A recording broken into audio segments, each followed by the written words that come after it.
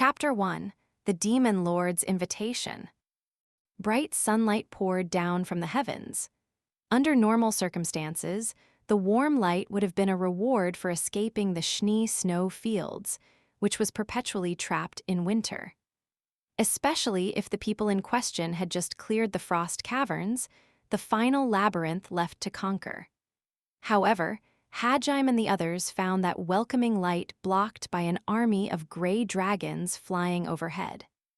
Freyed Bagua, commander of the Garland Empire's demon armies, led the flock, riding his white dragon, Uranos. A grinning Iri Nakamura hovered behind him. Her hair had turned gray, and there were now gray wings sprouting from her back. Tisk. Of course there'd be more of them, Hadjime thought to himself as he looked at the most dangerous element of Freyd's army, 500 apostles. They filled the sky, their silver wings glimmering as they absorbed the sun's light. Even though it was still midday, they looked like stars speckled across the night sky. Though the apostles were all beautiful, the fact that they looked identical and had the same expressionless faces made them more terrifying than charming. "Hold your horses, irregular. We aren't here to fight." "Really? It sure looks like you're here for a fight, coward." Hadjime snorted dismissively, and Freyd narrowed his slit-like eyes. For someone who wasn't there to fight, he had brought a large force with him. Freyd knew perfectly well what Hadjime was implying. "So you don't even feel safe enough to talk, unless you bring this many bodyguards with you." "I'm simply taking the appropriate precautions for dealing with an insane monster like you." Freyd couldn't have Hadjime whipping out a weapon like the laser he'd used to reduce the demon army to ash during the invasion of Heilig. The only way Freyd could hold a conversation with Hadjime was if he brought an army so strong that Hadjime couldn't instantly obliterate it. Still, while Freyd's voice remained calm, he couldn't hide the emotions simmering underneath. "If you're here to talk, then calm the fuck down. The look in your eyes says you're dying to kill me," Hadjime retorted with derision. Not only had Hadjime ruined all of Freyd's missions, but he'd also killed thousands of Freyd's comrades. The demon general's rage was understandable. In fact, it was little wonder he couldn't hide his desire to murder Hadjime. While the two of them exchanged snide remarks, Hadjime surreptitiously activated Riftwalk and started formulating a plan. Now then, how should we handle this? He could tell that his comrades were on edge, thanks to this unexpected encounter. Yue, Shi, Tio, and Kaori were veterans of 1,000 battles by this point, and they were ready to fight at a moment's notice. However, the rest of Hadjime's party was. Kuki was still shaken by the fact that he'd been unable to conquer the labyrinth, and had even ended up attacking Hadjime, so the sudden arrival of Freyd and Iri had thrown his thoughts into total chaos. In fact, he was so rattled that he couldn't even formulate a response to the repeated confessions of love Iri kept showering him with while Hadjime and Freyd talked. Suzu, whose entire reason for challenging the labyrinths had been to meet with Iri again, was dumbfounded as well. Their reunion felt all too sudden. Shizuku and Ryutaru had managed to at least draw their weapons, but the overwhelming pressure emanating from the apostles had left them frozen in place. For a moment, Hadjime considered a temporary retreat. After all, here was an invisible barrier that separated the snow fields from the rest of the world. A perpetual winter, where a blizzard constantly raged, existed within the barrier, but the warm climate of the southern continent returned as soon as they took one step out of it. Not a single snowflake drifted outside the barrier. It was like the blizzard was a white wall separating the two zones. If they went back into the snow fields, Hadjime and the others would be able to hide themselves decently well. Unfortunately, Hadjime doubted they would be able to buy enough time for him to use the crystal key to teleport them somewhere far away. "Don't try anything. You'll only be wasting your time, an emotionless, inflectionless voice cautioned Hajime. The apostle next to Freyd looked down at him with her glassy eyes. It was as if she'd read his thoughts. Guess they're not gonna let us run. Uranos beat its wings once and glided forward. And as the wind whipped around him, Freyd declared, I bear a message from the demon lord. Come to my castle. I have prepared a reception for you. What, so the demon lord's inviting us over? Yes, and we are here to escort you to him. Well, that's a surprise. It seemed Freyd really wasn't there to fight. Hajime had really thought Freyd had appeared with his army of apostles to crush him once and for all. After all, the fact that the Holy Church's apostles were working with Freyd proved that the demons and Ehit were connected in some way. It was only natural to assume they'd come to avenge Noint.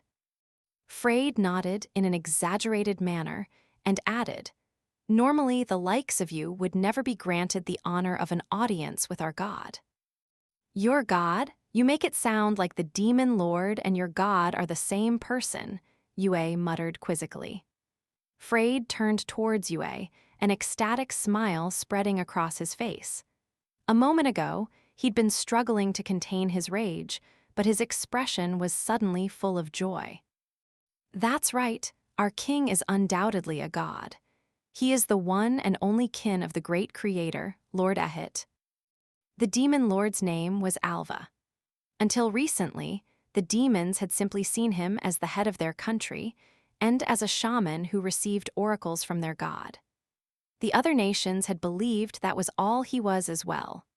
But in truth, the demon lord had been a medium for their god, meaning his orders were the direct word of God. This was something that not even Freyd, the most important man in the country after Alva, had been aware of until the apostles had descended upon the capital. For thousands of years, God has been on our side, and now he's even summoned his apostles to aid us. He chose to bring his salvation to us demons. Do you understand what this means? Freyd spread his arms wide, looking like an orator addressing a crowd. It means we demons are the chosen flock who are destined to inherit Tortoise. It is we who deserve to rule this world. Freyd's speech rang out through the plains. Chances were the demons had cheered loud enough to be heard across the country when he'd given this same speech to them in the capital. But of course, no one present was impressed by his words.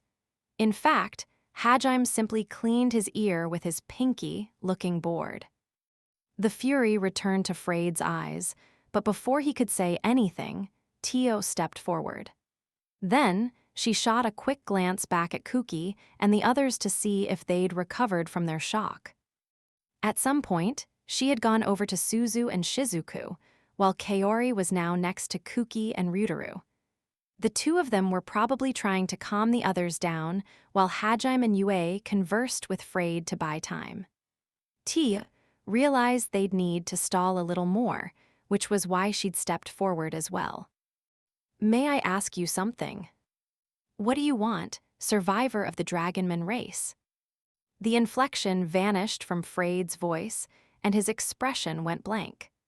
The way his emotions swung from one extreme to another in the span of a few seconds seemed wholly unnatural. It was enough to make Hajime wonder if he'd gone mad. You have conquered 2 labyrinths yourself. Shouldn't you be aware of the true nature of this world by now? At that, Shizuku and Kaori looked up in surprise. That's right, Freyd should know that this world's gods are evil, Kaori thought to herself. Anyone who'd conquered a labyrinth had to have seen the messages the liberators had left behind.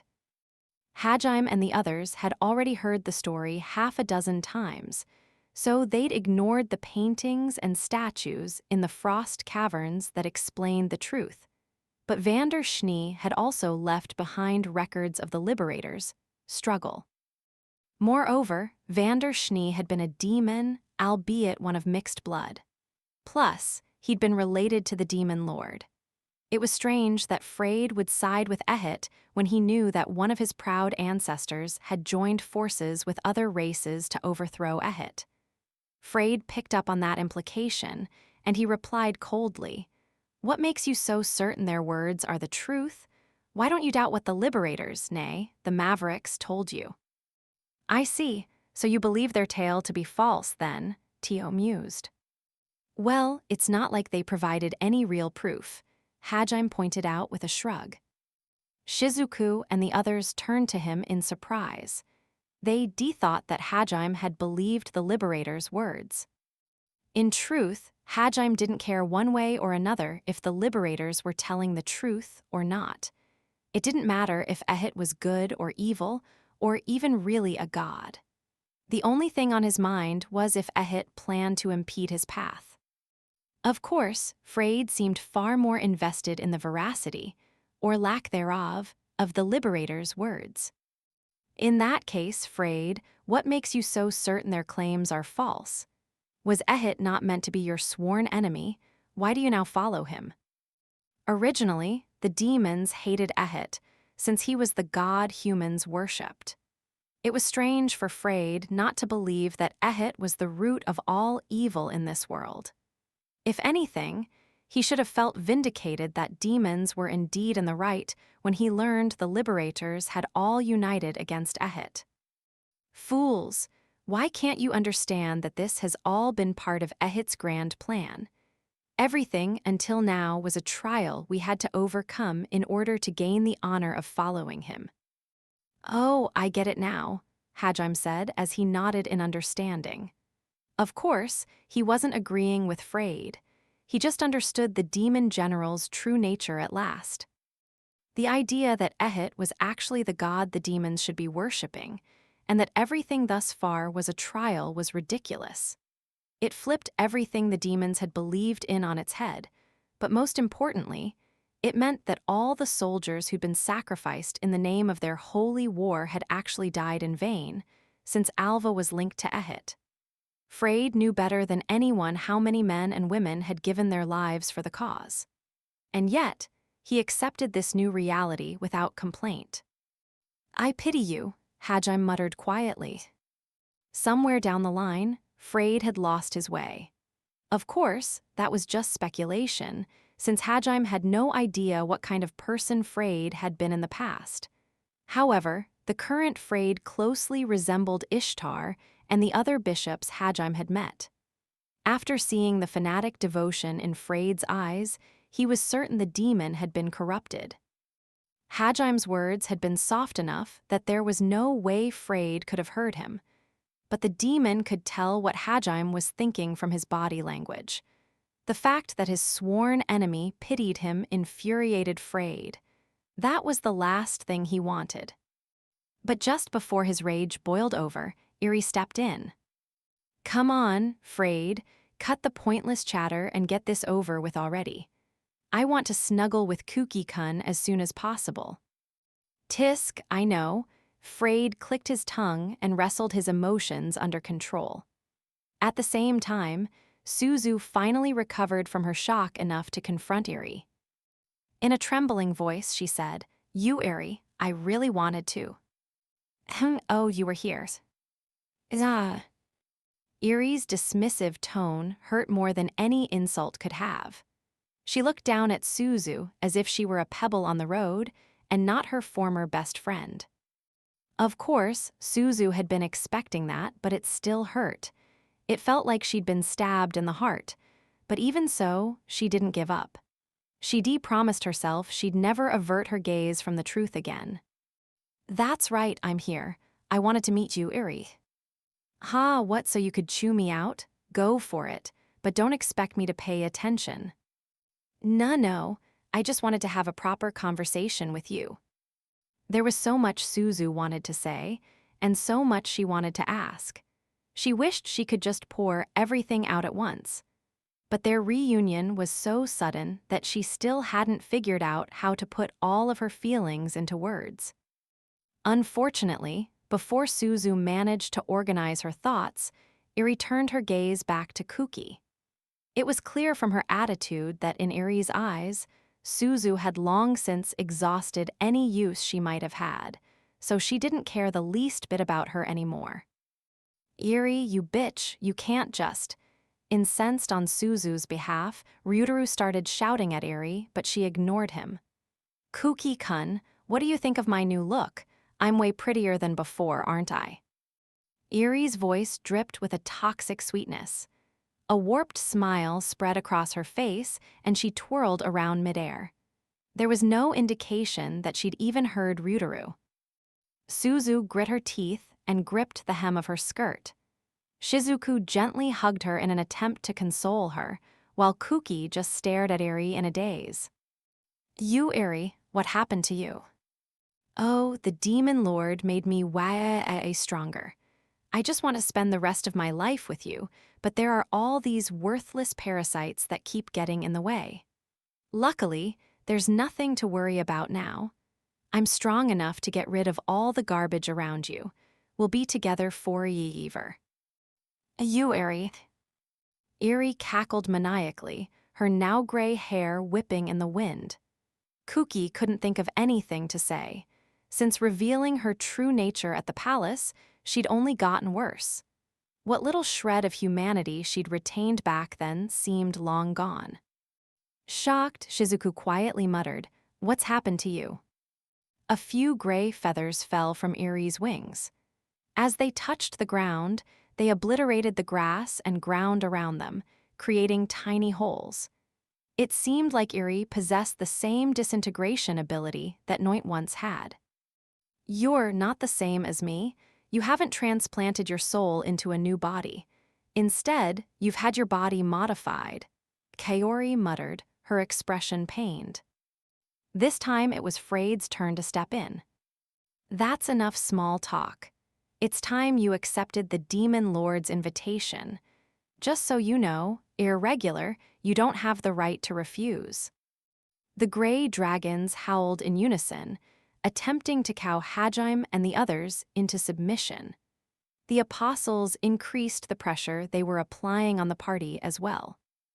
However, none of those intimidation tactics had the slightest effect on Hajime. "Fuck off," he spat. Hajime had no idea what the Demon Lord wanted with him, but he had no obligation to meet with him either. If anything, the invitation was most likely a trap. He couldn't think of a single good reason to follow Freyd, which meant it was time to fight. And so, he casually drew Donner and Schlag. Red sparks ran down the revolver's barrels. What kind of idiot would head straight into the enemy's stronghold when they know it's a trap? If we're gonna fight anyway, we're better off fighting here. Let's settle this once and for all, Freyd. Hajime roared as he grinned fearlessly. He didn't seem the least bit afraid of the fact that there were 500 apostles before him. In truth, he intended to kill them all. Of course, he realized it would be his hardest fight yet. Chances were he wouldn't come out unscathed. Still, he wasn't the same person who'd fought Noit months ago. After mastering evolution magic, he'd heavily upgraded his arsenal of artifacts.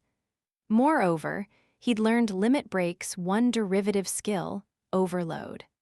Plus, he'd also experienced numerous difficult battles since then, and he'd spent countless hours running simulations for when he'd next have to fight an apostle. Besides, he had Yue and the others by his side this time. As long as they were with him, he knew he could overcome anything. More than anything, though, he'd finally found a way home. At long last, he had the means to fulfill his promise of showing everyone his homeland. As such, there was no way he was letting his dream die here. His comrades appeared just as determined too. "I'm tired of seeing you pop up all the time. Just die already," Yue muttered. "Haha, right now I feel invincible. I'll flatten you all into pancakes," she shouted cheerfully. "There's no way I'll lose to a bunch of puppets," Kaori declared. "How splendid. Thank you for granting me the opportunity to crush another one of God's plans before we leave," Tio purred. Everyone's mana began to swirl around them. Hajime briefly glanced over his shoulder. Suzu twitched in surprise when she saw the look in his eyes. He was silently asking her, "Are you prepared?" But he wasn't asking her if she was prepared to fight her former best friend. Instead, he seemed to ask if she was prepared to fight to get her back. Shizu, Ryutaru-kun, Kuki-kun, lend me your strength." Suzu flicked her twin fans open, her gaze fixed on Eri. "Heh, you know it. Let's get this show on the road." "Of course, Suzu. I've got your back." Ryutaru and Shizuku instantly readied their weapons. Kuki said nothing, but he drew his sword as well. But just before they began their attack, Frade shouted, "Hold on a second, you goddamn monster." Frade was honestly amazed that Hajime still wished to fight despite the clear difference in strength, so he pulled out his trump card. A portal filled with light suddenly opened up in front of him. He'd created a spatial gate. It was a perfectly functional shield if he needed it, but that wasn't why he'd opened this portal. Huh, the inside of a room. Is that the Demon Lord's castle? Hajime could see a marble floor and a number of ornately engraved pillars beyond the portal. A luxurious red carpet rested between the 2 rows of pillars. The room was massive, and the gate had been opened up somewhere near its ceiling to give Hajime and the others a full view of the room. The gate traveled toward a spot next to the throne in the back of the room. Gradually, a shocking sight came into view. "I never said you were the only ones who were invited," Frade drawled. "Ahahaha, everyone looks so beat whoop. That's what you get for trying to fight back." A large cage had been placed next to the throne. The dark metal bars gleamed faintly, showing traces of magical enhancement. The people in the cage were sprawled across the ground, their bodies battered and their clothes disheveled. "Guys, sensei." They even took Lily. Liliana, Eiko, and all of Hajime's classmates were there. Kaori and Shizuku cried out in distress. Kuki, Ryutaru, and Suzu looked shaken as well. Their reactions were only natural. Judging by how beat up everyone looked, it was obvious Eiko and the others had tried to fight back against the apostles that had come to abduct them. Nagyama and Eiko's other self-proclaimed bodyguards were in especially bad shape. Nagyama, Kusuk Endowu, Yuka Sanobe, and Atsushi Tamai were barely even conscious, and they looked to be on the verge of death. Eiko and Liliana had done their best to treat the 4's wounds, and their hands were slick with blood. The students who hadn't put a fight at all were physically better off, but they were all huddled in a corner, cowering in fear. Furious, Ryutaru roared, "You fucking bastard, you call this an invitation? You took our friends hostage, let them go right now." Kuki, who'd been relatively docile since the group had left the Frost Caverns, finally regained some of his old vigor. His voice shook with rage as he turned to Eri and shouted, "Eri, you know this is wrong. Let everyone go." "Woo-woo, you're so nice, Kuki-kun. Hehe, but I'm afraid I can't do that." "Eri-azi-I." "Ahaha, I love how passionately you're calling my name. Don't worry, Kuki-kun, you'll be out of mine soon enough." Though they were talking to each other, Kuki and Eri weren't really having a conversation. In fact, Kuki's words weren't even reaching Eri. In her mind, the only Kuki that existed was the one who listened to her whims. Realizing that reasoning with Eri was out of the question, Kuki grit his teeth and leveled his sword at Frade. Just as he prepared to try and argue a different angle, 2 loud bangs interrupted him. "Ah. Wowawet." 2 streaks of red light shot toward Frade and Eri from impossible angles. 2 apostles instantly came forward to block the 2 of them. They crossed their swords in front of themselves to stop Hajime's 2 bullets. "Ah." His power has increased yet again. The apostles raised their eyebrows in mild surprise. Each of Hajime's bullets had been powerful enough to blow a hole in one sword and leave deep cracks in the other. Chances were even an apostle had no chance of blocking more than 1 bullet with their swords. Cold sweat poured down Frade's forehead, and Eri's expression stiffened. "Well, wait, stop, please. You promised to leave Eri to me, remember, Nagumo-kun?" Calm down, Taniguchi. I was using the flat end of the bullet. That only works for swords. Suzu grabbed Hajime's arm and tried to force it down. However, her body weight wasn't enough to even slow Hajime, and he swiftly pointed his revolver sideways. A small, palm-sized gate opened right in front of the muzzle. There were a total of 4 portals around Hajime, connected to 4 portals arrayed around Freyed, and the others at various angles. This was a new combination attack he developed with Yue. By firing through the portals, he could still aim at Freyed while avoiding the gate the demon had opened to the throne room. Judging by the position of the gates he'd fired from, he had aimed for Irie's shoulder, so he wasn't lying to Suzu when he said he was holding back. That being said, a bullet powerful enough to shatter an apostle's sword would probably tear off more than just an arm if it actually hit Irie. Naturally, he hadn't held back against Freyed at all, and had been aiming for his head. "You're insane," Freyed shouted. "And you're a moron. You should know by now that those guys aren't good hostages." The sound of Hajime's gunshots must have reached the people beyond the portal, since Eiko and the others were looking around in confusion. Hajime spared them a quick glance as he pried Suzu off his arm. "It's not like you even said you'll guarantee their safety if we listen to your demands. Not that I'd believe you if you did, mind you." He said that mostly for the benefit of Suzu and Kuki. "Besides," he muttered, his eyes glinting dangerously as he glared at Freyed, "we can still accept the Demon Lord's invitation after we slaughter all of you." Hajime was more than willing to storm the Demon Lord's castle after killing Freyed. Sure, it was true that having his classmates taken hostage wouldn't stop Hajime, but he was at least willing to go save them after he'd finished dealing with Freyed. That alone showed that he'd changed compared to when he'd first left the Great Orcus Labyrinth. That change didn't escape Suzu, who'd fallen to the ground after Hajime peeled her off, or any of the others. Though, they didn't know quite how to react to it. "I know," Freyed replied, narrowing his eyes. He pulled on Urano's reins and put some more distance between himself and Hajime. "I haven't forgotten what happened at the capital of Heilig, which is why I've prepared one last trump card," he explained as he sneered derisively at Hajime. If Hajime's classmates wouldn't serve as effective hostages, then he simply needed someone who would. And he was certain he'd found the perfect person. Unsurprisingly, his guess was right on the money. The gate in the throne room moved again to the other side of the throne.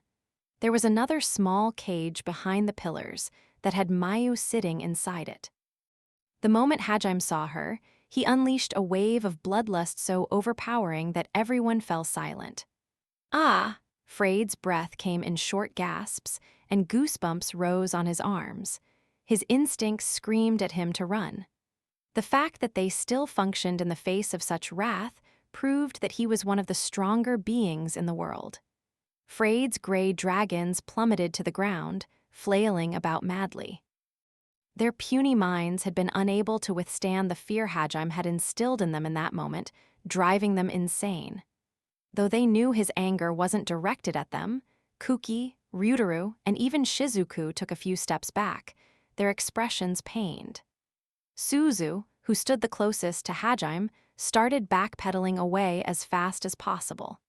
Seeing how even the apostles were grimacing, Irie hurriedly scurried behind them.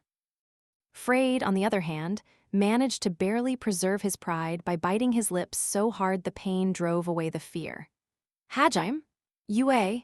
Hajime managed to calm his rage somewhat thanks to Yue calling out to him. He quickly pulled the compass of eternal paths out of his pocket and activated it. He asked it to show him what direction his precious daughter, who he'd promised he'd come back for, was. "So it's not a trick," Hajime muttered, looking stricken. At that, she and the others were forced to accept that Mayu was truly inside that cage. Oh no, Mayu-chan? They even kidnapped Ramiya-san? How craven! Indeed, Ramiya was being held captive together with Mayu. The two of them were huddled together, trembling in fear. though neither of them were crying. "Looks like you've confirmed they're real," Frade croaked. He didn't even have the presence of mind to ask about the curious artifact Hajime had used. Instead, he grit his teeth and looked cautiously down at Hajime, not even bothering to wipe away the sweat that dripped into his eyes. It felt as though he would die if he took his eyes off of Hajime for even a second. "Were you the one who told them about my relationship with Mayu?" Hajime asked pointedly, staring directly at Eri. She was trying to hide behind the apostles, but his gaze clearly met hers. Who knows? She tried to maintain her usual haughty attitude, but her face was pale, her expression was stiff, and her voice was trembling.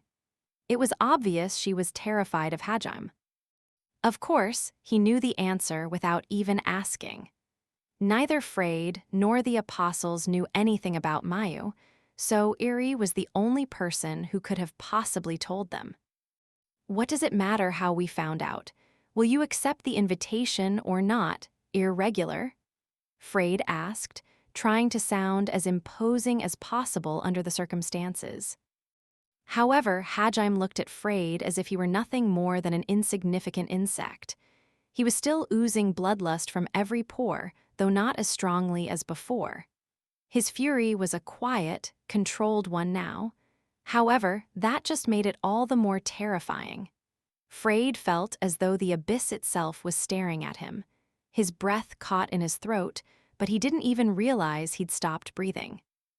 After a brief silence, Hajime said, "I'll accept your damned invitation." "Finally, you see reason," Frade said as he sucked in a relieved breath. Believing that he once again had the upper hand, he scoffed at Hajime. He used metamorphosis magic to get the gray dragons back on their feet, then started constructing a gate large enough for everyone to pass through. Hajime calmed down and restrained his bloodlust, and Kuki and the others sighed in relief. After a moment, Yue spoke to him in a quiet voice and asked, "Are you sure about this?" "Yeah, we could save her if we use the crystal key, but it'll take time to activate, and they know we can teleport with spatial magic. So they've probably set up countermeasures," Kaori mused. "We mustn't take any undue risks. Your teacher and classmates can at least put up a fight, but Mayu and Ramiya are powerless. They would be unable to buy even a few seconds should the need arise," Tio explained. If he wanted to, Hajime could use the crystal key in conjunction with the compass of eternal paths to teleport to the Demon Lord's castle instantly. However, the crystal key was powered by concept magic. In exchange for being effectively omnipotent, concept magic took an absurd amount of mana and a long time to cast. And speed was the most important factor during a hostage scenario, so it was the least suitable magic for the task. "Hey, Nagumo-kun, what do you think the Demon Lord wants?" Shizuku asked, walking closer to Hajime. "Dunno, but he might know we've found a way back home now that we've conquered all the labyrinths." "Do you think?" It made sense that the Demon Lord, an accomplice of Ehit, wouldn't want the pawns Ehit had summoned to return home without permission. That being said, since Hajime had yet to develop concept magic that could prevent them from being summoned against their will, Ehit could call them back if he really wanted to. Granted, Hajime had no idea how much effort it took a god to summon people, so it was possible Ehit wanted to avoid such a scenario. "Aminagawa, what is it, Nagumo? What are you going to do from here on out? You should probably make up your mind quickly." "What do you mean?" Ryutaru asked. "Ehit was specifically looking for a hero when he summoned all of us. So you think I'm the one he wants to keep here at all costs? It's possible. Either way, I doubt Nakamura's gonna let you escape that easily." In essence, Hajime was asking if Kuki wanted to come back with him, or stay and fight God like he'd initially claimed. After suffering such a humiliating defeat in the Frost Caverns trial, it was possible Kuki's determination had been broken. "You're free to choose whichever path you want, but make sure you're fully committed to whatever decision you make." "Believe me, I know." Ryutaru and Suzu shot Kuki worried looks. though Shizuku and Kaori seemed more concerned by the dark look in his eyes. Yue, Tio, if we get into a fight, focus on protecting Mayu and Ramiya. I won't let anyone lay a finger on them. You can count on me. I'll defend them with my life. You go wild. I want you to annihilate everyone who stands in our way. I'll make them pay for everything they've done. While Hajime discussed strategy, Freyd finished constructing his giant portal.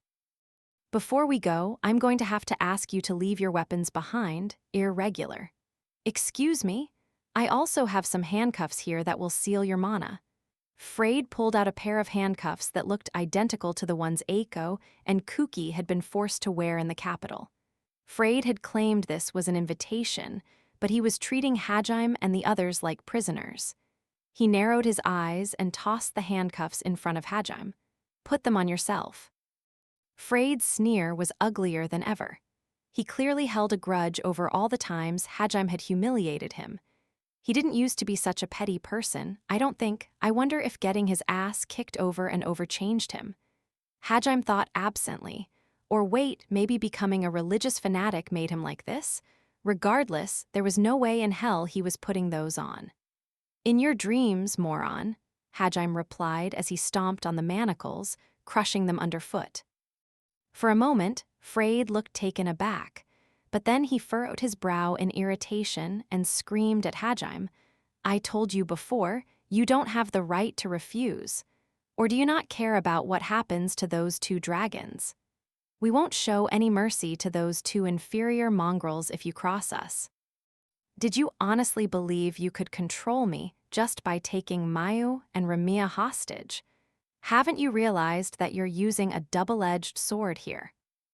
Hajime's voice was calm, but also cold as ice. What do you mean, double-edged sword? Hajime hadn't tapped into his mana at all, and he wasn't even using the intimidating power of his bloodlust anymore. Yet for some reason, Freyd felt that Hajime had his heart in a vice grip. One wrong move, and he wouldn't live to see the next second. Right now, the only reason you're alive is because you have Ramiya and Mayu. But if you hurt a single hair on their heads... Hajime glared at Freyd from underneath his white bangs. I won't stop at just killing your soldiers, I'll... Hajime's hair stood on end, and he pointed a pale finger at the gate Freyd had constructed. Massacre every last man, woman, and child living in the Demon Empire, regardless of their affiliation. That was simultaneously a declaration and a promise. Hajime really wouldn't stop until he'd eradicated the demon race from Tortoise. Freyd's irritation vanished in an instant. It seemed as though the very air around Hajime had gotten darker. Freyd wanted to believe such a feat was impossible, but knowing Hajime, he'd do it. A shiver ran down the demon general's spine. He reflexively pulled on his mount's reins, and Urano's shied back. If you want me to give up my weapons, you're gonna have to pry them out of my cold, dead hands. So, if you don't want to fight here, you'd better rethink your demands. Normally, the protagonist of a story was rendered powerless when the big bad took someone they cared about hostage. But that wouldn't work on Hajime. He would never leave himself without the means to save Mayu just for the momentary satisfaction of knowing no one would hurt her right away. Even if it meant the people he cared about got hurt, Hajime would prioritize eliminating the enemy. If he gave up his weapons, it was possible Freyd would just kill all of them.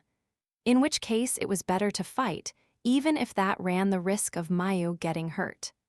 After all, his comrades could use spirit magic and restoration magic. If the worst were to happen, he would still be able to revive Mayu, as long as he got to her in time. Of course, he didn't want Mayu to get hurt. If possible, he wanted to rescue her before she even felt the slightest bit of pain. But if that was no longer an option, Hajime would choose to fight rather than surrender. Thinking about it rationally, Hajime's choice was a cruel one. True, he needed his weapons and his mana if he wanted any hope of making it out of the Demon Lord's castle alive, and Freyd knew better than anyone how aggressive Hajime was. But even then, a normal person would prioritize the hostages' safety over everything else. Thoughts like, "It doesn't matter what state they're in, as long as they're not dead by the time we rescue them," would never cross their mind. Especially if the hostages in question were some of the most important people in the world to them. Realizing just how far gone Hajime was, Freyd muttered, "You're insane." If Hajime's foe was going on the offensive, then he would too. He'd throw away any notion of trying to protect those important to him. It'd be a race to see which side could annihilate the other. Indeed, anyone with a mindset like that could hardly be considered sane. Hey, Freyd, you're overstepping your bounds. The Demon Lord never said we had to bring them back unarmed. Don't push your luck, Nagumo's crazy strong. But bringing this monster to His Highness, as is far too dangerous. It appeared demanding that Hajime surrender his weapons had been Freyd's idea, not the Demon Lord's. Hajime glared at Freyd, but before he could say anything, an apostle flew between them. Freyd, cease this pointless posturing. Whether the irregular is armed or not matters little to your lord. Besides, so long as we are here, the worst will not come to pass. Our very existence shall serve as a deterrent for the irregular. Now that Freyd had been converted, being told that by an apostle was enough to shut him up. Though he wasn't happy about it, he reluctantly nodded, giving in. The apostle then turned to Hajime. "Irregular, my name is Hurst." Her face was as expressionless as all the other apostles. "However, we have thoroughly analyzed the battle between you and Noint. Do not think you will be able to defeat any of us ever again." For the briefest of moments, her eyes seemed to glimmer with hate and rage. Or at least, that was what it felt like to Hajime. "Just hurry up and take us to the castle already," Hajime said coldly, with a dismissive jerk of his chin. Freyd started seething at his disrespectful attitude, but before he could do anything, Iri jumped into the portal. The apostles lined up on either side of it, opening up a path for Hajime and his friends. He walked up to the portal without hesitation. Right before he stepped through it, something inside his hand flashed. But it happened so quickly that the only one who noticed was Yue, who was standing next to him.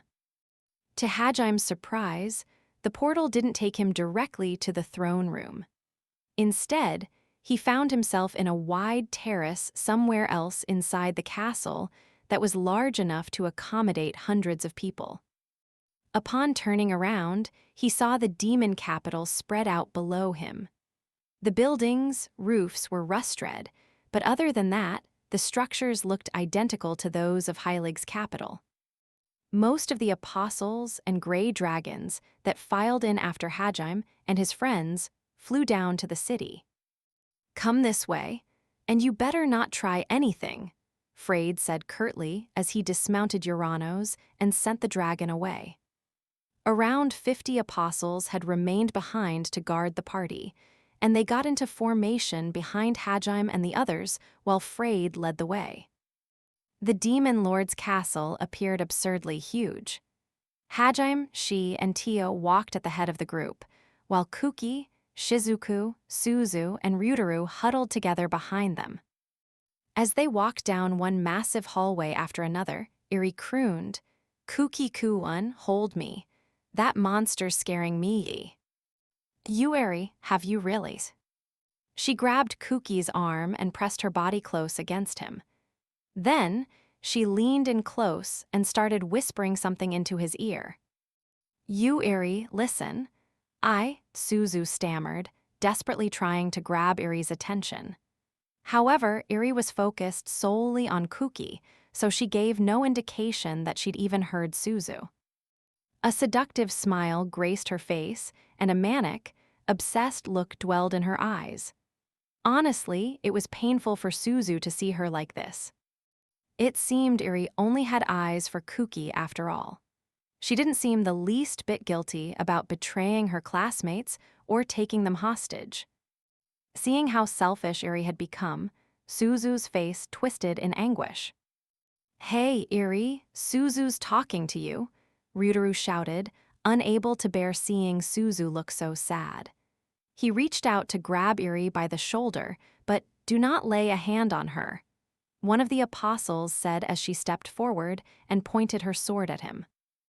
Ryutaru turned to Kuki for help, but Kuki had his hands full dealing with Eri and didn't even have the time to spare Ryutaru or Suzu a glance. "Suzu, I know it's hard, but hold it in for now." Shizu, yeah, I know.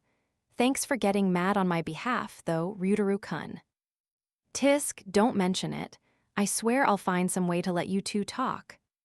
Sighing, Suzu and Ryutaru stepped away from Eri. After turning a few more corners, the party finally arrived at their destination. A pair of massive double doors stood at the end of the hallway. Judging by how ornate they were, it was clear the throne room lay beyond them. The carving on the doors showed an elaborate sun shining rays of light onto the demon capital. Freyd gave a signal to the pair of demon guards waiting outside the throne room. In response, they placed their hands on the doors, and the rays of light began to shine. A second later, a loud creaking noise resounded and the doors swung inward of their own volition. The throne room looked the same as it had from the portal Freyd had shown Hajime and the others. A lush red rug lay between two rows of magnificent pillars. There was a raised platform at the back of the room and a gaudy throne atop the platform. Keeping their impatience in check, Hajime and the others slowly made their way to the empty throne. As they drew closer, they saw the cages holding their friends captive. Naturally, that meant their friends could see them too. The first to notice them was Eiko. Her eyes went wide, and she squeezed Liliana's hand to grab her attention.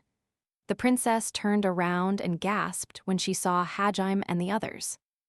A few seconds later, all of their classmates noticed as well. No way, they really came. "Look, Yuka, it's Nagumo-kun." The first people to speak were Nana Miyazaki and Tiko Sugawara. Tears of joy filled their eyes as they pointed Hajime and the others out to Yuka, who was lying on the ground. Kentaro Nomura, Akito Nomura, and Noboru Eikawa also pointed the party out to their friends, Jugo, Kusuk, and Atsushi. But a second later, their expressions clouded over when they saw that Hajime was surrounded by dozens of apostles. "Nagumo-kun," Eiko whispered in a trembling voice. Among the captives, she was the only one who'd seen Hajime's battle with Noint up close.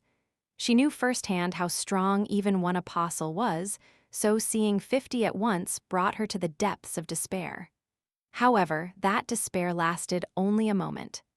The second Hajime turned to her and nonchalantly shrugged his shoulders. She immediately felt reassured. A second later, Mayu and Remiya noticed Hajime's arrival as well. Daddy. Hajime-san." Mayu's smile shone as bright as the sun, while Remiya looked like she'd finally been freed from a nightmare. Upon seeing that both of them were fine, Hajime's expression relaxed a little. He smiled reassuringly at both of them and said, "Mayu, Remiya, sorry for getting you guys caught up in my mess. Don't worry, I'll get you out of there soon." "It's okay, Daddy, I'm fine. I knew you'd come. Don't lose to the bad guys, okay?" "I'm fine as well, Hajime-san. Please worry about yourself first." Neither Freyd nor the army of apostles scared Mayu. She had absolute faith in Hajime. As long as he was here, she knew everything would turn out just fine. Remiya, on the other hand, still seemed frightened, but she managed to put on a brave front to avoid worrying Mayu. Yue, she, Kaori, and Tio tried to reassure Mayu and Remiya as well, but before they could say anything, a booming voice echoed throughout the throne room. The bond between parent and child is always a beautiful sight to behold, no matter the era. The wall behind the throne began to glow, and a single silhouette could be seen behind it. There was someone just as important to me, once. Though in my case, it was my niece. Yue twitched slightly as the deep, clear voice filled the hall. She recognized the voice, but she couldn't quite remember from where. Right as Hajime started to ask her what was wrong, the wall became transparent, revealing the voice's owner. He was a handsome, middle-aged man with slicked-back blonde hair and crimson eyes. His clothes and cape were mostly black, with complex gold embroidery.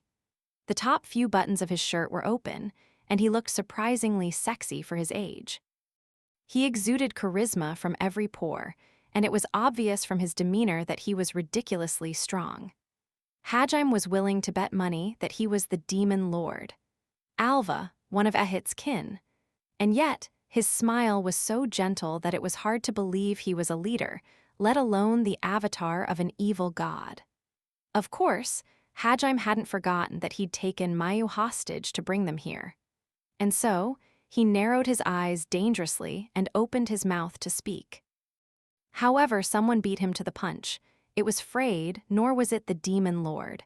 No, it was Yue of all people. "I am possible, how?" she muttered in astonishment. "Yue?"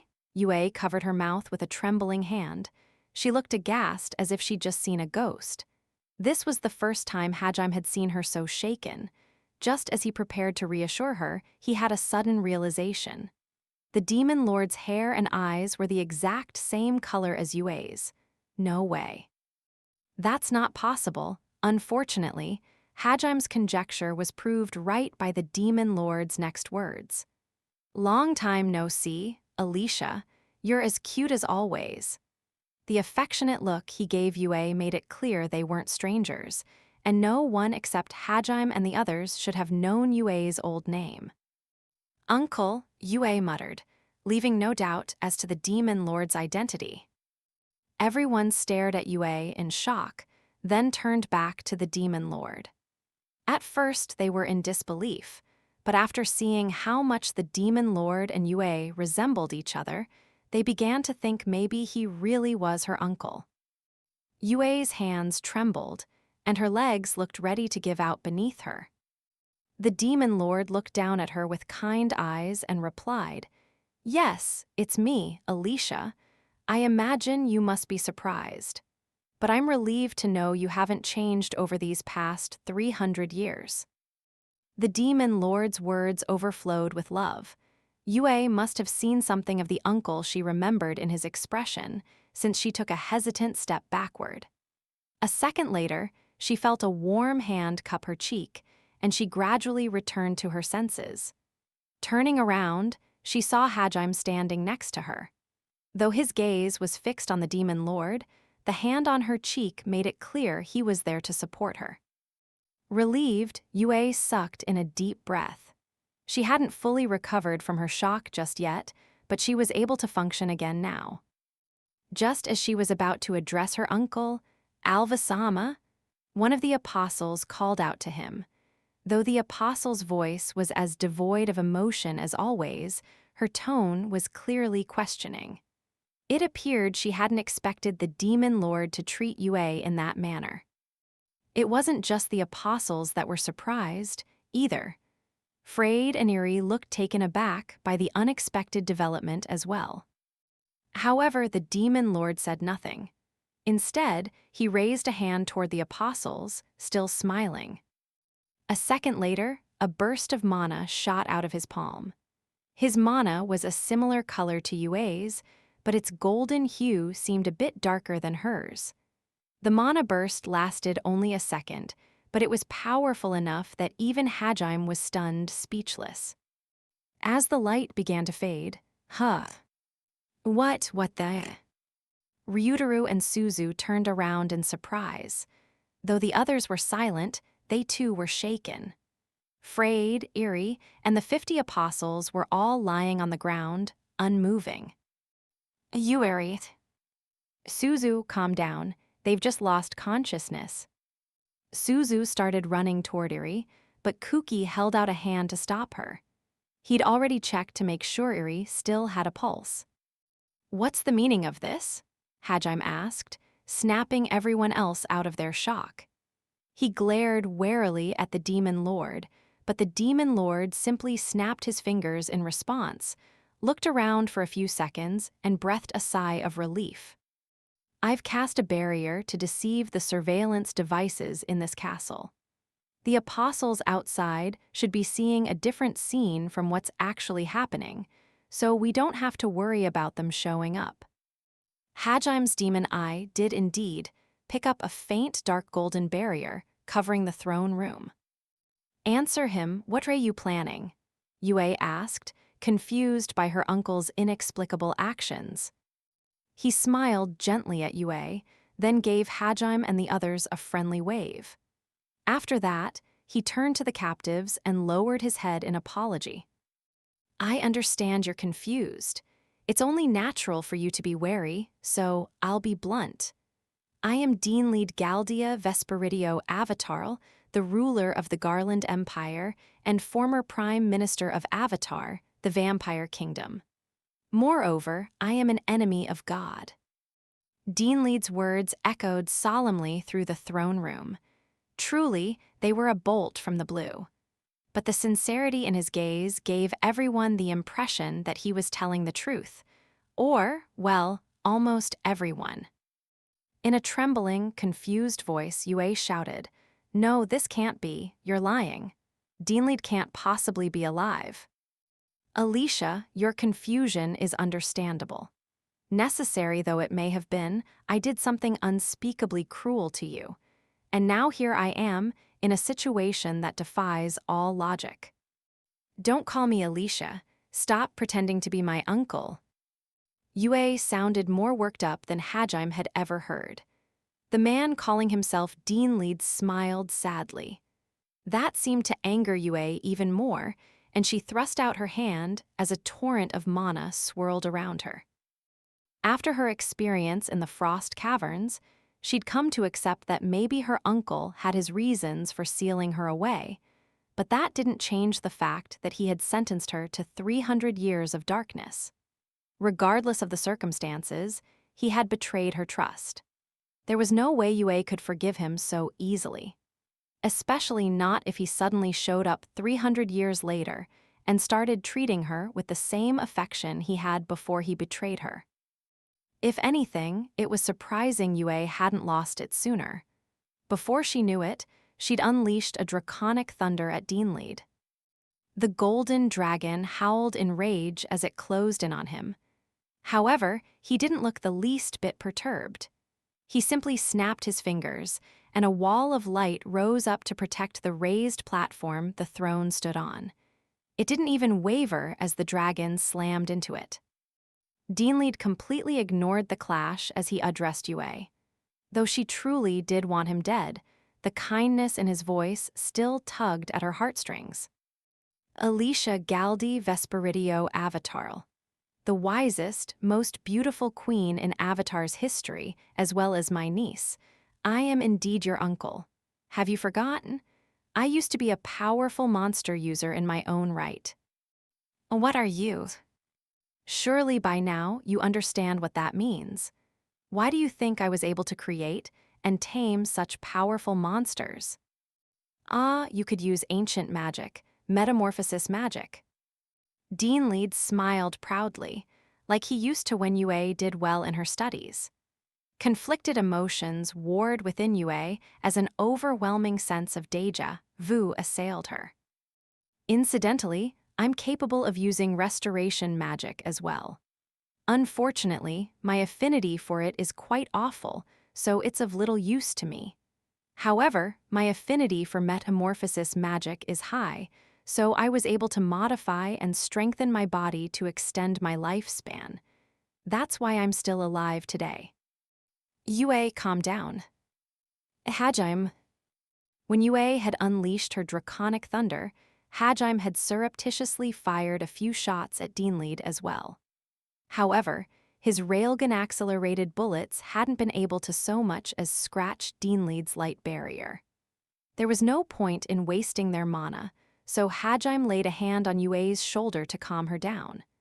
Judging by how hysteric she was, she probably wasn't even using her mana efficiently. Panting, Yue slowly managed to get her emotions under control, enough to disperse her draconic thunder. Hajim's presence barely kept her in check, though, and her voice still trembled when she spoke. Frayed Bagua said your name was Alva, and that you were related to Ehit. He said that you've been controlling the demon empire for millennia. Of course, the fact that Deanlead had been Avatar's prime minister 300 years ago meant there was a contradiction between Frayed's claim and the reality standing in front of Yue. Calm as ever, he replied, Frayed's words are the truth. I am indeed Alva, but at the same time I am not. What kind of philosophical bullshit is this? Hajime thought. Yue's expression grew darker, and Deanlead smiled sadly before launching into his tale. The being known as Alva has aided Ehit since the age of the gods. Deanlead went on to explain that Alva's loyalty began to waver as he watched Ehit commit atrocity after atrocity over the millennia. After a few thousand years, his feelings had flipped, and he found himself determined to take Ehit down. But as Alva was one of the lesser gods born from Ehit, he never had any hope of defeating him. Thus, he concocted a certain plan. He would go down to Tortoise and serve as the world's demon lord. He told Ehit that he would help the creator manipulate Tortoise, history, and craft interesting situations to appease his boredom. On the surface, he did exactly that, but all the while he was looking for a way to defeat Ehit. However, gods have no physical bodies of their own. For Alva to accomplish anything on Tortoise, he needed a medium to inhabit. Those mediums ended up being the demon lord and his descendants. Frayed may not have understood the full picture, but nothing he said was an outright lie. One thing he didn't understand, though, was that the people Alva possessed did not have their original personalities erased. Does that mean you were chosen by Alva as well, Deanlead? Yue asked as she shot him a suspicious glance, and Deanlead nodded. Alva was elated to have me. My affinity with him was perfect, and I was an ancient magic user who knew the true nature of this world. As comrades who shared a common goal, they'd been able to use their unique relationship to avoid Ehit's watchful eye and his apostles. Alva is in me even now, and he's done so much to help me. Our two souls share this one body. That's what I mean when I say I both am and am not Alva. Deanlead placed a hand on the back of his throne and paused to make sure everyone was following along thus far. Her expression conflicted. Yue asked, "Since when?" "A few years before you took the throne. Until then, I'd felt powerless to resist Ehit even though I knew the truth. But after I met Alva, everything changed. I had a mission." "What mission?" "To bring down the wicked god who toys with this world. Of course, it was extremely difficult to keep him and his apostles from catching wind of our plans. There were multiple times where I had to do truly distasteful things to maintain my cover. Is there anything else you wish to ask?" Deanlead inquired with a smile. That expression of his reminded Yue of the time he used to be her tutor. His kind voice, combined with the things she'd realized in the frost caverns, caused her to hesitate. Maybe he really, she thought to herself.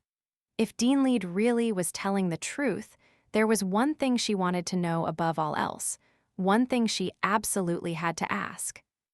"Why did you betray your homeland? Why did you betray me?" "I'm sorry." "I didn't ask for an apology. I asked you why." Deanlead's eyes filled with regret. Yue grabbed the hand Hajime had placed on her shoulder and clung to it for comfort. She and the others crowded protectively around Yue, while Tio gave Deanlead a piercing glare. She wouldn't let any falsehood slip past her.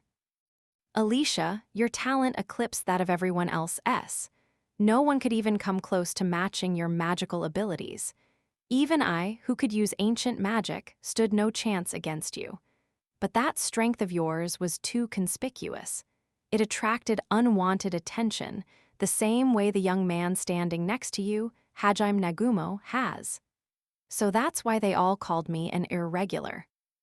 Correct. Do you recall Alicia?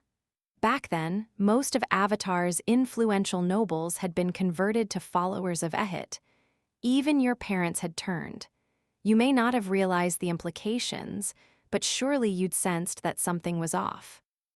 I remember. You argued so often with Father about how I should be brought up. In the end, you had your way and became my tutor. That's why I grew up learning almost nothing about religion. Yue nodded as she said that, a bitter expression on her face. Deanlead nodded back and said, I wasn't sure whether or not the Liberator's words could be trusted back then, but even so, I didn't want you to be indoctrinated. I wanted to protect you, but keeping you away from religion ended up backfiring on me. Because Ehit doesn't like pawns, who don't move according to his will. Precisely. Ehit started sending skilled assassins after you. Your immortality wasn't perfect, and after hearing just how terrifying Ehit was from Alva, Deanlead cut himself off at that point, shook his head, and admitted in an ashamed voice, I wasn't confident I could protect you. I also didn't want to lose such a potentially powerful ally, so before you could be assassinated in earnest, I sealed you away and pretended I killed you myself. I planned to release you once I could openly rebel against Ehit. Yue's uncle hadn't betrayed her.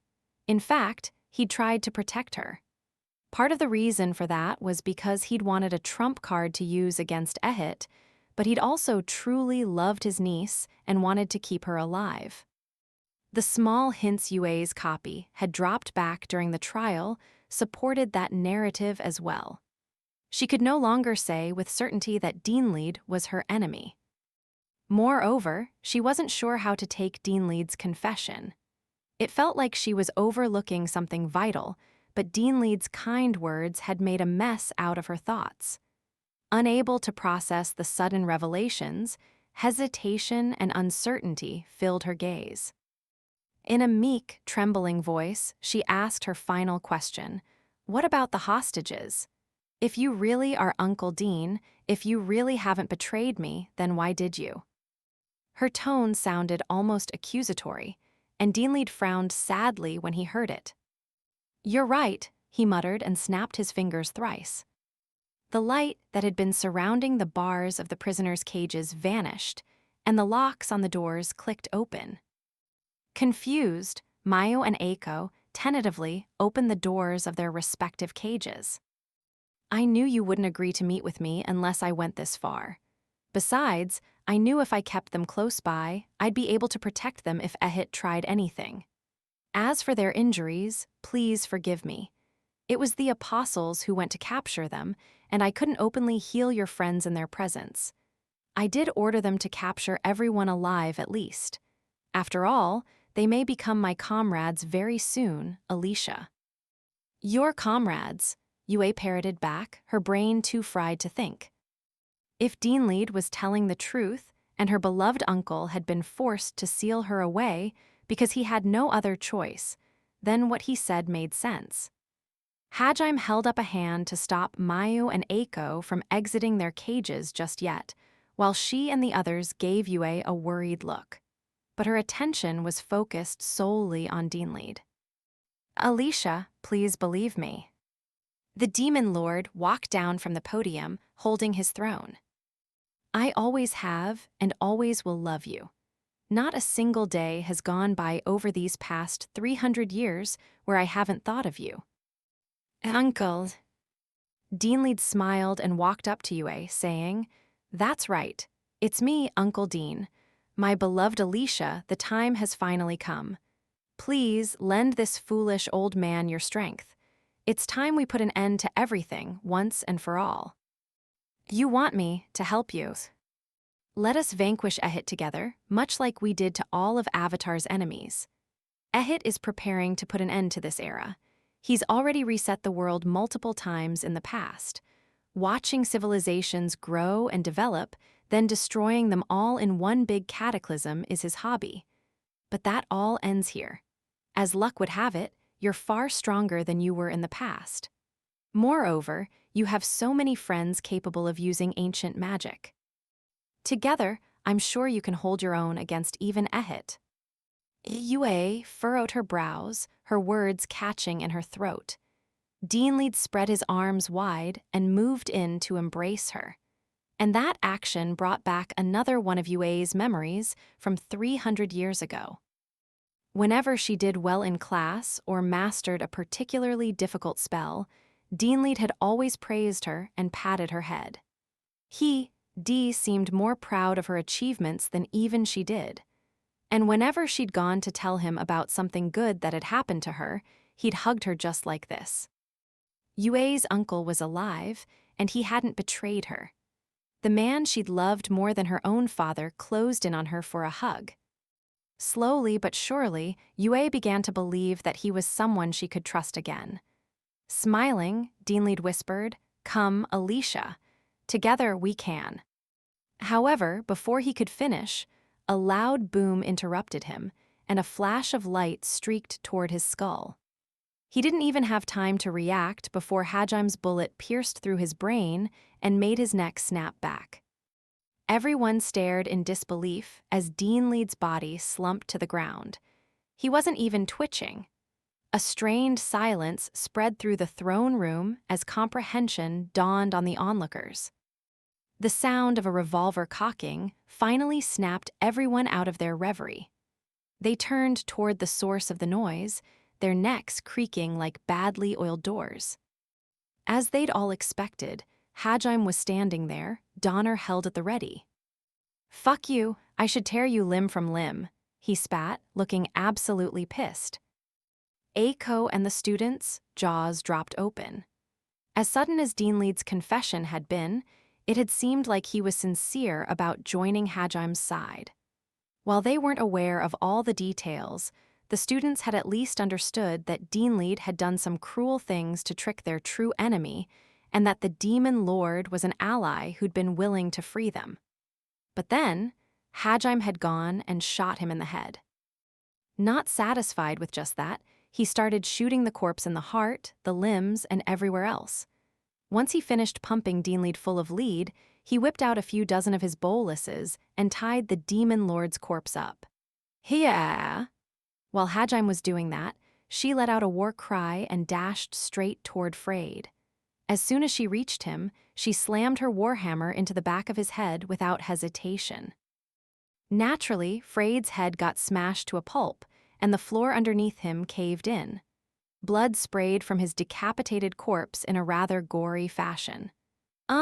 I guess I'll join and take this." Kaori turned to the collapsed apostles and started shooting her silver feathers of disintegration at them. In seconds, all of them had huge holes in their chests. None of them showed any hesitation or mercy. They just one-sidedly slaughtered their quarry. But the other students couldn't afford to stay zoned out forever because Hajime had set his sights on Eri. Wah! Panicking, Suzu ran over to Hajime, her arms raised high. She looked like a minor NPC trying to take on the final boss. When she reached Hajime, she wrapped her arms around him and looked up at him with pleading eyes. "You promised, remember year?" she shouted, tears spilling down her cheeks. Sighing, he reluctantly settled for just restraining Eri with his boluses. You get Mayu and Remiya, Kaori take care of Sensei and the students," Hajime roared as he tied Eri up. Aye, sir," she replied with a salute. "Okay, don't worry guys, I'll heal you right away." Mayu had been watching the proceedings with dumbfounded awe up until that point, but the moment she ran over to her shouting, "Mayu-chan, I've come to rescue you." Her expression brightened up and she leaped into Shi's arms. Remiya followed suit at a more dignified pace. Meanwhile, Kaori flew over to Eiko and the others and started healing them with restoration magic. Silver light rained down on Yuka and the others, healing their wounds in an instant. It was then that Shizuku and the others finally returned to their senses and started grilling Hajime. Nagumo-kun, what did you just do?" "That was Yue's uncle, wasn't it?" "Kaori, hurry up and get back here. If you use restoration magic, maybe we can still save him," Shizuku shouted, panicking. "Shit, he doesn't have a pulse. This dude's totally kicked the bucket." Shisan and Kaori went all out, too, Ryutaru muttered after checking Deanlead's vitals. Nagumo, I knew it, you really are a... Kuki whispered, looking down at the ground. He looked oddly calm, as if he'd expected Hajime to pull something like that. Hajime turned to the three of them and Suzu, who was still clinging to him, and shouted, Taniguchi, you secure Nakamura. Yigashi, Sakagami, pull yourselves together and help Taniguchi out. Who knows when Nakamura'll wake back up. Don't let her try anything funny. Panicking, Suzu backed away from Hajime. Shizuku and Ryutaru looked from Deanlead to Yue, then did as he asked and took up positions around Eri. Hajime took out his crystal key and began pouring mana into it. Stop spacing out, Sensei. As soon as I'm ready, I'm sending you all back to Earth. Get the students together. Now okay, wait what? Back to Earth. Princess, you better join them. Unless you want to stay here, that is. I really don't want to spend another minute here, but oh, whatever. Eiko, Liliana, and the students started scrambling about. They were going to Earth. While they understood what Hajime had just said, it was so sudden that they were still processing the fact. Since Mayu, Ramiya, Liliana, and all of Hajime's classmates were together, he could send them over all at once. Normally, he would have waited, but Earth suddenly seemed like the safest place for them. Of course, he still hadn't been able to craft concept magic that prevented Ehit from summoning them all again, but he thought it a better choice than anywhere in Tortoise. According to Tio, this hero summoning had been the first in 500 years.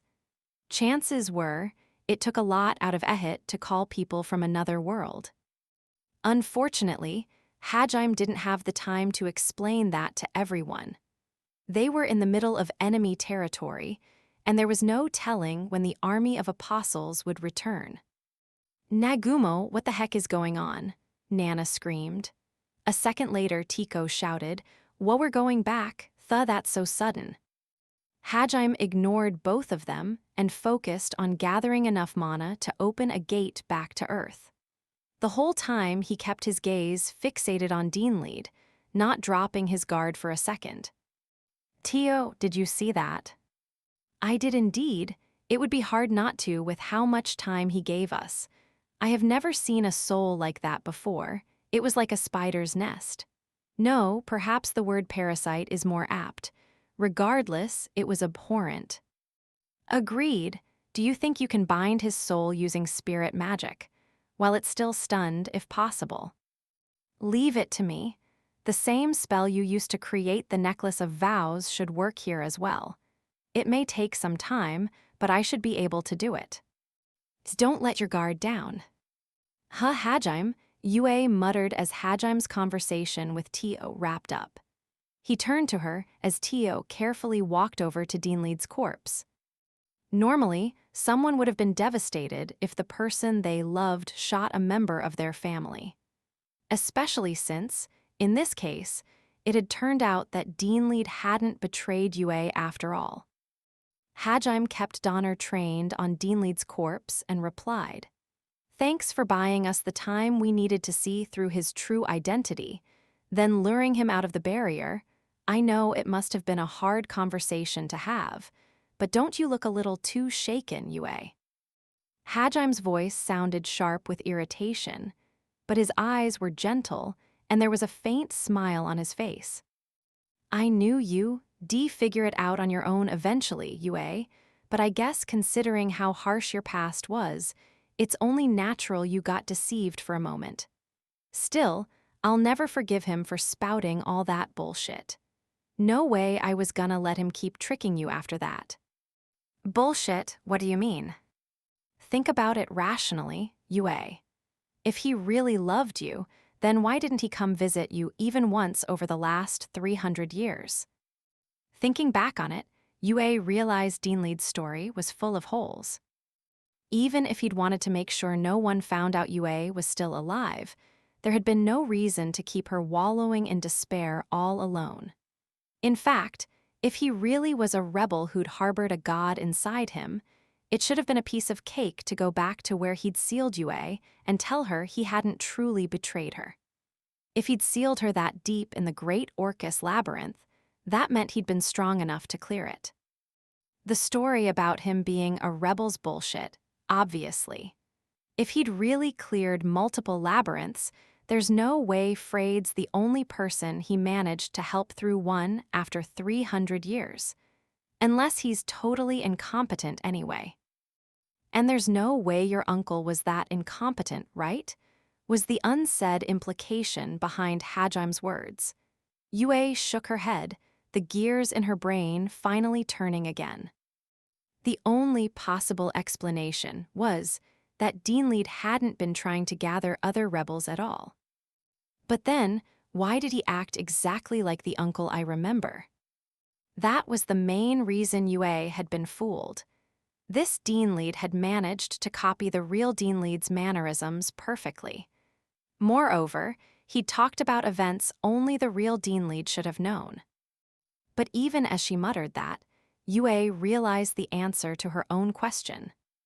Wait, this is hardly the first time something has read our memories. Sighing, Yue smacked her forehead. As she bound Deanlead's soul with spirit magic, Tio voiced her hypothesis, saying, I suspect that initial flash of light that incapacitated the apostles was the same spell that scanned our memories. And after reading Yue's memories, the fake Deanlead had come up with a somewhat plausible explanation. He'd then backed that up with very convincing acting. Yue had already wanted to believe her uncle hadn't betrayed her, so it hadn't taken much to fool her. Rest easy, Yue. Master and I both examined this man's spirit from every angle. There is undoubtedly just one soul in this body, and it is far too soiled to belong to your uncle. After they'd obtained evolution magic, Hajime had upgraded his demon eye with spirit magic to allow him to see people's souls as well. On the other hand, Tio used the unique properties of her dragon eyes as well as her vast experience to see through the true nature of things. Yue had complete faith in both of their judgment, so if they were saying he wasn't her uncle, then this wasn't her uncle. Of course, she still had quite a few questions. For starters, why did the fake Deanlead have the exact same build and appearance as the real one? And why was he trying so hard to win her over? However, all of those questions would be answered once they scooped the memories from the fake soul. And if it just so happened to be her real uncle's body, they could always fix it with restoration magic. Indeed, the entire reason Hajime hadn't annihilated the fake Deanlead beyond repair was because he'd taken that possibility into account. Besides, Hajime muttered darkly, Shizuku and the others had started to calm down thanks to Tio's explanation. Eiko and the students were also relieved to learn that Hajime hadn't just gone on another wild rampage. However, Hajime himself was anything but calm. He sucked in a huge breath and shouted angrily, How dare he call you, my dear Alicia? Yue's Yue, no one else. Everyone present gave Hajime an exasperated look. Still, he wasn't done venting just yet. Stop using the name she abandoned, you old bastard. And who gave you permission to hug her, huh? Try that again, and I'll tear you limb from limb and dump your corpse into the ocean. So you were just jealous? Shizuku, Eiko, Liliana, and Yuka shouted simultaneously. It was impressive that Yuka had managed to work up the energy to yell, considering how beat up she was. Hajime's rage was understandable, though. It was one thing if Yue's actual uncle had been trying to hug her, but this Deanlead was just some fake who'd insisted on using the name Yue had discarded. And so, as far as he was concerned, he was justified in his actions. Hajime geez, Yue muttered as she fidgeted bashfully. Her earlier hesitation was gone, and a faint blush was spreading up her cheeks. The atmosphere relaxed considerably, and it was clear the two were about to start flirting. Hajime, I'm sorry, I acted really lame back there, did I? The more she thought back to her exchange with the fake Dean lead, the more ashamed Yue felt. She had noticed that he sounded abnormally charismatic, but she'd let his honeyed words win her over anyway. Besides, even if that had been her real uncle, she shouldn't have taken his hand. Sure, her past was unbearably painful, and she would never forget her uncle's betrayal, but the happiness Hajime had given her was worth far more than coming to terms with her old memories. Most important of all, she'd made a promise. She should have paid more attention to the warmth of Hajime's hand on her shoulder when she'd been speaking with the fake Dean lead. If she had, she might not have been fooled so easily. Honestly, Yue felt like slapping herself. You have nothing to apologize for. I know how badly your past still haunts you, Yue. I love you, Hajime. Yue nuzzled against Hajime's arm, then turned to Shi, Tio, Kaori, and Mayu. I love you guys too, thanks for staying by my side. The reason Shi and Kaori had remained on their guard the entire time, as well as the reason Tio had used spirit magic to probe Deanlead's soul without any prompting, was because, just like Hajime, they too cared about Yue from the bottom of their heart and wished to protect her. Haha, don't mention it. I knew from the start that this fucker was Yue-san's real uncle, she proclaimed. Wait, really? I just kept my guard up because it looked like Hajime-kun was on edge, Kaori replied. In truth, even I was not certain until I checked his soul with spirit magic. How could you tell so quickly, Shi? I had a gut feeling. I knew we could count on you, Shi. At this point, Shi was so broken she could see through all manner of deception on instinct alone. Besides, I couldn't stand how he kept acting like he knew everything about you, Yue-san, she added hotly. It seemed she had been jealous of the fake Dean lead too, just like Hajime. Around the time that Kaori had finished healing everyone, and Hajime moved to embrace Mayu, Tio let out a pained grunt. Iga. Turning around, Hajime saw Tio fly across the room and slam into a pillar. The pillar crumbled from the force of the impact, and Tio collapsed amidst the rubble. Tio. I'm fine, don't worry, Tio struggled to her feet, but then instantly dropped to her knees. It was rare for her, of all people, to take so much damage she couldn't instantly bounce back from it. As she coughed up blood, Hajime instantly turned around and fired at the enemy who'd sent Tio flying. However, good grief, that really blindsided me.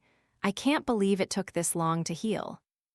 The fake Dean lead clapped as he rose to his feet, sneering all the while. Hajime's bullet slammed into the barrier of light that appeared in front of him and crumbled to pieces. I thought you might hesitate when it came to attacking your girlfriend's most important relative, but it seems my plan backfired. I forgot how petty and jealous humans could be. There was no warmth in Dean lead's voice anymore. In fact, it was full of scorn and disdain.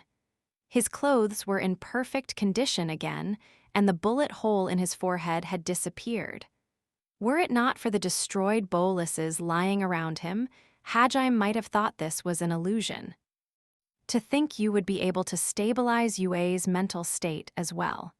My lord won't be pleased, but it looks like I have to go with Plan B here. Who are you, Alvas? In the flesh, or well, not quite, since this body belongs to the real Dean lead. You hijacked his body, Yue asked in a harsh voice, mana gathering around her right hand. Dean lead, or rather the evil god residing within his body, smirked. You make it sound like I'm the bad guy here. I simply put this worthless body to good use. If anything, you should consider it an honor that I, Ehit's faithful servant, deigned to continue using Deanlead's body after his death, Alva said, then shrugged his shoulders and shook his head and continued, especially after how disrespectful he was. Even on the verge of death, he hid the fact that he sealed you away instead of killing you, and that he'd obtained the power to use ancient magic. "You're the one who killed Deanlead?" Yue asked, her voice dangerously low. "And if I am?" "Answer the question." Yue's hands started to emit golden sparks. Her crimson eyes burned with rage, and a super-dense gravity sphere formed around Alva. However, Alva seemed unperturbed by the gravity magic closing in on him. Smiling arrogantly, he said, "Are you sure you want to do that? What if Deanlead's soul is still alive somewhere inside this body?"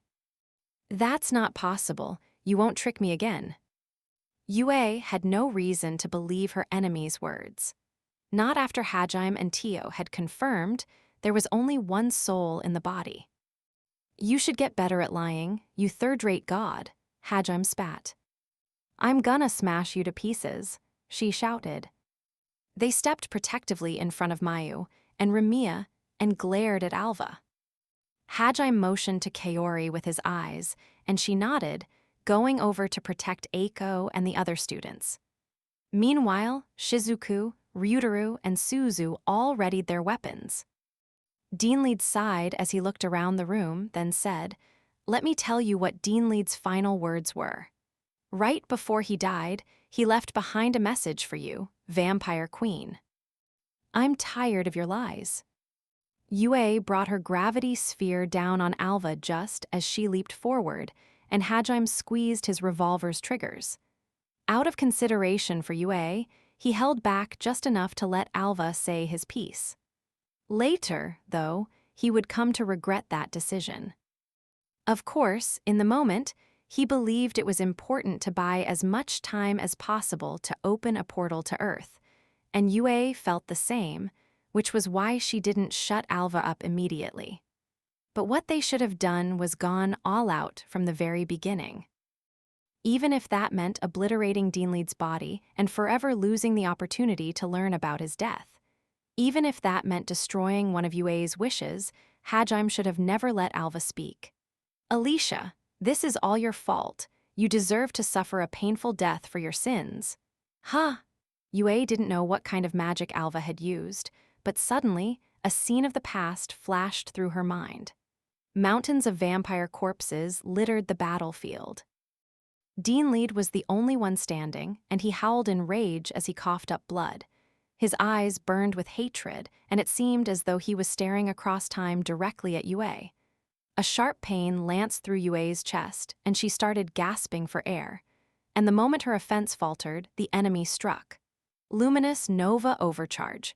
Kuki immediately activated his limit break and blew away his 3 friends. A second later, silver light rained down from the ceiling directly at Yue. "Ahaha, take this." Crazed Moon Full Power? A flickering black moon suddenly appeared in front of Yue. It was one of the strongest dark magic spells, which separated the target's consciousness from their body for a few seconds. The source of the spell was, of course, Eerie, but not the Eerie that was lying bound on the floor. No, there was another unhurt Eerie who'd seemingly appeared out of thin air. For a few seconds, Yue was rendered completely defenseless. "You will never reach me," Alva intoned. Then he snapped his fingers, and she, who'd been charging toward him, was sent hurtling backward. At the same time, a barrier appeared around Yue to confine her. Void Fissure. Like Eerie, Frayed also suddenly appeared and launched a spatial magic attack at Hajime. "We shall neutralize the others." 10 apostles teleported in and launched a concentrated barrage of feathers at Kaori and the other students. The enemy's coordination was perfect. Hajime didn't even have time to curse. He immediately activated Riftwalk and started processing the situation. His surroundings became devoid of color as each second stretched out to eternity, granting him precious thinking time. The black moon and barrier were keeping Yue locked in place as the barrage of silver light rained down on her. There was another barrage of silver light bearing down on Eiko and the others as well, with only Kaori available to protect them. Another contingent of apostles was heading toward Shi and Tio, and Eri and Kuki were chasing after Shizuku, Ryutaru, and Suzu, who'd been blown away to the center of the throne room. On top of all that, there was also a series of spatial explosions heading straight for him. Hajime couldn't stop everything. The enemy's main target was likely Yue, so he wanted to save her at least.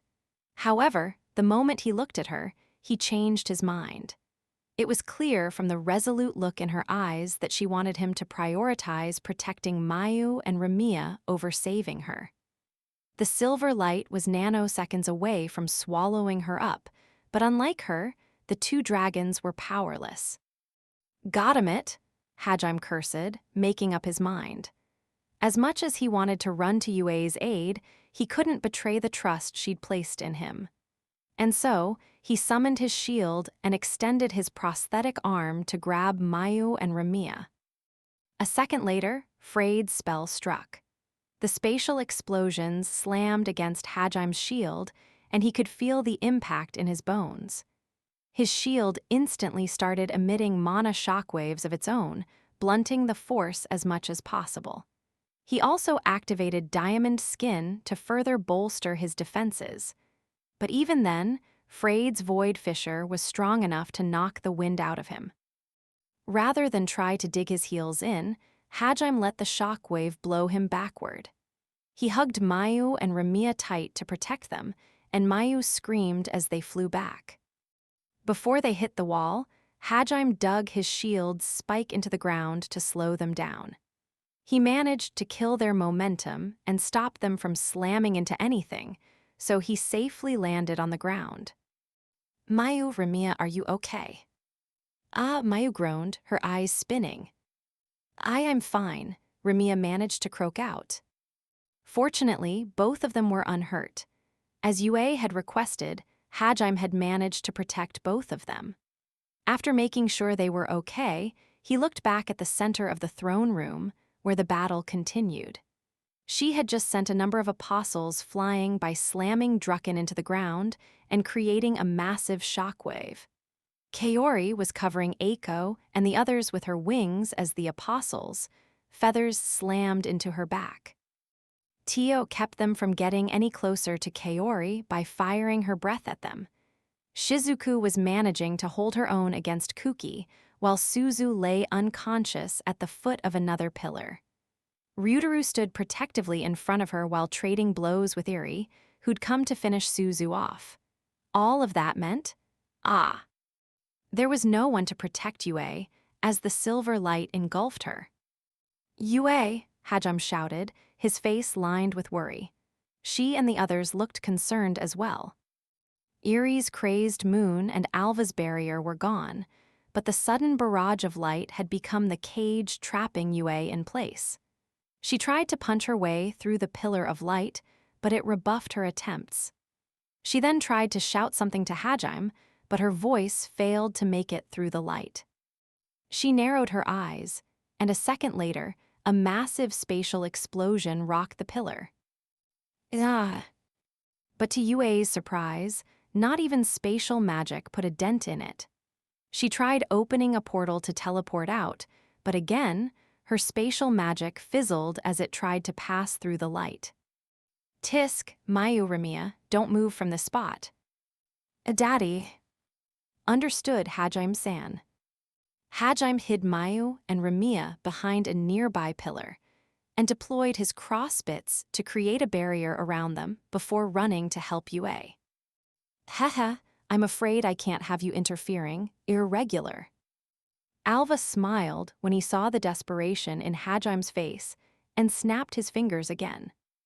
A few dozen more apostles appeared, along with an army of monsters that resembled the ones Hajime had fought in the Great Orcus Labyrinth. They were accompanied by a contingent of Eri's enhanced undead soldiers as well. The soldiers headed for Shizuku and Ryutaru, while the monsters headed for Kaori. All the apostles, including the ones that had been attacking Kaori, went straight after Hajime. "Get out of my way, you puppets."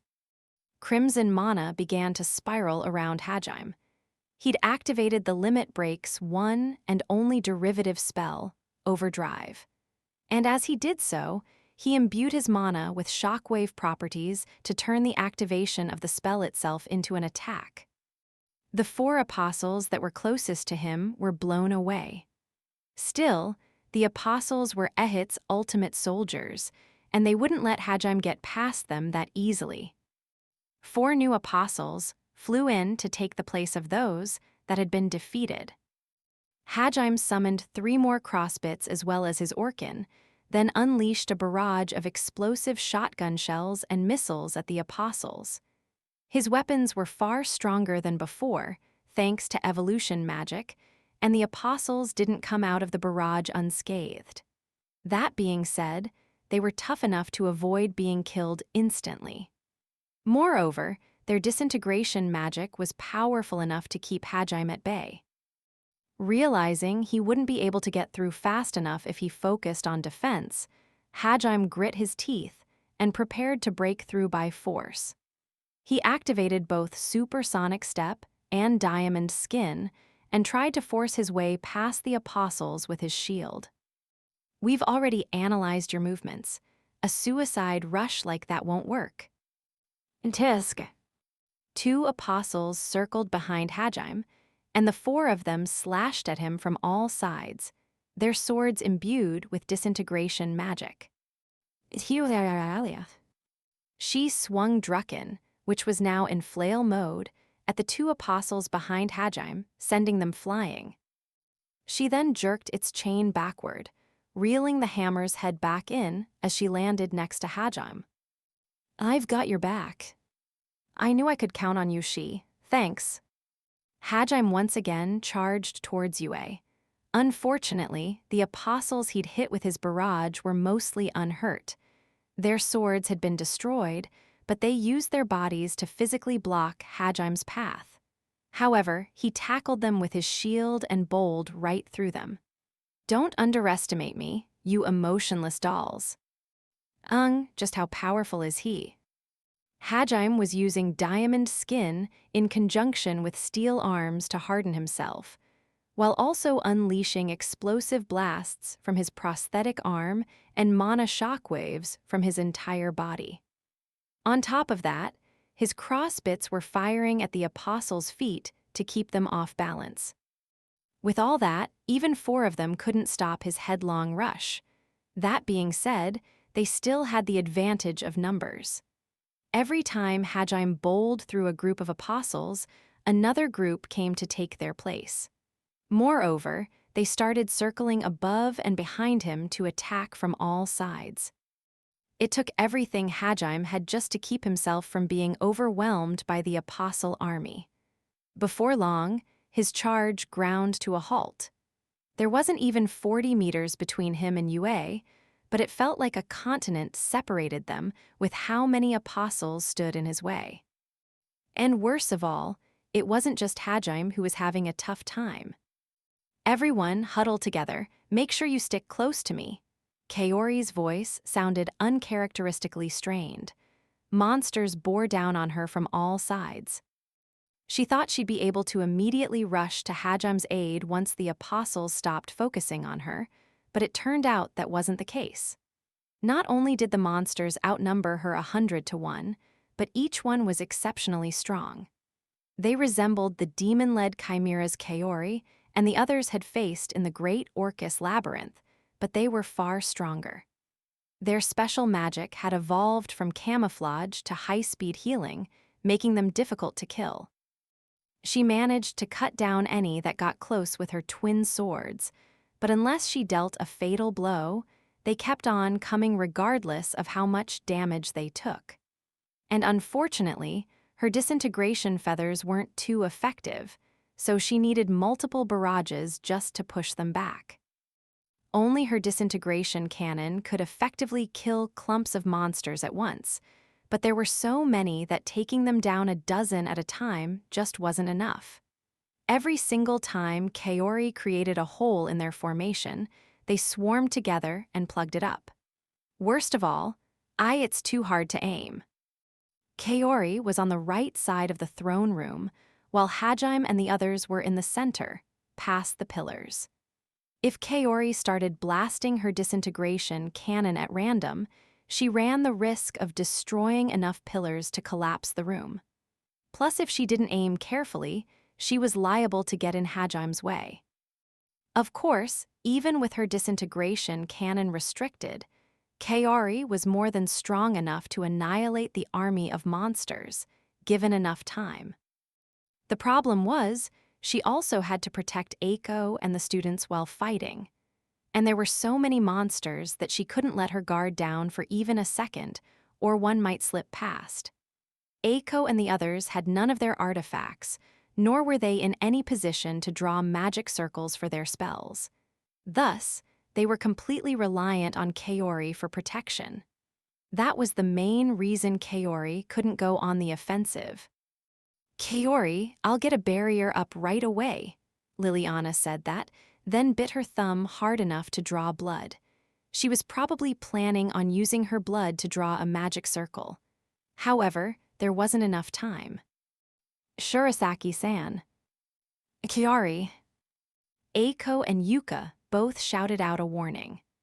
Goosebumps rose on Kaori's arms as she looked up and saw a flock of gray dragons circling overhead. Ah! Realizing she had no way to shoot them down in time, Kaori turned back to Eiko and the other, then wrapped her wings around her classmates like a cocoon. Imbued with disintegration magic as they were, her wings managed to block the barrage of dragon breath, but now Kaori was pinned in place. They're not letting up. The attacks weren't coming just from above, either. The dragons were attacking Kaori from all angles. It seemed the monsters had just been there to buy time until the gray dragons had completed their encirclement. The breath attacks were so concentrated that Kaori had no opportunity to counterattack. Individually, the gray dragons' attacks were far weaker than the Apostles' disintegration cannons, but there were just so many of them. Are they trying to deplete my mana by forcing me to defend? Kaori looked down at the terrified students huddling beneath her wings. Eiko, Liliana, and Yuka were scared as well, but they were still desperately trying to think of some way to help her. I have to protect them. Hajime-kun finally found a way back home. I have to protect them so we can all return together. After strengthening her resolve, Kaori focused her attention on her surroundings. She needed to snipe her enemies perfectly with her feathers despite not having any visual data to rely on. Meanwhile, Shizuku and Ryutaru were having a tough time as well. Kuki, come back to your senses. Don't you realize what you're doing?" Shizuku shouted in frustration as her katana clashed with his sword. "You're the one who needs to think clearly, Shizuku." "What do you mean?" "Didn't you hear what Dinlead-san said? He was just doing his best to save this world, but Nagumo went and shot him. That's unforgivable." Shizuku's expression stiffened.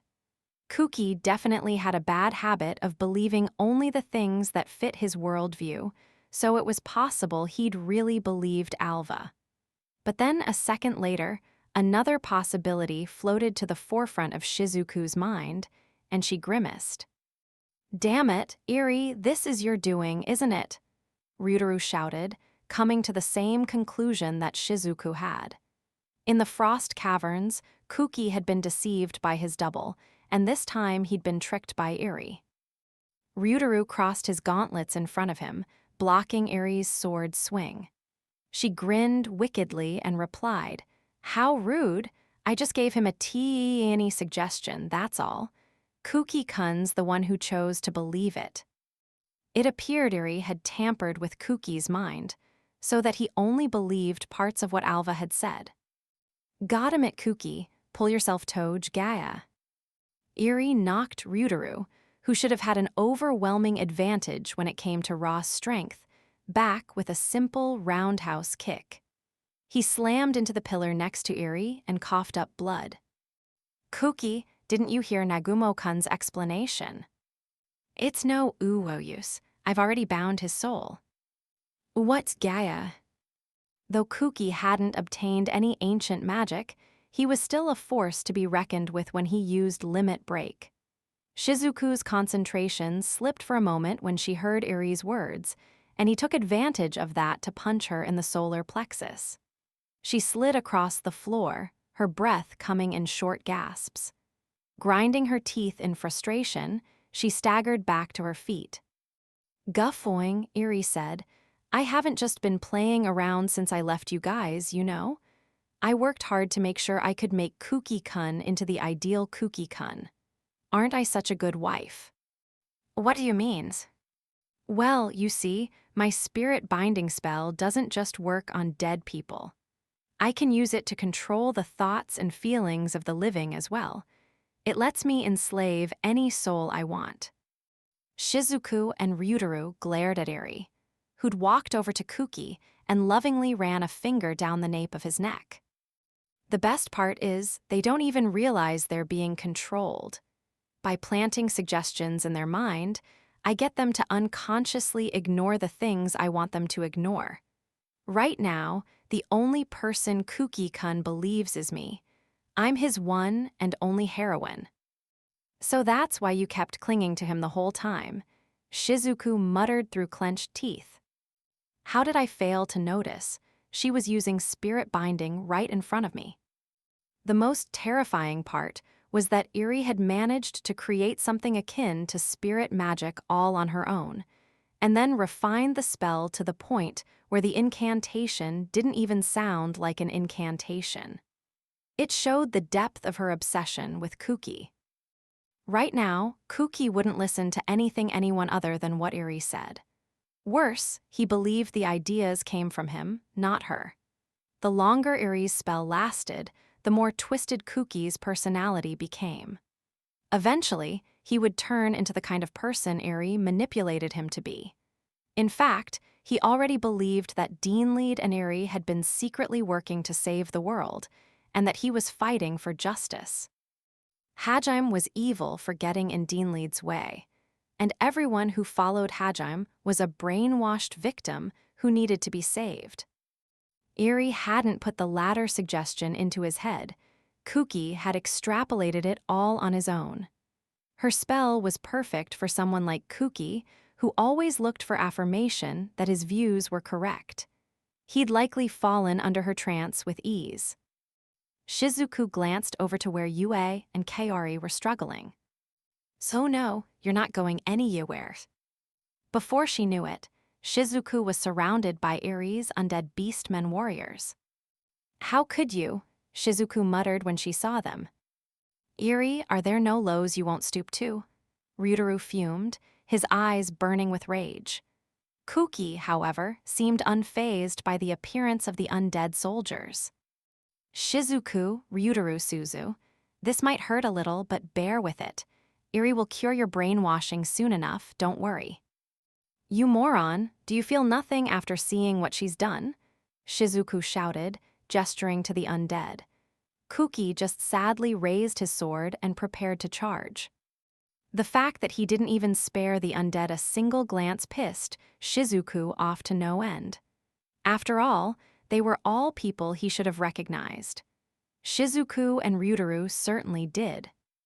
They were all the knights Eri had killed and then revived back in Heilig's capital. The same knights they'd trained with, traveled with, and dungeon delved with. Their bodies had been modified with beastmen parts, and their empty eyes showed no emotion. It was obvious that Eri saw them as nothing more than tools. Their fate was both tragic and pitiful. Shizuku couldn't even begin to describe how sorry she felt for them, and Kuki should have felt the exact same way. No, since Kuki was the hero, he'd spent far more time with the knights. His sadness and anger should have far surpassed Shizuku's. She wanted to believe that he would feel something despite being under the influence of Eri's spell. But Kuki didn't spare them a single glance, even after Shizuku explicitly pointed them out. In the end, he only ever looked at himself. An overwhelming sense of disappointment welled up within Shizuku, but there was no time for her to dwell on it. The undead soldiers began charging at her, and she knew there was no room for hesitation. If anything, defeating them would be a mercy. She had no doubt the knights wished for release as well, but even though she understood that in her head, it was still hard to come to terms with it in her heart. "Come forth, Heaven Crusher." A dozen barriers appeared in front of Shizuku and Ryutaru as they wavered. It appeared Suzu had regained consciousness. Looking back, Shizuku saw that she was on one knee with the gate key Hajime had given her glowing in her hands. It opened a portal to the sea of trees where Suzu's familiars awaited. Graya! A horde of tigers, wolves, and serpents rushed out of the portal. "Oh, is this why you were pretending to be unconscious the whole time?" "That's right. I'll at least buy enough time for Nagumo-kun to save everyone." Suzu brandished her fans, ignoring the blood dripping down her forehead. Healing magic rained down on Shizuku and Ryutaru. They both dropped into fighting stances behind Suzu's barrier, then took a few deep breaths. Pushing down their emotions, they steadied their resolve and prepared to cut down the knights who had once been their friends. "I'm gonna knock some sense back into you, Kuki," Ryutaru roared. "Sorry, Eri, but I might have to cut off a few of your limbs," Shizuku said coldly. "Ha ha ha ha, don't you see ye? You're just wasting your time." Grinning, Eri turned to where the fiercest fighting was. And upon following her gaze, Shizuku saw that Hajime and she were slowly making progress against the army of apostles. At least 10 apostles were lying on the ground, either dead or incapacitated. Each one was a walking natural disaster, yet Hajime and she had taken 10 down while suffering only minor injuries. She's enhanced future sight skill, prophetic visions, her still-evolving body strengthening abilities, and the countless simulations Hajime had run against Noint were all combined and turned the two of them into an unstoppable duo. With each passing second, their skills improved, allowing them to more efficiently dispatch the apostles. Moreover, their coordination was impeccable. "Hajime-san, double up? You got it!" Hajime slung his shield over his back and planted his feet firmly into the ground. She then swung at the shield with all her might. Crimson and pale blue shockwaves spread out from the point of impact, blowing away the approaching apostles. Drucken's ability to create mana shockwaves combined perfectly with Hajime's shield, which was able to amplify those shockwaves due to its reactive armor. The two of them were in perfect sync, and they were barely 10 meters away from Yue now. "Tisk, stop right there, irregular." One of the apostles charged Hajime's flank, moving so fast that afterimages trailed after her. The apostles had managed to momentarily halt Hajime's advance, but now they were being pushed back despite having even more numbers than before. While only 10 or so of them had been killed, the fact that they were unable to stop Hajime was unacceptable. Indeed, many of the usually emotionless apostles looked quite angry. As the apostle raised its swords to cut Hajime down, she suddenly jumped into the fray. "You better not forget about me." She swung Drucken at the apostle, sending her flying out of the castle. The biggest reason the apostles could no longer stop Hajime was because the rampaging rabbit girl kept getting in their way. Her body strengthening was powerful enough to surpass the apostles' strength and speed with ease. "Get the fuck out of my way," Hajime shouted, sending 3 of his crossbits forward. They self-destructed the moment they reached the apostles, forcibly splitting apart their defensive line. "Alvasama, he's too strong," Frayed muttered in a trembling voice as he watched the apostles get torn apart. "I can't believe he can fight so many apostles at once," Alva replied, looking almost impressed. The two of them raised their hands simultaneously, and Frayed unleashed a spatial explosion, while Alva let loose a 3-meter-wide blast of dark golden mana. "I won't allow you to interfere," Tio shouted, flying down in her dragon form. Transforming in an enclosed space made Tio the perfect target. The throne room was large, but not that large. Of course, Tio clearly understood that perfectly.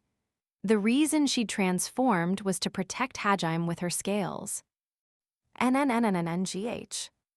Tio deployed multiple wind barriers to try and disperse the force of the blow, but Alva and Freyd's magic proved to be far too powerful.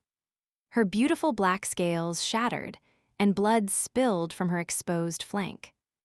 Tio, don't push yourself too hard. Tio-san. Tio ignored Hajime and Shi's warnings and fired her breath at Alva and Freyd. Alva's barrier blocked it with ease, while Freyd continued pounding away at Tio's scales with his spatial magic. While gritting her teeth to resist the pain, Tio shouted, "If now isn't the time to push myself, then when is? Hurry." Tio summoned a barrage of fireballs and wind blades to temporarily keep the apostles at bay, while continuing to fire her breath at Alva. "That light isn't normal. You must rescue Yue as soon as possible. Fear not, Master.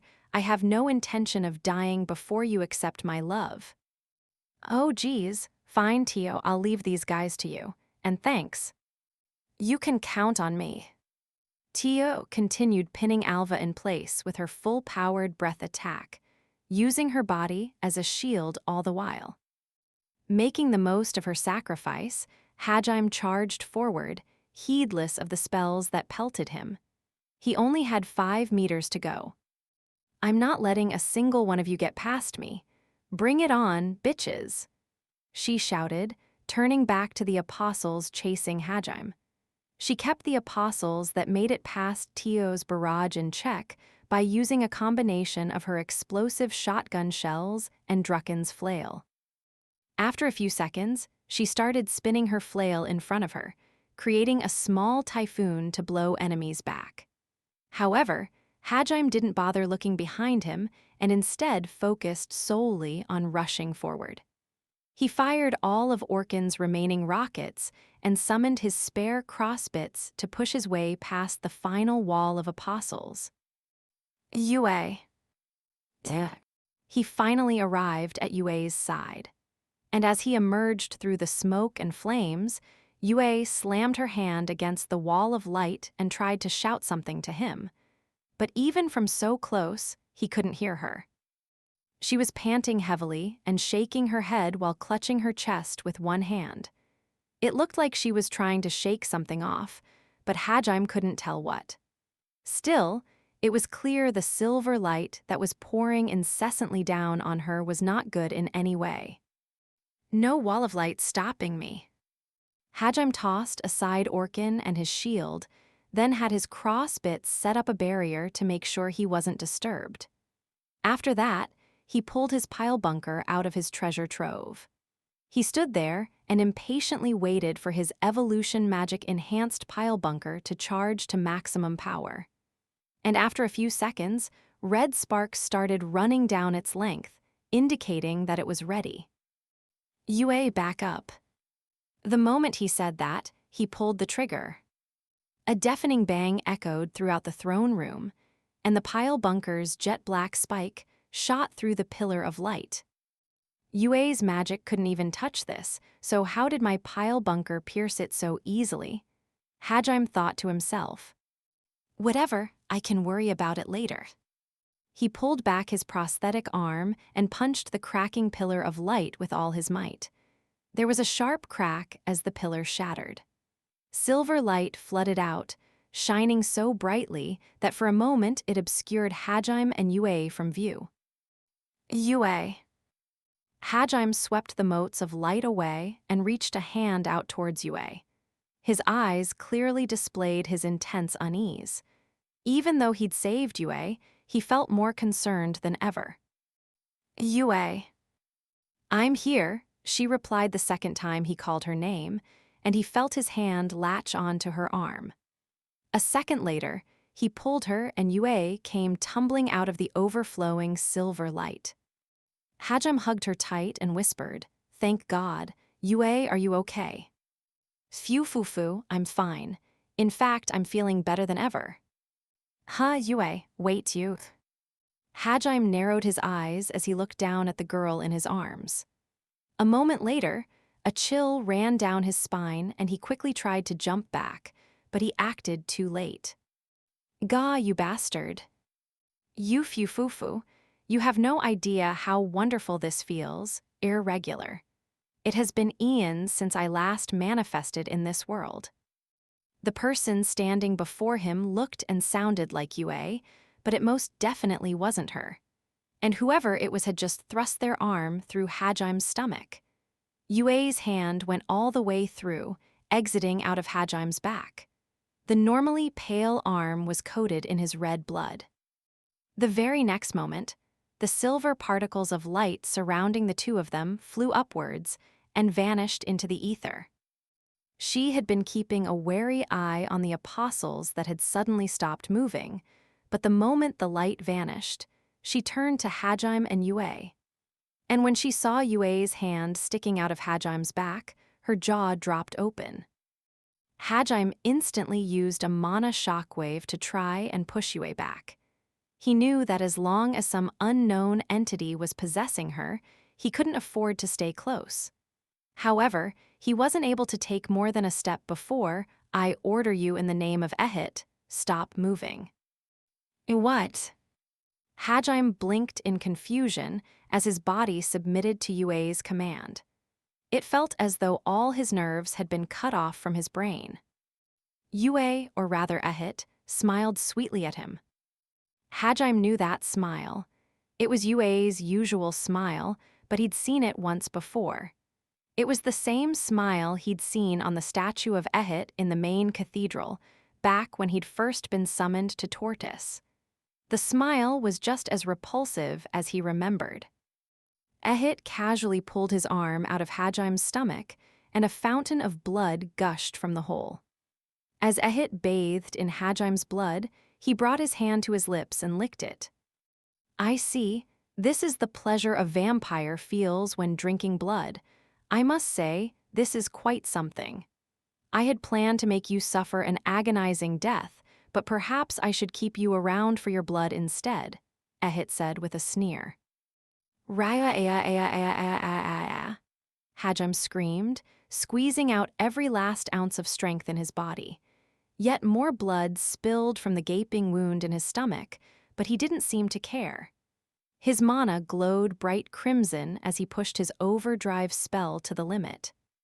A second later, there was a loud snap, and Hajime regained his freedom. He swiftly backed away and aimed Donner at Ehit. He knew Yue's body was immortal, so his priority was restraining Ehit, not harming him. Tisk.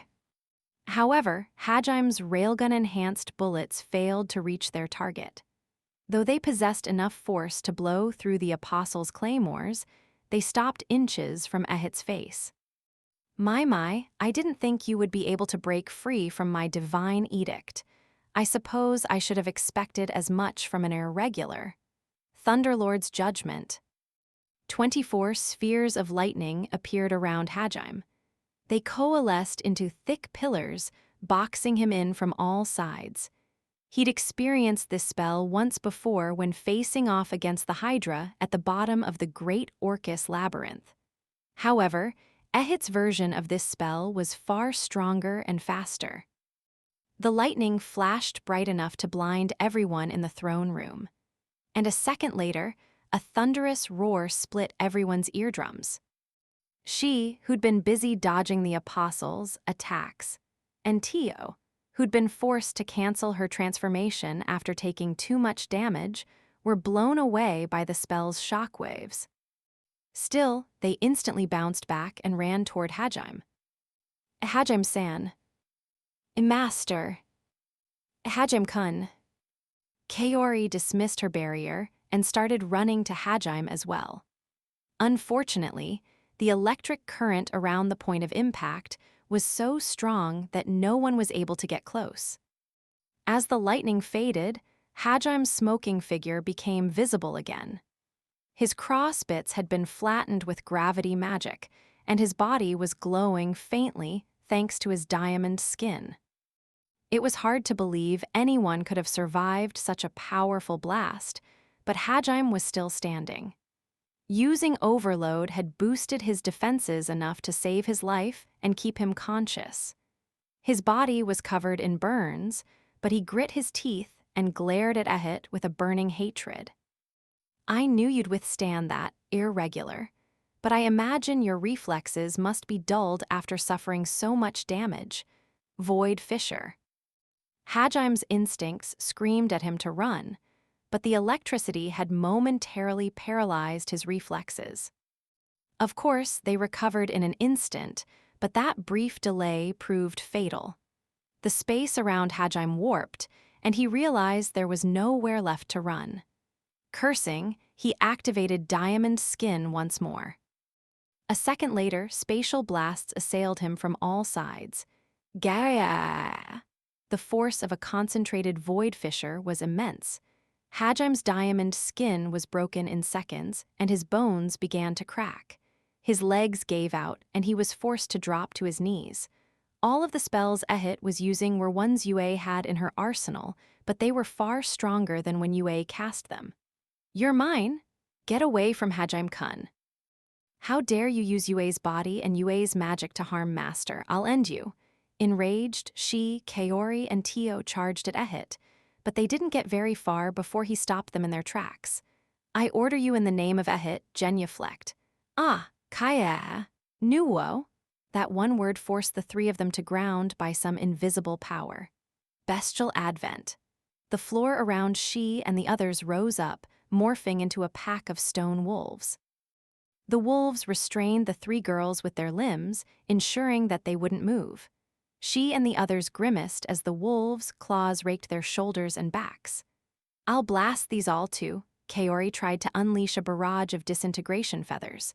But before she could, Ehit said, "I order you in the name of Ehit, cease functioning." Ah! At Ehit's command, the light drained from Kaori's eyes and her body went limp.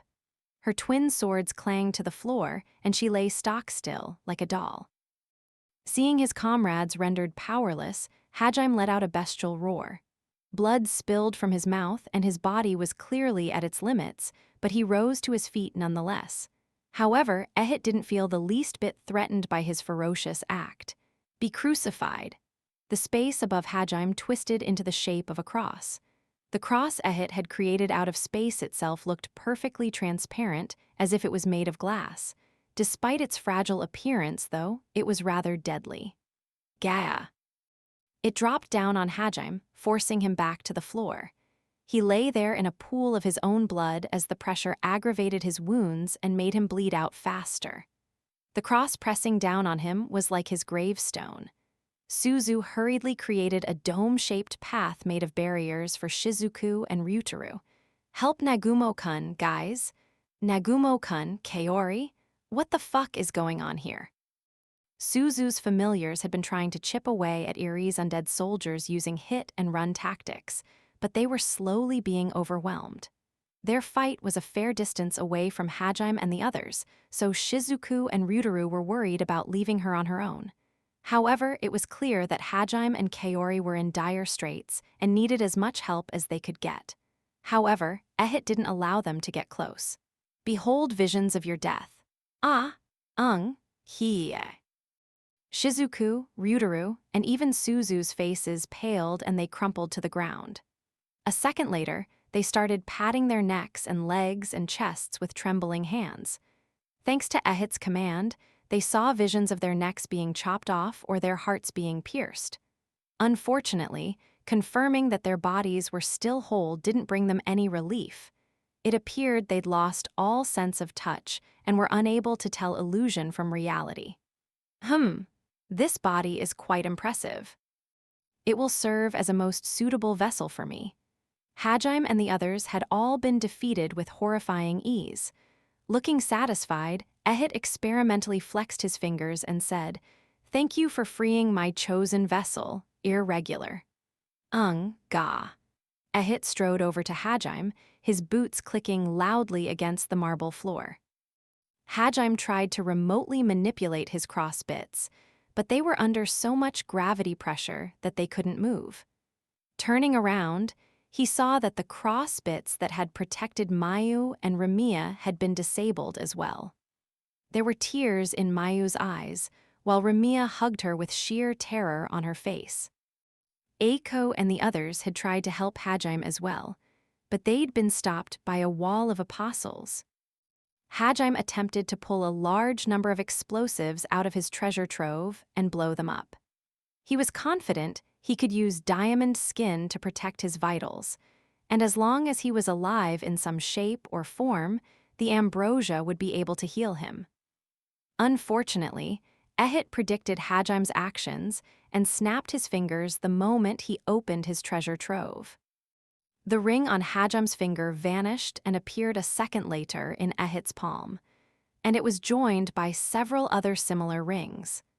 Namely, the ones connected to she and the others' treasure troves. Ehit had managed to teleport everyone's rings with pinpoint accuracy without opening any portals. That wasn't all either. A moment later, Donner, Schlag, Orkin, Hajime's shield, his crossbits, Drucken, Shizuku's katana, Suzu's fans, and every other artifact Hajime had created started orbiting Ehit. These are some splendid artifacts. The things you have inside these rings are quite intriguing as well. The world you come from must be an interesting place. Ehit closed his fist around the rings. And after he did, his hand began to glow, and when he opened it again, the rings had been crushed. I have grown tired of playing with this world. I would have left sooner, but traveling across worlds as a mere soul is quite difficult. But now that I have this wonderful vessel, I should be able to enjoy myself elsewhere. Chuckling, Ehit's lips curled up into a smile that Yue would never make. He tilted his hand, letting the remnants of Hajime and the others' treasure troves tumble to the ground. But before they even reached it, they turned to motes of light and vanished. The items stored within didn't appear, so Hajime assumed Ehit had destroyed them as well. He could only watch on in impotent rage as Ehit destroyed the rest of his artifacts one by one. Oh, I almost forgot. Ehit turned to Hajime's prosthetic arm, his expression making it clear he hadn't forgotten for even a second. He snapped his fingers again, and the arm crumbled apart as well. Hajime screamed in pain as the prosthetic nerves he'd created to help him better control the arm were destroyed along with it. With that, he'd lost every single one of his artifacts. Sensing that the battle was truly over now, Alva and Freyd ran over to Ehit and dropped to their knees. It was an honor to be present for your advent on this plane. I am deeply humbled to be in your presence, my lord. Well done, you too. Overcome with joy, the two of them began to tear up. On the other hand, she and the others sunk down to the depths of despair. Yue's expressions were subdued, but she always had a gentle look about her. Now, though, her face was contorted into a haughty grin. Transmute? Crimson sparks ran across the ground around Hajime, causing it to sink a little. You really don't know when to give up, do you? A normal person would have died by now. Perhaps I should have chosen you as my vessel. I got a little hasty when I learned the vessel I originally planned on taking had finally been rediscovered after 300 years. Then again, this body is still far more suited to magic than yours. Since Hajime was being restrained from above, he'd hoped to transmute the ground and escape from below. I order you in the name of Ehit, be still. The crimson sparks began to fade, and the ground stopped sinking. It's not over yet. And yet, Hajime refused to give up. With ungodly determination, he once again focused his mana. The fading sparks were granted renewed life as he struggled against Ehit's command. Oh ho, to think you could resist my divine edicts to such an extent. The ground began to sink once more. Moreover, the area that should have been outside Hajime's effective transmutation range began to crack. A low rumbling began to fill the room. Hajime's mana started to throb like a heartbeat, and with each pulse, it grew stronger. Beneath his blood-stained bangs, Hajime's eyes glimmered with an indomitable resolve. Despite how hopeless the situation was, he still hadn't given up. It was as if he didn't even know the meaning of despair. Moments later, Hajime seemed to overcome some invisible barrier, and he shouted, "Transmuwuwuwuyut." His crimson mana became more vibrant than ever before, and its light spread throughout the room. A glowing sword rose from the floor, as did several floating spheres, each 5 centimeters in diameter. "My lord, why won't you just die already, you damned irregular?" Even though he was on the verge of death, Hajime's struggles were enough to scare Alva and Freyd. They quickly dashed forward to finish him off.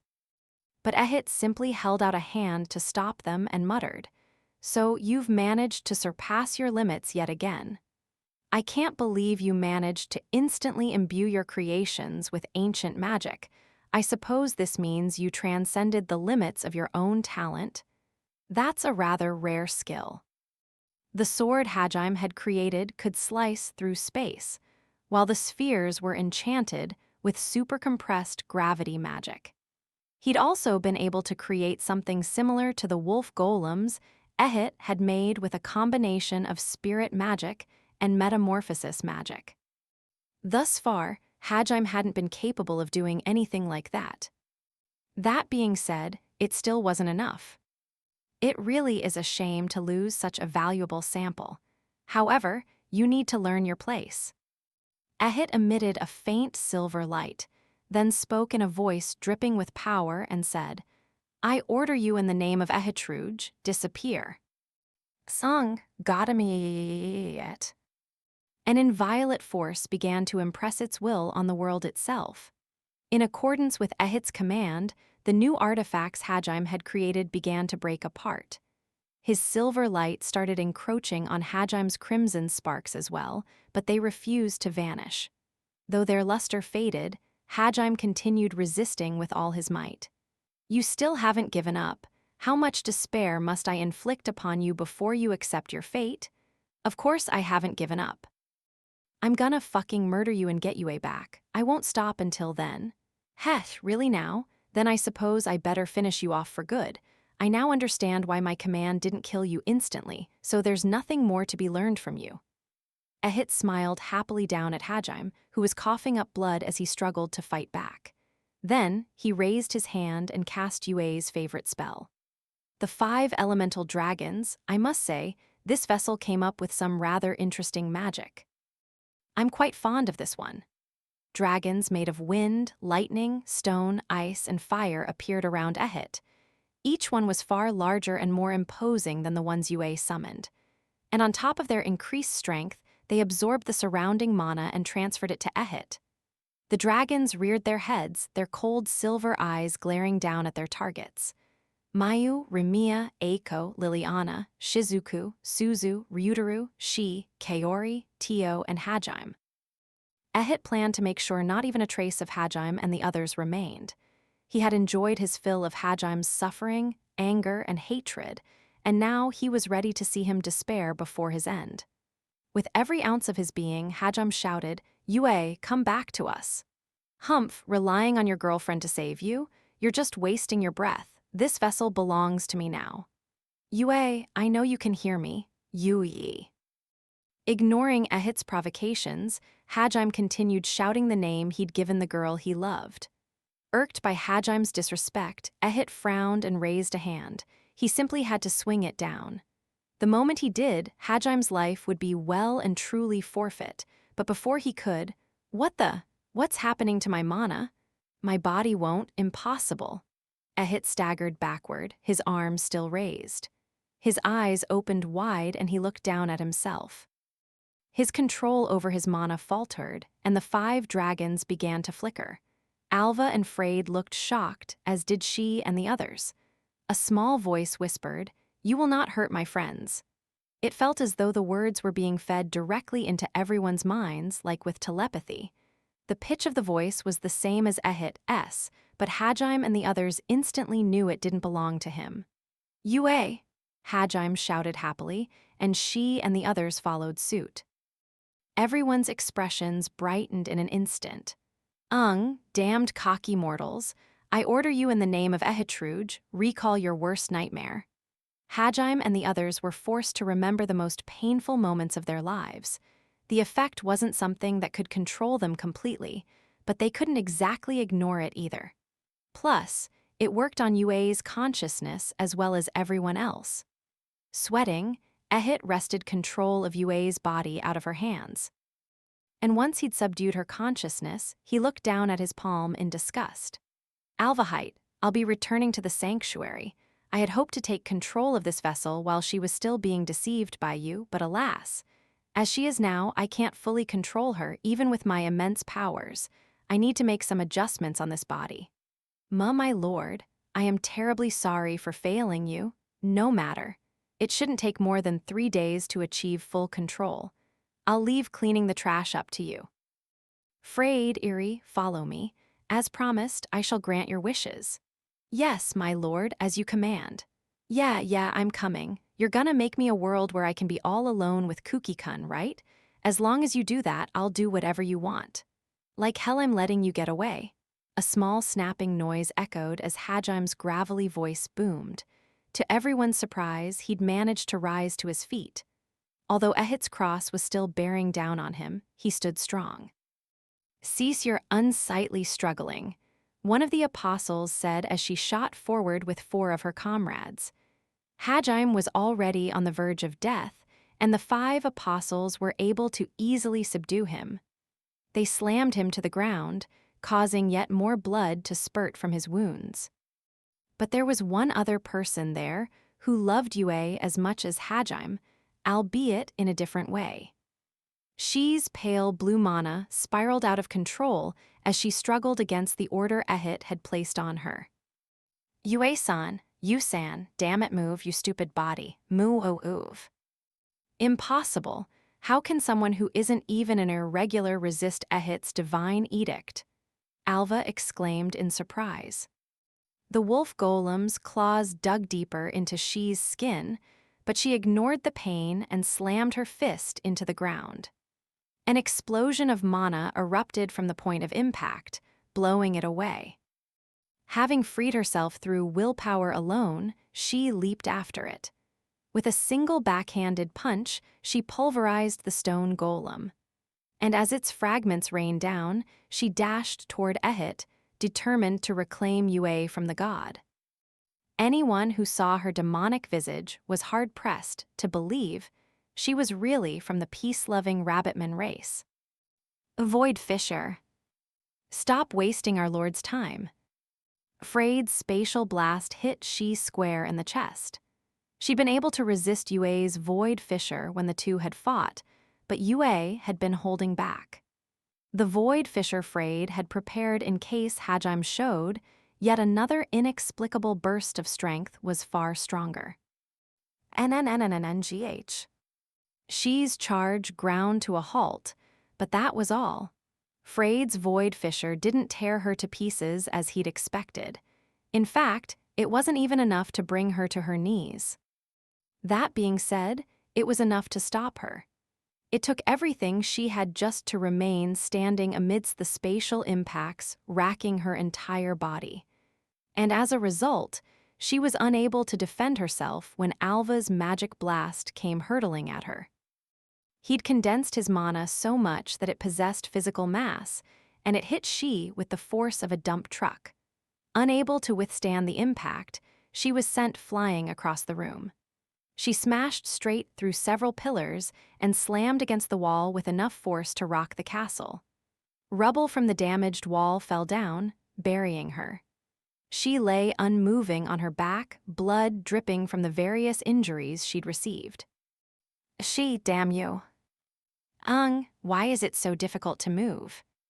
Shizuku and Tio struggled with all their might, but they were unable to lift a finger. It was as if they'd been rooted to the spot. I'm afraid I need to take my leave now, ladies, irregular. There's a pressing concern I need to take care of that takes precedence over you. For the past minute or so, Ehit had been focused only on his trembling hand, which was still raised high in the air. Another pillar of silver light rained down, but this one created a circular hole in the ceiling as it descended. As sunlight filtered into the throne room, everyone looked up in awe. High up in the sky, far above the castle ramparts, was a swirling vortex of silver light. It looked like a mini galaxy, and loath though Hajime was to admit it, it felt divine. "Oh yes, allow me to give you one last parting gift. You have 3 days. 3 days from now, I will dye this planet red with the blood of all mortals. It is the final game I have planned for Tortoise." Sneering, Ehit looked down at Hajime as he floated up into the sky. "I'm looking forward to seeing what wonderful games I can play with your world. Though, I suppose since you'll all be dying here, none of that matters to you." "Wait, give you back," Hajime muttered in a hoarse voice. Then, he raised a hand up toward Ehit, but one of the apostles instantly knocked it down. Undaunted, he tried to drag his feet forward, but Alva crafted a spatial prison to lock him in place. Hajime should have long since died of blood loss, yet he continued struggling. Despite all he'd been through, his will remained unbroken. For the briefest of moments, the apostles recoiled in fear at his unbending spirit. Wary of anything else he might try, they used disintegration magic to destroy the transmutation magic circles Hajime had sewed into his clothes. Meanwhile, Tio and the others struggled to escape Ehit's divine edict, but they remained motionless. Eiko and the students were also powerless to do anything in the face of the apostles and monsters that had them surrounded. Everyone could only watch helplessly as Eri spread her wings and flew upward with Kuki. She whispered something into his ear, and he nodded in understanding. Resolved, he looked down at Shizuku and the others. Chances were, Eri had told him some story that conveniently matched up with how he wanted the world to be. Suzu, Shizuku, and Ryutaru all shouted at him, but their voices failed to sway his heart. When the swirling silver galaxy gate was only inches behind him, Ehit spread his arms wide and cast his gaze over the demons in the capital. His pose was identical to the statue of him Hajime had seen in the cathedral. Yue's unparalleled beauty combined with his divine silver mana was enough to capture the hearts of every demon who saw him. They immediately dropped to their knees in worship. This was the birth of a new legend.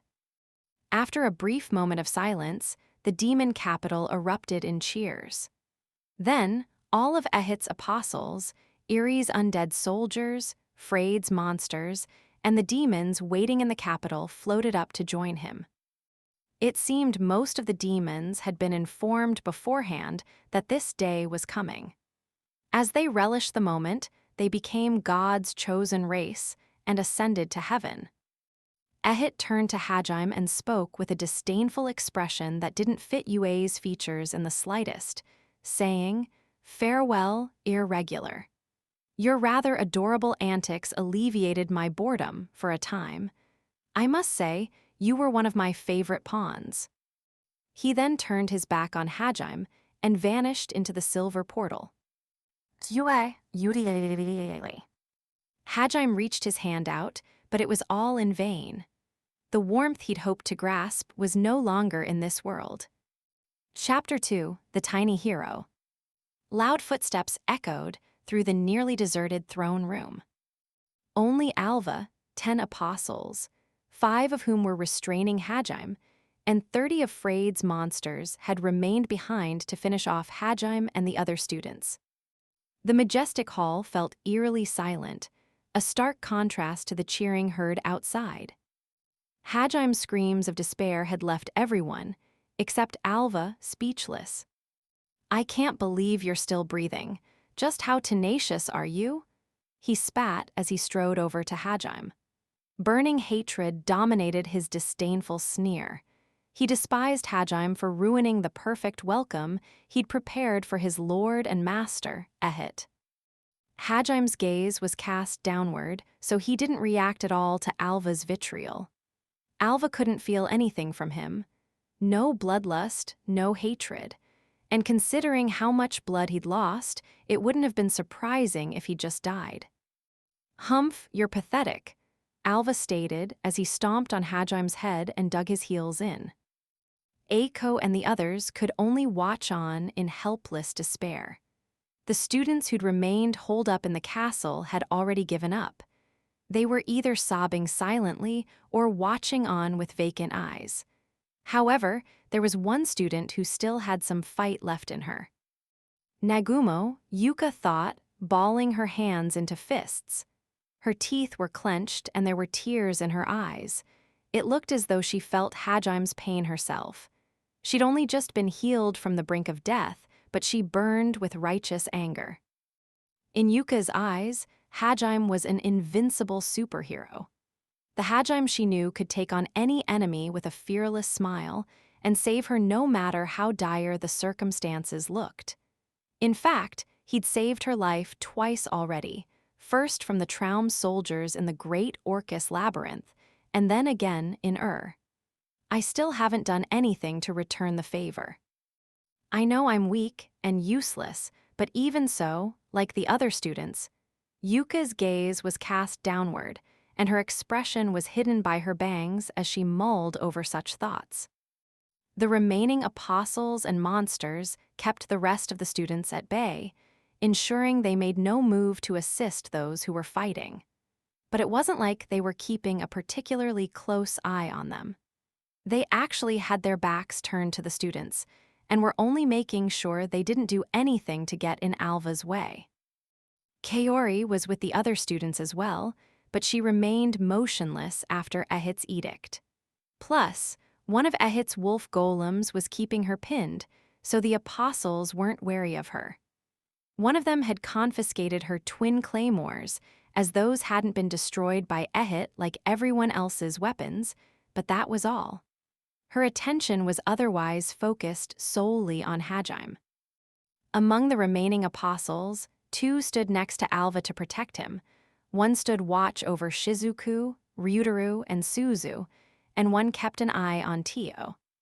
The monsters, on the other hand, kept their distance, and mostly just blocked any potential escape routes the students might try to use. In short, no one was paying any attention to Yuka or the others. The apostles didn't consider them a threat, and honestly, they weren't wrong. Even on the verge of death, Hajime was far more dangerous a foe than Yuka, Eiko, Liliana, and the other kids combined.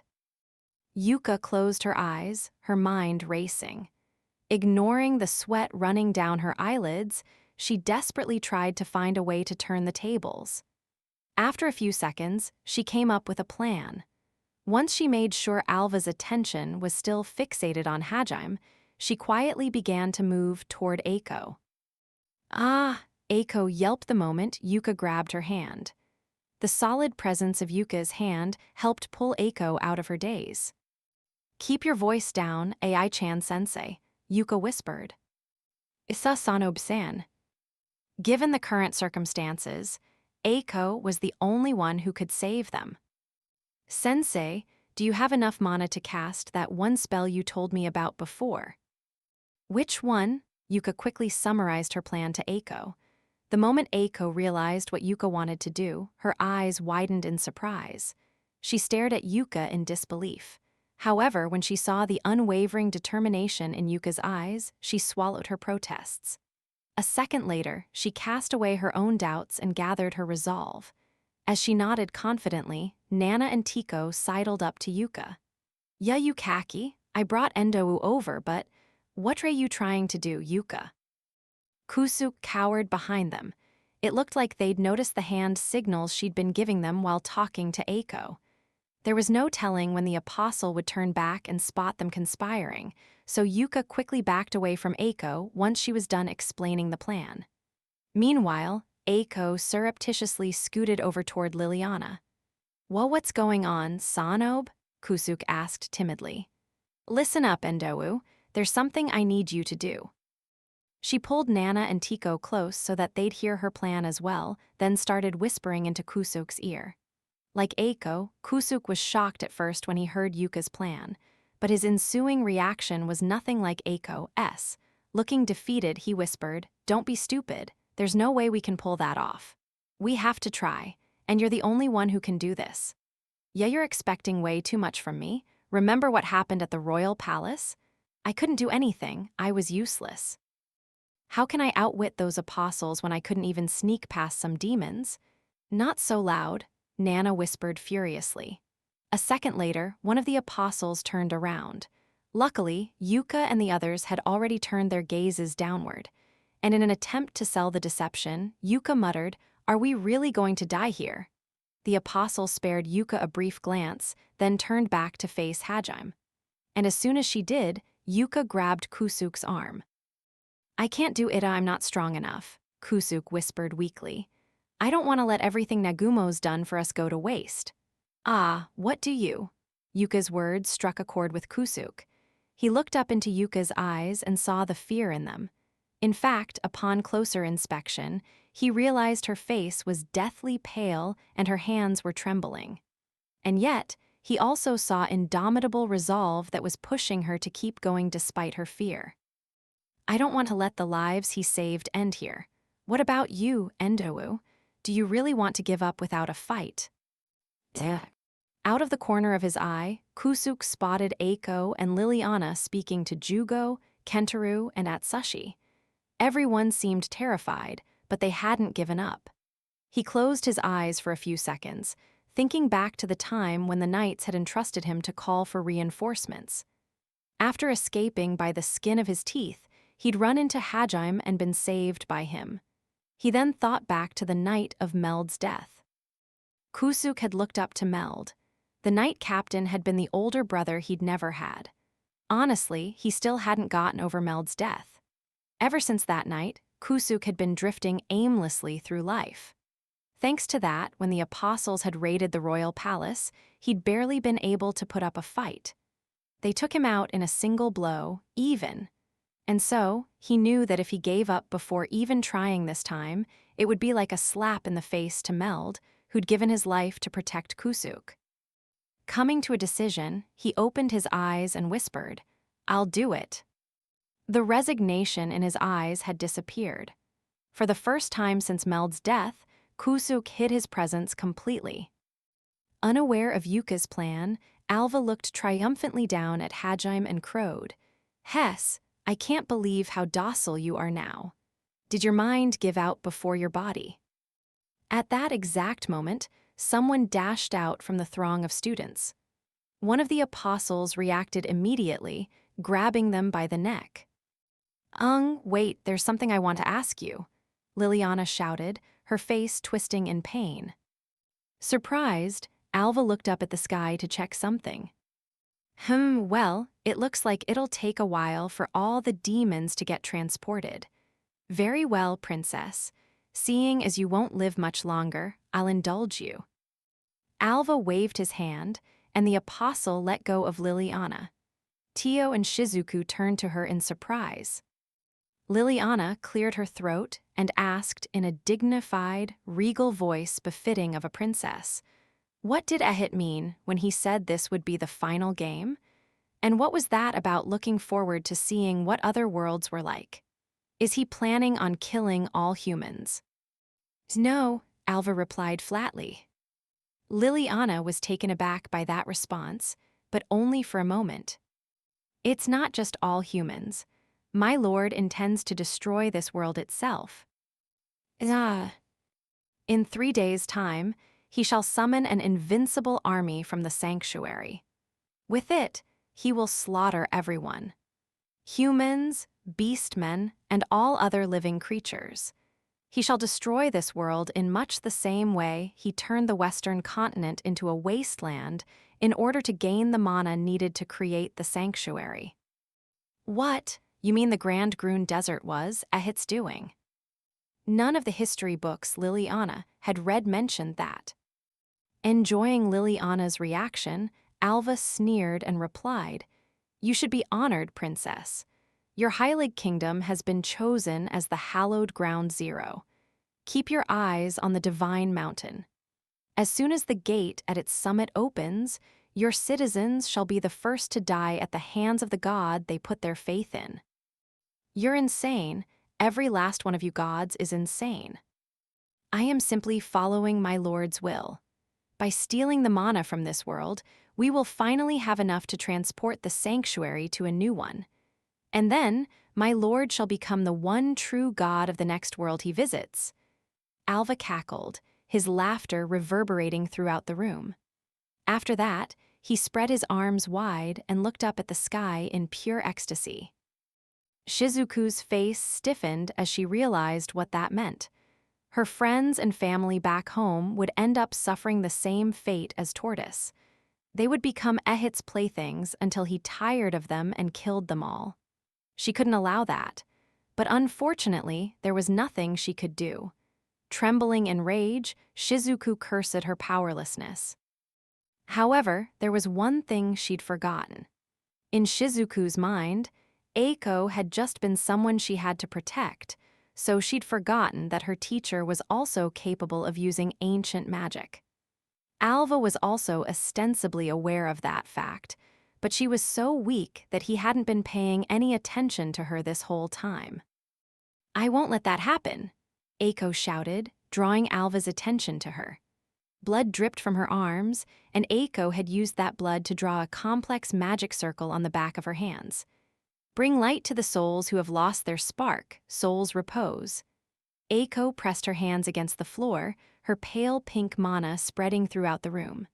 Soul's Repose was a spirit magic spell that removed all negative status effects on its targets. The pink light suffusing the room signaled the start of the students' counterattack. Nice one, AI-chan sensei. Suzu, Ryutaru, protect Mayu-chan and Remiya-san, Shizuku shouted. But we lost our artifacts. We've still gotta try. The mental damage caused by seeing their own death as well as their physical exhaustion had left Suzu and Ryutaru in a daze, but Eiko's spell galvanized them into action. A short distance in front of them, Tio had recovered as well. He called this power Divine Edict, did he not? I'm impressed you managed to overcome such a powerful suggestion through willpower alone, she. Smiling ruefully, she rose to her feet. Still partially transformed, she grabbed the wolf golem that had been restraining her with her tail and flung it at Alva. He casually shot it down with a magic blast, then turned to where she previously was. But he only saw a pool of blood under the rubble. She herself was nowhere to be found. But the surprises didn't stop there. Ah, how did you? The apostle guarding the students exclaimed, turning around in surprise. Eek, Kusuk yelped. He had both of Kaori's claymores in his hands. The apostle looked down at her waist and saw that the claymores were missing. Unbelievable as it seemed, Kusuk had managed to hide his presence well enough that even an apostle had failed to notice him. Despite the fact that he was trembling in fear, he showed the same guts he had when he'd fled the Great Orcus Labyrinth, avoiding all the monsters standing in his way. Kaach Yigashi, he roared as he tossed one of the claymores to Shizuku. Oh, this is shaping up to be rather entertaining. Take care of them for me, Alva ordered the apostle. As you wish, she replied, flying forward.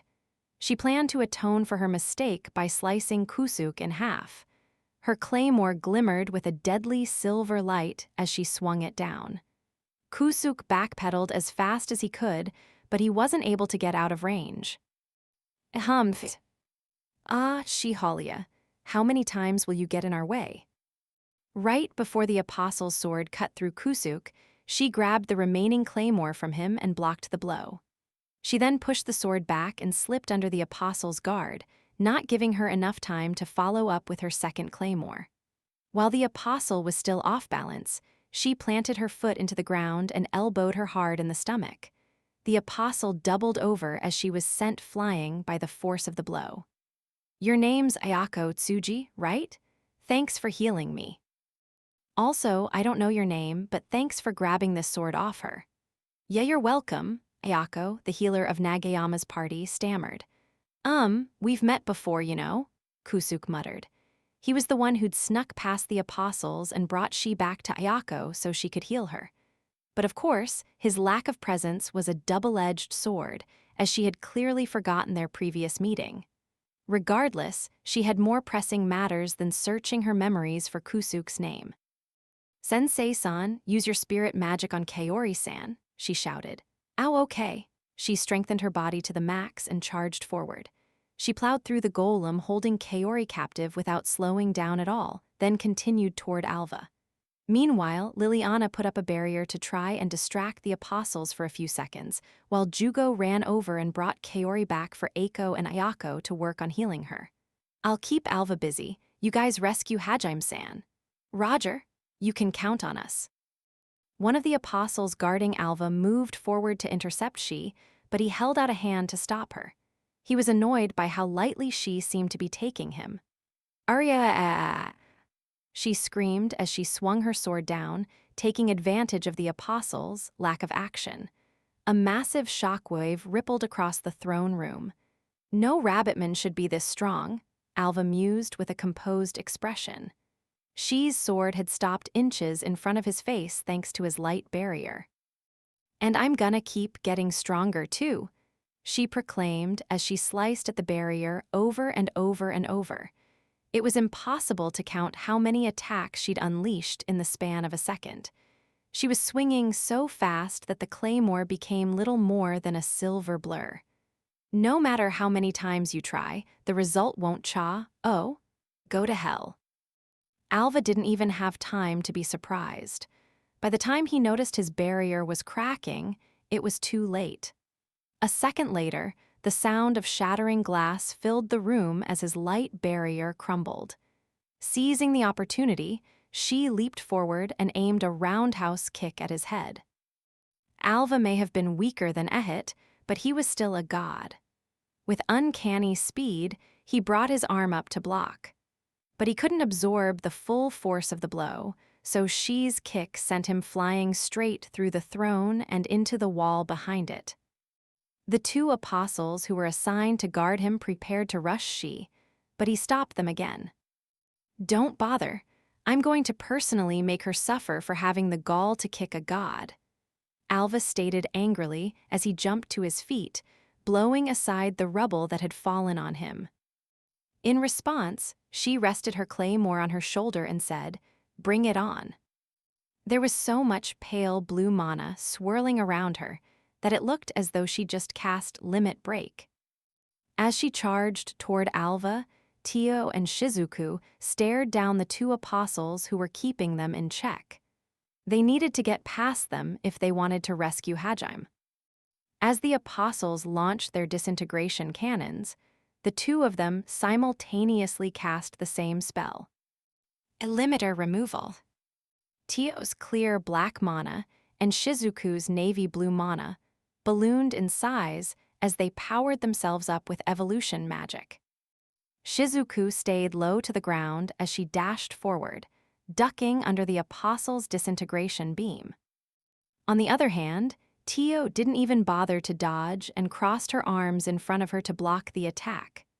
Her sleeves were destroyed, but the light of incineration failed to harm her flesh, which was protected by her black scales. Her scales were so thick that her arms looked twice their normal size.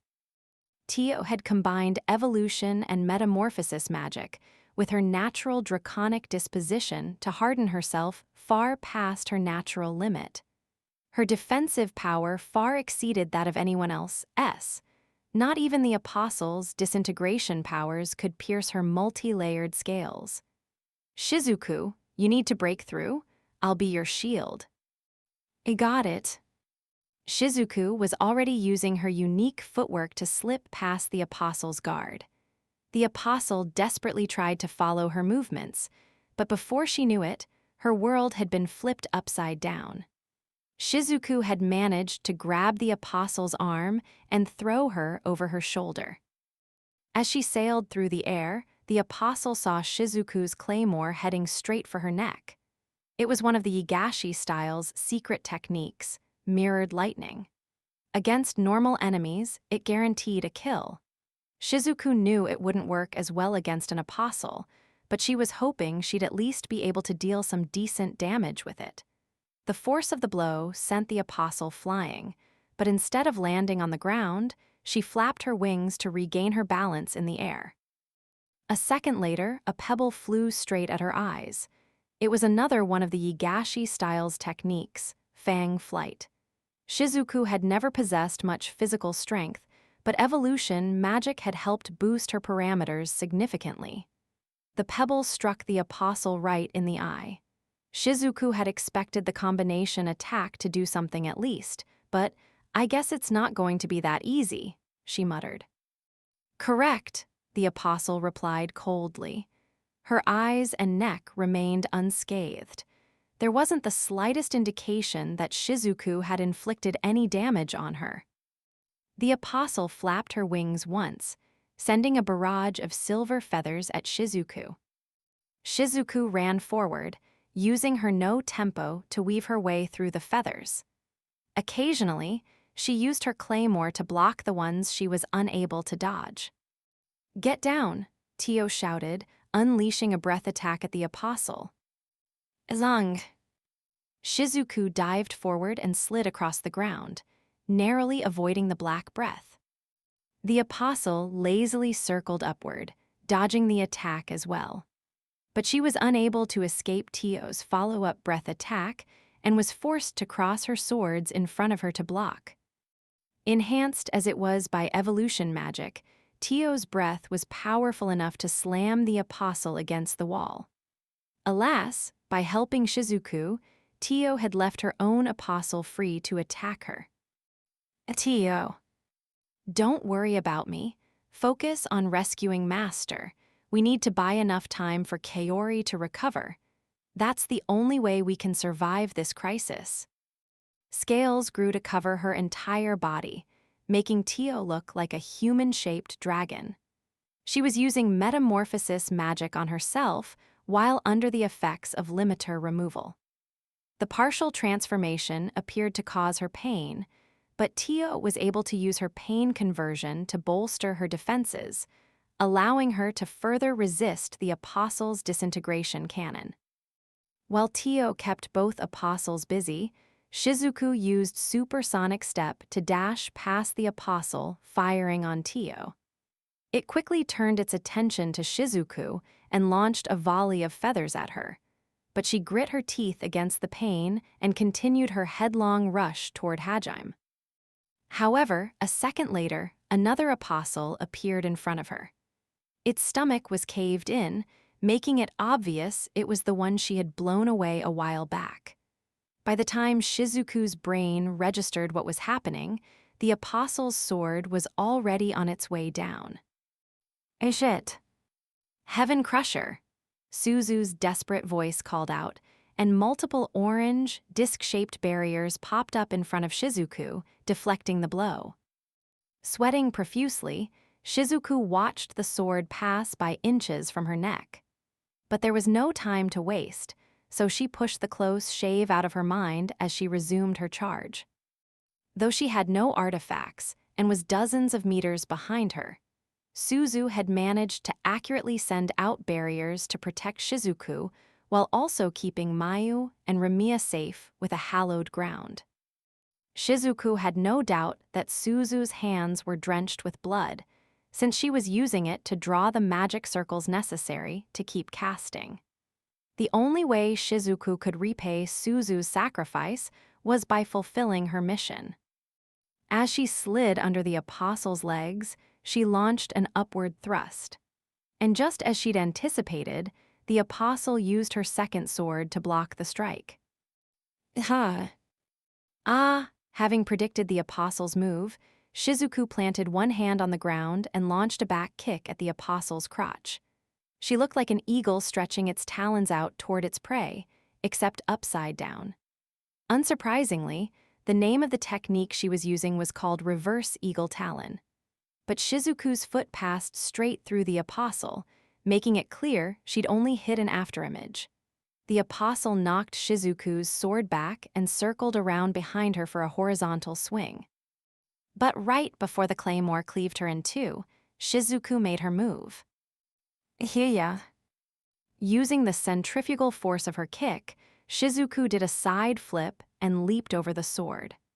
Still spinning, she used her other leg to launch another kick at the apostle's head. This was the follow-up technique to reverse Eagle Talon, double rake. Her second kick connected, sending the apostle tumbling through the air. The apostle gasped in surprise as she hit the ground. "I can do this," Shizuku thought to herself as she watched Tio suppress the other two apostles out of the corner of her eye. She made it past one apostle, and there were no others in her path. What? A second later, though, chills ran down her spine and Shizuku reflexively threw herself to the side. A blast of silver light shot past where she'd been, leaving deep gouges in the ground. She evaded the first attack, but Shizuku's instincts told her she wasn't in the clear just yet. As she rolled forward, a claymore thrust at the air inches behind her. She then crawled to the side on all fours, narrowly avoiding a barrage of silver feathers. And as a result, she was forced back to where she'd been minutes before. The two apostles who had been guarding Alva blocked the path in front of her, and the apostle she'd kicked away waited behind her. The situation appeared hopeless, but unless she overcame it, she wouldn't be able to rescue Hajime.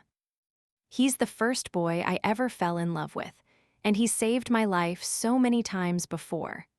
I'll gladly go through hell if that's what it takes to repay my debt to him. So what if I don't have my weapons? So what if I'm up against apostles? That's no reason to give up. This time, it's my turn to save you, Nagumo-kun." Shizuku psyched herself up and glared at the apostles. If nothing else, she needed to buy enough time for Kaori to recover. Even if she couldn't rescue Hajime, once Kaori was back in commission, they could turn things around. That was how much trust Shizuku had in her best friend. The apostle suddenly turned to where Eiko was healing Kaori, as if Shizuku's thoughts had somehow transmitted to her. Then, while moving fast enough to leave afterimages in her wake, she shot toward Eiko and the students. Stop right there. If you want to get to her, you'll have to go through. The two of us are more than enough to handle you." The two remaining apostles fired their disintegration cannons at Shizuku. One of them blocked Shizuku's path, while the other aimed directly for her. "Don't allow yourself to get distracted, you fool," Tio shouted, running toward Shizuku. She used her bruised and battered body as a shield to protect Shizuku from the blast aimed at her. Blood spurted from the new cuts the disintegration cannon caused, but Tio nevertheless successfully extricated Shizuku from the path of the blast. A second later, thousands of silver feathers rained down on the two of them. Hallowed ground. Groaning in pain, Suzu immediately created another top-class barrier to protect them. It took a lot out of her to create a second hallowed ground dozens of meters away, and she had no artifacts to aid her. Tio quickly deployed a barrier of her own to reinforce it, but the feathers easily broke down their defenses, so a few punched through and hit Tio directly. She quickly used restoration magic on her damaged scales to keep her vitals intact, but using 3 types of ancient magic at once taxed her greatly. Shizuku watched with an anguished expression as Tio grit her teeth against the pain. "Am I so weak that I can't even slow the apostles down?" Aside from Hajime and the others, Shizuku was the only one who could use evolution magic. She'd believed that she could at least buy some time, even if Ryutaru and Suzu couldn't. But it turned out that she was just as powerless as them. "Don't give up, Shizuku. You've only truly lost the moment your heart gives in." I know. Holding back her tears, Shizuku waited fervently for a chance she wasn't even sure would appear. No matter what, she wouldn't give up. After all, she knew that was the source of Hajime's strength. Both she and Tio had been attracted to him because of his indomitable spirit. A second later, Tio and Shizuku's prayers were answered as a new pillar of light shot up from the spot Eiko, and the other students rested. "Get away from my friends," Kaori shouted, unleashing a disintegration blast at the two apostles. "Kaori, Shizuku-chan." Kaori's strength exceeded that of regular apostles, and thanks to Eiko, she was back in perfect shape. A few minutes before Kaori revived, Yuka and her party desperately fought to protect Eiko. 15 or so of the 30 monsters in the throne room had charged forward to keep her from healing Kaori. Though that was only half their number, they were still a significant threat. Frayed had taken all of his gray dragons back with him, but the chimeras he'd left behind still proved to be plenty strong. "Ayako, transfer your mana to Lily. She needs every drop she can get. If her barrier breaks, we're done for. Mao, you use all your support spells on Lily, too." "Ow, okay." But I've barely got any mana left." With tears in their eyes, Ayako and Mao Yoshino poured what little strength they had left into supporting Liliana. Mao's job was Rejuvenist, which specialized in support spells. "Damn it, these guys heal from petrification in seconds." "My illusions don't work on them either, and any debuffs I cast get removed right away." "Seidu Nakano, you two are mages too, aren't you? You've gotta help." Kentaro, whose job was Geomancer, kept casting petrification magic on the monsters, but it had little effect. Akido, who was an illusionist, tried manipulating the monsters into attacking each other, but that failed as well. Meanwhile, Nana, who was a hydrosophist, fired ice spears one after another to push the monsters back. The frontline fighters among the students were powerless without their artifacts, and the rearguard mages were forced to draw magic circles with their blood, meaning their spells weren't as effective as usual. Still, jobs like Pyromancer and Aerothurge were extremely valuable. However, Yashiki Seidu, the class Pyromancer, and Shinji Nakano, the class Aerothurge, simply cowered in terror with the other students who'd holed up in the castle the whole time instead of participating. The deaths of their friends, Daisuke Hiyama and Raikai Kondo, had stripped them of the will to fight. "Jugo, don't push yourself too hard. It's not like I've got a choice right now." Kusuke and Jugo, the only two frontliners capable of holding their own against the monsters without artifacts, were covered in injuries. Jugo especially, since most of his techniques were based on judo, which required getting up close and personal. Worse, Ayako couldn't heal them, since she had to focus solely on Liliana. "Damn it, if only we had our weapons."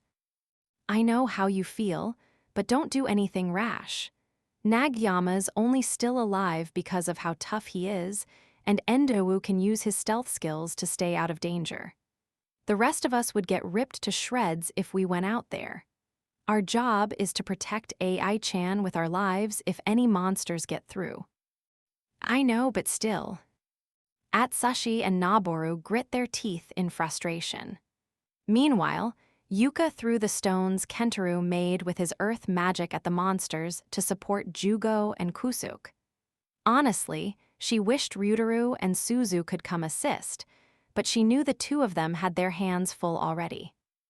Suzu was busy protecting Mayu and Ramiya, while also using her barriers to keep Shizuku safe, and Ryutaru was facing off against the 5 monsters trying to rip Suzu apart. The last 10 monsters still guarded the exits, but there was no telling when they might join the fight. "What's wrong, Nagumo? Why won't you fight back? Don't tell me you're all ready. You better not have gone and died without us. I won't forgive you if you leave us behind." Right as Yuka started thinking that, "Shit, this isn't good, Sanobe, she's coming for us," Kentaro screamed hysterically. Yuka didn't need to ask who he was talking about. The fear in his voice made it obvious he meant the apostle. He'd learned firsthand how terrifying they could be when one had beaten him senseless back at the palace. "Nimura, Nana, Focus your attacks on they. Yuka tried to bark out orders, but before she could finish, a silver flash shot toward the students. Yua. Liliana screamed as the attack pushed against her barrier. She managed to hold out for only a second before it shattered it. Sensei.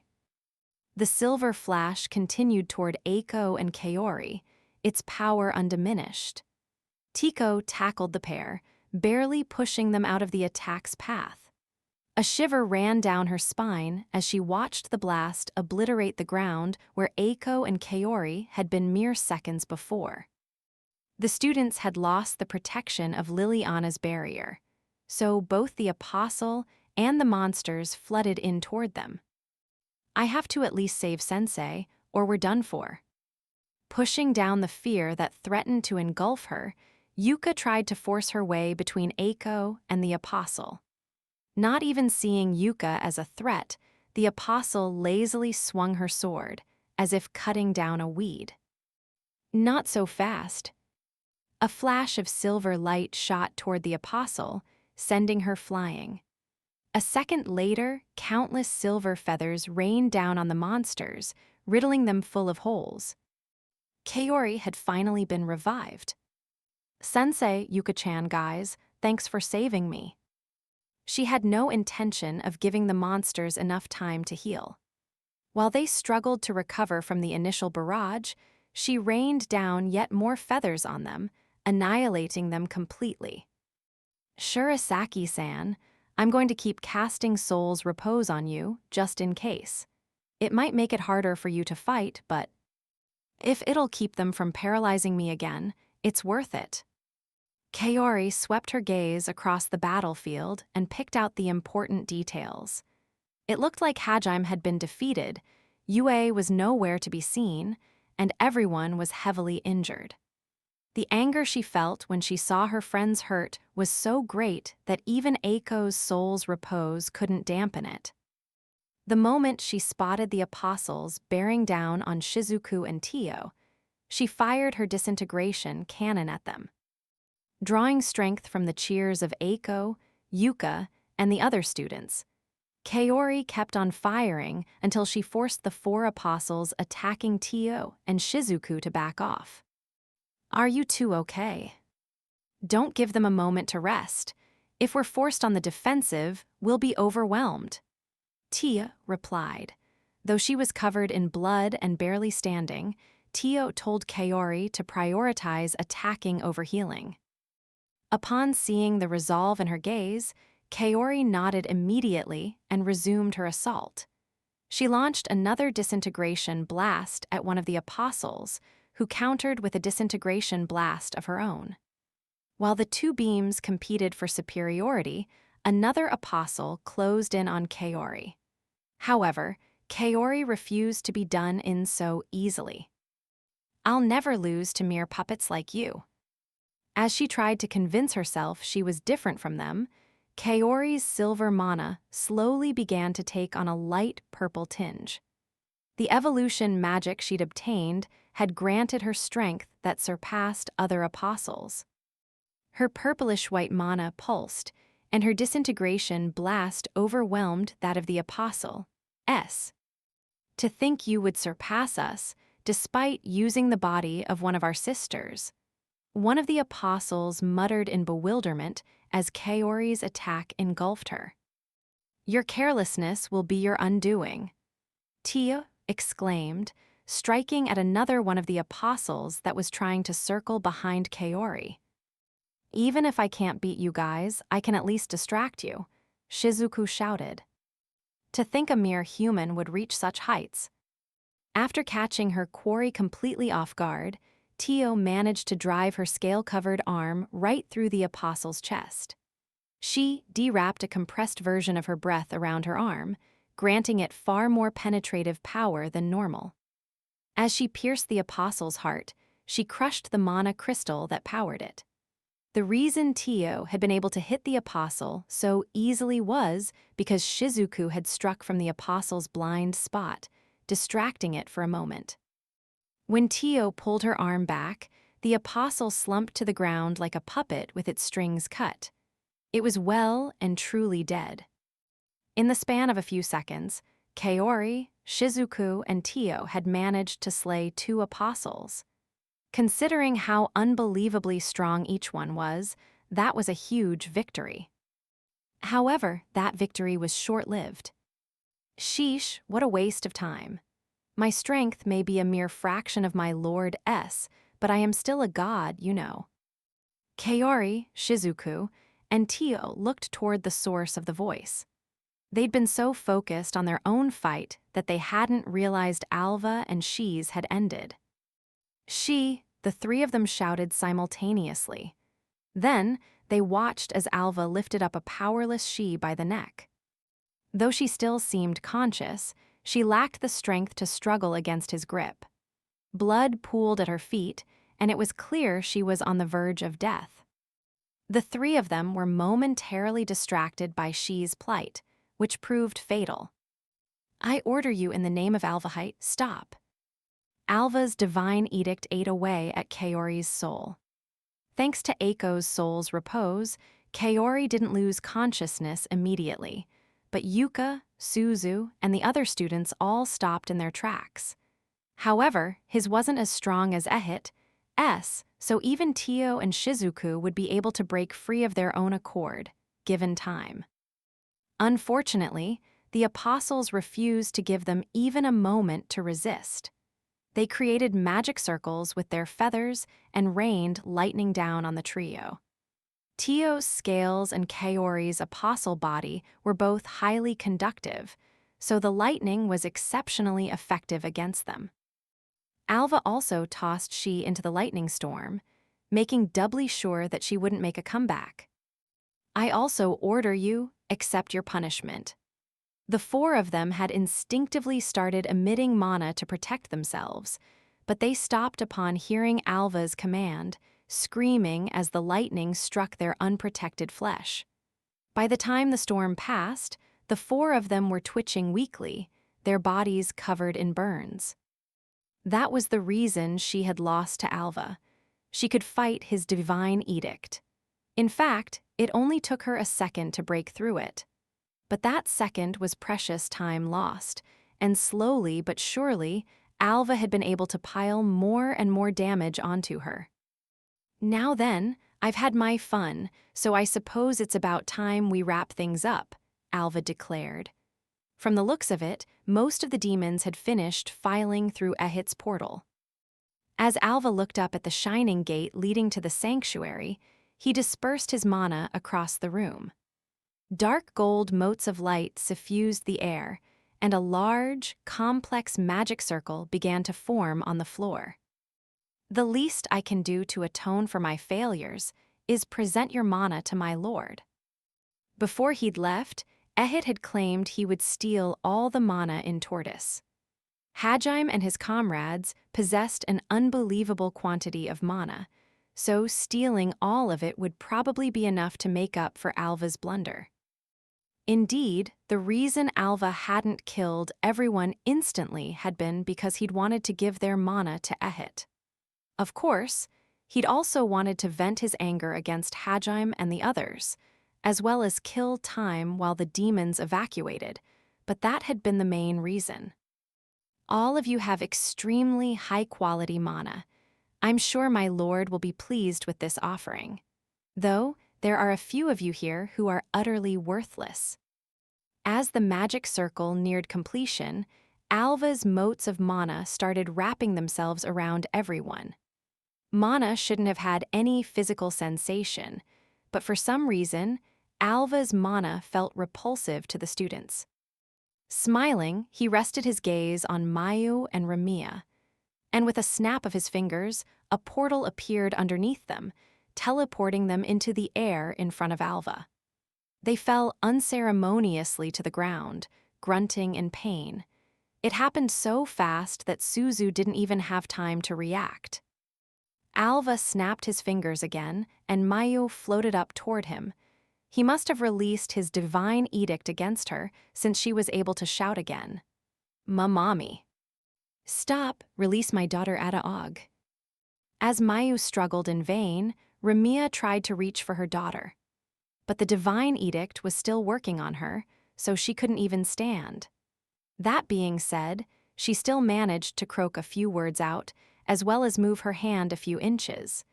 It was honestly impressive that a normal person like her had even accomplished that. However, even the strength of a mother's love was worthless in the face of Alva's cruelty. You'll be dead soon, anyway. The least you can do is be useful during your final moments. He left Mayu hanging in midair and walked over to Hajime, who hadn't so much as twitched the entire time.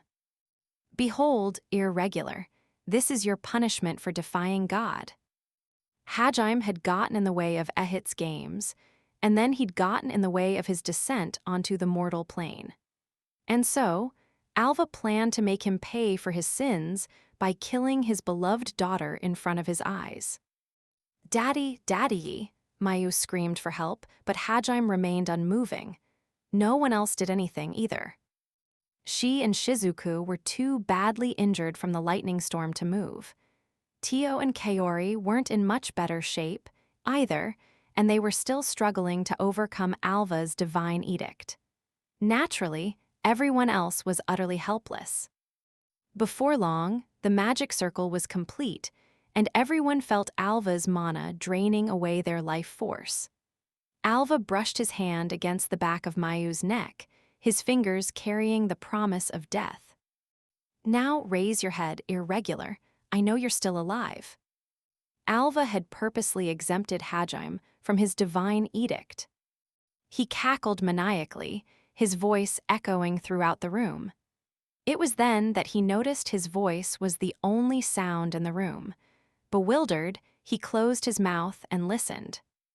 Silence reigned, and it felt unnaturally complete, seemingly encompassing more than just sound. Looking down, Alva realized he couldn't feel anything at all from Hajime, and there was something terrifying about that. The 5 apostles restraining him hadn't let their guard down for even a second, meaning he was undoubtedly alive and conscious, but at the same time, she and the others felt chills run down their spine. Their instincts screamed at them to run. At first, they thought Alva and the apostles were up to something, but then they realized that wasn't it. This primal fear was being caused by something else. "Duh, Daddy," Mayu whimpered, looking about as scared as everyone else. Annoyed, Alva signaled to the apostles with his eyes. They nodded, and one of them grabbed Hajime's hair. For a moment, she hesitated, surprising Alva. But then she made up her mind and pulled Hajime's face up. "Ah," he gasped. The moment he met Hajime's gaze, Alva instinctively took a step backward. Moreover, for the first time in thousands of years, he made an elementary mistake. He momentarily lost control of his mana. And as a result, Mayu broke free from his restraints and dropped to the ground in front of Hajime. Alva immediately thrust a hand toward her and began recasting the spell to lift her up, but then stopped midway. To his utter surprise, his hand trembled. It trembled in fear, and the source was Hajime's eye. Within Hajime's shrunken pupil, he saw nothingness. His eye was darker than darkness itself and deeper than the abyss. Alva couldn't sense the tiniest shred of light within it. It was the eye of a true monster. Alva could feel it dragging him in, inviting him to madness. He feared his very existence would be erased if he stared into it for too long. Kill, spurred on by an impulse he didn't fully comprehend, Alva tried ordering the apostles to kill him immediately. Hajime was on the verge of death, bereft of all his weapons, and should have had his will completely shattered by the loss of Yue. And yet, Alva felt as though he was more dangerous than ever. The apostles moved instantly, as if they'd been dying to get permission to kill Hajime. Impossible as it seemed, they too feared him. One of the apostles wreathed her hand with disintegration magic and sliced at Hajime's neck. However, she'd acted too late.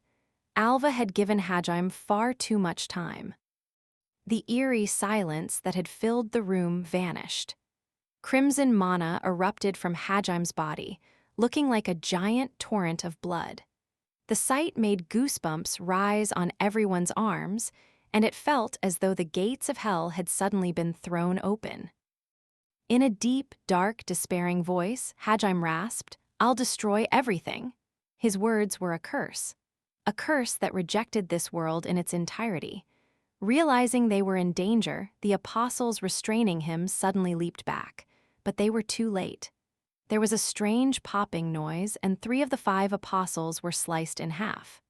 A flash of light later, they were cut into quarters, and after a few more flashes of light, they'd been torn to pieces. In the span of a few seconds, Hajim had reduced 3 apostles to ash. Everyone was stunned speechless. No one had any idea what had just happened. "Alva-sama, please fall back." The remaining 2 apostles grouped in front of Alva to protect him. Crimson mana swirled around Hajim. It looked as though he was surrounded by a whirlpool of monster blood. His face was deathly pale, and his expression was more emotionless than the apostles'. Blood still dripped from the open wound on his stomach, and it was a wonder he had any left in his body. Daddy, are you okay? You look really eek." Hajim's mana pulsed, knocking Mayu away from him. Normally, he would never have treated her so roughly, but right now he didn't even spare her a glance. "Fall back, you say? Don't be ridiculous. Why should a god like me retreat from a human?" Alva proclaimed, ignoring the apostle's warning. Confident in his powers, he glared at Hajim and commanded, "I order you in the name of Alvahite, kneel before Ayaog." "Alva-sama." Without warning, Alva's outstretched arm was separated from his body. The dismembered limb sailed through the air, and a second later, it was sliced to ribbons just like the apostles who died earlier. Seeing that, one of the remaining apostles grabbed Alva and tried to flee. Normally, Alva would have been able to heal a severed limb in no time, the same way he'd healed from being shot in the head. But at that moment, he looked utterly bewildered.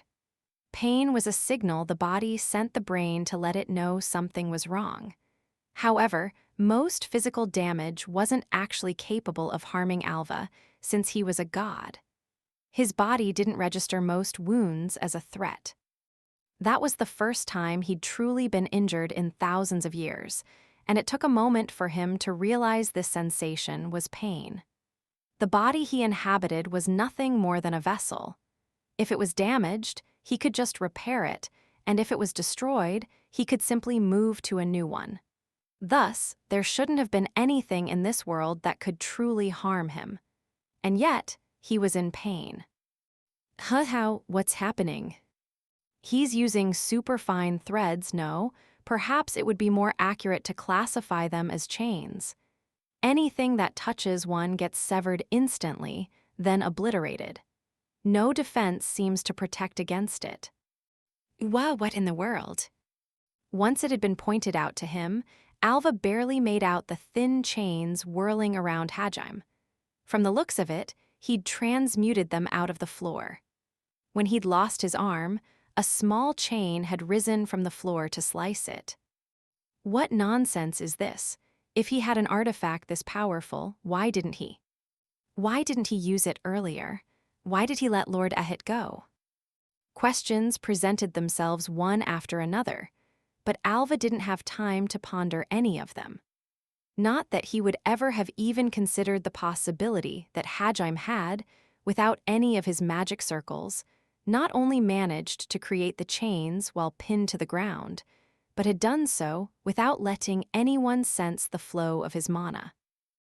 Alva looked pretty undignified for a god as he scrambled away from Hajim, his jaw still hanging open. We do not know the particulars of his new power, but it is clearly a dangerous threat. Alva-sama, please retreat, will buy time for. One of the apostles' heads flew off, followed by both of her arms. As her body toppled to the ground, it was sliced to pieces until there was nothing left. 3 other apostles launched a torrent of feathers at Hajim from behind, but he didn't seem the least bit concerned. The attacks all fizzled into nothingness as they drew closer to him. The crimson light spiraling around him wasn't just mana. His superfine chains were inside it as well, coiling around him like a protective shell. "Stop him!" the apostle guarding Alva shouted. In response, all the monsters in the room charged at Hajime. They were nothing more than bait to buy time for the other 4 apostles to find an opening. Moving fast enough to create afterimages, the apostles circled Hajime. Meanwhile, Alva grit his teeth and attempted to fly up to the portal in the sky. "Where do you think you're going?" Hajime muttered flatly. When did you?" Countless dark crimson chains rose up from the ground to chase after Alva. If even one of them touched him, it would mean instant death. They overtook him and formed a dome-shaped ceiling to keep him trapped within the throne room. Hajime had created a cage of death around Alva. The dark golden magic circle that had been draining the students' mana disappeared, and the throne room was suffused with crimson light. "Oh no, this doesn't bode well. Kaori, get them to the floor below." Tio, who'd finally managed to shake off the effects of Alva's divine edict, shouted desperately. For a second, Kaori didn't understand what Tio was trying to say. But when she followed Tio's gaze and saw Eiko and the others huddling in a group, it clicked. A shiver of fear ran down her spine, and she also struggled against Alva's divine edict to launch a huge barrage of feathers. The feathers whizzed past the apostles battling with Hajime and cut a large circle in the ground around Eiko and the others. They screamed as their section of the floor fell to the story below, but that saved them from being trapped in Hajime's crimson chain cage. After making sure they were safe, Kaori turned around and shouted, "Mayu-chan, Ramiya-san." She flew over to the 2 of them and hugged them protectively. "Kaori-one-chan, why's daddy?" "What happened to Hajime-san?" "Don't worry, everything will be just fine." Kaori forced a smile onto her face to try and reassure Mayu and Ramiya. But she, too, was silently praying for Hajime's safety. Meanwhile, Tio grabbed Shi and Shizuku, then carried them over to where Suzu and Ryutaru were. As she reached them, another apostle fell to the ground, cut to pieces along with her claymore. The whole time, the monsters were being slaughtered in droves as they rushed Hajime. What's happening? What's gotten into Nagumo?" Suzu and Ryutaru both looked bewildered. Standing protectively over them, Tio narrowed her eyes and explained, "Master is likely using concept magic." However, that only served to deepen Suzu and Ryutaru's confusion. But I thought he could only use concept magic when he was with Yuesin." "Yeah, didn't you say he'd need a desire as strong as his wish to go home to use concept magic again, Tio-san?" "It is precisely because he lost Yue that he managed to reach this level. You heard what he said as well, did you not?" The 2 of them stared blankly at her for a second, then shivered in fear as they realized what concept Hajime must have actualized. His bottomless rage at having lost Yue had coalesced into an overwhelming apathy. What value was there in a world devoid of his beloved? What reason was there to continue existing in a world without Yue? In Hajime's mind, there was none. He wouldn't forgive this world for stealing Yue away from him, nor would he accept the existence of such a world. That was why he'd been able to cast concept magic that erased the very existence of everything his chains touched. Hope had driven him to create the crystal key, but the complete opposite feeling, despair, fueled his current concept magic. Sorrow colored Suzu and Ryutaru's expressions as they realized just how deep Hajime's anguish ran. "I suspect anything those chains touch will be removed from existence. Unfortunately, I lack the strength to evacuate you to the floor below with the others. Do not stray from my side, no matter what." Tio's conjecture was right on the mark. Hajim's concept magic was based on evolution magic's ability to manipulate information. Specifically, anything the chains touched had the information that made up their existence overwritten. In the eyes of the world, they went from exists to doesn't exist. It looked as though the chains were cutting through things, but in truth, anything they touched had its existence erased. It was little wonder that Alva was afraid of them. Hajim's erasure was so absolute that even restoration magic couldn't fix the wounds it caused. Alva realized that on an instinctual level, which was why the chains terrified him so. While Tio was explaining things to Suzu and Ryutaru, the fight came to an end. "Alva-sama, I'm sorry we failed, why?" the final apostle muttered as she was erased from existence. It was strange to see the apostles, Ehit's strongest soldiers, taken down one after another like they were nothing. There was no physical way out for Alva. Hajim's chains had already covered every inch of the throne room. Therefore, his only hope was to teleport out with spatial magic. He fired blasts of mana at Hajim while he attempted to open a portal. Damn it. However, Hajim just sent one of his chains at the portal Alva opened, destroying it. The remaining few monsters ignored the attack order they'd been given and started to flee. But there was no escape, and Hajim made short work of them as well. Alva was the only one left standing. Impossible, this can't be happening. That power of his is far too dangerous. I must find a way to escape and report this to my lord. Alva put as much distance between him and Hajim as possible. Those chains are more than just an affront to Lord Ehit, they're an affront to all of creation, he thought, fear etched all over his face. The only way out is if Alva's thoughts solidified as he glanced over at Mayu. He needed a hostage if he wished to survive. If he could make Hajim hesitate for even a second, he'd be able to summon a portal and escape.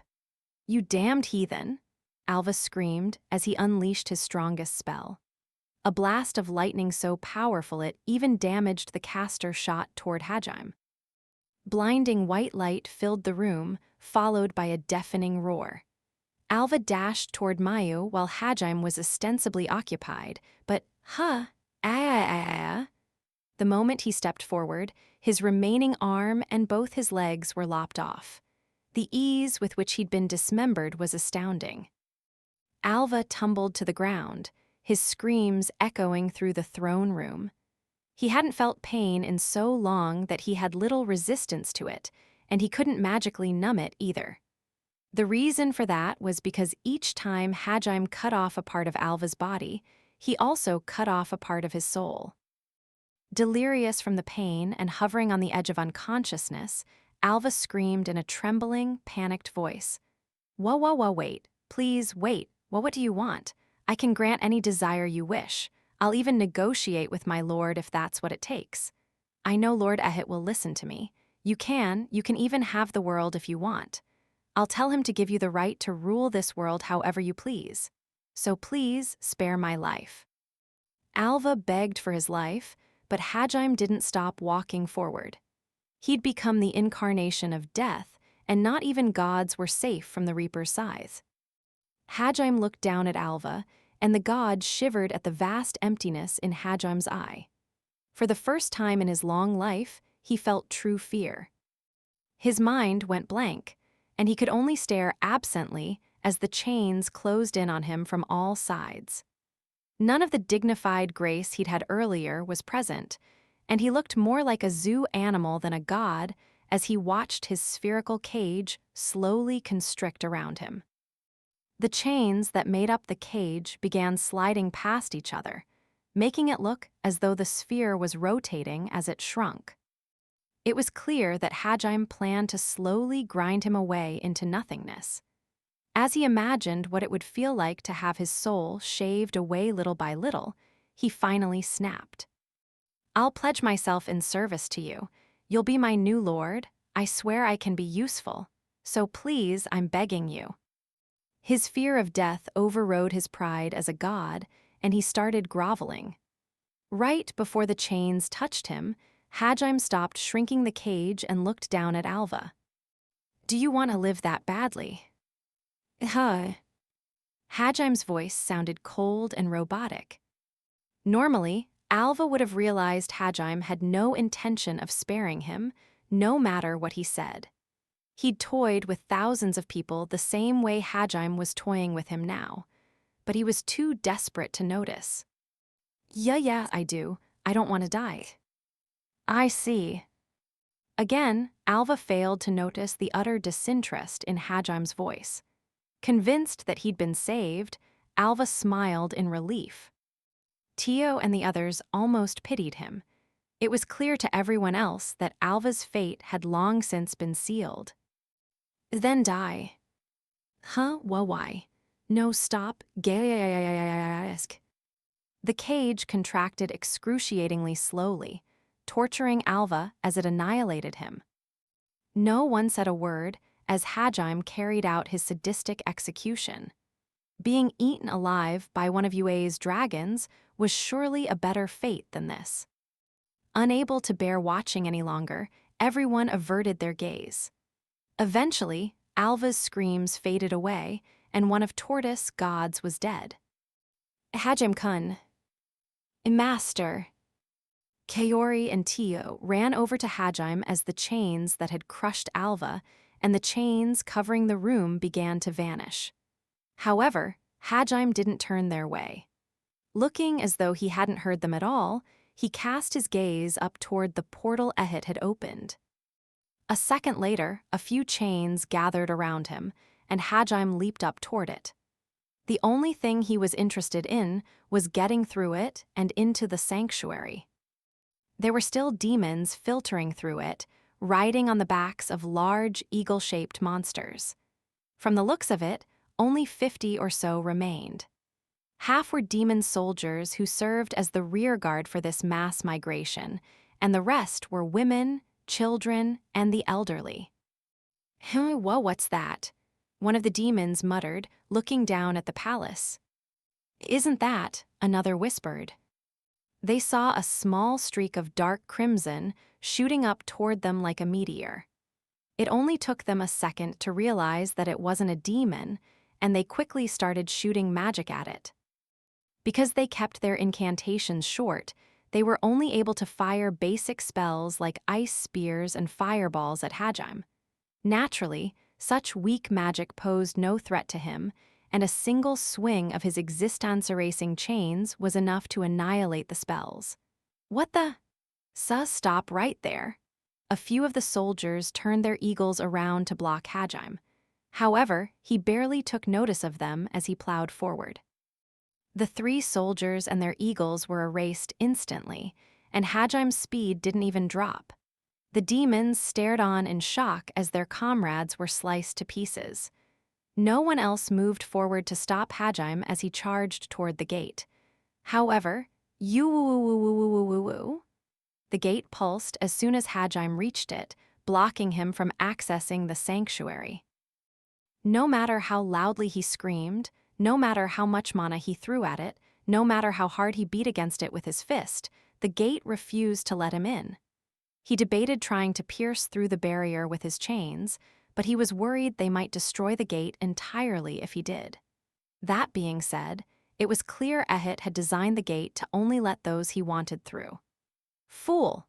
Only us demons, the chosen race, are allowed into Lord Ehit's divine sanctuary. Stop wasting your time and accept your punishment, you damned heretic. All of the demons, even the women and children, started raining magic down on Hajime. He didn't even try to block the attacks, and his back was soon covered in cuts and burns. His attention was focused solely on the gate. Nothing else mattered at all. Let me through. Let me through. The demons faltered, shocked that Hajime would continue charging mindlessly at the gate despite how badly they'd injured him. A second later, though, their shock turned to anger as the gate began to dim. You damned monster. Because of you, the gate's closing. Hurry, we need to get through before it closes for good. The demons started rushing the gate. As they charged forward, they rained down even more powerful magic on Hajime in an attempt to kill him. Master, what are you doing? Do you have a death wish? However, Tio caught up to them just in time, and blocked the magic with a combination of her scales and a magic barrier. A second later, the galaxy-shaped gate faded away into nothingness. For a moment, silence reigned, but then the demons' wrath returned in full force. They began chanting incantations for higher-level spells, though Hajime ignored them completely. He just stared blankly at the spot where the gate had been a second ago, looking defeated. "Blast, we should escape for now, master." Tearing up at the look of abject despair on Hajime's face, Tio slung him over her shoulder and descended back to the palace. She treasured Yue as well, so she understood all too well how Hajime felt. Indeed, the loss of Yue had left a gaping hole in her heart. But right now, Hajime was on the verge of death. In fact, it was a miracle he hadn't died already, so there wasn't a moment to waste. She understood how strong Hajime's desire to save Yue was, however.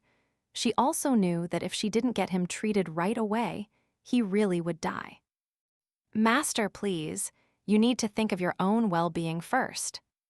Noticing that Hajime had swapped his attention to the demons chasing after them, Tio grit her teeth and tried to get through to him. He didn't reply, but she nevertheless continued flying toward the throne room where Kaori waited. "Hajime-kun, Tio," Kaori shouted, running over the moment Tio landed. Looking around, Tio saw that Kaori had already finished healing Shi, Shizuku, Suzu, and Ryutaru. Eiko and the others had made it back to the throne room, while Remiya and Mayu remained by Kaori's side. Though Kaori had wanted to chase after Hajime the moment he'd left, she'd controlled her impulses and focused on healing Shi and the others first. That way, everyone would get the chance to go after him together. But in the end, it turned out there was no need to chase him, since Tio had brought him back. Tio's knees buckled as she hit the ground. She'd been badly injured, but she'd still chased after Hajime because she knew someone had to be by his side. Unfortunately, her draconic endurance had given out at last, and she was at her limits. I'll be fine. Heal master first." Despite her injuries, Tio implored Kaori to focus on Hajime. For his part, Hajime simply stood silently next to Tio, his mana still raging as fiercely as before.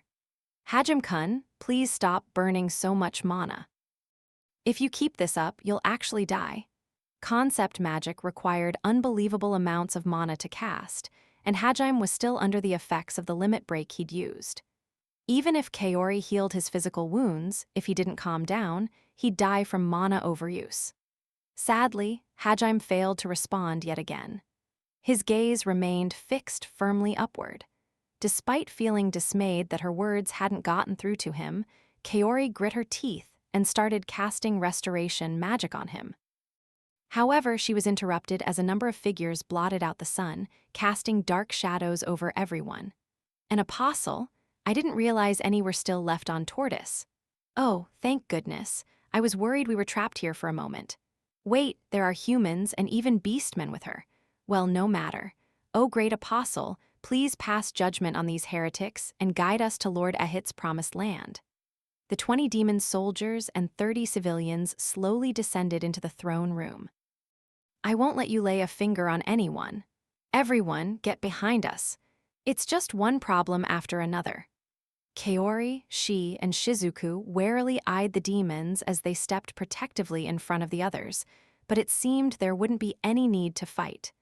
Before anyone could react, all of the eagle monsters' heads went flying. The demons then tumbled off the monsters' corpses, unable to comprehend what had just happened. The soldiers managed to land on their feet, but that wasn't enough to save them. The person who told Kaori to kill everyone was cut to ribbons the moment he landed, and blood spurted out of his dismembered body. The other soldiers didn't even have time to ask what had just happened before Hajime annihilated them, as well with his chains. There were a lot less of them than there originally were, and they weren't completely destroying the demons like they had the apostles. Instead, chunks of blood and flesh remained, making the scene look far more gruesome than before. Nana, Tico, and many other students screamed at the horrific sight. Others went pale-faced and started throwing up. Eventually, the surviving demons realized it was Hajime who was killing them, and they angrily turned to him. Ah!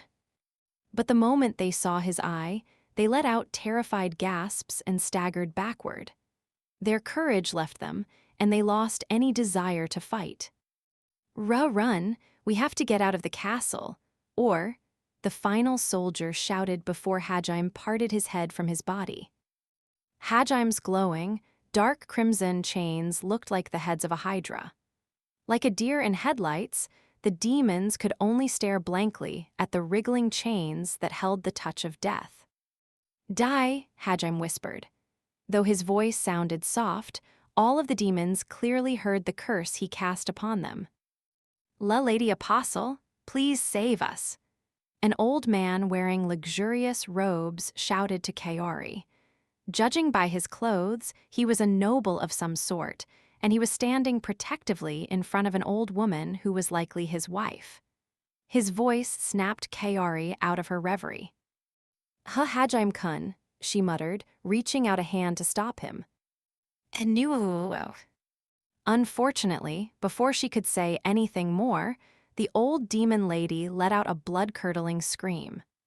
Hajime had just decapitated the old demon, and before his head even hit the ground, it was chopped to pieces and removed from existence. Stop, Hajime-kun. Hajime-san, these people are no longer our een. All of you surrender. Get on your knees and put your hands in the air. All demons possessed enough magic to fight, but these people were civilians. Though they considered Hajime a hateful heretic, they'd lost the will to fight the moment the soldiers and monsters had been defeated. Kaori and Shi stepped forward to restrain Hajime, while Shizuku implored the demons to show they had no intention of fighting. While they talked, the old woman's screams vanished, along with the rest of her. A young man filled with righteous fury stepped forward to take revenge, but he too was cut in half and turned into a puddle of blood. While we surrender, a young father stepped in front of his child and dropped to his knees, admitting defeat. The others followed suit, falling to their knees and putting their hands into the air. They were fanatical followers of Alva and elitists who believed they were the chosen race, but they bowed down in front of a human all the same. That showed just how terrifying Hajime seemed to them. However, even their surrender wasn't enough to appease Hajime. There was a sickening thud as a middle-aged man at the edge of the group was sliced in half and his body hit the ground. His face showed a mixture of surprise and despair as the light vanished from his eye. Why? One of the demons whispered in anguish. The dead man's wife stared at his corpse in horror until seconds later, she joined him in death. Hajime had no intention of stopping just because the demons had surrendered.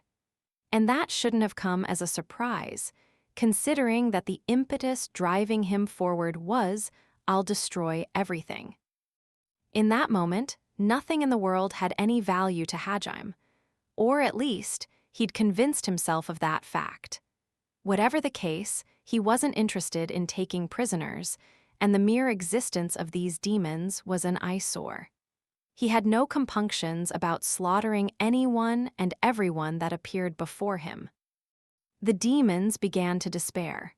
Kaori, Eiko, and everyone else was stunned speechless by his display of brutality.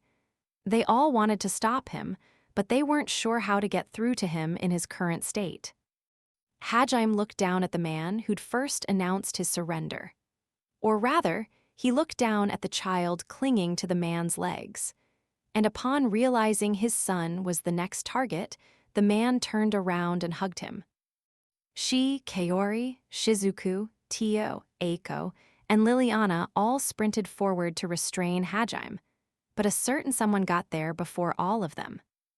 "Stop it, Daddy. Go back to the usual daddy." Mayu barred his path. She stepped between Hajime and the two demons and spread her arms out wide.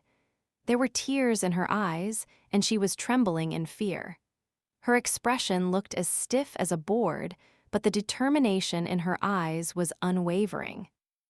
"Move," Hajime said in a voice as cold as ice.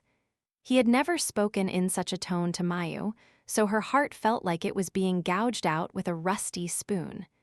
She wanted to curl up and start crying, but she remained strong. I will.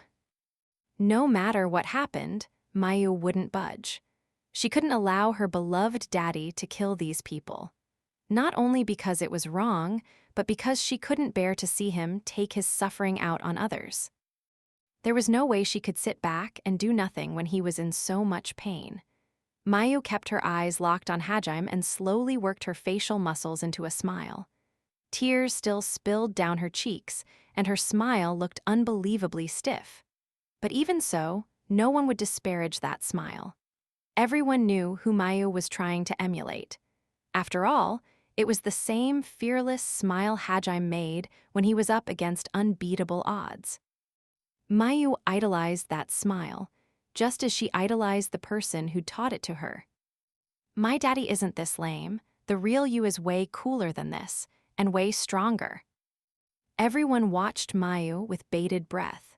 She looked as gallant as a storybook hero, standing up to Hajime without backing down an inch. The small hero stared down the monster of the abyss, and even the demons were moved by her unbreakable will. "I won't lose to you when you're like this. Right now, even I'm stronger than you, Daddy." Mayu was determined to get the Hajime she knew and loved back. She wasn't going to let him keep looking at her with that dead, defeated eye. She'd grab his hand and stop him before he went so far he couldn't turn back. Mayu looked directly into Hajime's empty eye, something that even Alva had shrunk away from doing, her gaze unflinching. After a few seconds, she finally elicited a reaction from Hajime. No one else's words had been able to reach him, but thanks to Mayu, Hajime's expression changed for the first time since Yue's disappearance. His mouth curled into a frown, signaling his defeat. But as always, Hajime refused to give up. "I won't say it a third time. Move." "Hajime-kun," Kaori said, walking resolutely up to him. Then she grabbed him by the shoulder, wheeling him around. Giving him a smile that didn't reach her eyes, she commanded, "Grit your teeth for a second." Ugh. She'd punched him in the face with all her might. Hajime somersaulted through the air and fell to the ground, turning into a crumpled heap. He managed to struggle back to his knees, but he no longer had the strength left to stand. Kaori looked down at him, her expression a mixture of sadness and anger. "Wake up already, Hajime-kun. How long do you plan to sit there, wallowing in misery and self-pity?" "Long. Do you have any idea how pathetic you look, taking your anger at losing Yue out on Mayu-chan, your own daughter? What would Yue say if she saw you now? Actually, I guess you don't care, since you've already given up on getting her back, huh?" Surprise colored Hajime's eye. He opened his mouth to retort, but Kaori spoke first, stopping him. "I heard what you said loud and clear. I'll destroy everything. I bet you thought a world without Yue was worthless, didn't you? But that means you'd already given up on ever getting to see her again. You decided to destroy everything because you given up on getting her back." Light slowly returned to Hajime's eye as he regained his senses. The dark crimson glow of the chains surrounding the demons began to fade. And as it did, the blood-colored mana turned brighter and more vibrant. Kaori squatted down in front of Hajime and said in a determined voice, "I'm going to go rescue Yue. I'll bring her back no matter what it takes. What about you, Hajime-kun? What are you going to do? Sit here and execute every single one of these demons who have already surrendered. Have you really given up on Yue? Can you give up on her?" "Hell no." After a long silence, Hajime finally answered her question. Kaori gave him a stern glance, while Mayu still glared at him from behind. Their clear gazes were like a gust of fresh wind, clearing out all the negative emotions that had been piling up in Hajim's mind. A moment later, he felt an impact on the top of his head. Turning around, he saw she standing over him, an angry frown on her face. "You can show us your uncool side, but when you're in front of Mayu, you've gotta be the amazing dad she thinks you are. This is your punishment for making her cry." "I can't argue with that," Hajime muttered, accepting Shi's scolding. His chains crumbled away and his mana stopped swirling around him. "Don't think you will be able to escape my punishment, either. And this is from me." Tio and Shizuku punched Hajime as well. Both of them looked deeply relieved to see Hajime turn back to normal. He scratched his head awkwardly, thinking back to how defeatist the concept magic he'd cast earlier was. "Sorry, I almost crossed a dangerous line back there." "There's no need to apologize, Master. Everyone loses themselves in anger sometimes. Besides, even if you weren't conscious of it, you made sure to keep your chains away from us. Come to think of it, was the reason you protected all of us because you knew Nagumo-kun wouldn't attack us if you were there?" Shizuku asked thoughtfully. "Who can say?" Tio replied evasively, and Shizuku shot her a glare. In truth, Shizuku's guess was correct. Tio had believed that no matter how enraged he got, Hajime would never try to erase the people he cared about. Though the only people she was confident he truly cared about were herself, she, Kaori, Mayu, and Ramiya. She suspected he cared about Shizuku and Eiko a decent amount as well, but she wasn't certain he'd avoid harming Suzu, Ryutaru, Liliana, Yuka, or any of the other students.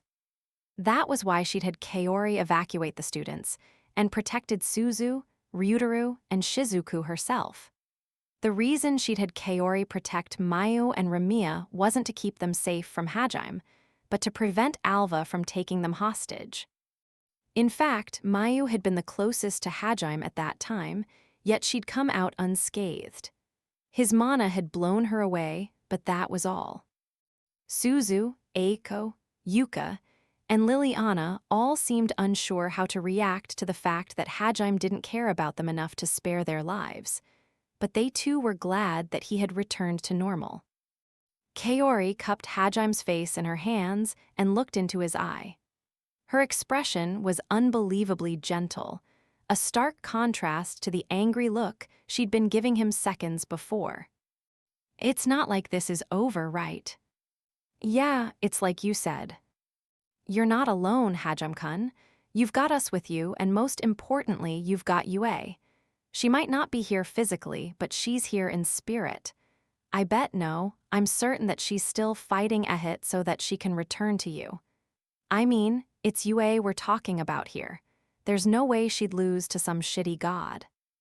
"Yeah, you're right. She saved us when Ehit was about to kill us, so she's probably still messing with him." "Exactly. No one's as good at bullying people as Yue. You do know that the only person she bullies is you, right?"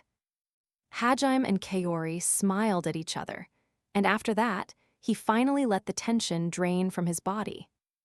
He then cast his gaze over everyone else and said in a sincere tone, "I'm sorry." Once that was done, he turned back to Mayu, who'd been waiting eagerly for her turn. As their eyes locked, Hajime thought about apologizing to her as well, but then realized there was something more fitting he could say. "Mayu. Daddy." After a brief pause, Hajime continued in a voice laden with emotion, saying, "Thank you." He gave Mayu the kindest, gentlest smile he could. Hajime was honestly proud that a girl as strong as Mayu looked up to him like a father. When she saw that smile, Mayu burst into tears of joy. "Daddy," she exclaimed as she ran into Hajime's arms, relieved that the father she knew and loved had returned. "Well, wait, Mayu, I guess." She dove into his chest with all her might, delivering a blow more powerful than even Ehit's. Drained well past his limits, Hajime fell backward and slammed his head against the ground. Oh, shit. The tiny hero had saved the monster of the abyss, and she also finished him off. Mayu hadn't been kidding when she said she'd be able to beat Hajime in his current form. Like Hajime, she made good on all her promises. After receiving such a decisive blow, Hajime's eyes rolled up into the back of his head and he lost consciousness. A second later, Mayu looked down at him and shouted, "Daddy, Daddy? Open your eyes, Daddy, you'll die if you sleep." Mayu, stop hitting Hajime-san. She rushed forward to stop Mayu, who kept slapping Hajime's face. Oh no, Hajime-san's not breathing. This isn't good. His pulse is growing weaker. Wait, it just stopped. Kaori, hurry up and use restoration magic on him. On it, Tetragrammaton. Wait, his wounds are healing, but his heart still isn't beating? Is he dead? Did I heal him too late? Awawawa, calm down, Shirsaki-san. We need someone who can use spirit magic. You need to calm down too, AI-chan-sensei. You can use spirit magic, remember. Should I kiss him? I read in a book that princesses wake up when a prince kisses them. If that's true, the opposite should work as well, right? I'm a princess, so maybe I can save him. Despite the severity of the crisis, none of them seemed to feel much of a sense of urgency. Meanwhile, one of the demons muttered, what should we do now? They were scared of what might happen to them if they tried to run, but also scared of staying. Still, at least if they stayed, the tiny hero would protect them. They tried to grab Kaori and the others' attention, but naturally, no one paid them any mind. Resigned, they decided to wait for the commotion to die down. Chapter 3, An Instigator Worse Than God. Hajime felt himself sink to the bottom of a deep, dark ocean. As he descended, he heard a group of familiar voices break the deathly silence. Da dao dai. Haji. Open your Hajime. Desperate voices sent powerful ripples through the ocean, and something in the back of his mind told Hajime he needed to answer them. The compulsion grew stronger by the second, but his body felt like lead. Even moving proved to be a Herculean effort, and it seemed easier to just lay back and let himself sink. Is that a warm light? Sunlight filtered into the dark water, bringing with it an all-encompassing warmth. The moment it touched him, Hajime felt reinvigorated, and he was able to beat back the drowsiness that had crept up on him. His consciousness rapidly floated to the surface, and Daddy. Hajime-san. Hajime-kun. Master. Nagumo-kun. Hajime opened his eyes. The first thing he saw was 4 beautiful women and 1 cute girl staring down at him. Mayu, Shi, Kaori, Tio, and Shizuku. There were tears in their eyes and relieved smiles on their faces. Hajime knew just how worried they must have been, and so he smiled apologetically at them. Sorry for making you worry. I didn't realize I was that close to death. Guess that warm light must have been Kaori's restoration magic. Thanks. Your heart stopped for a few minutes, so I thought that you were, thank goodness you're alive. Well, wait, my heart stopped. Damn, then I really would have been a goner without you. Kaori broke down in tears, which prompted Shizuku to gently hug her. You were actually dead for a few minutes there, you know that. Tio had to use spirit magic to keep your soul bound to your body, Shizuku explained, her face still pale. She sidled closer and helped Hajime struggle into a sitting position. As he got up, he realized there was a crowd of people standing behind her and the others. Suzu, Ryutaru, Eiko, Liliana, Yuka, and Ramiya all stared at him. They, too, looked immensely relieved. Was I really in that bad shape? Hajime wondered as he shot Tio a questioning glance. You had taken so much damage that I could barely attach your soul to your body. For a moment, I was terrified I'd acted too late. It was the scariest moment of my 500-year-long life. Seriously. Hajime had continued using Limit Break for so long that the recoil had caused damage to his soul as well as his body. He'd been so weakened that even his soul had been on the verge of death. You have your teacher to thank for saving your life. She cast spirit magic to repair your soul while I kept it from leaving your body. If Kaori, Sensei, and I weren't all here, we would have failed to save you. Tio shook her head, driving that what-if scenario out of her mind. In response, Hajime took her hand into his own and silently expressed his gratitude. He then turned to Eiko, who was watching him with tears in her eyes. I owe you big time, Sensei. You don't owe me anything. I'm just glad you're still alive, Nagumo-kun. That's more than enough for me. Man, do you have any idea how worried we were, Nagumo? Ai-chan-sensei didn't help because she wanted to get any favors out of you or anything. Yuka shouted as Eiko buried her face in her hands. Tears streamed down her face as well, making it clear that she wasn't actually mad. Nana and Tiko glared at Hajime and grumbled, "You need more tact, Nagumaki." Yeah, girls are delicate creatures. I can't believe you, Hajime-san. What would I say to Yue-san if something happened to you? She punched Hajime on the shoulder. She looked uncharacteristically down. Even her bunny ears were drooping. That was surely a sign of just how close to death Hajime had been. Aren't you supposed to be the guy who can walk out of any situation alive, no matter how desperate? At least, that's who you are to me, Nagumo-kun, so please don't betray my trust in you, Shizuku said with a small smile. Though her smile was genuine, her hands were still shaking. Hajime was once again reminded of how much she and the others cared about him. Disgusted by how pathetic he'd been acting, he shook his head. He had almost betrayed everyone's trust in him. Yue, she, Tio, Kaori, and everyone else had done so much to help him regain his humanity after he dropped into the abyss, but he'd almost thrown it away. Hajime looked at each of his comrades, meeting their gazes one by one. I'm really sorry for making you guys worry. Thanks for saving me, guys. When he'd left the abyss with Yue, he'd assumed the two of them would be fighting against the world all alone.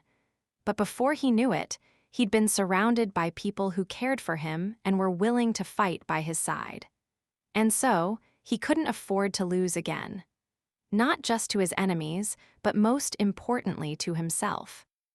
Looking up at the sky, Hajime swore that he would never give up again.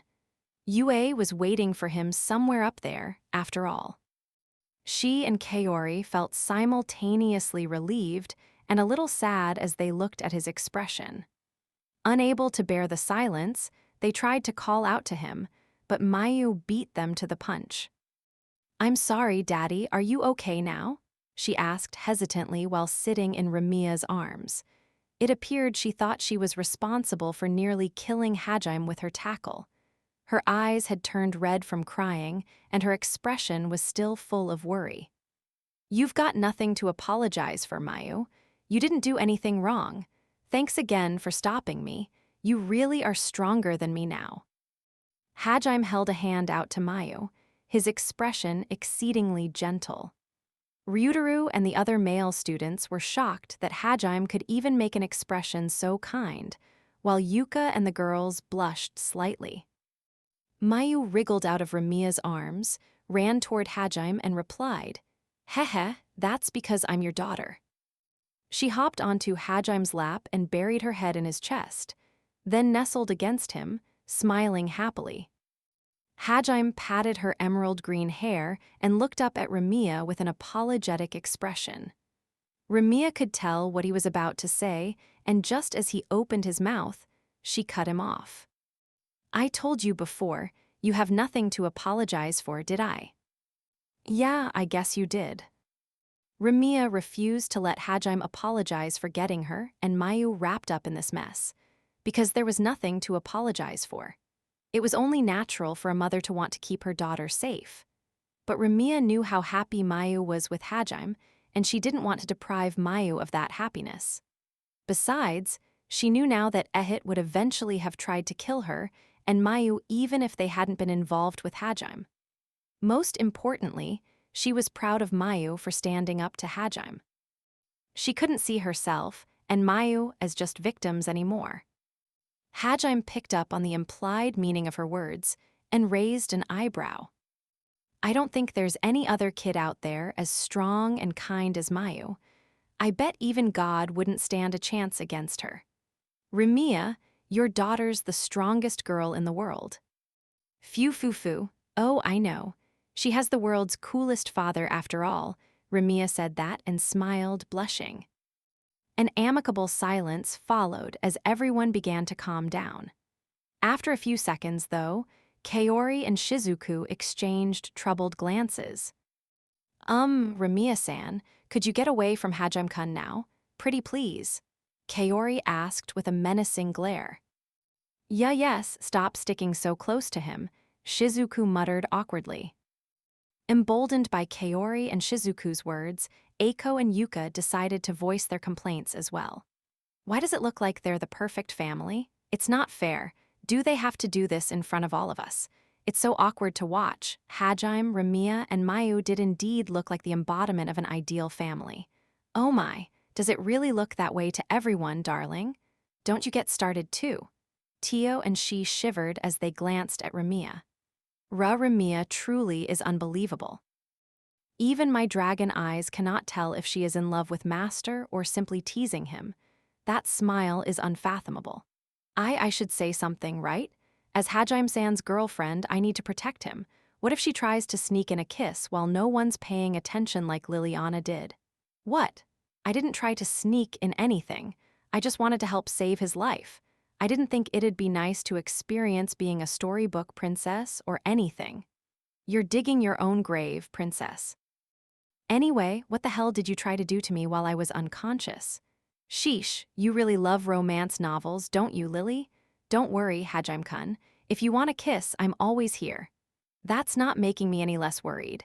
Kaori tried to go in for a kiss, which prompted she to do the same.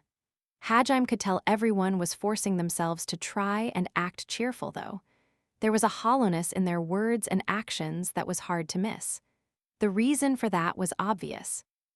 A key member of their party was still missing. Kaori's rival, Shi's best friend and mentor, Tio's irreplaceable comrade and fellow magic aficionado, and Hajime's beloved, Yue wasn't among them. Hajime wasn't the only one who missed her. Now that the immediate threat had passed, the loneliness brought about by her absence was beginning to set in. Everyone avoided saying her name. They joked around to keep themselves from thinking about the fact that she was gone. Those who weren't particularly close to Yue didn't say anything out of consideration for those who were. Indeed, Jugo, Kentaro, Nana, and the other students watched Hajime and the others joke around with pained expressions on their faces. Just then, Mayu perked up and said, "Are we all kissing Daddy? Then I'll kiss him too." Yuwo. Kaori had held onto both of Hajime's hands, so he had no way to push Mayu away. He fell backward in an attempt to avoid Mayu's kiss, but she fell down with him. By turning his face away, he just barely managed to get her lips to touch his cheek instead of his lips. After a moment of stunned silence, the students started whispering heatedly to each other. "That was close, but I made it," Hajime said, cutting through the chatter. He absolutely did not want his daughter's first kiss, or any kiss really, to be with him. He repeated himself as he pulled Mayu off him, determined to get everyone to believe him. He knew family members kissed each other on the lips in Europe, but he was Japanese, as were all the other students. "You didn't make it at all." "He's guilty, Your Honor." From a distance, it probably still looked like Mayu had pushed him down and kissed him on the lips. Blushing, Eiko and Liliana covered their faces with their hands, though they made sure to spread their fingers out enough to let them peek, like usual. Liliana was a 14-year-old girl who had yet to experience any romance, so it was understandable for her, but Eiko was a fully grown adult in her mid-20s. Yuka, Nana, and Tiko all gave Eiko exasperated looks, but they refrained from commenting. Oh my, our daughter's so bold, darling. You fufu. Calm yourselves, Kaori Shizuku. This is simply the naive innocence of a child, nothing more, Tio said with an exasperated sigh as Ramiya took Mayu back into her arms. In truth, most of the students also understood that Mayu was just an eager child who adored her dad. Though there were only a few of them, namely the male members of the Eiko bodyguard squad who muttered things like, "Damn Lolican," and "Holy shit, Nagumo-san, you'll go for anyone, won't you?" Naturally, the girls gave them sharp glares. Realizing they'd overreacted, Kaori and Shizuku blushed and shrunk back. However, there was actually a deeper reason behind why Mayu suddenly went to kiss Hajime. "MRRR, why did you run away? I just wanted to make you happy in Yuyoni-chan's place, Daddy." And Mayu. Everyone had been tiptoeing around mentioning Yue, but Mayu just blurted out the main issue at hand. She and the others looked taken aback as they realized why Mayu had tried to kiss Hajime. "You, Shaewon-chan, and everyone else look sad, so I'll kiss all of you to make you happy again. That's what kisses do, right?" Mayu said with a smile. She'd heard that from Yue, and her current demeanor was strikingly reminiscent of Yue as well. Was she trying to emulate Yue to cheer us up? Hajime thought to himself as Mayu cast her gaze to she and the others. They were all surprised by how much she resembled Yue, but considering how she'd emulated Hajime earlier when she'd stood in his way, it made sense. Children learn by watching their elders, I guess, Hajime muttered to himself. That was just a sign of how much Mayu had valued her short time with Yue. She'd been watching Hajime, Yue, she, Tio, and Kaori far more closely than any of them realized. And she'd learned how to be strong from all of them. "Daddy, do you know what Yuan-chan told me?" "What?" "She said that together, you and her were the strongest in the world. But now that Shaewon-chan and everyone else are here," Mayu paused as she looked over at she and the others. "You're invincible." Mayu puffed her chest out proudly, as if she was the invincible one. Back in Eraisen, Yue had indeed taught Mayu that. Overcome by emotion, she, Kaori, and Tio all looked up at the sky. "Hurry up and bring Yuan-chan back, okay, Daddy?" "Heh, you got it. When I bring her back, she might think she messed up and feel sad, so be sure to kiss her for me too." "Okay." Mayu raised her hands into the air and waved them excitedly. In her mind, it was a given that Hajime would be able to bring her back. She didn't have an iota of doubt that he'd succeed. After a few seconds, she and the others nodded as well, their resolve rekindled. This was no time to be wallowing in despair or fooling around to make themselves feel better. They'd gone and lectured Hajime about giving up, but they'd been acting just as foolish. She, Kaori, Tio, and Shizuku all smiled at Mayu. "I really can't hold a candle to you, Mayu-chan." "Heh, Mayu-chan might actually be the strongest out of all of us." "Indeed, I suppose I should have expected no less from such a brave hero. I'm kind of scared to see what kind of person she'll become as she grows up." Everyone shivered a little at Shizuku's rather apt comment. If she continued learning from everyone around Hajime, she'd grow up into a free-spirited yet kind girl who was fearless in battle, extremely seductive when she wanted to be, and likely as beautiful as Ramiya. It was a terrifying combination. The real problem, though, would be if she was influenced by a certain deviant member of Hajime's harem. Everyone turned simultaneously to Tio. "Whoa, what? Why are you looking at me as though I'm some pitiful creature? If you keep this up, I'll get aroused. You can learn anything else from us, but please don't inherit Tio's pervertedness," Mayu, Hajime, and the others thought. Chasing thoughts of that cursed future out of his mind, Hajime narrowed his eyes, his expression growing serious. He then got to his feet and looked to an empty spot in the throne room. "Looks like I can do it after all," he muttered, then cast transmute. Bright crimson sparks concentrated on the floor in front of him. A few seconds later, a sword made of stone rose out of the ground. Though it was made from the same dull stone as the floor, it appeared unbelievably sharp and had a polished sheen to it. Hajime was almost completely drained of mana. He couldn't infuse his creations with regular magic, let alone ancient magic. In other words, the sword was just a sword, nothing more. However, that plain stone sword looked as intimidating as an ancient, legendary artifact.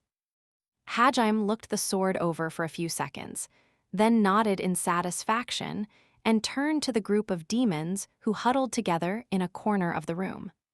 Their faces stiffened nervously the moment they noticed his gaze. "Hajime-kun," Kaori muttered, shooting Hajime a stern glare. He gave her a sidelong glance, then turned back to Mayu, who was still in Ramia's arms, gave her a small smile, and shrugged his shoulders as if to say, "I won't do anything bad, don't worry." His eyes lacked the emptiness they had earlier, so Kaori and the others breathed a collective sigh of relief. Mayu smiled as well, so he turned on his heel and sauntered over to the demons. "Well, I don't expect you to know much, but tell me everything." What do you mean? We don't know," the man who'd protected his son earlier stammered. "If you don't know anything, that's fine, but I don't recommend lying to me or staying quiet. Of course, you can defy me if you want, but I'll make anyone who does pay dearly. If you value the lives of those next to you, you better do as I say." Hajime rested his sword menacingly on his shoulder and spread his legs wide. "He looks like a gangster," Kusuk muttered quietly a short distance behind him. "Shut up, moron. What if he hears you? Do you want to be another one of his victims?" Kentaro whispered furiously. "Well, will you let us go if we answer honestly?" "Excuse me, do you think you're in any position to negotiate? Whether I let you go or not depends on my mood, so you better not piss me off. Freyed and his soldiers have already tried to kill us a bunch of times. You should be grateful I'm not cutting you down where you stand." "Isn't he acting the same way as before?" Mao asked in a terrified whisper. Ayako whispered back, "Look, just do your best not to piss him off, okay?" Hajime ignored his muttering classmates and stared calmly down at the demons. The demons didn't feel the bone-chilling fear he'd inspired when his eyes had been devoid of all emotion. But this violent, tyrannical side of him was terrifying in its own way. "Tell me everything you know about the sanctuary. Also, you asked Kaori, that apostle over there to open the gate for you, didn't you?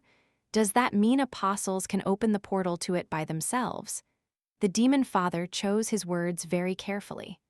"All I know about the sanctuary is that it's the promised land our God has prepared for us demons. Supposedly, once we enter, we'll ascend and become a greater race. Divine angels in service to our Lord. What else?" I don't know anything about the portal leading to it. I just assumed an apostle could help us." "Oh, really? You're not lying to me, are you? You can only protect one thing here, your kid or your faith, so you better choose wisely." Hajime crouched down and poked the man's cheek with the flat of his sword as he said that. His son let out a tiny scream and looked up at Hajime in terror. "He's worse than the Yakuza," Yashiki muttered. "If anything, he deserves to be called the Demon Lord," Shinji added. Hajime made a mental note to beat the two of them up later. "You look so cool, Daddy," Mayu shouted. And suddenly, Hajime decided he could forgive his classmates after all. Yuka and the others looked shocked at Mayu's outburst, but Hajime couldn't care less about what they thought.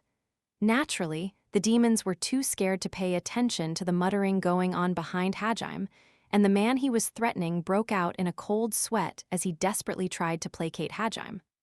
Really? I swear. Telling you doesn't go against my faith, so I have no reason to lie.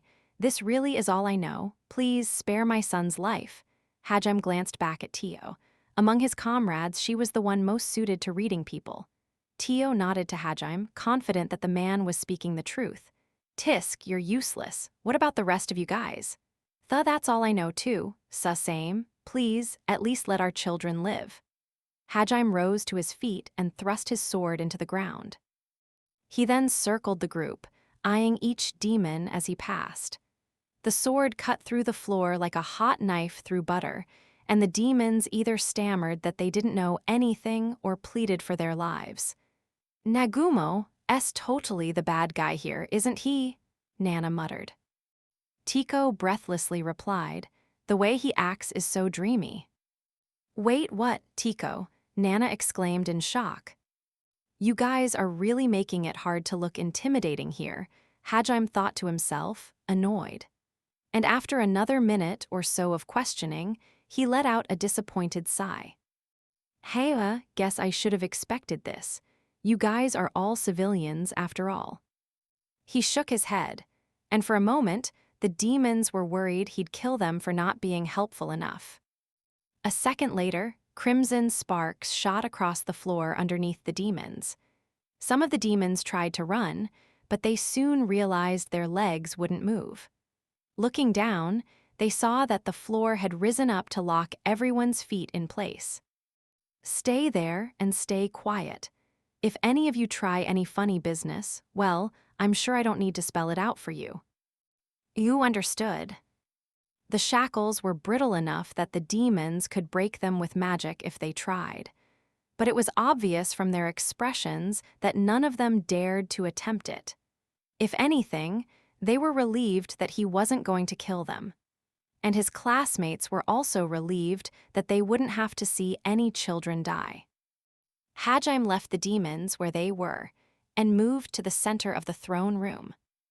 She, Kaori, Tio, Shizuku, Liliana, and his classmates followed after him. He tapped his foot on the ground and 3 circular tables rose from the ground. They were arrayed in a triangle, and each one could seat 11 people. Sit down, guys. It's time to discuss our next course of action, Hajime said as he half collapsed into a chair himself. He'd only just been brought back from a state where his soul was so drained it had nearly disintegrated. He was almost completely out of mana too, so even something as simple as transmuting a few tables left him exhausted. Honestly, he wouldn't even have bothered, but he felt as though this discussion was too important to have sitting on the ground. She, Tio, Kaori, Shizuku, Suzu, Eiko, Ryutaru, Liliana, and Ramiya, who was still carrying Mayu, joined Hajime at the first table. Yuka looked longingly at the remaining seat at table 1, but she joined her friends at table 2. Nagyama and his party also sat down at the second table. Yashiki, Shinji, and the students who'd remained in the castle the whole time hesitantly sat down at table 3. Hajime took a moment to look everyone in the eye before beginning the meeting. First of all, let's organize the intel we have. We know the god the church worships, Ehit, has taken control of Yue's body. But Yue's still in there, fighting to regain control. According to Ehit, it'll take him at least 3 days to fully wrest control away from her. Hajime's classmates looked away awkwardly as he talked candidly about Yue's abduction. Most of them knew how deeply he cared for her. They'd only seen the two of them interact for a day or so, when Hajime had saved them from the demon invasion of the capital, but that had been enough to impress upon them just how close the two were. Besides, all of them had heard Hajime's forlorn scream when Ehit had taken Yue's body up to the sanctuary. We'll have to break into the sanctuary if we want to get Yue back. The problem is, no one knows how to open that gate, she said, picking up where Hajime had left off. Her tone was even and her expression resolute. Mayu had rekindled everyone's determination. It's probably safe to assume that only the people Ehit designates are allowed through, right? That means we'll need to find some way to force our way past his protections, Kaori mused. Yeah, He also said he'd return in 3 days to destroy the world, and that his army would appear on the divine mountain. Chances are he'll be sending an army of apostles at us. I suppose it would be apt to consider that the final battle then. Ehit's goal is to suck Tortoise dry and use the mana he steals from this world to transport the sanctuary to Earth, Master's world. Honestly, Ehit's plans sounded unbelievable. In fact, a bunch of the students still couldn't believe it, even though they'd heard his declaration for themselves. Even Yuka, Nagayama, and the other students who'd been fighting on the front lines just silently listened to Hajime and his comrades talk. Eiko, however, hesitantly raised her hand into the air, asking for permission to talk. In response, Hajime and the others fell silent and turned to her. She sucked in a deep breath to calm her nerves, then said, "Nagumo-kun, when you first shot Alva, you told us to get ready to return to Earth, right?" "Yeah, you've got a good memory, sensei," Hajime replied with a rueful smile. "Oh yeah, he did say that, didn't he?" His classmates thought, their hopes rekindled. "Hey, Nagumo, does that mean you found a way home?" "That means we can just run away to Earth, right? Can we go back right away?" The students from the third table all looked expectantly at Hajime. Yashiki and Shinji were so excited that they'd bolted to their feet. They'd been holed up in the castle this whole time, so it wasn't surprising that they'd jump at the chance to run. Yuka, Kusuk, and the students from the second table who'd been fighting looked surprised as well, though. Hajime waved his hand dismissively and said, "I did manage to create a way back home, but Ehit destroyed it with all my other artifacts when he smashed my treasure trove. I can't send anyone back right now." No way. "Can't you just make it again?" Yashiki and Shinji bore down on Hajime, desperation etched on their faces.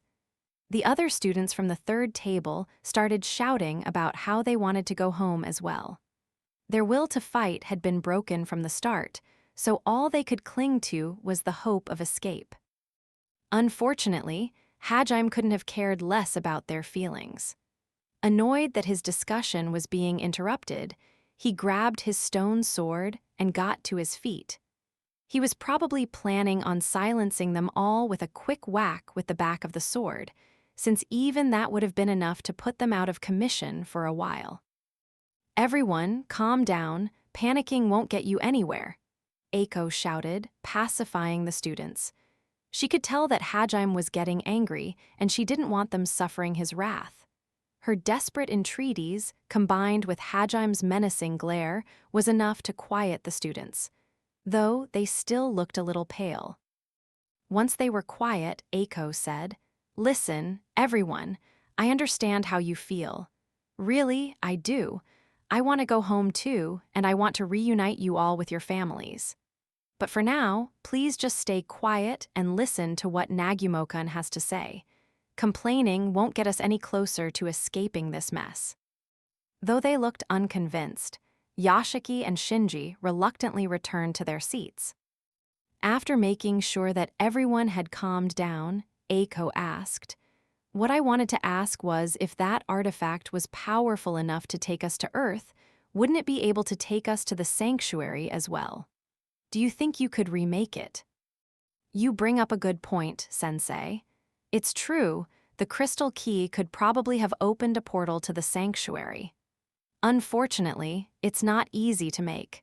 I needed Yue's help to make it the first time, and I don't think I can remake it without her." "I see, I'm sorry," Eiko whispered softly, worried that she'd asked something insensitive. Hajime gave her a reassuring smile, making it clear that he wasn't bothered. A second later, Shinji asked in a loud voice, Really? Are you sure you're not just saying that because you're prioritizing her over everyone else?" "Nakano-kun," Eiko yelled indignantly, but the other students from the third table were all giving Hajime suspicious looks too. Sighing, Hajime decided it was about time to remind the narrow-minded kids where they stood. "Of course I'm prioritizing her over everyone else," he growled in a cold voice. "What?" Before the students could respond, Hajime continued. "What the hell gave you guys the idea that I'd care more about getting you to safety than getting UA back? Besides, even if I did, it wouldn't change anything. Stop lying to yourselves and take a cold, hard look at reality." "Well, what do you mean?" "You all heard that shitty god. He said he's targeting Earth next. Unless we get UA back and rip him to shreds, there's no future for any of us." Everyone, even the students from the second table, turned toward Hajime, looking as though they'd just been slapped in the face. As the reality of their situation set in, a few of the students started crying. Others slumped onto the table, giving up entirely.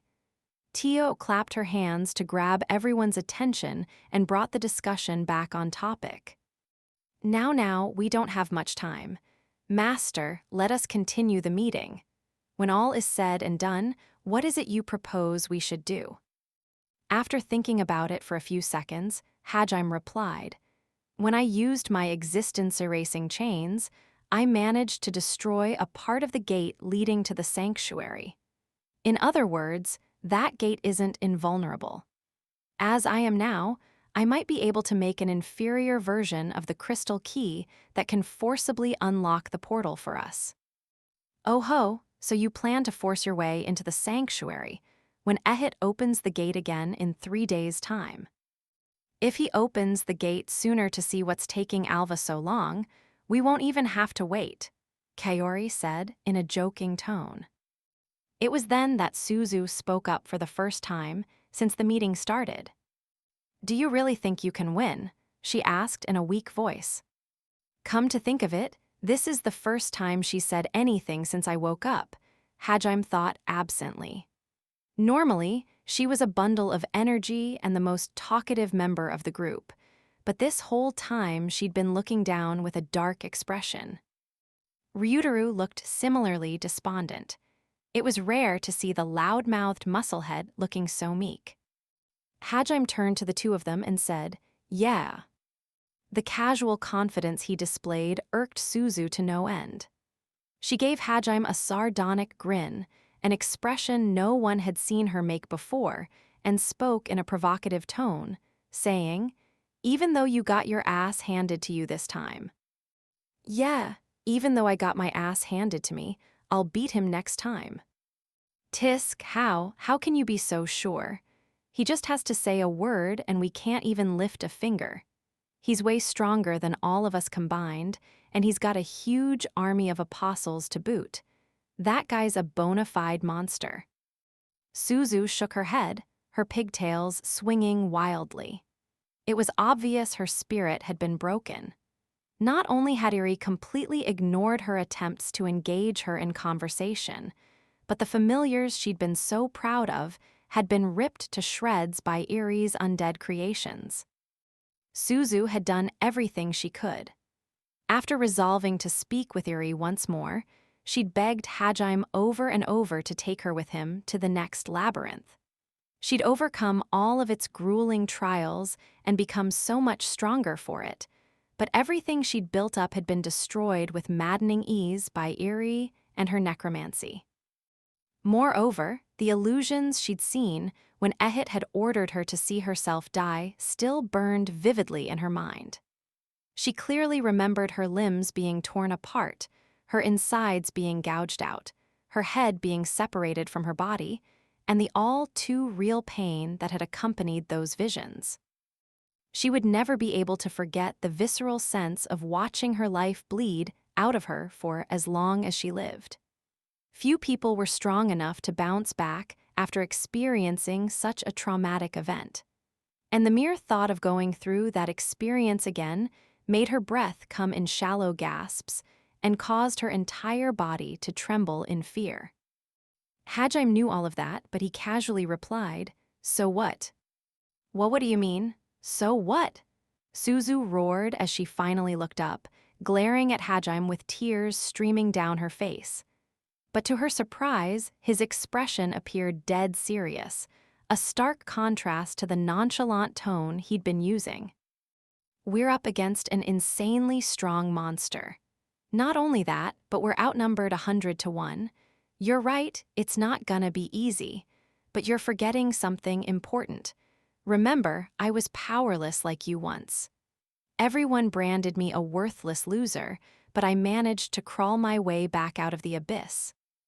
Suzu gasped. The others who'd been despairing, certain that they were doomed, all looked up as well. "I had no one to help me, no food, and there were monsters everywhere. Plus, on top of all that, I had no aptitude for most magic, and I lost my left arm right after I woke up. But even so, I still made it out alive." Hajim's voice was deathly quiet, but it echoed clearly through the throne room. Before they knew it, all the students were hanging on to Hajim's every word. "This fight is no different. It doesn't matter if I'm up against God and his army of apostles. I'm going to survive and come out on top. That bastard failed to kill me, and he even revealed a bunch of his trump cards." A feral gleam appeared in Hajim's eyes. His lips curled up into a fearless smile, and he bared his teeth. Everyone gulped quietly as his bloodlust washed over them. "I'm gonna get Yue back and kill that fucker. He had the upper hand last time, but now the tables have turned. I'm the hunter, and he's the prey. I won't rest until I've obliterated every trace of him with my own hands. I'll chase him to the ends of the world if I have to. That self-proclaimed God thinks he's special, but I'm gonna teach him who the real monster here is." Hajim's eyes burned with determination. It was only now that the other students realized that Hajim had never truly been weak. True, he hadn't had ancient magic or an array of artifacts back then, but the strength of his heart had been the same. He had been physically weak, but his heart had been stronger than anyone else's. He'd made the impossible possible solely through the force of his unwavering resolve once already, so there was no reason he couldn't do it again. "Taniguchi, if you think this battle's hopeless, then close your eyes, plug your ears, and find somewhere to hide. I'll take care of everything for you." Hajim wasn't saying that out of consideration for Suzu. No, he was testing her. He wanted to know if she was really okay with letting her journey end in such a pitiful fashion. Even though she'd come to save Eri, she hadn't been able to get through to her at all. If she was going to give up, then Hajim planned to finish Eri off with the rest of his enemies while Suzu cowered back on Tortoise. On the other hand, if Suzu was still determined to get Eri back, then he'd continue to keep his promise. While Suzu deliberated on the matter, Hajim turned to Ryutaru and Shizuku. He didn't say anything, but they knew what he was asking them. Now that Kuki had betrayed them, Hajim would be forced to kill him if they didn't come along. For a while after that, everyone remained silent. She, Tio, Kaori, Eiko, Yuka, and Liliana all waited solemnly for Suzu, Shizuku, and Ryutaru to make their decision. After a few minutes, Suzu finally opened her mouth. The hesitation in her voice disappeared, and her eyes glimmered with determination. "There's no need for that, Nagumo-kun. I'll take care of both Eri and Kuki-kun. It doesn't matter if they're in the sanctuary or another dimension entirely, I'll bring them both back." A confident smile spread across Suzu's face. Moved by her stunning display of determination, Ryutaru shouted, "Raya, okay, that's enough moping around. I won't let myself be outdone by you two. I'm the one who'll beat Kuki back to his senses." He then smacked his fist into his open palm and made a ferocious grin. Shizuku smiled as well and added, "You're right. I won't be satisfied until I give Kuki a good punch or two. Plus, I need to wipe that smirk off of Eri's face." Hajime smiled slightly at the three of them and replied, "Good. Then you'll be coming with us when we invade the sanctuary. I'll leave Nakamura and Aminagawa in your hands. However, don't forget." We know we won't give up halfway this time. Thanks for bringing us back to our senses, Nagumo-kun. Yeah, thanks, Nagumo. Suzu and Ryutaru voiced their gratitude to Hajime. Blushing, Shizuku followed suit and said, I'm grateful as well, Nagumo-kun. But you know, I plan to go with you even if Kuki hadn't been abducted. Wherever you go, I'll follow, no matter what. I see, Hajime trailed off, unsure how else to reply. This really isn't the time to be flirting, you know. But while Hajime felt exasperated, Kaori looked proud of Shizuku. Probably because Shizuku was finally doing things for her own sake, rather than to help others. Shizuku's words had caused a stir among her classmates as well. Most of the boys were too dense to figure out what was going on, but Jugo, Atsushi, Yashiki, and Shinji's jaws hung open. Naturally, all of the girls picked up on Shizuku's true feelings. Yuka kept looking from Shizuku to Hajime and back again, while Eiko seemed shocked. Nana and Tiko were muttering things like, so he's gotten Shizukaki too now, huh? And Nagumo-kun's a modern-day Don Juan. Everyone seemed to be forgetting that this was meant to be a serious discussion. Fortunately, Liliana raised her hand and attempted to bring things back on track. Excuse me, Nagumo-san. You don't have to yell, princess. What's up? Of course, the real reason Liliana had spoken up was because she didn't want to be left out of Hajime's harem, but naturally, she didn't say that. After all, she was trying to look competent at the moment. It sounds like you'll be taking all of the strongest fighters with you to the sanctuary. But if you recall, Alva said that Ehit's armies would invade Heilig first. Yeah. The capital's barrier won't last long against an army of apostles. I know you don't care about the kingdom's people, but couldn't you at least provide us enough assistance to hold out while you to defeat Ehit? Liliana was understandably concerned about the safety of her subjects. The only way she could see them surviving was if they abandoned the capital and fled as far as possible in the 3 days they had. But she also knew it would be impossible to evacuate hundreds of thousands of people in time, especially considering how fast the apostles were. She didn't know how long it would take Hajime and the others to kill Ehit, but she had no doubt thousands would be massacred while he was fighting. Grateful that Liliana had restarted their actual discussion, Hajime nodded and replied, I'm glad you brought that up, since it's something I wanted to discuss. It is, does that mean? I hate Ehit. That bastard pisses me off. And so, I'm not gonna let a single thing go his way.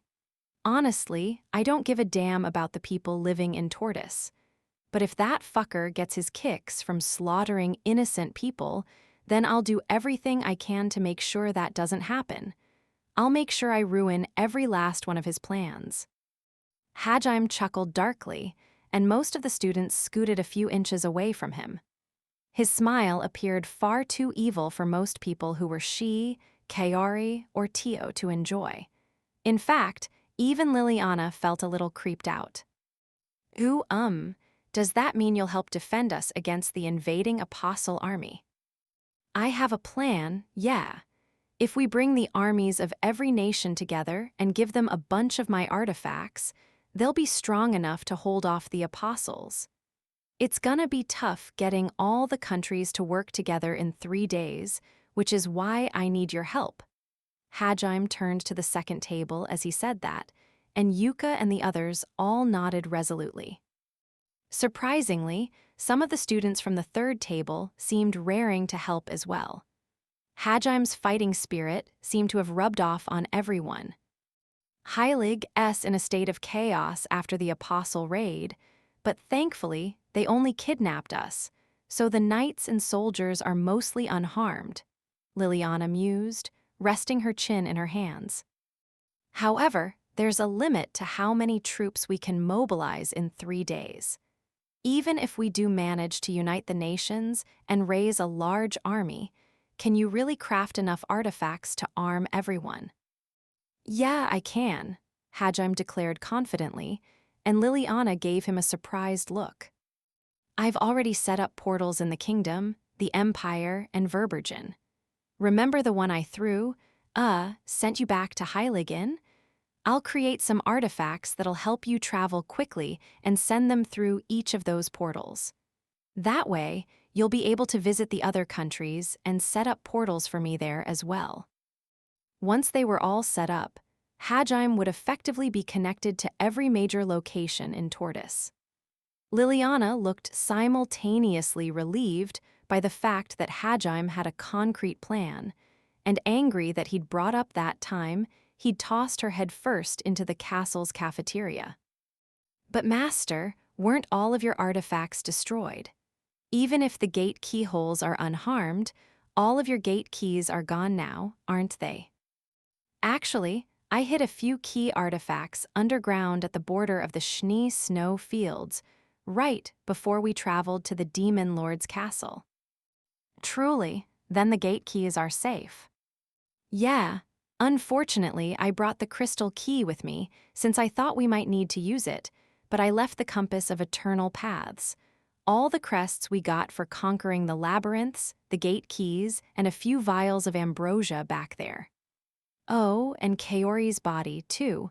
It's preserved in an ice coffin. Hang on, Hajime-kun.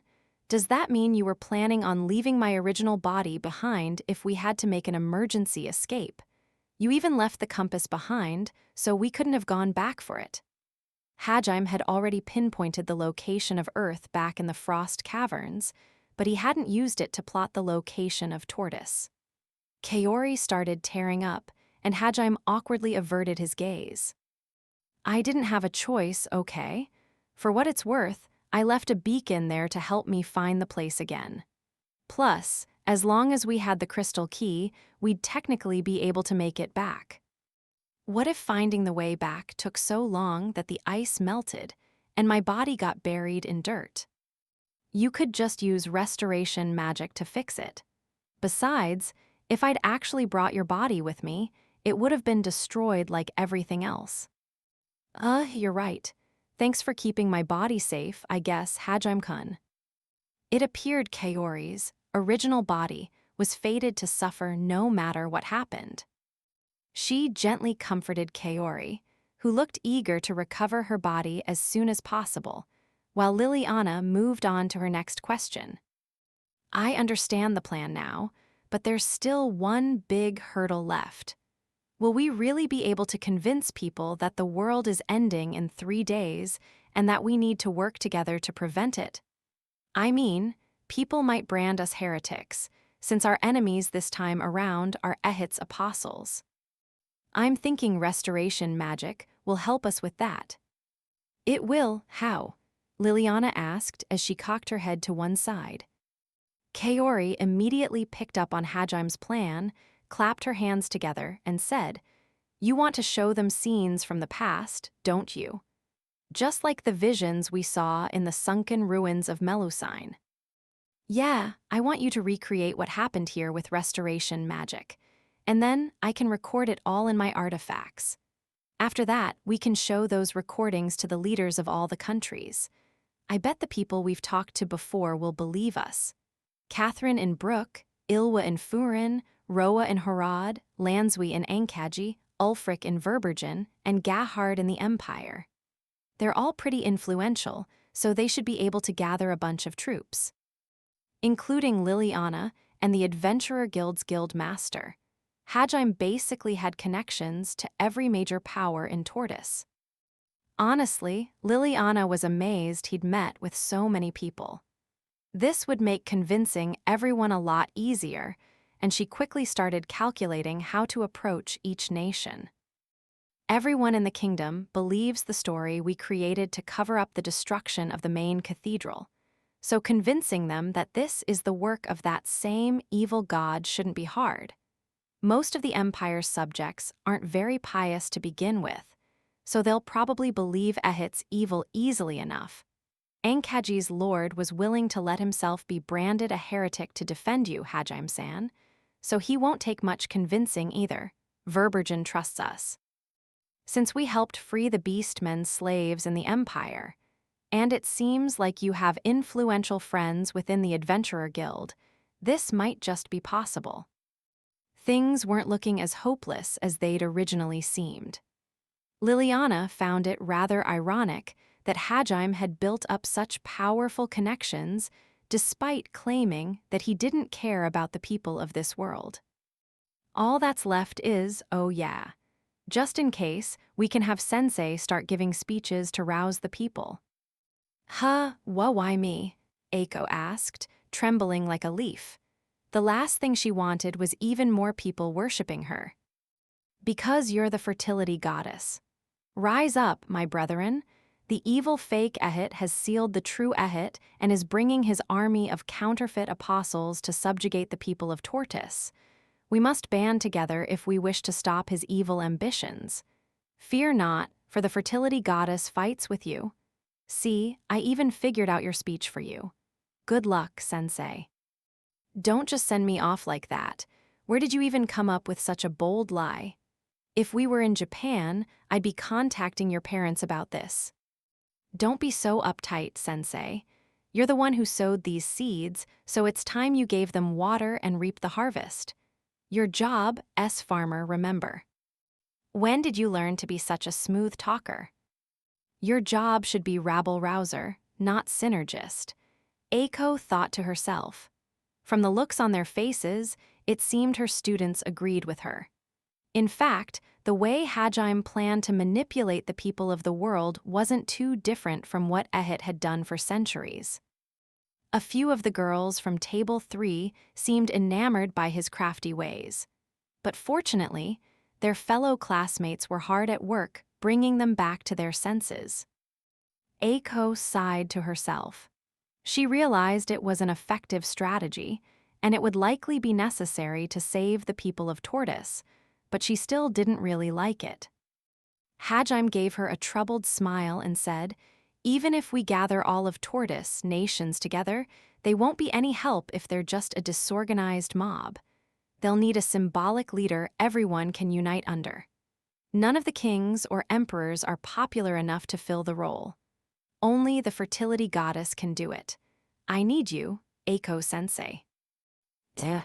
At this point, Eiko was trembling so much that she looked like a chihuahua. However, Hajime's words seemed to have gotten through to her, and she kept stealing covert glances at him. Judging by how red her cheeks were, she clearly didn't see him as just one of her students any longer. "Nagumo-kun, you called me Eiko-sensei just now, didn't you?" "Is that bad?" No, it's just you always call me just sensei, so I do." Eiko seemed to be wrestling with some inner conflict. But after shaking her head a few times, she looked over at Shizuku, then sucked in a deep breath. Unaware that the students were all staring at her and her rapidly changing expressions, she turned back to Hajime and said, "Could you say that last part one more time?" Her face was flushed, and there was a longing look in her eyes. "The last part?" "Yes, but drop the sensei this time. Weren't you the one who said you'd never cross the line between teacher and student?" Hajime thought with a stiff expression. There was a loud clattering noise as Yuka got up from her chair. She wasn't the only surprised one, either. The rest of Hajime's classmates started muttering amongst themselves, saying things like, "Wait, seriously? When did Sensei fall for Nagumo?" And not you too, Sensei. Please tell me I'm dreaming." And I expected no less from Hajime-sama. Atsushi, Naboru, and Akito all grit their teeth, holding back a burning desire to beat Hajime to a pulp. Unfortunately, Eiko was too nervous to pay attention to any of her students' voices. Knowing that she was days before a decisive battle had given her the push she needed to be honest with herself. As a teacher, she was willing to sacrifice herself for her students if that was what it took. However, she didn't want to die without confessing her feelings to Hajime. That was the one thing she couldn't stand. Naturally, her resolve had hardened considerably which was precisely why Hajime couldn't dismiss her out of hand. If she got depressed right before the final clash, she was likely to make a bunch of fatal mistakes. She was a master of messing things up, after all. The students all shot Hajime's stern glares, imploring him not to do anything rash. Sighing, he realized he didn't really have a choice. "I need you, Eiko." "Okay, you can count on me. I'll get everyone so riled up that they'll be cursing Ahit's name. I'll show you what a teacher can do once she gets serious." Teachers are supposed to mitigate conflict, not get people all riled up. Are you sure you understand your job? Hajime thought to himself, averting his gaze from Eiko. He could hear the students muttering things like, a student-teacher relationship. What is this, a light novel? And forget Alva, he's the real demon lord. And don't look at him. If your eyes meet, you'll get pregnant. Incidentally, Suzu made that last remark. Hajime made a mental note to punish her for it later. I'll be doing my best as well, Nagumo-san," Liliana said, interrupting the students' chattering. Her face was red as well, and there was an expectant look in her pretty blue eyes. Why is everyone choosing now to do this? We're deciding the fate of the world here. Maybe I should throw her through a portal and send her back to Heilig. Yeah, I'm counting on you too, princess. I'll do my best. I heard.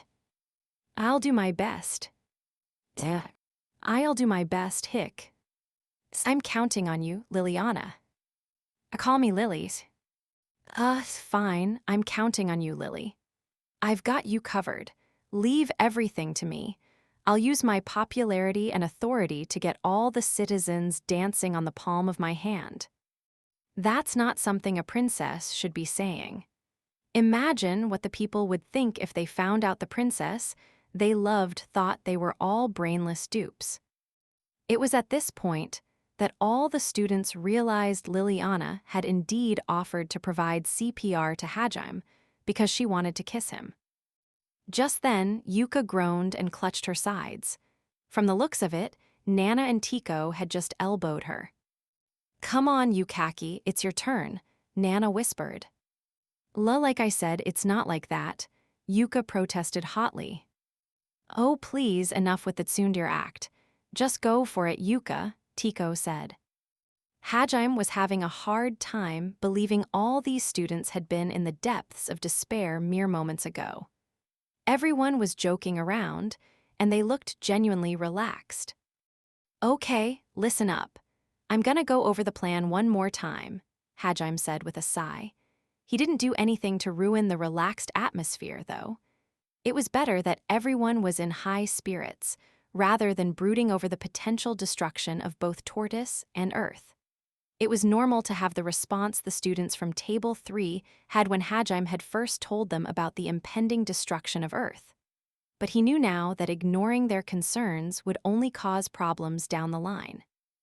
Letting them stew in their hopelessness and despair would only lead to more traitors like Shimizu and Hiyama. Judging by how quickly Eiko and Liliana's expressions had turned serious, Hajime guessed that they'd been acting the way they had to contribute to lightening the mood. Though, he suspected their feelings for him were real. Regardless, once Eiko and Liliana got serious, the other students calmed down as well. Hajime made sure everyone was paying attention, then said, "My top priority is getting UA back. In order to do that, I'm going to invade the sanctuary when Ehit sends down his armies 3 days from now. I'm leaving how to deal with Nakamura and Aminagawa in Taniguchi's hands. The rest of you guys will be fighting the Apostle Army."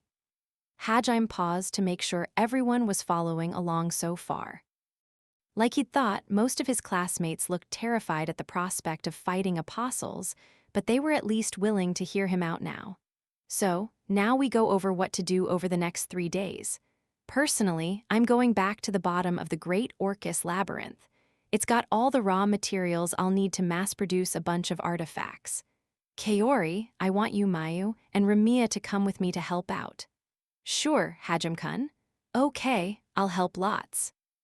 If there's anything I can do, don't hesitate to ask. Kaori, Mayu, and Ramiya all nodded.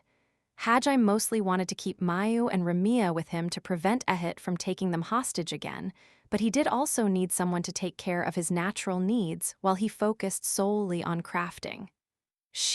Can you go to the Raizen Gorge in the meantime? Oh, I see.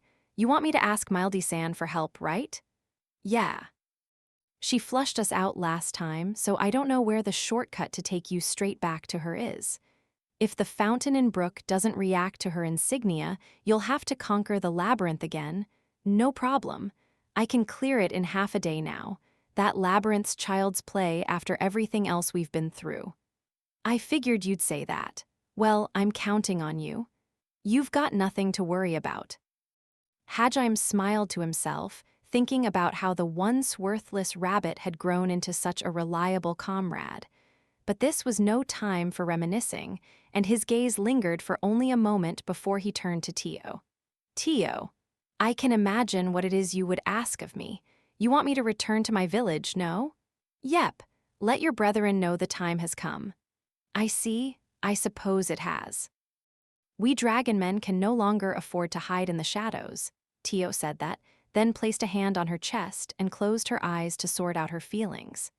In an unbelievably gentle voice, Hajime replied, I told you before that we'd make a new promise, but I guess that's not really necessary anymore, huh? You, Fufu, don't be ridiculous. Do you think I would relinquish such a valuable boon? Since you brought it up, why not make that new promise with me here and now, master? Promise me that we'll grab hold of an ideal future together. That's a pretty vague promise, but sure. I promise we'll grab hold of the best possible future for all of us. So Tio, will you? Of course, my path is your path, master. I, Tio Claris, shall follow you to the ends of the earth. Hajime and Tio smiled at each other as they exchanged vows. Though their dynamic was a little different from Hajime and Yue's, it was hard for anyone else to get between the two of them. Next, Hajime turned to Shizuku and said, Yigashi, please travel to the Empire for me. I'll give you a few gate keys leading to Heilig, so convince Gahard to send his forces over. I don't mind, but why me? Because you're a good negotiator. Plus, Gahard's got a crush on you. He'll be more likely to listen to you than anyone else. Hajime was indirectly responsible for forcing Gahard to wear the Necklace of Vows and free all the Empire's slaves, so he highly doubted the Emperor would be too happy if he paid a visit. Shizuku was the only person who was both good at negotiating and strong enough to take care of herself in a fight in case Gahard tried anything. However, she wasn't happy with that explanation. I get what you're saying, but I can't believe you're asking me to take advantage of another man's crush when you know how I feel about you. I know the situation is dire, but still. My bad.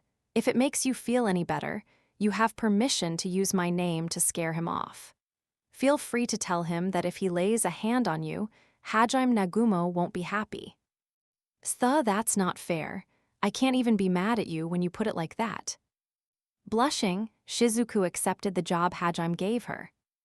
Sensei, you and Liliana head back to the capital. Gather as many troops as you can and start giving speeches to raise morale. Make sure everyone is brainwashed enough that they'll fight apostles without hesitation. Also, the main battlefield will probably end up being the plains outside the city. Ehit's armies are going to be flooding out of the Divine Mountain, so you won't be able to fight within the city's walls. We'll have to evacuate the residents then. Even with the help of your portals, it'll be tough to move everyone out in just 3 days. Well, I'm gonna have to open up a portal connecting the kingdom and the empire anyway, so we can make use of that. You can move the citizens to the empire while they send their soldiers over. I'll create more portals as time passes, so you should be able to accelerate the evacuation. But Nagumo-kun, isn't it a bad idea to fight on the plains, considering the apostles can fly? Don't worry, Sensei. Remember how I said I'd strengthen your armies? I wasn't just talking about giving everyone stronger equipment. I'm planning on sending over large-scale weapons as well, like anti-air guns and mobile fortresses and stuff. Also, Nimura. Kentaro let out a squeak of surprise at being addressed directly. D thought he was completely under Hajim's radar. You're a geomancer, right? Yeah, why? I want you to round up all the craftsmen and mages with earth magic aptitude in the capital and work with them to make a castle. You might not be able to make it in one night like Hideyoshi, but you've got 3 days, so just do it. Whoa, wait, this is a huge responsibility. I don't know the first thing about architecture. How can I make a castle? That's why I told you to round up all the capital's craftsmen. Let them make the blueprints. You just have to use your magic to build according to their specifications. I'll make some unique artifacts for you later, so use those to mold the plains into a suitable defensive battlefield. I guess I'm the only one qualified for this job, huh? Fine, I'll do it, Kentaro replied with a pale face. His party members were giving him words of support, though, so Hajime figured that he'd be fine. He then turned his attention to Yuka. Isanobe. Chwaya. Like Kentaro, Yuka hadn't expected to be singled out. She jumped out of her seat for the umpteenth time that day and shouted, What do you want? Why do you sound so angry? She's just trying to hide her embarrassment, Nana replied helpfully. Anyway, I want you to be the leader of all the other students. What? No way, why me? Hajime gave her an expectant look and said, You're the most suited to leading out of everyone I know. What, am I wrong? Yuka felt conflicted. On one hand, she was happy that Hajime thought so highly of her, but on the other, she wasn't sure she could handle such a heavy responsibility. I agree, I think Yukak is the best choice. She's the one who rallied everyone earlier, too. Hey, Nana, what do you mean? Hajime asked as he cocked his head. In response, Eiko explained how Yuka's quick thinking was what led to their counterattack against Alva. I see, Hajime said with a thoughtful nod. I guess I should thank you as well. I owe you one, Sanobe. I didn't really do much, Yuka stammered, averting her gaze. Hajime's kind smile was too much to bear. She, Tio, and Kaori started thanking her as well, and she blushed bright red as a result. Anyway, this just proves you're the best choice to lead everyone. I can't imagine anyone else would be able to formulate a sound plan in a situation like that, much less get everyone to follow it. All the other students nodded in agreement. They trusted her with their lives now, and even she and the others respected her. Moreover, Yuka was the one who'd taken care of all the other kids who'd stayed behind at the castle. The students on the third table were especially fond of her. They knew she'd always done her best, even when she'd been beaten down by despair. In fact, they already treated Yuka as their leader. She was far more reliable than a faraway hero who fought on the front lines. Looks like everyone else wants you to be their leader. But it's gonna be hard coordinating everyone and looking after their mental state in the middle of a war, but I know you can do it. Yuka looked down, unsure of herself. Nana and Tico tried to encourage her, saying things like, Don't worry, Yukaki, just think of it as having more people in your squad. And we'll do our best to help out. But the weight of the responsibility felt too much to bear. You'll be fine, Hajime said suddenly, and she raised her face to meet his gaze.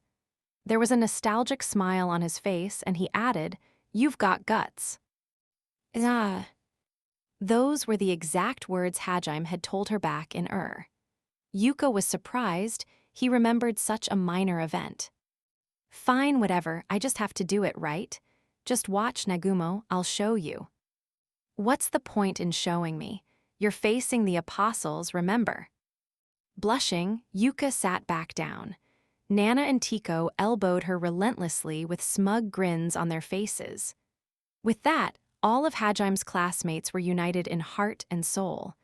There was nothing left to say to her, but Kaori, Shizuku, Eiko, and Liliana were all glaring at Yuka all of a sudden. Hajime ignored the four of them and started doling out assignments to the other students. He figured they'd be less likely to brood if they had something to do. Besides, even the students who'd been holed up in the castle the entire time had far higher stats and far stronger abilities than most people in this world. So long as they were given proper direction, they'd be a huge help. Eventually, Hajime turned to Suzu and Ryutaru. Taniguchi, Sakagami, I want you two to go back to the Haltina Woods. Tell the Halia and the top brass at Verbergen what's going on, then bring back anyone who can fight to the capital. Once that's done, contact me. I'll take you guys to the depths of the Orcus Labyrinth, where I want you to tame as many monsters as you can. Be sure to spend time strengthening the familiars you make as well. I'll craft a few artifacts for them, so they won't get done in as easily this time. A sure thing. Hell yeah. Hajime answered any questions people had and hashed out the finer details of his plan before finally calling the meeting to a close. This would likely be the busiest 3 days of his life. He cast his gaze over all the other students, judging their resolve. Based on their expressions, they were all determined to do everything in their power. It was a far cry from the sniveling cowards they'd been an hour before.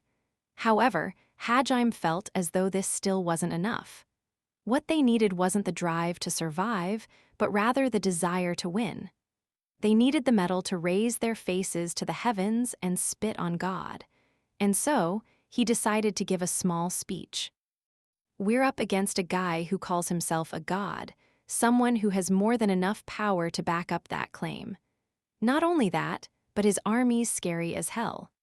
He's got insanely strong monsters, powered-up undead warriors who fear nothing, and hundreds of apostles. Hajime didn't raise his voice, but everyone could feel the force behind each and every word. But that's all. He's not invincible. He's not immortal. You guys can all kill gods and apostles the same way I did. He's looking down on us, but mortals have the potential to surpass heavenly beings. Hajime was missing an arm, an eye, and his hair was bleached of all color. His scars were proof of the painful path he'd walked to make it this far. Though he'd been labeled powerless by his peers, he'd crushed countless monsters, made their strength his own, and crawled back up to the surface. And that was precisely why he was able to take even this defeat, where the most important person in his life had been stolen from him, and turn it into a new source of strength. The students all understood instinctively that this man was someone who could do the impossible. As Hajime continued his speech, their hearts began to tremble with a burning passion. Don't bother fighting for the sake of the world or for peace or other abstract ideas like that. I'm fighting because I want to get my beloved Yue back, so all of you should find your own reasons. Why are we fighting? The students asked themselves. For most of them, the answer was simply that they didn't want to die. Those reasons don't have to be grand. It doesn't matter how small they seem to you, what matters is that they're yours. Maybe you just want to go home. Maybe you just want to see your family and friends again. Maybe you really fucking hate a hit. Maybe you just don't want to die. It doesn't matter what the reason is. For a lot of the students, it felt as though something just clicked into place. They'd been afraid because of how huge the scale of this battle seemed, but that fear had suddenly begun to fade. Survive, fight for what you believe in and survive. Hajime's words echoed through the throne room, and they were filled with a fiery passion, a steadfast resolve, a chilling calm, and a breezy casualness all at once. If there comes a time in everyone's life where they need to stand up and fight for what they believe in, then for us, that time is now. Set your souls ablaze, everyone. Fight and survive. If you can manage that, I'll reward you all with a ticket back home. Everyone's hearts pounded rapidly. They raised their fists into the air and stamped the ground with their feet. Hajime smiled fearlessly and said resolutely, "We're gonna win this." Cheers filled the room, flooding out every other sound. Chapter 4: Preparing for the Decisive Battle. A lone figure stood in a large room that was dimly lit by green glowstone. A massive pair of double doors opened behind him. There were 2 rows of pillars in the room, spaced apart at even intervals. The wide space was reminiscent of a temple, but its solemn majesty was marred by how badly damaged the room was. The figure silently stared at the room's far wall, envisioning the object that had once rested there. A hesitant voice called out to him from behind, interrupting his reverie by saying, "Hajime Kun." Hajime looked over his shoulder and replied, "Kaori, how's it looking?" "Everything's going smoothly. In fact, I even managed to get more materials than you asked for. Thanks to the compass, I can instantly tell where the best ore deposits are located, and none of the monsters here are a threat. Well, you do have the body of an apostle, so that's no surprise." A day had passed since they'd left the Demon Lord's castle. Hajime had shoved all the demons in a special prison he'd found in the castle that cut off all magic, then locked them in there with a week or so worth of food. After that, he returned to the Schnee snow fields to dig up the artifacts he'd hidden earlier. And once that was done, he'd immediately teleported to Heilig, where he downed all the mana potions available, as well as had the nation's best doctors provide him with their mana. Meanwhile, Liliana had explained the situation to her subjects and gotten everyone ready to evacuate. He'd also taken everything of value from the capital's warehouses to craft the artifacts people needed right away, including the high-speed travel ones he gave to the emissaries who needed to visit other nations. Once he finished all that, he'd returned to the Ryzen Gorge and used Oscar's ring to open up the shortcut leading to his house at the bottom of the labyrinth. He'd left Mayu and Ramiya there, then gone resource collecting with Kaori. He'd already restored his demon eye and prosthetic arm with the materials he'd found in Oscar's workshop. And so, he'd chosen to use his extensive knowledge of the labyrinth combined with his synergist skills to find good spots to excavate, while Kaori made use of the compass of eternal paths. They gathered materials at a breakneck pace, and in just a day, they'd already amassed several dozen tons of ore. It's a shame I couldn't find any divinity stones large enough to produce ambrosia. The ones outside Oscar's house were marble-sized at best. Well, it is a legendary treasure, you know? If anything, I lucked out by finding the one I did so early on in the abyss. The fact that you even found small fragments of them is good enough. Nice work. "I'm glad I could help," Kaori said with a smile. Then she handed her treasure trove over to Hajime, stood beside him, and examined the mound of rubble piled up by the far wall. "This is where you first met Yue, isn't it?" The half-melted pile of metal was all that remained of the cube that had trapped Yue for centuries. Hajime nodded, his eyes vibrant and clear. Gone were the dark emotions that had eventually sublimated into a nihilistic rejection of everything. Instead, his eyes were full of hope as he recollected fond memories. "When I first saw her, I thought I'd stepped into a horror movie or something. It was pitch black, and the only thing I could see was her crimson eyes staring at me.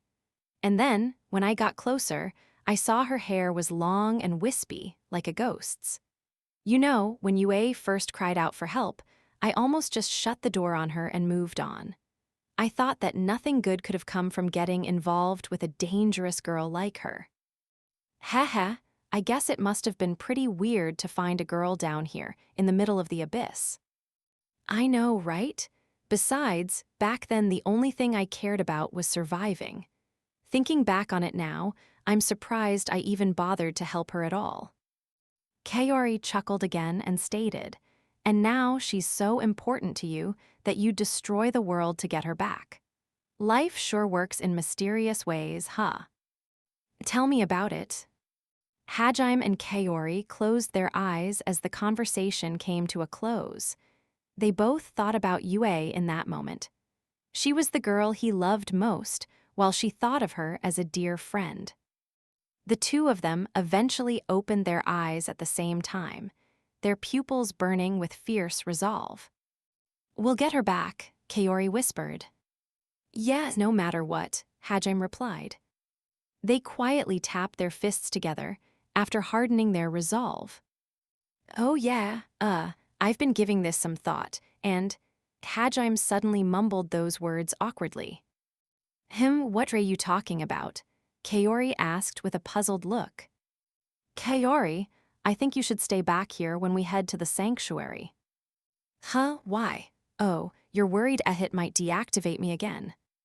For a moment, Kaori was so hurt that tears sprung to her eyes, but then she caught on to Hajime's reasoning. "Yeah, I have come up with some artifacts to resist his power, but I'm not sure how effective they'll be. He's the one who made that body of yours, so it's honestly hard to tell." "You have a point." Kaori understood where Hajime was coming from, and his concerns were valid. Plus, if she returned to her original body, she wouldn't be strong enough to survive within the sanctuary. That being said, it still hurt being told that she shouldn't accompany him to the final battle. Kaori's desire to get Yue back was just as strong as his, after all. Hajime saw her pouting and added, "Please don't make that face. Look, even if we get Yue back, it won't mean anything if the students down here die, right? I mean, I might not care, but I'm sure you'd be sad. Besides, I need someone to protect Mayu and Ramiya.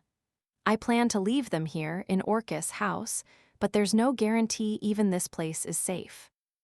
"Ugh," Kaori groaned, but she couldn't argue. Aside from Hajime, she, and Tio, she was the only one capable of fighting apostles on equal footing. Besides, since Hajime had spread propaganda that claimed the attacking army was composed of fake apostles led by a fake Ehit, it would help morale for Kaori to stand on the front lines as a real apostle. Most important of all, Kaori's main strengths lay in healing. Hajime could give the armies of Tortoise the firepower they needed to fight on equal footing with Ehit's forces, but he couldn't replicate Kaori's magical abilities. If she stayed back, she'd be able to keep casualties to a minimum. The more she thought about it, the more she realized Hajime was right. I guess I have to. It doesn't sit right with me, but I don't want to burden you guys. Plus, there are a lot of people I want to keep safe here, too. Fine, I'll protect everyone until you guys return. And I won't let anyone lay a finger on Mayu-chan or Ramiya-san, I swear." "Thanks, it's reassuring to know you'll be here to protect everyone." "Yep, you can count on me," Kaori said with a somewhat forced smile. But a second later, she realized something and her smile became genuine. You can definitely count on me. I'll protect AI-chan's sense and Lily too." "Why are you bringing those two up?" "Oh, and I'll keep Yuka-chan safe as well, of course." "What does Sanobe have to do with any of this? Don't you think it's time you stopped playing dumb?" Kaori gave Hajime a U8-tier glare and muttered loud enough for him to hear. "There's a bunch of other girls who look like they're infatuated with you now. I can't believe you're such a womanizer, Hajime-kun. I haven't even become someone special to you yet, but you're already adding more girls to your harem. I'm gonna tell Yue when she gets back." Kaori gave Hajime a petulant look, and he raised an eyebrow. He wasn't annoyed by her attitude or anything. Honestly, he was more surprised at himself for wanting to deny what she just said. Hajime squatted down and reached for the mound of crumbled sealstone that had once been Yue's prison. "You know, I really felt that punch back then. Pretty sure that was what snapped me out of it." Oh, you mean when you went all edgy? Sorry about that. It must have hurt, right?" It took Kaori a second to figure out what Hajime was referring to, but once she did, she looked down apologetically. Vivid crimson sparks skittered across the floor. Hajime had used his transmutation on the pile of sealstone. Back then, destroying the prison had taken every ounce of strength he possessed, but now the sealstone's man-resistant properties didn't seem to affect him at all. As he turned the rubble into stacks of palm-sized cubes, he shrugged his shoulders and said, "That punch shook me to my core. And so did the words you said."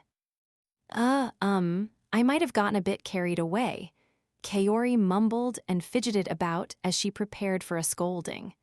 However, Hajime's next words caught her by surprise.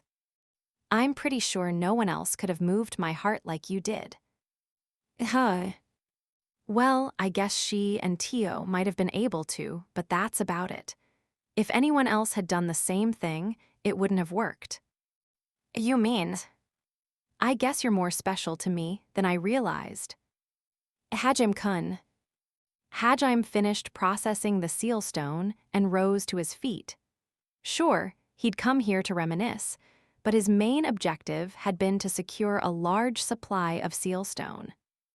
Kaori looked up at him, and his kind expression reminded her of the old Hajime she'd known before he'd fallen into the abyss. That made her heart start to beat faster. "Thanks, Kaori. Thanks for always thinking of me. I figured I should say that before I go off to kill a god." "Don't say that. You make it sound like you're never coming back." "Haha, I guess that did sound a little ominous. Sorry, I didn't mean to make you worry." Kaori shook her head and replied, "It's fine. I should be thanking you, too. Your words made me really happy." Kaori knew it was too soon to celebrate. But still, she was happy that her feelings had finally gotten through to him and that she'd become a source of strength for him. Tears welled up in her eyes, but she told herself she wouldn't cry before the decisive battle and lightly joked, "Haha, I'll have to brag to Yue when she gets back. I wonder what she'll say when I tell her I finally reached the same level as she. She's just gonna bully you again, you know that, right? I dunno why, but she really likes messing with you." It's probably because she likes seeing my reactions. Just thinking about what she'll do is making me mad. I need to find a way to get back at her before she returns. I can already tell she's gonna turn the tables on you and make you go crying back to Yigashi. Geez, why do you look so happy about that, Hajime-kun?" Kaori yelled and puffed her cheeks out. Hajime simply chuckled and shrugged his shoulders in response. The conversation died there, but the silence was far from uncomfortable. The two of them stood side by side, reminiscing about Yue. After a few minutes, Kaori suddenly muttered, "Oh yeah, there's something I've been wondering about. Hajime-kun, is it just me, or have you been transmuting this whole time without any magic circles?" It hadn't been important enough for Kaori to bring up earlier, but she had seen Ehit destroy all the magic circles in Hajime's shoes and clothes. Wait, doesn't that mean he made his existence-erasing chains without any magic circles? Oh, right. I forgot to tell you that I can do the same thing as Yue now. All I have to do is imagine the magic circle in my mind to cast my synergist spells. Wait, when did you learn a skill like that? Hajime tossed Kaori his status plate. He'd gotten a new one at the royal palace to replace the one he'd lost. Kaori caught it, and her jaw dropped open when she saw what it said. It's one of the Synergist Job's derivative skills. It's called image composition. It lets me use imaginary magic circles to cast spells. Apparently, that's the final derivative skill of my job. Hajime had pushed himself to the limit in order to resist Ehit's divine edict, and in doing so had reached the peak of synergy through willpower alone. However, that wasn't the only new ability he had obtained. Hajime-kun, what about this skill here? Transcendence, I mean. It seems to be one of Limit Break's derivative skills. Oh. Put simply, that skill raises the limit of my talent. It didn't increase any of Hajime's stats, nor did it grant him any special abilities. However, it vastly increased the cap on all of those things by upgrading his latent talent. His new theoretical maximum was far higher than any human was capable of. Given time, his strength could surpass the power of the gods. It was a skill only true masters of their craft could acquire. Hence why its name was Transcendence. It boosted the natural talents someone was born with to an immense degree and granted the wielder an average person's talent in fields of magic they had no affinity for. However, it was such a difficult skill to use that it was unlikely anyone would be able to activate it more than once in their life, even if they acquired it. There's one thing I'm sure of now that I have that skill. My synergist abilities have finally surpassed Oscar Orcus. That was why Hajime had been so confident that he'd be able to make enough weapons for everyone within 3 days, as well as create an inferior version of the crystal key all by himself. If he combined his strengthened abilities with evolution magic, he would be able to surpass the greatest synergist in history, Oscar Orcus. Before, I had a hard time transmuting sealstone. Because it dampens magic, I couldn't even keep much of it in my treasure trove. Though, I guess I wouldn't have kept it even if I could have, since it seemed to bring back bad memories for UA. Anyway, the point is, I can easily mold it however I want now. I see, hehe. I guess Ehit really messed up by not killing you when he had the chance. Yep, by the way, I'm planning on making a unique artifact for you too, Kaori. I'm looking forward to it. While they talked, Hajime finished storing all the sealstone inside his treasure trove. And with that, he finally had enough raw materials to begin the real work. It was time to start mass-producing weapons. But just as he turned around to leave, Hajime spotted something out of the corner of his eye. What's this? There was a small crest engraved onto the floor where the sealstone had been. What did you find, Hajime-kun? Is that a crest? It looks just like the one we saw in the Frost Caverns. Vander Schnee S. Kaori cocked her head to one side. Hajime nodded and took out the teardrop-shaped pendant they'd received for clearing the Frost Caverns. The moment it left his treasure trove, they noticed a change. Are they resonating with each other? A high-pitched whining noise filled the room. And a second later, the pendant and the crest on the floor both began to vibrate. Hajime felt a tug in his palm and looked down to see the pendant slowly inching toward the crest. Upon closer inspection, he noticed a small hole in the crest just large enough for Vander's pendant. Kaori, just in case, get back. Okay, be careful. Kaori took a step backward, and Hajime placed the pendant into the depression. A moment later, the crest began to glow, and a metallic grinding noise resounded as a section of the floor rose. It formed a stone pillar about 30 centimeters in diameter and stopped rising once it was about waist height. A section of the pillar slid back to reveal a small opening. I never knew there was something like this here. I guess you wouldn't be able to open whatever this is without first beating the Frost Caverns. It seems that way. Since it was right underneath Yue's prison, I get the feeling this is something related to her. Sitting inside the pillar was a colorless, transparent jewel the size of a pinball. It looked like a miniature version of the crystal balls seers used. Hajime picked it up and examined it from all sides, and after a few seconds, he figured out what it was. This is that same projection artifact Oscar, and the others used to play the messages they recorded to the people who cleared their labyrinths. I see there's only one person who would leave something like that here. Let's see what the message says. Hajime channeled a little mana into the crystal. Dark golden light filled the dim room, blotting out the illumination of the green glowstones. Hajime and Kaori squinted, and a familiar figure emerged from the whirlpool of light. The message he delivered was filled with resolve, repentance, and overflowing love.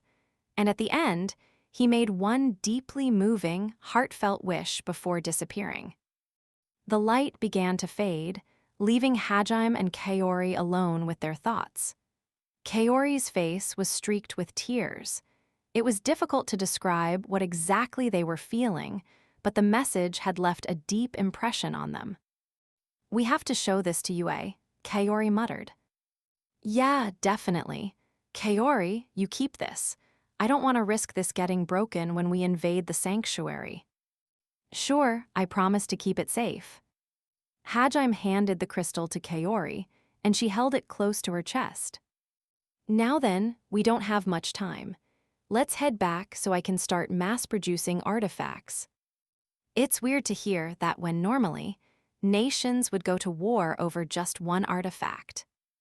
Hajime shrugged his shoulders and took one last look around the room where he'd first met Yue. When his gaze reached the spot where she'd been sealed, he closed his eyes for a brief moment. He then turned around and left the room without looking back. Kaori gracefully followed after him. She closed the doors behind them, plunging the room into darkness once more. However, the darkness that filled the room was warm and inviting, not cold and desolate. Hajime and Kaori returned to Oscar's house, which was hidden in the deepest section of the labyrinth. Oscar had carved an alcove out of the slate-gray rock for his house and the surrounding garden. And the moment Hajime and Kaori stepped into that alcove, Mayu poked her head out of one of the house's third-floor windows and smiled at him. "Daddy, Kaori-1-chan, welcome back," Mayu exclaimed as she ran down the stairs, out of the house, and jumped into Hajime's arms. "I'm back, Mayu." "We're back, Mayu-chan." Hajime and Kaori had spent the whole day gathering ore, so Mayu had felt lonely. Though neither Hajime nor Kaori had gotten any rest since leaving the Demon Lord's castle, Mayu's dopey smile was enough to blow their exhaustion away. As they walked into the house, the sound of slippers slapping against the floor echoed across the walls. A moment later, Ramiya walked into the foyer. She was wearing an apron over her dress and had a ladle in one arm. "Welcome home, dear. And you as well, Kaori-san." "I'm glad to see you're both safe." Thanks," Hajime stammered. "Excuse me, dear, you're doing this on purpose, aren't you, Ramiya-san? Would you like dinner, a bath, or your wife and daughter? Okay, you're definitely doing this on purpose. Stop using those cliched lines. Also, don't just casually include your daughter in that." "Oh my, Kaori-san, I was simply asking if you wanted to spend some quality family time with us." "You fufu, what in the world were you imagining?" I wasn't imagining anything weird. Really, I mean it." "In that case, dear, would you prefer having Kaori-san instead?" "What, mummy? Quit teasing me, Ramiya-san." Kaori yelped that and glared at Ramiya, who just chuckled. It seemed her true goal had been to fluster Kaori, not Hajime. Older women like Yue and Ramiya loved bullying Kaori. Hajime gave Kaori a sympathetic pat on the shoulder and said, "Look, let's just leave it at that, Ramiya. We don't have much time, so I'm afraid I'll have to head straight to the workshop. Please bring my food there." "I see, you haven't slept at all, but I guess I can't really ask you to rest. If you don't push yourself here, we won't survive what's coming." She tried joking around with Hajime and Kaori in an attempt to get them to relax, but unfortunately, it hadn't worked. Though she was worried about their well-being, Ramiya knew there wasn't any time to rest. "Very well, I shall bring you your food once it's ready.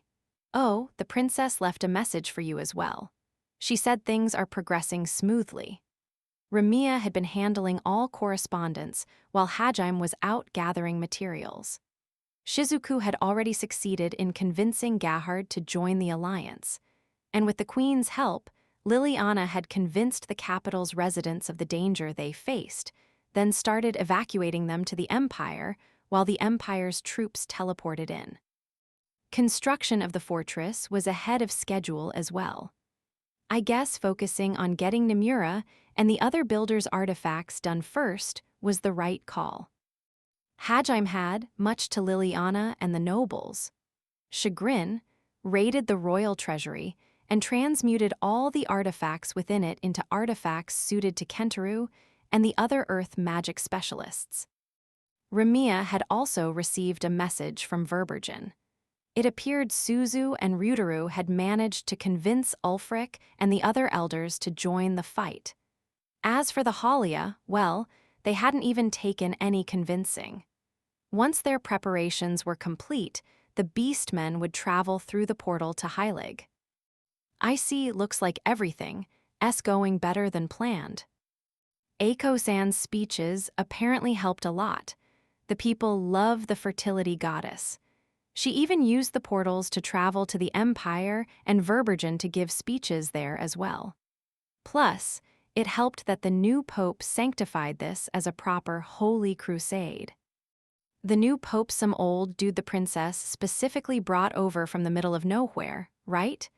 Well, he's the leader of the church now, so I guess it makes sense that people would listen to him. If he's backing Sensei, it makes sense that no one would doubt her. Liliana had a surprisingly good eye when it came to judging people's character. Not only that, but she was a skilled leader as well. Hajime had to admit she was far more competent than he'd given her credit for. She was resolved to save her country, and though she lacked experience, the queen and her advisors were there to assist her. There was no one better suited to lead humanity during this crisis than her. What about the people I sent to the other nations? There has been no word from them, I'm afraid. Nothing from Tio-san either. Well, I didn't expect much. Even with artifacts, you can only travel so fast. There were a few students, as well as several knights, working directly for Simon, the new pope, who had traveled to various regions as official Heilig ambassadors. They all used skyboards, a new artifact that Hajime had developed. As the name suggested, they were surfboards that let the user surf through the sky. They wrapped the user in a spatial magic barrier to cut down air resistance and used gravity magic to emulate flight. Their average cruising speed was around 200 km/h, though those with larger mana pools could accelerate them to 300 km/h. However, they took a lot of mana to operate, and average people needed frequent breaks when using them. Still, Hajime surmised that everyone should have reached their respective destinations around now. Once they did, they could easily open a portal back to Heilig and return instantly. Thanks for the update, and sorry for making you take over communications. I know you're not used to this kind of stuff. You have nothing to apologize for. If anything, I'm happy I can help in some way. I owe you so much, and I am your wife. You're definitely not my wife. Now, don't sweat the details.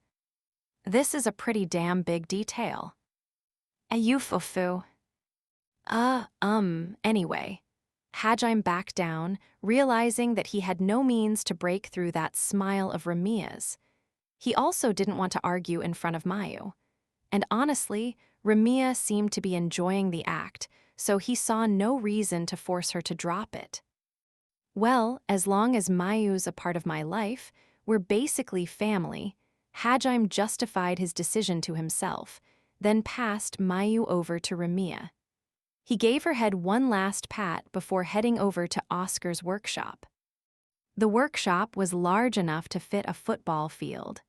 It also had a bunch of tools that facilitated efficient transmutation, making it the perfect space for a synergist. Once inside, Hajime pulled a veritable mountain of raw materials out of his treasure trove and said, "Now then, let's see how much we can accelerate things. Kaori, I'll need your help." "Sure thing, leave everything to me." Hajime transmuted a giant crystal pillar in the center of the workshop. Kaori circled to the other side of it, and the two of them looked at each other through the transparent pillar. Hajime wanted to at least partially alleviate the time crunch he was under, which was why he'd asked Kaori to accompany him. She was the most proficient user of restoration magic, which controlled time. "Ready, let's do this, transmute." Chrono rupture. Crimson sparks and pale violet light intersected at the center of the pillar. Chrono rupture was a restoration magic spell that stretched out time. Because of how entwined it was with the true nature of restoration magic, it was one of the hardest spells to master. In fact, it was impossible for normal humans to ever acquire it. In the same way that Hajime had overcome his limits and unlocked transcendence, Kaori had reached new heights with her restoration magic. What they were attempting was only possible because they were both masters of their respective fields. Hajime's crimson sparks ran down the length of the pillar, binding Kaori's violet mana to the crystal. After a little while, her hair started whipping around her head slower than usual. Everything in the workshop seemed to lose its color. Hajime-kun. That's enough, Kaori. Good job. Kaori doubled over and rested her hands on her knees, panting. Though they'd only been casting for a few seconds, they'd used up a lot of mana. Did it work? Yep, from the looks of things, I can stretch time to about a factor of 10. If I was by myself, I would have been lucky to even make time move twice as slow. Thanks. This'll make things a lot easier. Thank goodness. Hajime smiled tiredly. The transparent pillar now exuded a faint crimson light. Kaori blushed at the praise and breathed a sigh of relief. Now that we made it, we should probably give it a name. Hyperbolic time chamber sounds good, right? You shouldn't steal names like that. Why don't we just call it our crystal? But that doesn't sound as cool. Geez, who cares about how cool it sounds? Come on, get to work. I'll go get more ore for you. Fine. Despite feeling unhappy with Kaori's naming sense, Hajime nevertheless nodded and activated the hour crystal. Like before, everything in the workshop became slightly less colorful. So long as the crystal was active, time within the workshop moved 10 times slower than the outside world. 1 hour inside it equaled only 6 minutes outside. Mayu and Ramiya suddenly walked into the workshop at that exact moment. Daddy, we brought you food. Oh my, it feels rather strange in here. Ramiya was carrying a tray piled high with sandwiches. Dee made food that was easy to eat with one hand so as not to disturb their work. Hajime motioned to Ramiya to wait a moment, and she retreated to the workshop's entrance together with Kaori and Mayu. Well, Oscar Orcus, it's time to prove that I've surpassed you, he declared with a confident smile. In many ways, Oscar was Hajime's mentor. Not only had he granted Hajime creation magic, but he'd also left behind an enormous amount of research notes and artifacts. Though they were separated by millennia, Hajime considered Oscar his master. And like any good student, he wished to surpass his master.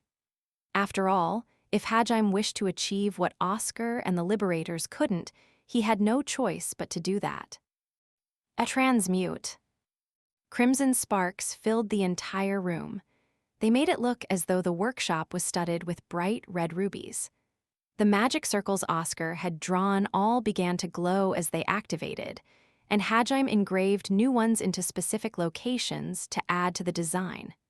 Magic circles dotted the ceiling, the walls, and the floor. Once he had finished them, he crafted one massive three-dimensional magic circle to encompass all of them. A second later, the mountain of ore began to undulate. Hajime had used ore desynthesis to refine the various metals he'd gathered, then activated creation magic to imbue each one with the appropriate magic. He'd also made use of accelerated transmutation to continually speed the process up. Refined ingots enchanted with ancient magic appeared one after another. And the moment each one finished, it vanished because another one of the magic circles was teleporting each ingot to its designated location. Hajime then personally took those refined ingots and started transmuting them into all sorts of equipment. In seconds, he'd made a sword, a shield, a spear, a helmet, a suit of armor, some bullets, and a few other weapons. He swiftly appraised each one to make sure there were no defects, then sent each type of equipment to a different magic circle. Once that was done, the refined ingots started getting teleported to those magic circles, which then used the model swords, shields, etc. to create duplicates using the newly arrived materials. Moreover, the completed duplicates were sent to another circle that opened up a portal in the ground to transport them to the kingdom. Hajime-kun, did you just? Kaori muttered absent-mindedly, staring at the workshop in awe. Yeah, I turned the entire workshop into a huge artifact. It's an automated weapons factory now. Indeed, the whole process wasn't too different from factories back on Earth. So long as there were enough materials, the original weapons that served as blueprints remained in place, and Hajime kept supplying the factory with mana, it would continue refining, crafting, and teleporting equipment indefinitely. No wonder Hajime-kun seemed so confident when he said he could make enough weapons for everyone. The concept of mass production probably hadn't existed in Oscar Orcus' time. This was a style of transmutation only someone from a post-industrial society like Hajime could have created. And best of all, time moved 10 times slower within this workshop, so dozens of artifacts popped through the kingdom's portal every minute. Hajime had no doubt Liliana was staring at the growing pile of legendary tier artifacts with awe. I can leave this alone and it'll keep chugging, so I guess I can afford to take a short break. Ramiya, Mayu, sorry for the wait. Let's eat now. Ow, okay. Oh my, I'm not sure the proper words to express my amazement even exist. Ramiya's reaction was hardly surprising. A second ago, Hajime had been surrounded by magic circles glowing in geometric patterns, waving his hands like a conductor leading an orchestra. He seemed like a magician from a fairy tale, creating wonders one after another with just a snap of his fingers. But now, he looked like a normal boy again as he reached for a sandwich and muttered, "Man, I'm starving." Hajime spent an hour recharging, though he continued transmuting simple things while he ate. Once he'd consumed enough food to last him a day, he said, "Okay, now I need to start making sensei and everyone else's special artifacts. I've also gotta make some of the bigger weapons that shoot down huge groups. Kaori, can you get me some more ore?" Of course, but Hajime-kun, make sure you rest properly once you're done. We've got tons of time now, thanks to the hour crystal. Yeah, I know. Mayu, Ramiya, I want you guys to stay in contact with the others. Time moves slower in here, so I might miss important developments. Let me know if anything happens. I'll be too focused on work to notice on my own.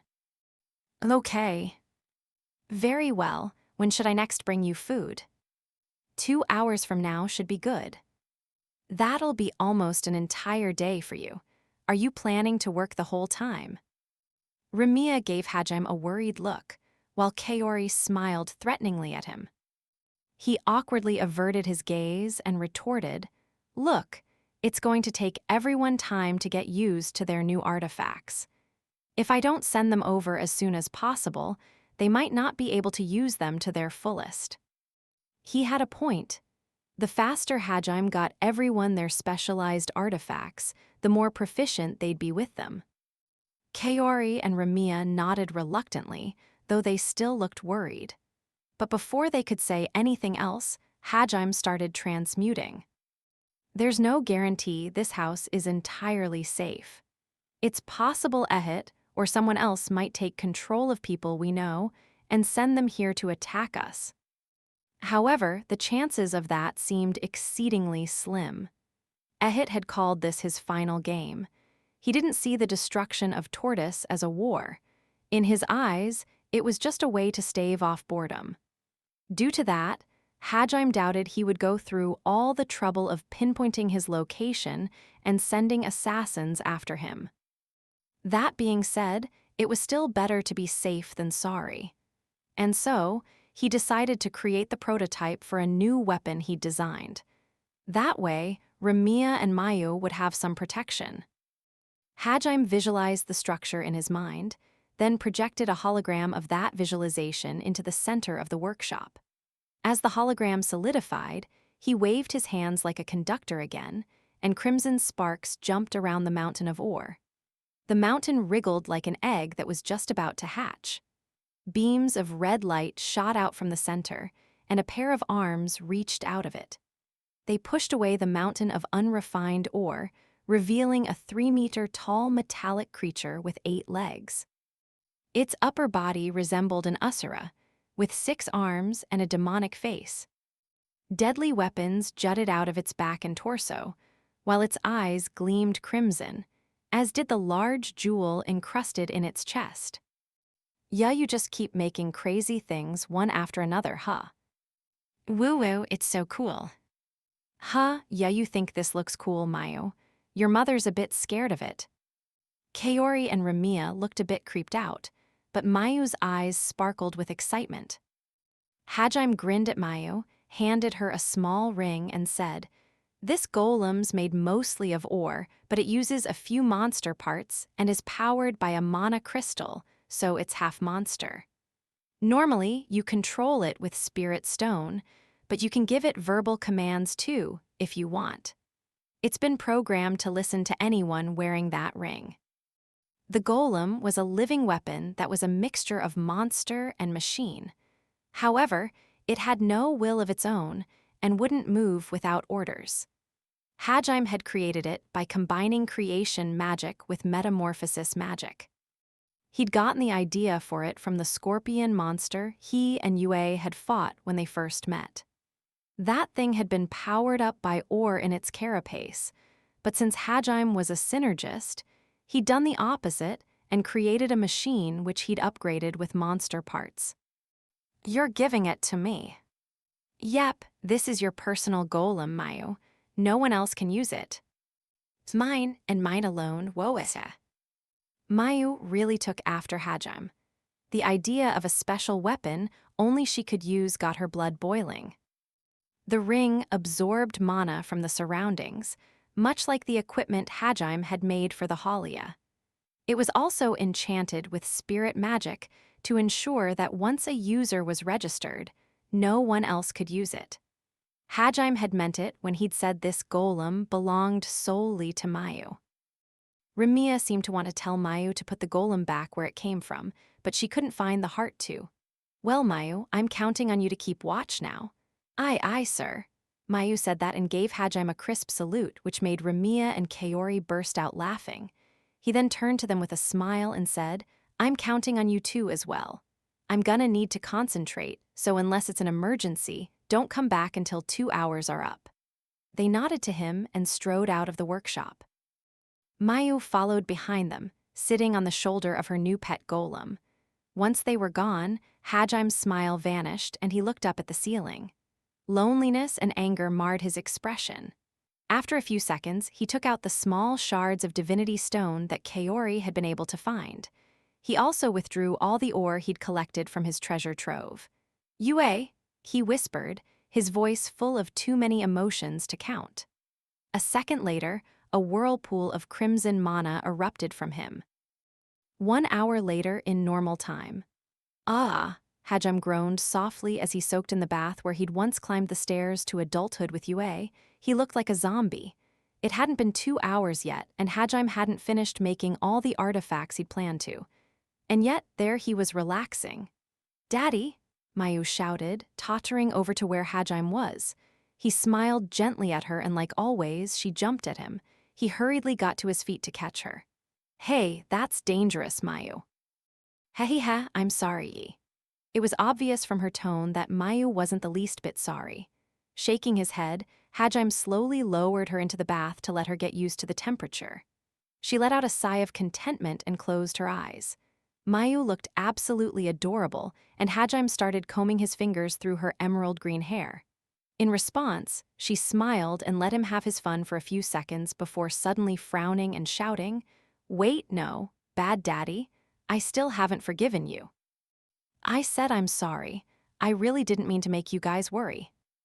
"I don't believe your sorries anymore." Mayu shouted as she puffed her cheeks out indignantly and pointed up at him.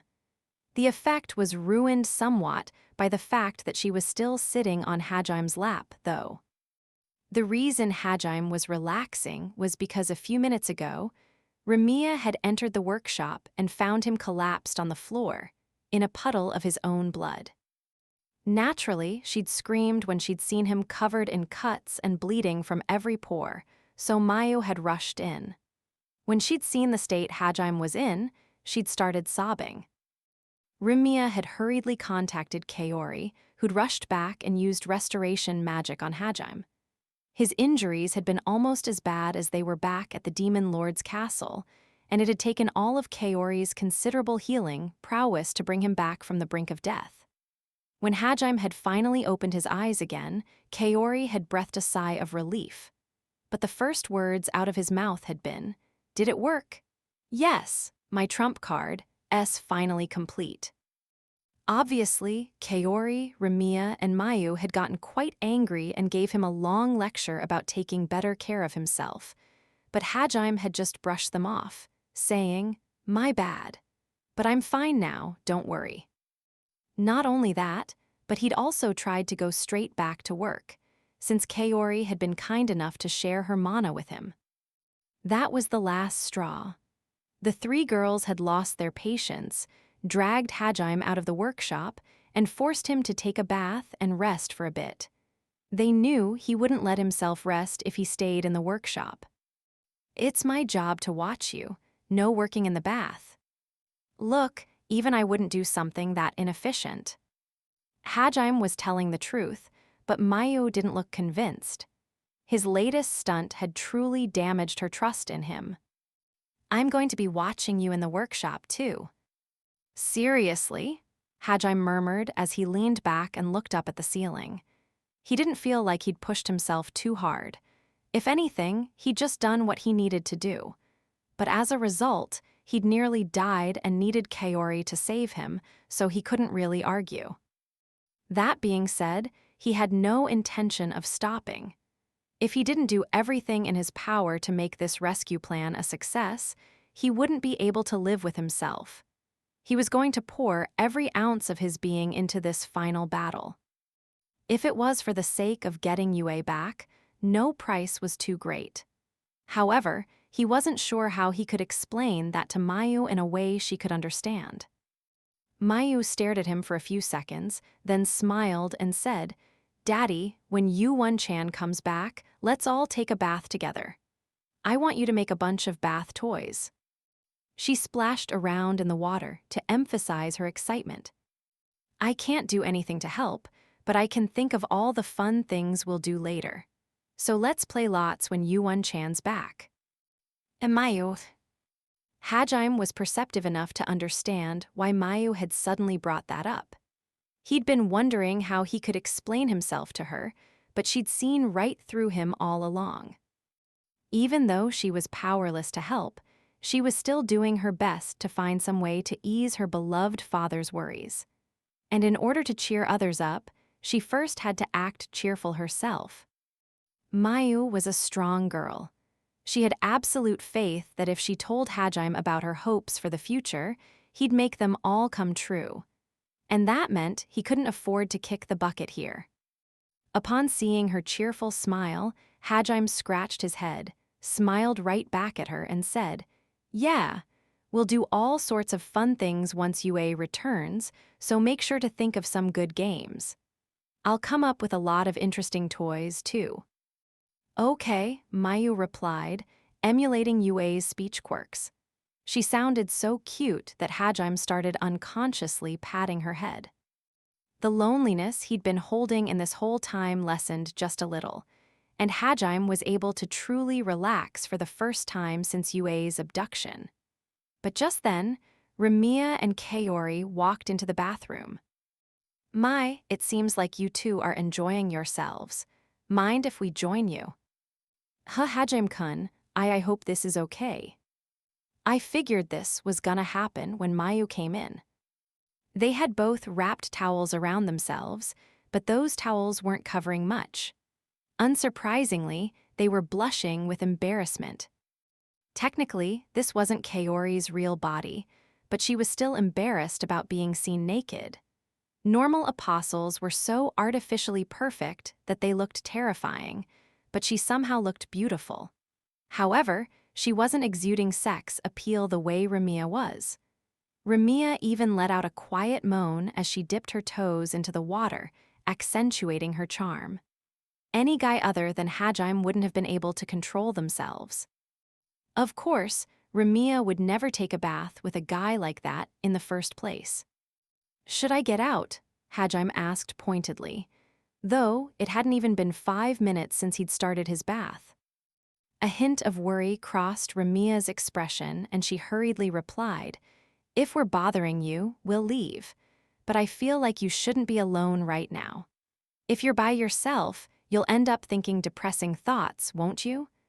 I just thought it would be easier for you to relax if we were all here by your side. You can't overcome sorrow through willpower alone."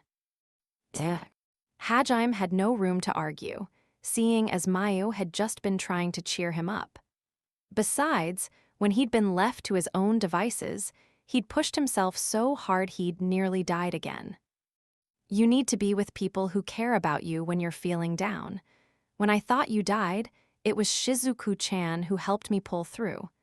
I know I can't replace Yue, but I still want to be there for you. If I don't do at least this much, then Yue will mock me forever." Smiling, Kaori walked over to Hajime's side. Without Shizuku, she definitely would have given into despair when Hajime fell into the abyss. And so, she knew that Hajime needed someone better than anyone else. Hajime couldn't bring himself to refuse the girls' kindness, and he smiled tiredly at them. "Thanks, honestly, if I don't pull myself together, you will be mocking me forever, not you. I can't imagine her ever making fun of you. You fufu, Yue-san loves you too much for that, Hajime-san." The three of them chuckled as they reminisced about Yue. "MRR," Mayu murmured. "Chem, looks like Mayu's getting sleepy." Her eyes were half closed, and she was resting against Hajime's chest. She hadn't slept a wink since they'd left the Demon Lord's castle, so it was amazing she'd lasted this long. "Guess I should clean her up and put her to bed before she conks out." Hajime hadn't spent too long in the bath, but he felt refreshed all the same. He was still planning on taking a short nap in the workshop to regain his strength, but his mental exhaustion had disappeared entirely. Smiling, Ramia noticed Kaori was glancing nervously from Hajime to the shower area. After a few seconds, it suddenly hit her. "Very well, then. In that case, Hajime-san, why don't you let me wash your front for you while you wash Mayu?" "I can wash my back, Wait, did you just say front?" Hajime said that in an icy tone and glared at Ramia, but she just smiled warmly at him. "Yes, I imagine Kaori-san would like to wash your back. Isn't that right, Kaori-san?" "What? Ramia-san, what are you saying? Yeah, you can't wash his front. Would you prefer to do it instead? Mummy, wash Hajime-kun's front." Kaori mumbled those words as her gaze slid down to a particular body part of Hajime's. Shortly after that, her face went beet red. "Morons, no way I'm letting you guys wash me. But Hajime-san, think of how much Kaori-san has done for you. She's working so hard to get you more materials, too. Don't you think she deserves a reward?" "Ramia-san, thank you. You've got a point, but I'm not Tio. Only perverts would let someone else wash their dick." "I'm sure Kaori-san would consider it an honor, though." Ramia said that as she turned to Kaori, who averted her gaze. Judging by Kaori's expression, she agreed with that sentiment. "Kaori, I misjudged you. Please don't give me that pitying look." Kaori said that, then squatted down and hid her face underwater. Sighing, Hajime got up and took Mayu over to the shower area. As he left, he heard Ramia say, "Kaori-san, I heard from Mayu that Kaori-1-chan is an assertive woman." Mayu-chan said that. "Now is the time to be assertive, is it not?" Well, wait, why does it have to be now?" "Very well, I shall compromise here. The three of us can wash Hajime-san's front together. I guess it'd be less nerve-wracking if we all wait. What? Did you just say the three of us? What on earth do you plan on making Mayu-chan do, Ramia-san?" Oh my, Yufufu, you can't just laugh this one off. Poor Kaori. Everyone likes messing with her. The scary thing was that despite her complaints, Kaori seemed to enjoy being teased. Even when Yue pulled pranks on her, it looked like she was having fun. I guess Yue's conditioned her to enjoy being toyed with. Of course, Hajime would never say that to her face. Still, he was glad Ramiya was helping Kaori cope with her loneliness the same way she'd helped him. When Yue gets back, Kaori's life is going to be hell, huh? MRR? Mayu groaned and groggily looked up at Hajime while he washed her hair. Your mom and Yue have a lot in common, it seems. About a day later, she arrived. Hajime-san, I'm back, she shouted as she burst through the door of Hajime's workshop. Judging by how excitedly she was hopping up and down, Hajime guessed her mission to enlist Mildy Risen's assistance had been a success. Her eyes sparkled with joy when she saw that Hajime had managed to remake his prosthetic arm and eye. Smiling, Hajime turned to her. Welcome back, I take it you were able to find Mildy? Yep. Apparently, some apostles went to attack her before I got there, but seriously, did she come out okay? Yeah, she wiped the floor with all of them. Her private room and golems were all fine. It turns out she's really scary when she's fighting for real. I guess it makes sense since she's a liberator and all. Exactly. Unfortunately, Mildy-san said she can't leave her labyrinth without careful preparation, so I wasn't able to bring her back. But she said she'd be there for the final battle, along with her golem army. She had a wistful look in her eyes as she said that.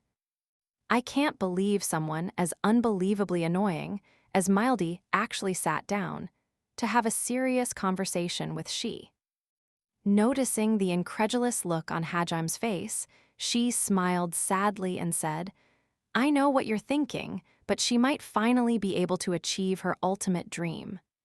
When I told her we were planning on bringing down Ehit, she looked. Happy isn't really the right word. Sorry, I can't think of a good way to describe it.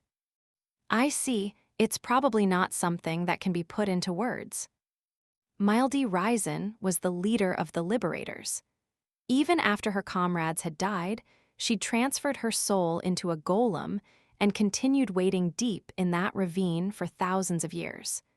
No matter how things ended up, she'd spent her entire life working up to this decisive battle. Hajime doubted anyone living in this era would be able to understand her feelings. Oh, but she started acting super annoying again pretty fast. She was only quiet for a minute, then she started saying crap like, I see, so you came here to beg for my help.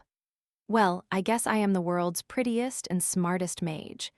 It sure is tough having people ask me for help even after all these millennia. But don't worry, I'll save you guys. You better be grateful. Go on, get down on your knees and prostrate yourself before me. So I brought her down with a heel kick and reminded her of her place. By the time I left, she was the one prostrating before me. I see. Anyway, she said she needs to preserve her strength before the final battle. So since I couldn't bring her over, I nabbed all the stuff that looked useful from her labyrinth. She grinned mischievously as she patted the bulging sack slung over her shoulder. Hajime had no doubt she'd basically robbed Mildy the same way he had when they'd first cleared her labyrinth. He could just imagine Mildy crying in a corner while she looted the place. How about you, Hajime-san? How are things on your end? I heard from Ramiya that time moves slower in your workshop, and you've already spent 10 days in here. She looked around the workshop, her ears twitching excitedly as she watched the automated production line create countless weapons and teleport them away. I've been making sure to eat and sleep, so I'm in perfect condition now. As you can see, artifact production is going smoothly. More importantly, what you bring back from Mildy's place. For starters, this thing, she said as she sat down on a nearby chair and put a small white marble on the table. This is the Anti-Divine Edict artifact. What are you talking about? Is that supposed to be its name? Even the names she gives things are annoying. Maybe she just does this to tick Ehit off. Fortunately, the artifact itself had been made by Oscar, and like all things Oscar had made, it was high quality. Still a little put off by the name, Hajime picked up the marble and started analyzing it. Wow, this is impressive. It's basically an interference device. She cocked her head inquisitively. That divine edict of his is just a really powerful spirit magic spell. It imprints the caster's will onto the soul of the target, forcing them to obey all commands. The reason Ehit prefaces each of his commands with his name is because it provides a locus for the spell and forces the target's attention onto him. I see. Is that also why the spell gets stronger when he uses that longer name?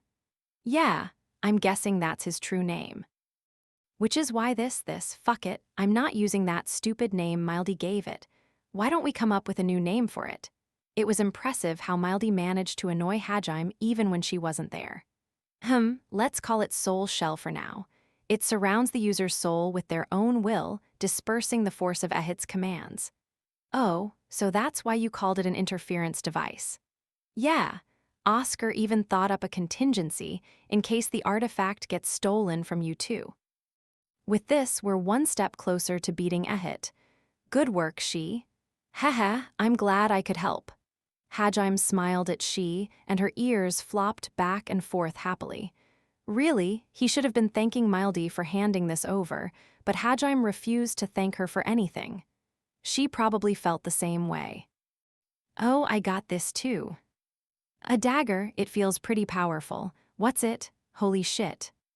The next thing she brought out of her sack was a small dagger with a black sheath. Hajime gasped in surprise as he unsheathed the dagger and stared at its sky-blue blade. It looked as though the blade had been molded out of sapphire. He could tell from a glance that this wasn't one of the few holy swords passed down through tortoise history. No, the oppressive aura emanating from the blade was something only concept magic could produce. It's called the Godslayer dagger. The concept magic it's imbued with is the ability to kill gods. I guess this is one of the 3 concept magic artifacts Liutilis said the Liberators were able to make. Tisk, I can't believe Mildy was hanging onto it this whole time. If she had something like this, she should have given it to us from the start. I told her that too, but she just said, didn't you say you weren't gonna bother killing God? Why would I give a God-killing weapon to someone who's not interested in fighting God? Now, if you want this, you better lick my boots and apologize for blowing up my room last time. Maybe then I'll think about giving it to you, mwahahaha. I see. Yep, but don't worry, I hit her with that lariat move you taught me and blew up her room again to remind her of her place. She upgraded her defenses since the last time we saw her, but it wasn't enough to escape my iron fist. Haha, making her bow down before me felt so good. I see. Man, she's become vicious. I probably shouldn't let her get close to Mildy again, Hajime didn't want to see She turn into a merciless tyrant who beat up anyone who annoyed her. Naturally, he didn't realize the irony in that wish. By the way, the 3rd artifact they made was called the Arrow of Boundaries, and it was what they used to open a path to the sanctuary, but it was lost when they were defeated. The Liberators had made a few inferior copies of it, though, and She had brought one of those back. Of course, the inferior version wasn't capable of forcing open a path to the sanctuary, but combined with Hajime's inferior version of the crystal key, it might just be enough. Oh yeah, Mildy-san warned me that the Liberators were chased into hiding by the people of the world before they got a chance to fight Ehit, so she's not sure how effective the Godslayer dagger will be. But she said that it absolutely won't harm Yue-san's soul, so we should be able to make use of it. That's reassuring. I designed a trump card of my own, but the more options we have, the better. If this dagger won't hurt Yue, then it's definitely worth keeping around. As Hajime slipped the dagger back into its sheath, She frowned unhappily and said, though I wouldn't trust it too much. Apparently, the liberators made this while wasted. They were mad that they weren't able to use their god-killing concept magic on Ehit, so they started drinking and began competing to see who could come up with the best insult for Ehit. Eventually, they passed out, and when they woke up the next morning, this dagger was sitting on the table. Are you telling me they made this by mistake? They weren't thinking straight by the time they crafted this, so the only emotions packed into it are die, Ehit, you fucking bastard. That's why it won't harm anything except him. Now that I can believe, I feel like I know how those guys must have felt. This is gonna help a lot in getting UA back safely. Mildy may be an annoying bitch, but I guess I should thank her after all this is over. I know, right? Though I feel like I'll end up beating her up again once I'm done thanking her. Hajime and she sighed as they envisioned Mildy's irritating smile. Seeing that that was the last of She's presents, Hajime dumped the artifacts into one treasure trove, then brought out another. Here, I made a new treasure trove for you. I put all the new artifacts I made for you in it, including a new hammer. Hell yeah, I've been waiting for this. She's ears perked up, and she immediately summoned her new weapon, Villadrucken. Hauwu, I miss the feel of cold, hard metal in my hands. Nothing beats flattening enemies with a giant hammer. You're starting to scare me. She rubbed her cheek against the warhammer, an ecstatic expression on her face. Oh, you're back, Shaewon-chan, welcome back, Mayu said with a smile as she poked her head into the workshop. Smiling, she turned around and said, Mayu-chan, I'm homie. Her smile stiffened when she saw the many-legged golem Mayu was riding. Mayu-chan, where did you get that creepy-looking golem? Daddy made it for me. This one's called Bell-chan. That one's Sa-chan, the one over there is A-chan, the one next to it is Lu-chan, that one's Ma-chan, and those two are Lebai-chan and Baru-chan. How many do you have? A shiver ran down She's spine as more golems filed in behind Mayu. There was something inherently creepy about them that repulsed her. I made one to guard Mayu and Ramiya, but these guys are more versatile than I thought, so I ended up making a few more. Honestly, even I don't understand how they're so strong, and I made them. Isn't that a bad thing? Their full names were Belphegor, Satan, Asmodeus, Lucifer, Mammon, Leviathan, and Beelzebub. Mayu had come up with all of them, as well as their nicknames. Hajime wanted to believe it was just coincidence that a girl only 4 years old had come up with the names of the great biblical demons, but with Mayu, you could never be sure. Mayu, remind me again where you came up with those names. MRR, you're so weird, Daddy. Bell-chan just looks like a Bell-chan, Sa-chan looks like a Sa-chan, and everyone else looks like their names too. That's all. Yeah, these things are definitely bad news, Hajime-san. Hajime was beginning to seriously worry that some ancient horror had possessed his daughter. Guys, say hi to Shaewon-chan. Eek! She shrieked as the golems all struck a pose and shot out rainbow-colored smoke from their backs. They were like a Power Rangers unit made up of the 7 deadly sins. Hajime-san, why are they posing like that? It doesn't look like Muchin's ordering them to. Did you design them to do that? This isn't my doing. Also, Mayu isn't skilled enough at controlling them to make all 7 do different poses like that. I don't trust those golems, Hajime-san. She exclaimed as she pointed ominously at the golems, her hair standing on end. Look, I get where you're coming from. Honestly, I'm starting to worry I added too many monster parts to them and they've become autonomous now. But I mean, just look, Hajime said with a helpless shrug. They're all really cool, right? Mayu said with a beaming smile, and the golems visibly blushed. They were Mayu's loyal pet dogs. Mayu's in love with them, and they're not malfunctioning in any way. In fact, they're stronger than I expected them to be. I feel like it'd be wrong to scrap them. What if some of Ehit's goons are possessing them? Yeah, I thought of that too, so I tried insulting Ehit a bunch in front of them, but they didn't react. I even showed them recordings of Ehit's descent in the Demon Lord's castle and made them smash the recording devices. The golems had been more than happy to step all over the videos of Alva and Ehit. Their enthusiasm had honestly surprised Hajime. He guessed they had a deep-set hatred of Alva and Ehit now, since the videos had shown the two of them hurting Mayu. Of course, Ehit had been possessing Yue at the time, so it meant Hajime had been forced to watch the golems happily stomp all over pictures of her. Well, I guess that proves they're not Ehit's pawns at least. Yeah, no one who follows that guy would dare step on pictures of him.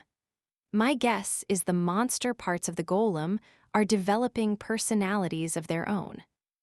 The real reason Hajime had made more was because he'd been confused as to why his first had started becoming more autonomous. But every subsequent one he'd made ended up doing the same thing, and before he knew it, he'd made 7 without coming any closer to understanding what he was doing wrong. The golems from the 8th onward had all functioned as intended to, like mindless drones. Oh right, Daddy, I came here to tell you that Kaori One-chan and the others came back. Ah, thanks for letting me know. Oh, but Suzu One-chan was acting kind of weird. Suzu and Ryutaru had completed their mission in Verbergen about half a day back and had been here in Oscar's labyrinth since. Right now, they were taming the monsters of the abyss, with Kaori guarding them while she collected ore. Are they having trouble turning the monsters into familiars or something? Hajime explained to Shi what Kaori and the others were up to and headed for the front entrance with her. Shi, you're back. I take it everything went well. Yep, nice to see you too, Kaori-san. Smiling, Kaori ran over and hugged Shi. However, Suzu and Ryutaru remained standing by the gate that divided Oscar's house from the dangerous labyrinth. They seemed reluctant to step past it. It's nice to see you safe and sound, Suzu-san. Were you able to convince my dad, the Halia clan and Verbergen's elders to join the fight? Seeing as they weren't moving, Hajime and the others walked over to Suzu and Ryutaru. As they got closer, Hajime could see Suzu was looking anywhere but at him, and he heard Ryutaru quietly mutter, "Let's just get this over with." Things went well, Shishia. The people of Verbergen never believed in Ehit to begin with, so when we told them the fate of the world depended on this battle, they believed us right away. Yeah, some of them were worried they wouldn't stand a chance against Ehit's armies, but when we told them they'd have your artifacts, Nagumo, they changed their tune. The Halia are with us too, I think. What do you mean, you think? She asked with a suspicious look. Ryutaru flinched visibly, and after a few seconds of waffling, he finally made up his mind and said, "Okay, so they're down to fight, but when I told them we needed their help, they broke down in tears." My dad did. Not just him, Shishia, the whole clan did. Then they started chanting, "Kill them, kill them, kill them," which was what really scared us. Apparently, they're extremely moved because they get to finally fight by their boss' side. Their chanting was so loud they pushed back the mist a little bit even. I never realized this is what happens when you train people SGT.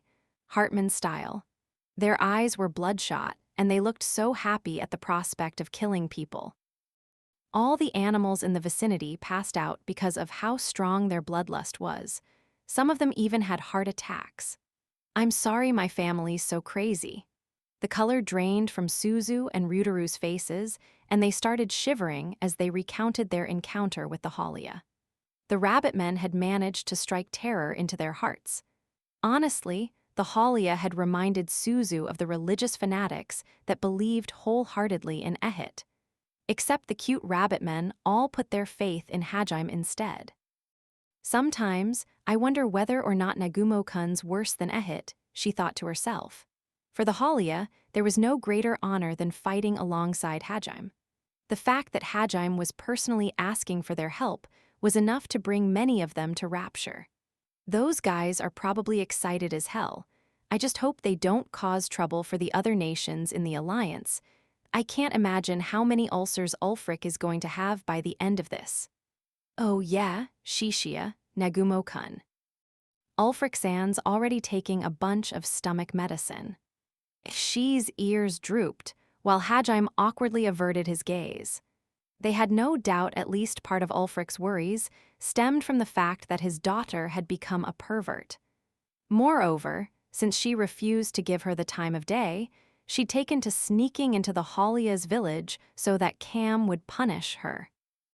Hajime and she knew they were directly responsible for this, so after exchanging a quick glance, the two of them unilaterally decided to change the subject. Anyway, Taniguchi, have you been able to tame any strong monsters? Mayu-chan said you were acting weird. Is everything okay? Now it was Suzu who awkwardly averted her gaze, and so Hajime turned to Ryutaru instead. I didn't get a single one. Turns out I'm not really good at the whole taming thing, Ryutaru replied with a self-deprecating smile. Hajime fired a rubber bullet at him and gave him a cold glare as he clutched his forehead and writhed around on the ground. Before he could dish out any more punishment, however, Kaori grabbed his arm and shouted, wait. It's not like they didn't make any progress at all. Suzu-chan was able to tame a few familiars, and Ryutaru-kun learned of a new way to use his metamorphosis magic. Oh, if you guys are getting somewhere, why didn't you say so? Hajime turned back to Suzu, who gave a little start and broke out in a cold sweat. Well, I do feel like I've gotten a lot of strong monsters, but what's the problem? So one of the monsters I tamed is a giant centipede that shoots out acid. Oh, that guy. There's a similar monster in early floors, but this one's a lot stronger. Instead of using its body parts as projectiles, it can just straight up shoot acid from its torso. I got pretty freaked out the first time I saw one. Same. I also tamed this large bee that can fire explosive needles. I remember those two. The things they shoot out are more like mini missiles than needles. I nearly got engulfed in flames the first time I fought one. Another monster I tamed is an ant that can burrow underground. Those guys are really good at surprise attacks. Also, I tamed a praying mantis that shoots wind blades from its legs. What else? A spider and a moth. Why all the bug-type monsters? Hajime asked with a curious look. Suzu covered her face with her hands and started sobbing. I don't know. For some reason, the only monsters my metamorphosis magic works on are bugs. There's something wrong with this labyrinth. In the forest, I managed to make so many cute furry friends. It appeared she wasn't doing it on purpose. Suzu had only made all the bug monsters her familiars because she'd had no other choice. Hajime couldn't help but feel pity for her. All the monsters she'd tamed looked utterly disgusting. But the monsters, they were far stronger than anything living on the surface. While they might not be able to handle fighting apostles, they'd at least be an even match for Freyd's monsters and Irie's undead warriors. On the bright side, maybe your enemies will be creeped out by them too and show an opening. It was rare to see Hajime console anyone, much less someone not part of his harem. However, his sympathy only hurt Suzu more, making her crouch down and begin doodling in the dirt. Are you saying I should show these to Irie? I want to talk to her, not scare her away. Hick, everyone's going to think I'm disgusting now. That's not true, Suzu-chan. Besides, you were able to get one furry familiar, right? In Kaori's desperate attempt to cheer Suzu up, she accidentally blurted out something she shouldn't have. Panicking, Suzu got to her feet and shouted, "You were supposed to keep that secret, Kaorin." She shot a surreptitious glance at Hajime, something that didn't escape his notice. What do you mean secret? What's going on here, Taniguchi? Eek! Hajime glared coldly at Suzu, and she hurriedly backpedaled away from the gate. She then turned around and huddled protectively over something. Hajime narrowed his eyes, his expression making it clear that Suzu was in for a world of hurt if she didn't talk. Suzu did her best to avoid meeting Hajime's gaze, while Kaori smiled awkwardly. Before Hajime could ask again, Mayu suddenly said, What's that, Bell-chan? There's a strong monster past the gate. It appeared Mayu was capable of communicating with her golems now. You've gotta be kidding me, Hajime muttered. He cleared his throat loudly and turned to Mayu. Mayu, I don't think Bel-chan can talk. What do you mean, everyone can talk? They can move on their own, too. Come on, Daddy, you should know this. I should. Hahei shi Kaori Taniguchi Sakagami, am I just tired? Are those golems actually talking? Everyone shook their heads in response. Hajime rubbed his temples and asked hesitantly, by the way, what exactly did the golems say? Sa-chan said, that bastard's got a nice fighting spirit. A-chan said, yeah, he's got guts. It looks like he'll take on anyone that looks strong, no matter who, but he really needs to learn his place. A punk like him should be bowing down before the princess. They talk in full sentences. Oh, and Lu-chan says to you, don't sweat the small stuff, master. Love and peace is all that matters. Seriously, Hajime was growing more afraid of his creations with each passing minute. Did I infuse these guys with spirit magic by accident? Or did some wandering spirits go inside them when they were created? I feel like I didn't make any mistakes, but the scariest thing of all was that Mayu seemed to consider the golems' actions natural.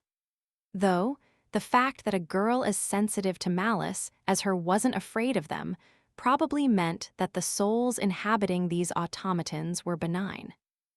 They all call her princess, too. I can probably trust them to watch after Mayu, but Daddy, there's a bunny here. Mayu shouted as she peeked over the gate to see what Suzu was trying to hide. She put her hands on her head and did a bunny ear imitation. Yeah, of course there's a bunny here, Hajime said, turning to Shi. She waved her ears back and forth, emphasizing her bunniness. No, I mean a fluffy white bunny. Yeah, I know. Taniguchi isn't really doing a good job of hiding it. Sighing, Hajime turned to Suzu. She could tell from the look in his eyes that the jig was up. But she refused to give up the creature in her arms. In an attempt to smooth things over, Kaori said, Hajime-kun, he's not a bad bunny, really. In fact, he's special. He really admires you and, he admires me? Realizing this might be her one chance to save her furry friend's life, Suzu shouted, yes, he does. Besides, what happened isn't his fault, so please don't shoot him when you see him. He's the only cute thing that my metamorphosis magic worked on. Please. Now I'm just confused, Hajime muttered. Smiling wanly, Ryutaru signaled for Hajime to follow after him. Hajime stepped past the gate and took a look at Suzu's bunny. It had long ears and dark crimson eyes. Red veins crisscrossed the rabbit's white fur, but they didn't pulsate like those of other monsters and instead glowed softly. The most striking feature of all, though, was the bunny's abnormally large legs. Though it looked slightly different from the ones Hajime remembered because Suzu had tamed it, the major features were the same. Ikayu. The bunny's cry was no different from what he remembered either. This rabbit was undoubtedly the same species as the one that had damaged Hajime's left arm and nearly killed him before the bear appeared. Of course, it wasn't the exact same rabbit, since Hajime had gotten his revenge on that one. The reason Suzu had tried to hide it from Hajime was because she was worried he'd slaughter it on sight. It's not like I'm gonna kill your familiar just because it's from the same species that attacked me. Really? Do you mean it, Nagumo-kun? I can keep him. He's not a dog, and I'm not your dad. Though, don't these guys live on the earliest floors? Don't tell me you went all the way up looking for a cute monster you could tame. Actually, I guess you wouldn't have had enough time for that. But then, how'd she run into that guy? Hajime shot Suzu a questioning glance as he thought that, but before she could answer, the rabbit leaped out from behind her and hopped over to him. It had been watching him warily and keeping its distance, so Hajime was surprised by the sudden change in attitude. He grabbed the rabbit by the ears and lifted it up to eye level. Kyu makio akyu. It wasn't trying to attack Hajime, but he couldn't exactly tell what it was trying to do. He gave it a puzzled look, and Suzu stepped forward to interpret. Metamorphosis, magic allowed the user to understand a little of what their familiars were thinking and feeling. The degree to which they could depended on the strength of the familiar and how long the person had been with it. Unless they'd spent years with a familiar, they could only get a vague understanding of its thoughts. Under normal circumstances, anyway. He's saying, "My king, it is an honor to finally meet ya. When I realized I could become even stronger by pledging myself to your comrade, I willingly became her familiar. I can't wait to fight with ya. Would you be so kind as to grant me a name, my king?" Don't give me that incredulous look, that's really what he's saying. Okay, even if it is, why are you adding the weird accent? Because that's how he sounds to me, Suzu protested, her face bright red. Everyone turned back to the rabbit. It certainly seemed possible that was what it was saying, judging by the look in its eyes. They seemed to be pleading with Hajime. Okay, well, we're wasting time out here. Let's get back into the workshop first. Why are all these crazy things happening right before the final battle? I guess they're mostly good things, but still, Hajime returned to his workshop, a worried expression on his face. Once everyone was inside, Hajime activated the hour crystal and sat down at the main table. Ramiya brought everyone tea, then went back to the kitchen with Mayu to make dinner. Suzu took a sip of her tea before she began explaining how she'd met this rabbit. At first, Suzu had been depressed that the only monsters she could tame were insects and was losing her motivation to keep going.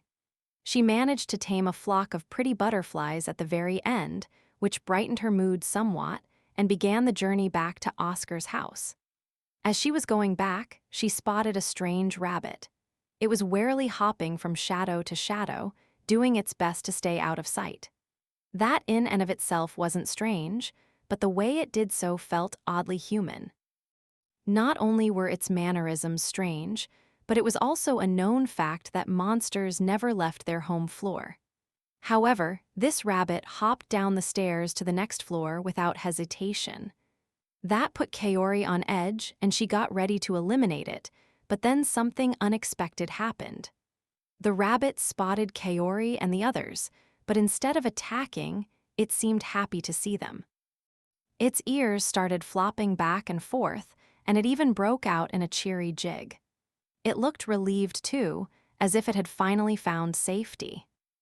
It cautiously made its way over to the party, making sure not to make any sudden movements. The way it had hesitantly looked at Kaori and the others, as if asking whether or not it was okay to get any closer, had been so cute that Suzu was instantly smitten. After taming all these insects, she'd finally found an adorable rabbit, one that wasn't hostile, even. Kaori had still been on guard, but Suzu ignored all warnings and ran over to the bunny. She held a hand out to it and declared, "I've made up my mind.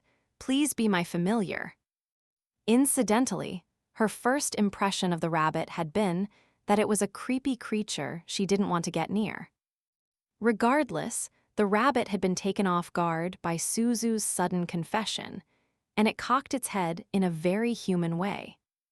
Seizing her chance, Suzu had started gushing about all the reasons why the rabbit should become her familiar. The way she'd talked, she'd sounded like a creepy stalker who'd cornered her favorite idol. "I'll feed you 4 times a day and make sure you have a nice place to sleep. I'll give you weekends off and even give you a salary. If you need more time off, we can negotiate. Not only that, I'll use my metamorphosis magic to upgrade all of your stats. You'll become way stronger. You won't find an opportunity like this anywhere else. This is your one chance to find a wonderful home, comrades you can trust, and a once-in-a-lifetime power-up." Kaori and Ryutaru had both been flabbergasted. For starters, they doubted this rabbit could even understand Suzu. Indeed, it could not, and Suzu turned back to Kaori and begged her to use spirit magic to let them converse. Reluctantly, Kaori had activated soul contact, not expecting it to really work. But to her surprise, not only did this rabbit have a will of its own, it was highly intelligent as well. Most monsters acted primarily on instinct, but not this one. In fact, it had been audibly excited when Suzu explained she'd be able to make it stronger.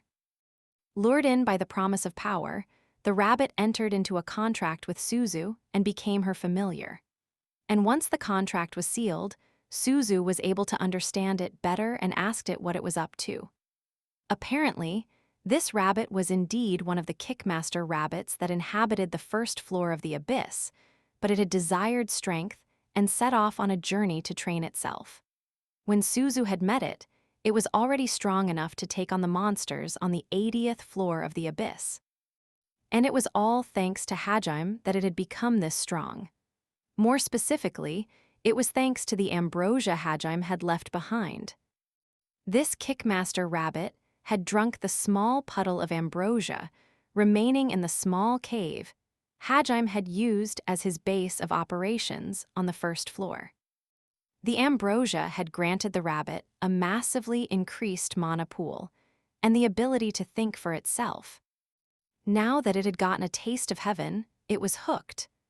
After it drank all the ambrosia in Hajime's former base, it began wandering the corridors, searching for more.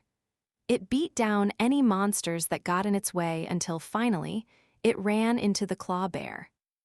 This rabbit had, in fact, witnessed Hajime's fight with the claw bear, so it had assumed it had nothing to fear.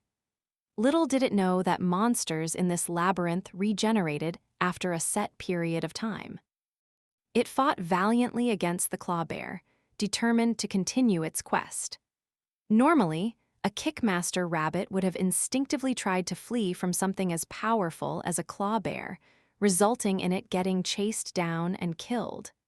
But the ambrosia had given this rabbit the power of thought, and it realized the only way for it to survive was to fight and win. And as a result, it made it out of the encounter alive. During the fight, it spent every second thinking, analyzing, and planning. Even when the claw bear had it on the ropes, it didn't give up, and eventually, its fierce determination had allowed it to unlock a derivative skill for its special magic, which helped it clinch victory. And as it looked down at the corpse of this floor's ruler, the rabbit realized something. Creatures grew stronger by surpassing trials like these. The next day, the rabbit embarked on its journey to become strong. Its ultimate goal was to find Hajime, its king, and the one who'd granted it power. It wanted both to thank him and to show him how strong it had become. After that, it would travel across the world and fight against the strongest creatures it could find to sharpen its own skills. Back then, Hajime hadn't possessed convenient tools like his treasure trove, so he'd been forced to leave behind whatever excess ambrosia spilled from the divinity stone that he couldn't store and carry with him. The Kickmaster rabbit continued finding the places where he'd stayed, and by drinking what little Hajime left behind, it grew stronger and smarter. Eventually, it grew powerful enough to go toe-to-toe with the monsters on the 80th floor and had the intelligence of an average person. What the hell is this? The plot of a light novel? Ew. Hajime honestly felt like he'd just read a light novel series, starring this rabbit as the protagonist. Ha ha ha, he really is amazing. I let him fight a little to test his skills earlier, and thanks to my metamorphosis magic, he's strong enough to fight the monsters on the 90th floor one-on-one. He's so fast I can't keep up with him. Also, the way he moves is kinda like Shizuku. I bet he can use no tempo and shit too. He can even send out shockwaves with his kicks. I see. Hajime was too exhausted to point out the absurdity of all this. Smiling shyly, Suzu asked in a timid voice, so that's why he wants you to give him a name, Nagumo-kun. It has to be you, not me, so please. Well, if nothing else, it's a good thing you've got a strong familiar to help you out. But man, This is even more tiring than when I was fighting Ehit, and he wants me to pick a name too. Hajime looked down at the rabbit, which had hopped up onto the table. It looked expectantly back up at him. How about Miffy? Rejected, Kaori replied immediately. She wouldn't allow Hajime to steal names from mascot characters from back on Earth, especially not cute ones like Miffy. No way Miffy would kick bears to death. Sighing, Hajime offered a few more suggestions. Fine, Peter Rabbi, no way. You done? I don't know where that's from, but I just know you're ripping something off again. Take this seriously. I am taking this seriously, though exasperated, Hajime threw his hands into the air and said, "Oh, whatever. Let's just call him Inaba then. He looks mostly like a rabbit. Isn't that too cliched? That's like calling a dog Spot. Can't you think of a cuter name? All my other familiars are disgusting insects, so I'd prefer a cuter name for the bunny. Wait, what does Inaba have to do with rabbits?" Kaori and Suzu weren't happy with the name, while Ryutaru, who was ignorant of most old Japanese myths, didn't get the connection at all. However, the rabbit in question, Q, seemed rather taken with the name Inaba. It hopped around the table, its crimson eyes sparkling with excitement. He seems happy with it at least. Well, if he likes the name, then I guess it's fine. Aw, Inaba-chan, huh? I guess it's a cuter name than I first thought. Hey guys, can someone explain what Inaba has to do with rabbits? Please. Reluctantly, Kaori and Suzu accepted the name Hajime had chosen. Meanwhile, Ryutaru tugged on Suzu's sleeve and begged for an explanation, but Suzu ignored him. She didn't have the patience to teach a musclehead like Ryutaru. She turned to Inaba and smiled at him. She probably felt an affinity to the bunny as a fellow lagomorph-adjacent race. Since Hajime had already confirmed he didn't have a problem with the rabbit, she reached out to pet him. Good for you, Inaba-chan. Since we're both bunnies, let's be. Caillou. There was a sharp crack as Inaba kicked Shi's hand away. Everyone stared at the rabbit in shock. As Shi stiffened in surprise, Inaba looked up at her ears, then smirked dismissively. Her surprise quickly turned to anger, and she turned to Suzu with a menacing smile. Iek ka calm down, Shishia. I am calm. Now, tell me what that cheeky little brat said. You, well. Suzu-san. Iek, he said. You think your droopy little bunny ears are enough to satisfy my king? PSH, you're getting a little too big for your britches. Wait, don't get mad at me, he's the one who said it. I'm the only bunny my king needs, was the sentiment conveyed by Inaba's haughty expression. Shi's chair clattered to the ground as she rose to her feet, folded her arms, and glared intimidatingly down at Inaba. You've got balls, challenging me. Looks like I'm going to have to teach you a lesson. The only bunny worthy of Hajime-san is me. Caillou. Shi's magically strengthened fist whizzed past Hajime's nose.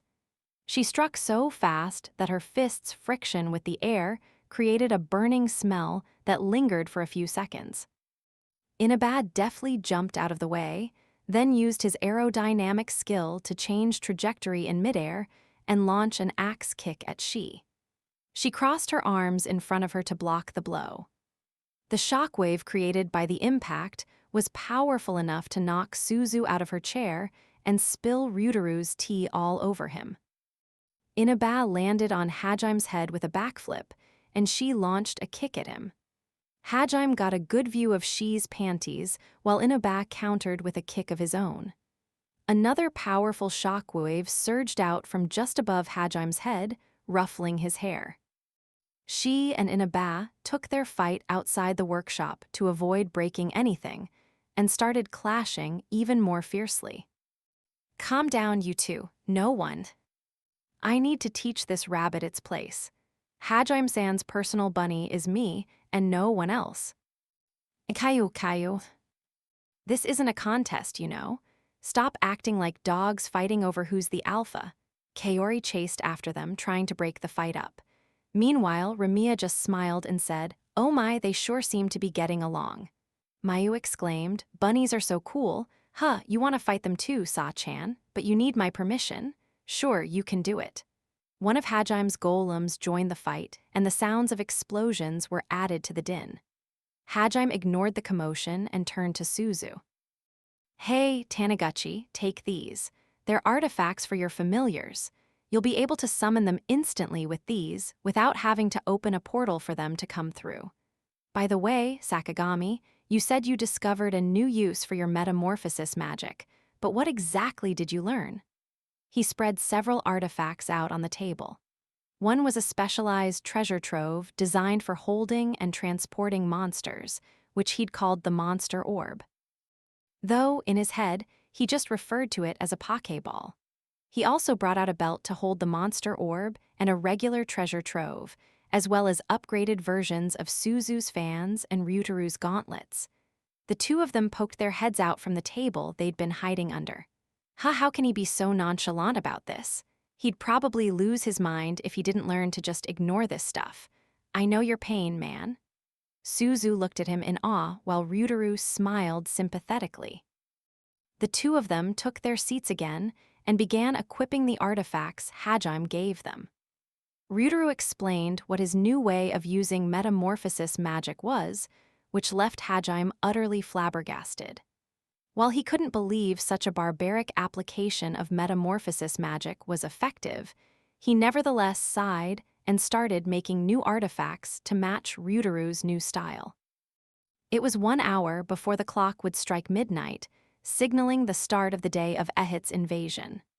She, Kaori, Suzu, and Ryutaru had spent the entire time in the workshop with the Hour Crystal, training with their new artifacts.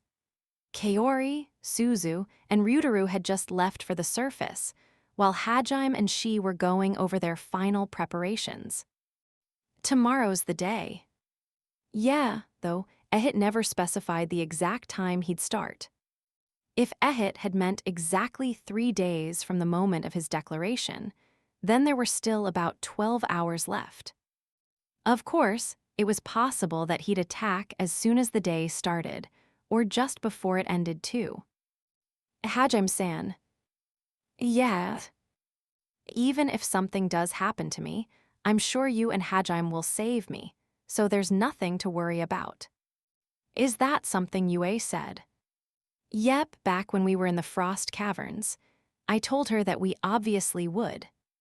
She slipped a ring, her new treasure trove, onto her finger and added, "These 3 days, I know we needed them to prepare, but they were also the only 3 days Yue had to fight back." Yeah, you're right. Ehit had claimed he needed 3 days to gain full control of his vessel. Meaning in 3 days, he would be able to force Yue into a position where she couldn't resist. No one had mentioned it aloud, but they'd all been wondering what state Yue's soul would be in when they found her. They knew they had to be prepared for the worst, just in case. But I still believe. I believe that Yue-san's safe. I'm sure she believes we'll come for her too. Definitely. This is Yue we're talking about. Besides, you just beat her back into shape the other day. There's no way her soul would lose to some self-proclaimed god. Even if he makes it impossible for her to fight back, I guarantee you she'll be watching like a hawk, waiting for an opening. Heh, you're right. But the enemy we're up against this time is really strong. We'll need to be prepared for death if we want to have any hope of beating him. What are you trying to say? She turned around and met Hajime's gaze.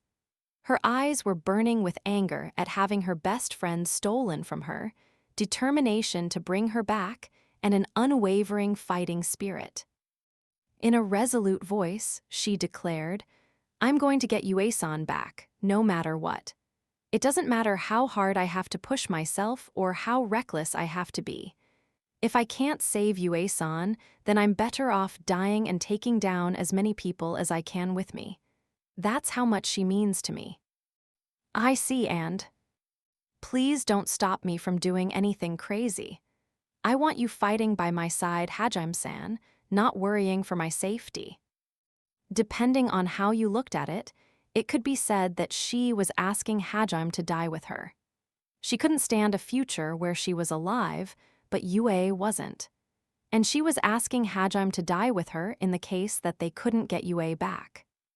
It was the kind of thing a story's main heroine should never say, but Hajime wasn't the least bit put off by her request.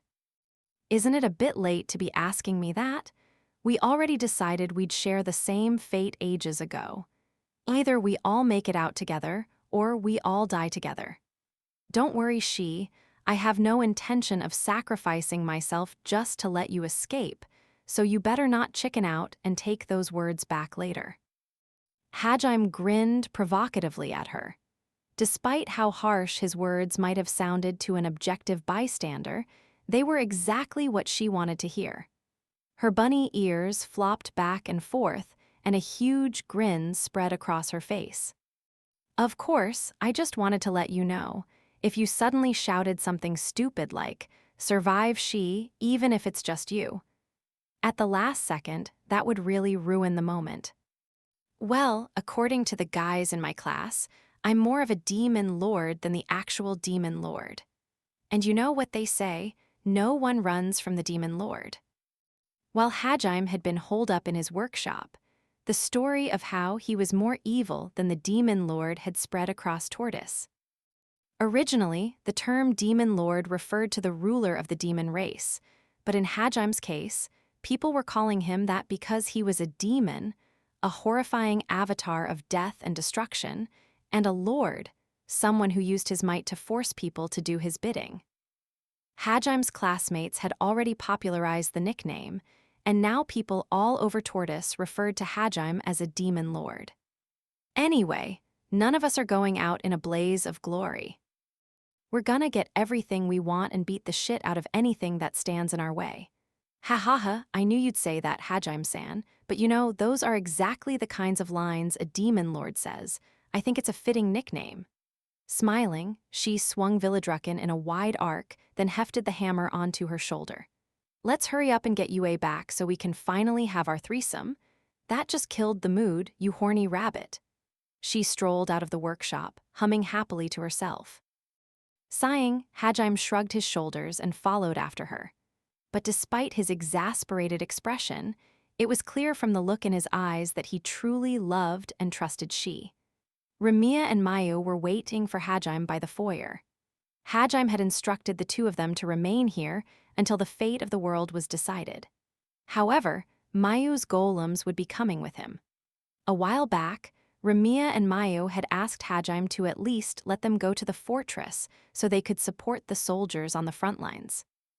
Neither of them had wanted to sit back and do nothing during the fight to get Yue back. Hajime hadn't allowed it, though. He knew he was being selfish, asking them to remain safe while everyone else fought, but he didn't care. However, Mayu had thrown a huge tantrum, and even Ramiya had looked uncharacteristically depressed, so he'd compromised a little. Since the golems he'd created could share what they saw and heard with their master, as well as be controlled remotely, he told them to help the war effort by operating his golems from here. Of course, that meant this would be the last time he saw them in person until the battle was over. "Daddy," Mayu mumbled as she ran over to Hajime and looked worriedly up at him. He squatted down until he was eye level with her and looked quietly at her. The two stared into each other's eyes for a few minutes, after which Hajime said, "Well, I'm off." "Okay." Nothing else needed to be said between the two of them. "Hajime-san, Shi-san, please be careful. I'll be waiting here for your safe return." Aye. You know, Ramiya-san, you're really good at pulling off the whole housewife seeing her husband off to war act. You even got my heart beating a little faster." Do you just get horny for everyone now?" Thank you for the compliment. "Do come back so I can welcome you home as well." "You got it," Hajime replied casually. "Of course," she said confidently. The four of them came together for a hug. With that final farewell, Hajime and she left the Great Orcus labyrinth behind. The moment Hajime and she stepped out of the portal, Shizuku ran over to them. "You're finally here. The leaders of all the countries are waiting for you. Follow me." That was the only greeting she gave before turning on her heel and stalking off. She appeared to be in a bad mood. Hajime and she exchanged confused looks as they followed after her. It was nearly midnight, but it looked like it was mid-afternoon. Lights too bright and too big to be stars twinkled in the night sky, illuminating the surroundings. They were artifacts Hajime had sent up to allow construction to progress through the night and to give the defenders an edge if the battle dragged on into the night. The plains outside Heilig's capital looked like a football stadium with all the bright illumination. The capital and the Divine Mountain were giving off no light of their own and were cast in deep shadow. It was strange to see the city that was normally so bright like that. Where's Kaori? She's with our classmates. Suzu and Ryutaru are with her, too. You sent a second-hour crystal with her, right? Everyone's been using it to get as much training time with their artifacts as possible. The plain was bustling with activity. Soldiers and knights ran from place to place, while smiths, merchants, engineers, and all sorts of support staff worked furiously behind the scenes. Layers of trenches, bulwarks, and small pillboxes equipped with massive anti-aircraft guns protected the main fortress, which towered above everything else at the center of the plains. It was made of a material that looked like red brick, but was actually extremely dense and hard ore from the abyss. Though it appeared crude, its sheer size gave it an intimidating presence. Frankly, it was hard to believe it had been built in just a few days. "Oh, Nagumo, you're finally here," Kentaro called out as he came out of the fortress main gates. He ran over to Hajime, with Ayako following closely behind him. "Nuwuwuwuwo, if it is Master Nagumo." Another voice called out to Hajime. It was also familiar. There was an explosive roar, and the surrounding soldiers drew their swords in alarm. The sound was loud enough that it made Ayako faint, and Kentaro hurriedly grabbed her before she fell to the ground. "Your name was Valpin or something, right?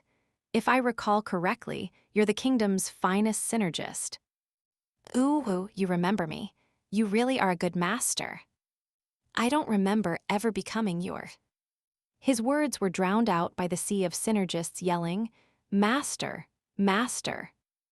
The world was on the brink of ending, but they hadn't changed a bit. Back when Hajime had visited the capital, they'd chased him so doggedly that he hadn't managed to escape no matter what he tried. Moreover, the new artifacts Hajime had sent over had made them worship him more than ever before. You could tell from the ecstatic look in their eyes that they saw him as their god. Hajime zapped them all with lightning field and extricated himself from their encirclement, then turned to Kentaro and Ayako. "Nimura, good work. The fortress looks perfect."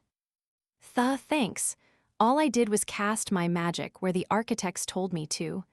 Though, I've gotten way better at using earth magic now." "I'm amazed, too. All I did was focus on healing Nimura as much as possible, but now my healing magic is as good as Kaori-chan was in the beginning." Smiling bashfully, the two of them held up the wand-shaped artifacts Hajime had given them as if to say their growth was all thanks to him. "I take it, you had no problems on your end?"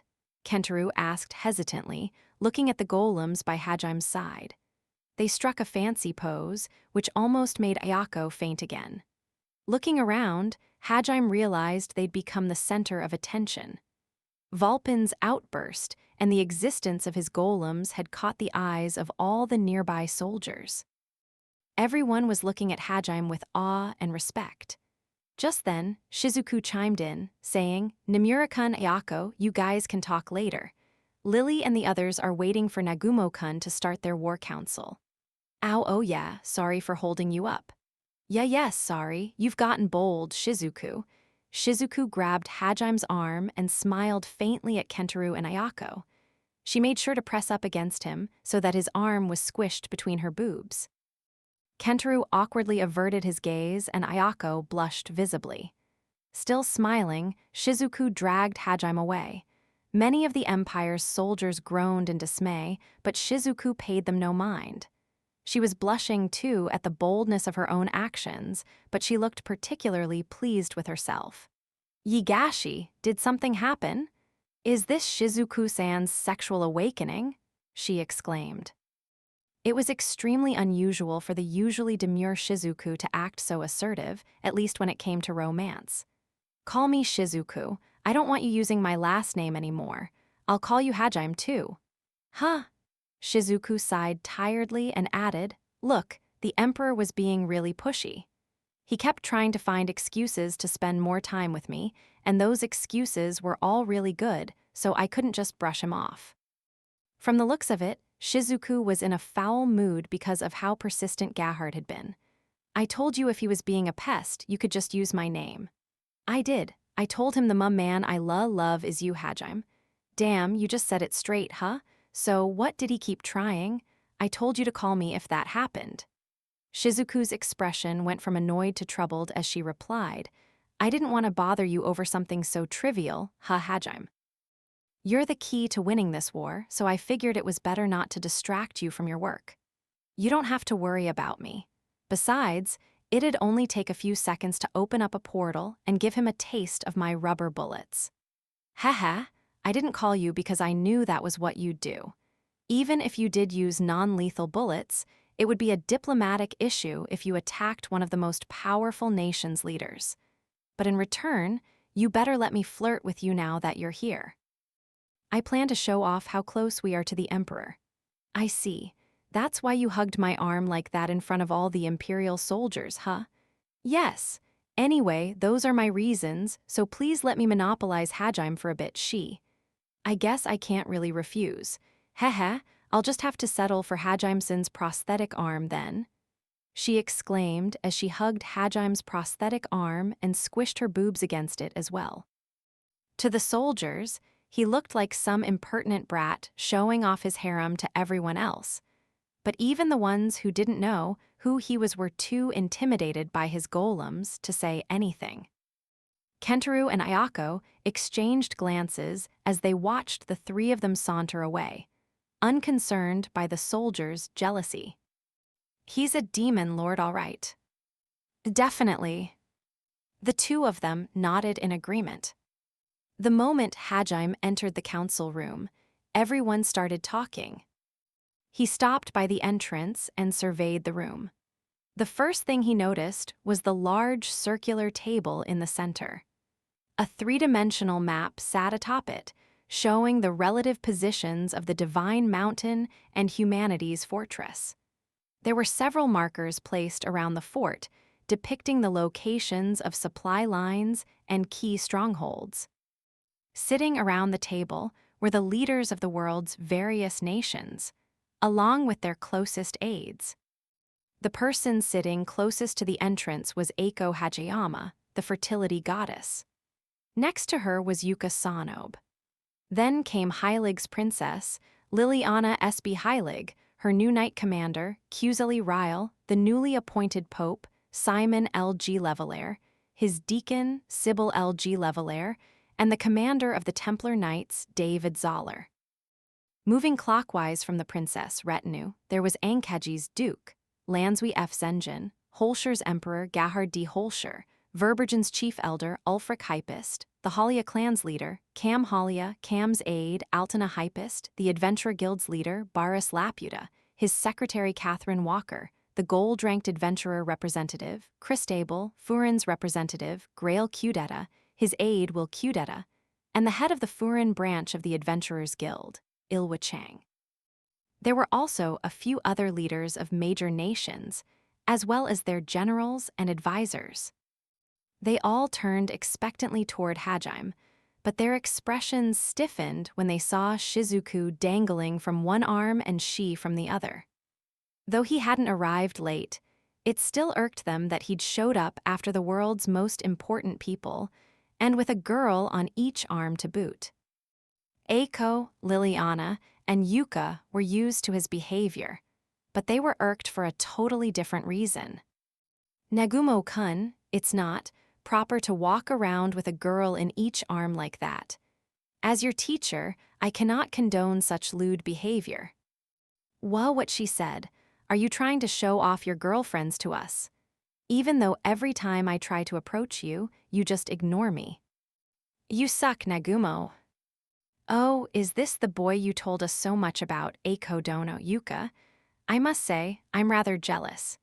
To think he has sole dominion over so many lovely ladies, boo bigua. Grandpa, please act more like a pope. You're embarrassing me. Before Simon finished his sentence, his granddaughter smacked him upside the head and he collapsed onto the table. Blushing, Yuka circled over and smacked Simon as well.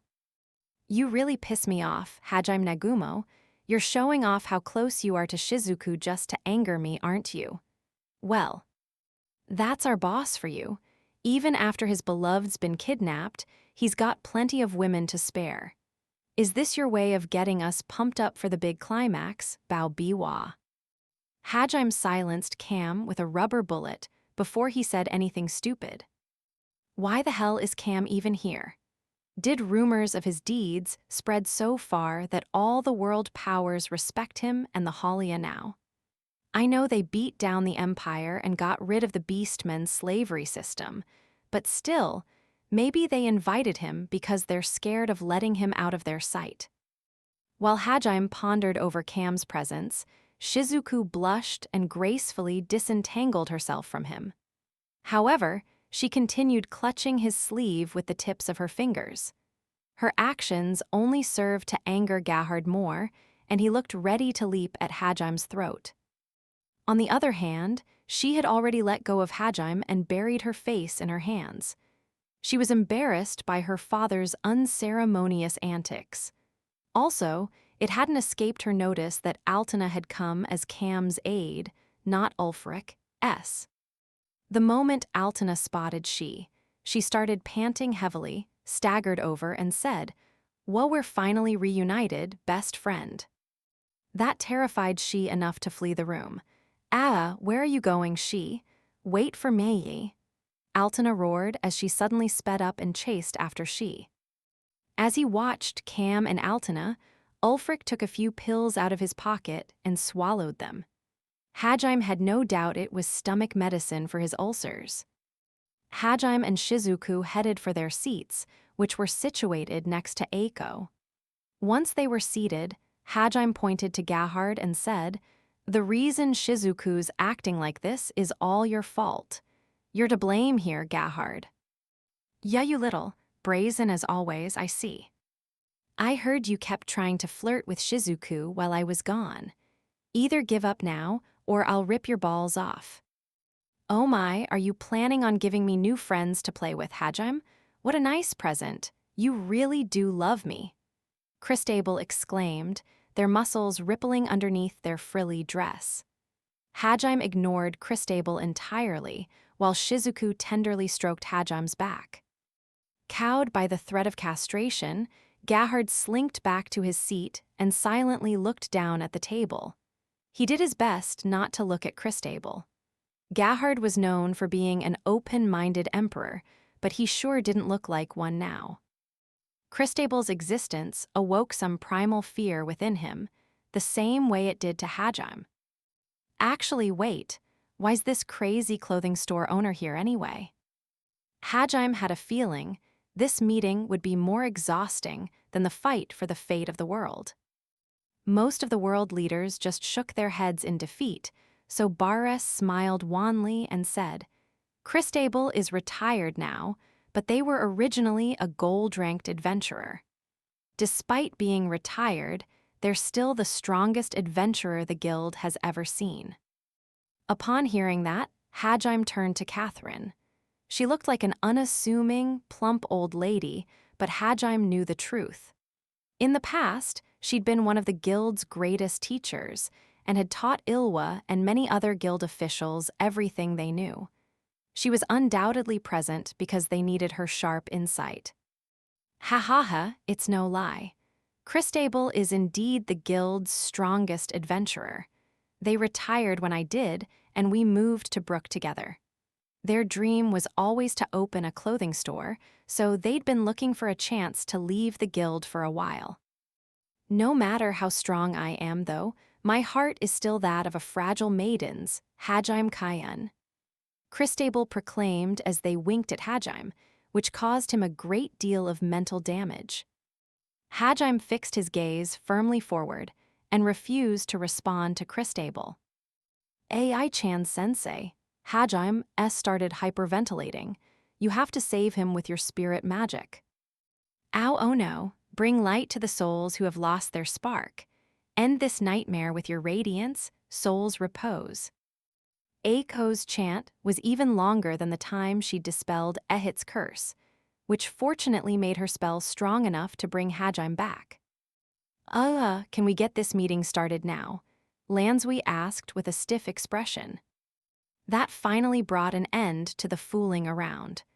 The main purpose of this meeting was to get all the world leaders acquainted. Hajime wouldn't even be part of the fight on Tortoise, so there was no need to discuss strategy or the like.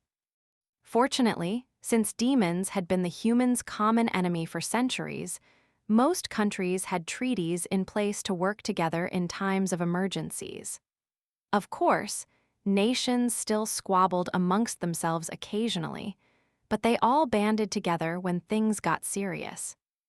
The same was true for the Adventurers Guild and the Church, and there was already an existing protocol for how to coordinate everyone's armies.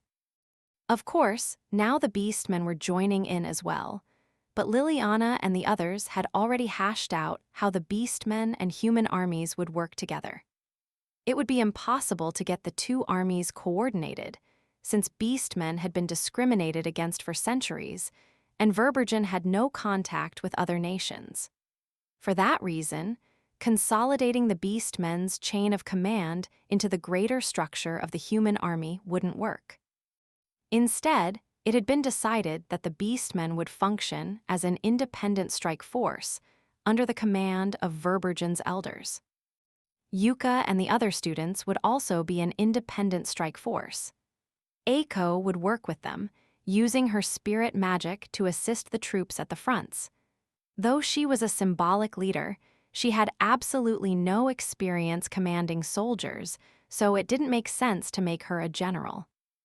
The soldiers had plenty of practice with the guns and cannons Hajime had sent over as well, so they were more than ready for combat.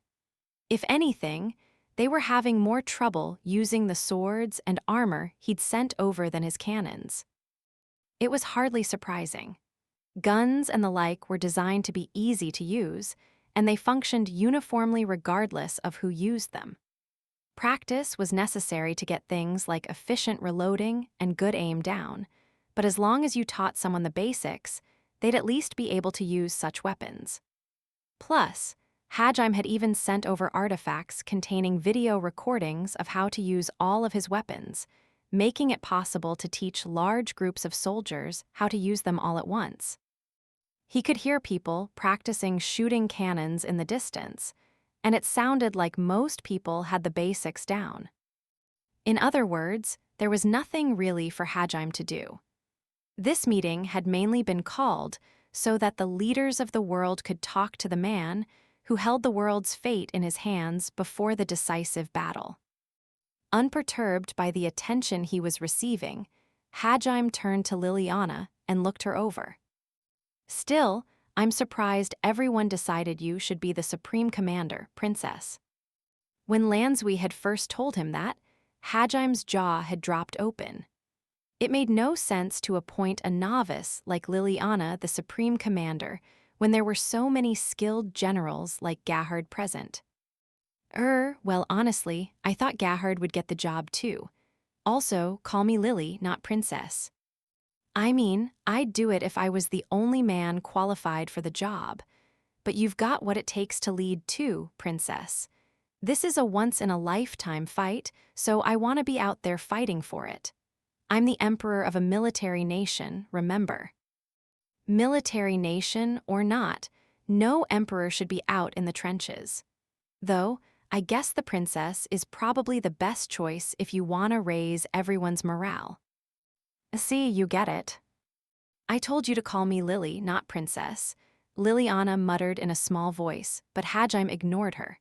He could see where Gahard was coming from. In a battle like this, tactics and maneuvers would only have an impact at the very beginning. It wouldn't be long before things devolved into a melee.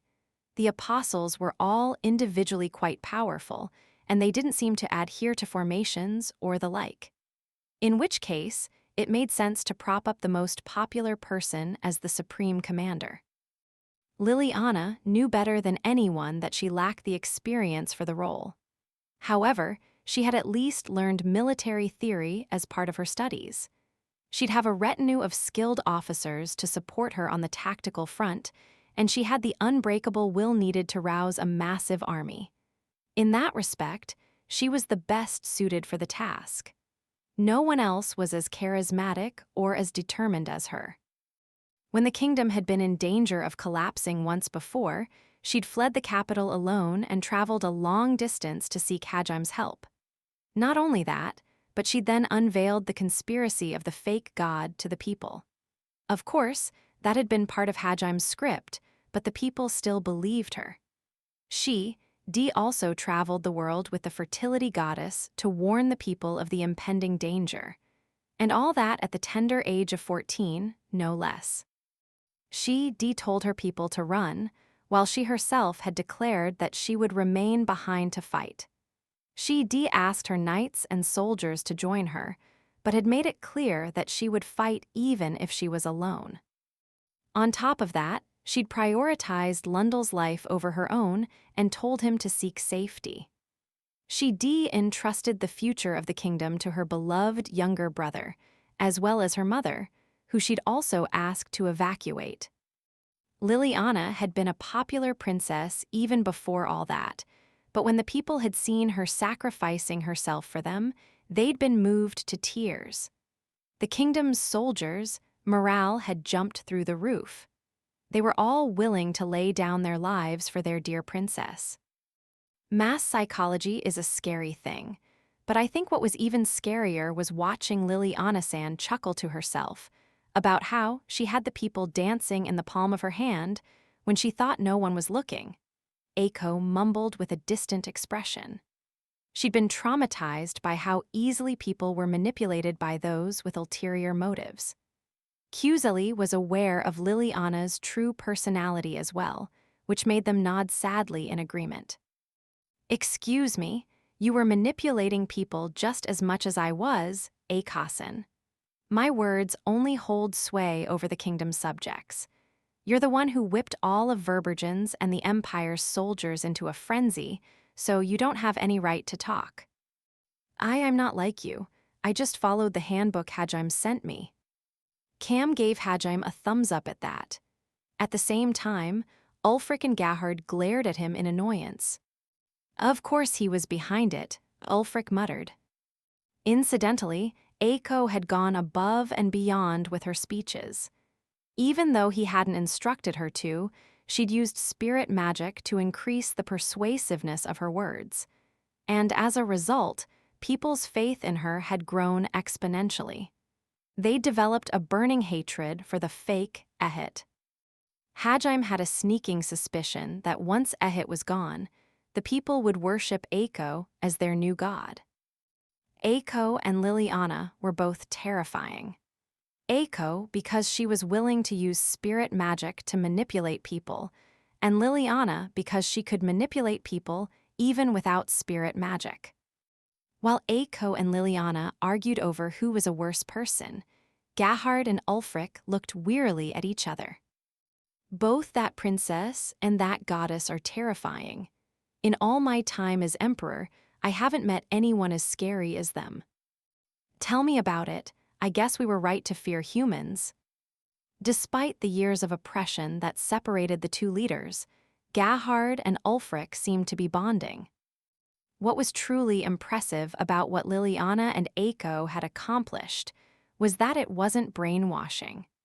And that meant the soldiers wouldn't suddenly come to their senses and flee if things started looking grim.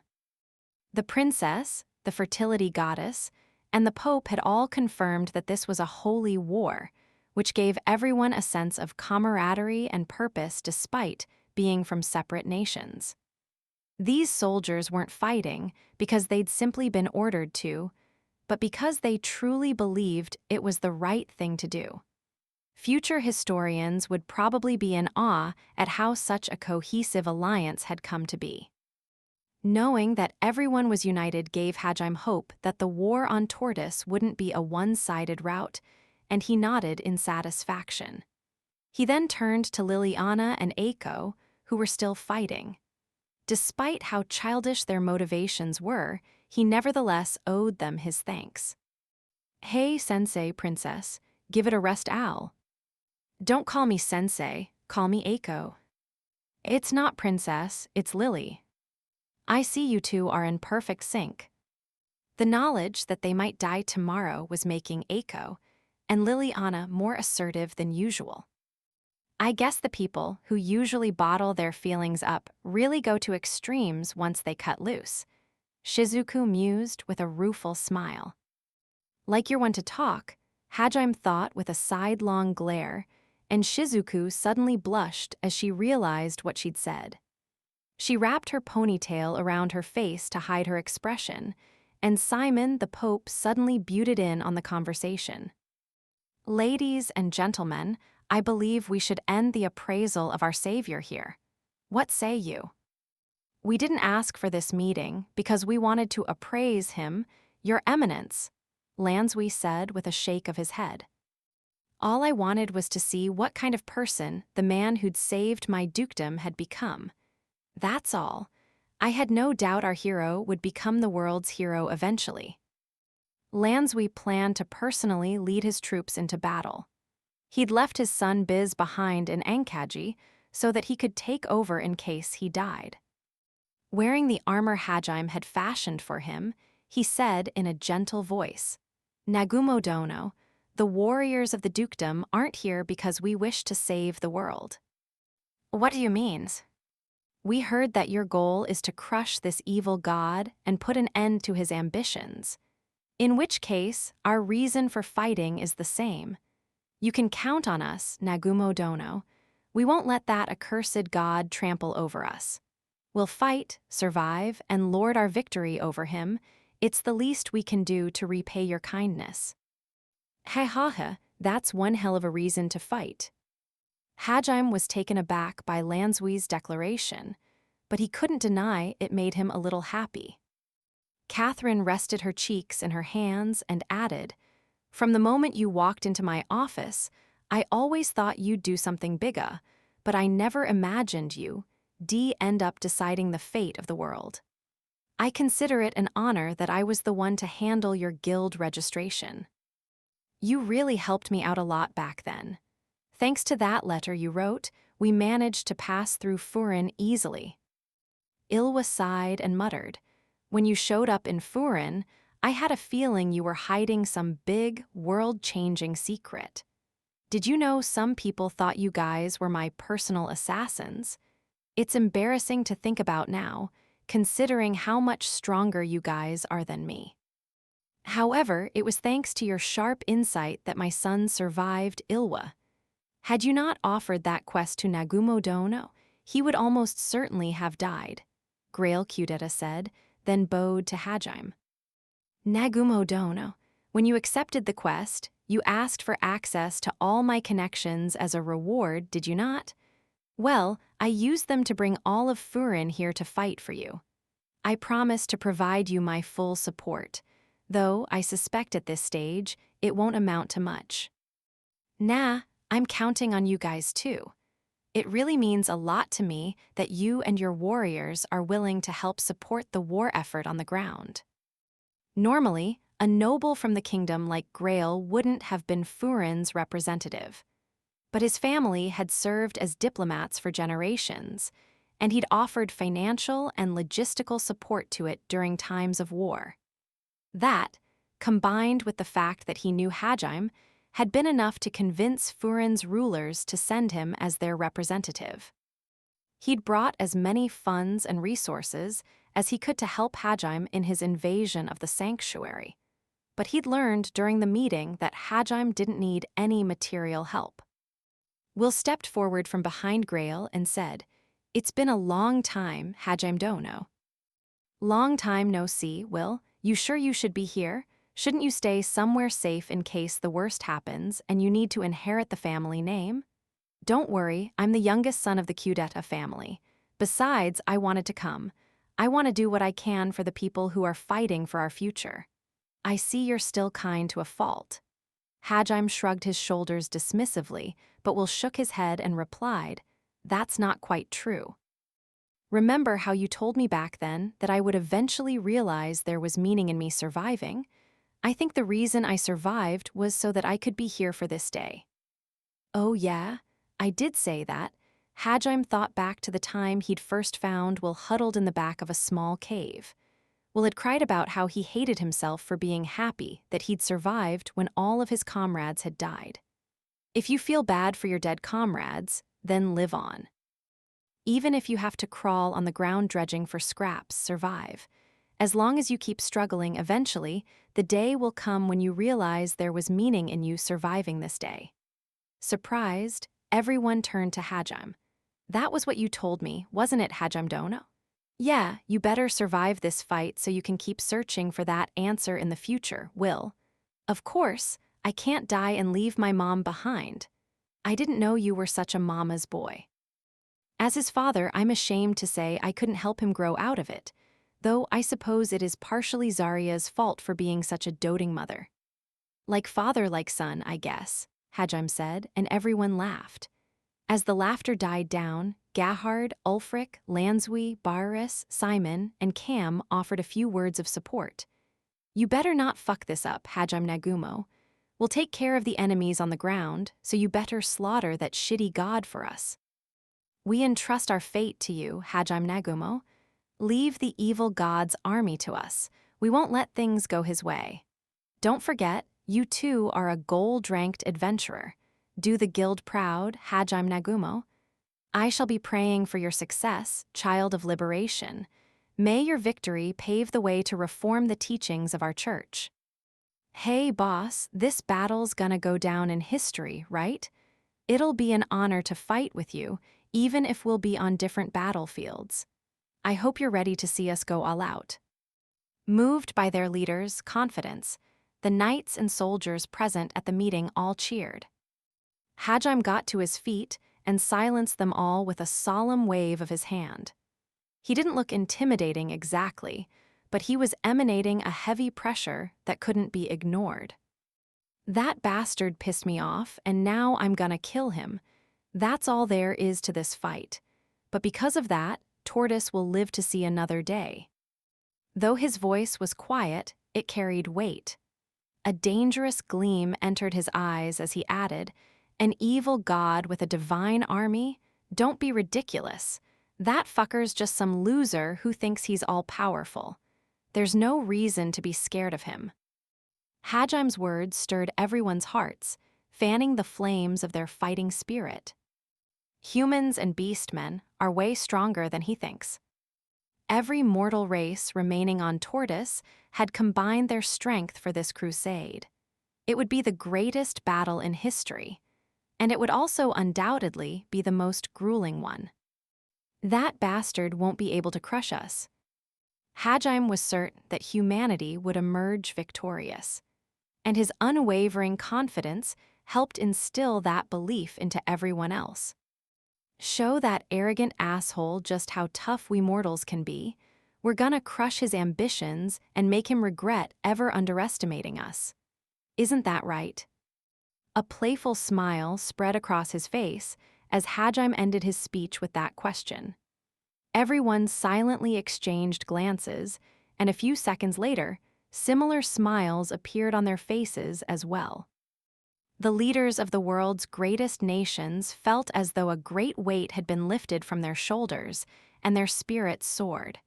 Just then, "Ooh, urgent report!" a young messenger exclaimed, bursting into the room as they did so. Everyone drew their weapons, thinking Ehit had begun his assault, but it seemed that wasn't the case. "A bunch of dragons have appeared from the central teleportation circle. The Dragonmen have come to our aid." The messenger's expression was a mixture of hope and awe. "Hajime," Shizuku whispered. "Yeah, looks like she made it." Smiling, Hajime headed out to greet his favorite masochistic dragon. As he exited the fortress, Hajime looked up at the sky. The dragons were backlit by his artificial lights, so he could only make out their silhouettes. He and the other members of the War Council headed out to the open plains and found Shi, Kaori, and his classmates were already there. It appeared they'd completed their training and had headed out to greet Tio as well. A large crowd of soldiers had formed around the dragons, and Hajime and the others were having a hard time making their way to them. Normally, people got out of the way when they saw Kaori, but they were so excited by the spectacle in front of them that they didn't even notice she was here. No one was afraid of the dragons either, since Simon had told everyone ahead of time that the Dragonmen hadn't died, and that they'd been fighting against the evil Ehit in secret for centuries. Gahard stepped forward and bellowed for the soldiers to make way. As expected, that was enough to get people to open up a path for them.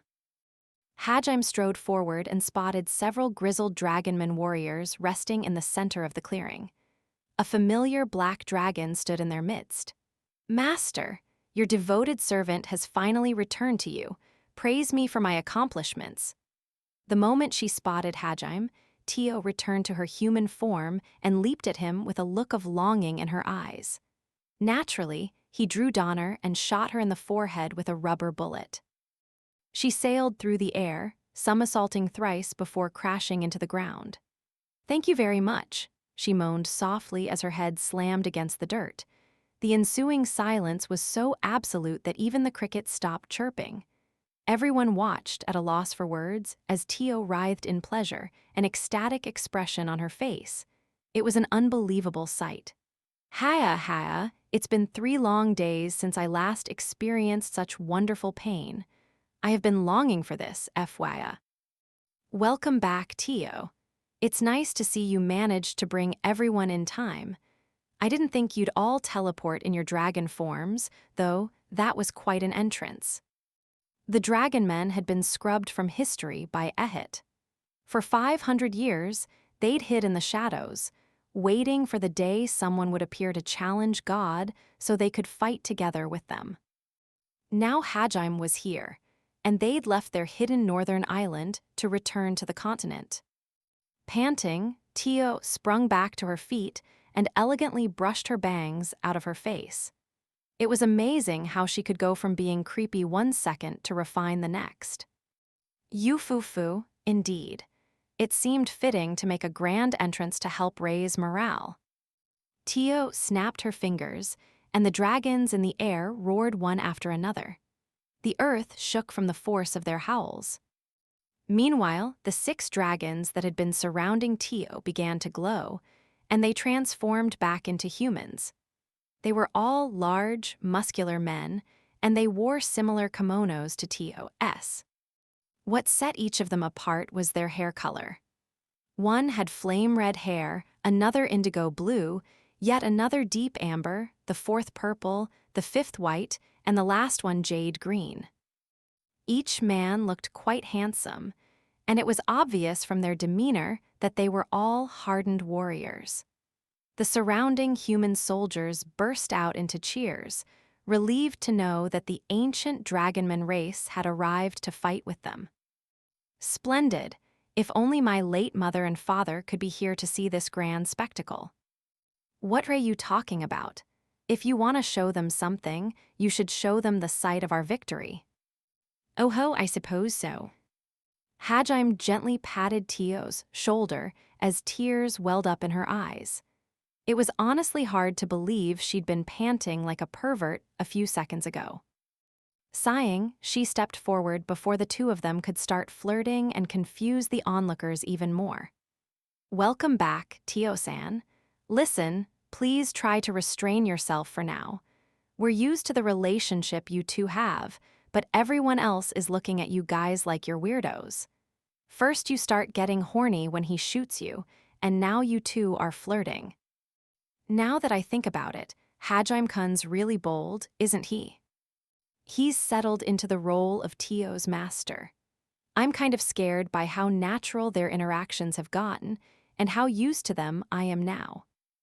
Kaori and Shizuku chipped in with their 2 cents as well, but they realized trying to explain common sense to Hajime and Tio was pointless when they gave Shi and the others puzzled looks. Before they could ask she what she meant, the handsome, middle-aged Dragonman warrior with red hair stepped forward. He looked so majestic that even Gahard and Ulfric felt the urge to kneel to him. They straightened their backs and fixed their collars, suddenly feeling nervous. Everyone could tell at a glance that this man had the bearing of a king. Hadjim alone appeared unaffected, however. He nonchalantly met the man's gaze, and the red-haired dragonman narrowed his eyes. He didn't seem displeased, though. If anything, he was impressed with Hadjim's mettle. The two briefly looked into each other's eyes. Then the man turned to the leaders of the various nations and said, "It is a pleasure to make your acquaintance, rulers of Tortoise. I am the chief of the Dragonman tribe, Adul Claris. We have come here to aid you in your struggle against God. I look forward to fighting alongside all of you." His voice wasn't exceptionally loud. In fact, it was quite soft, but even the soldiers at the very back of the crowd were able to hear him. His cordial tone brought everyone an overwhelming sense of relief, as if they were safe now that he was here. A simple greeting from Adul had been enough to boost everyone's morale. Holy shit, Gahard thought, looking up at the Dragonman chief in awe. I see, so this is what a real Dragonman is like.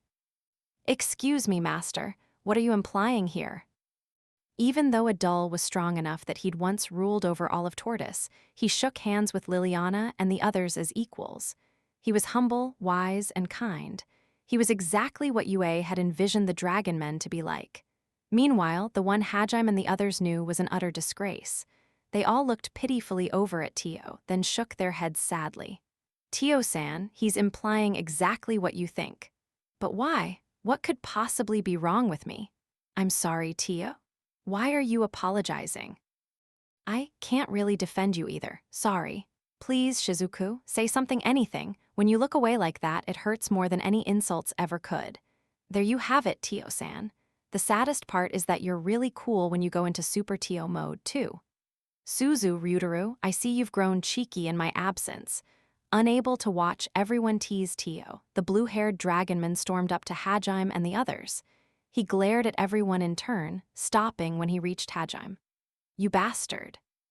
What the hell did you do to the princess? He asked in a low growl. Confused, Hadjim glanced back towards Liliana. Everyone, himself included, associated the title of princess with her.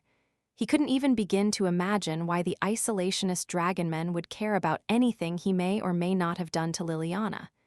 Gahard and the others looked to her as well. However, Liliana couldn't think of anything Hadjim might have done either, and she shook her head.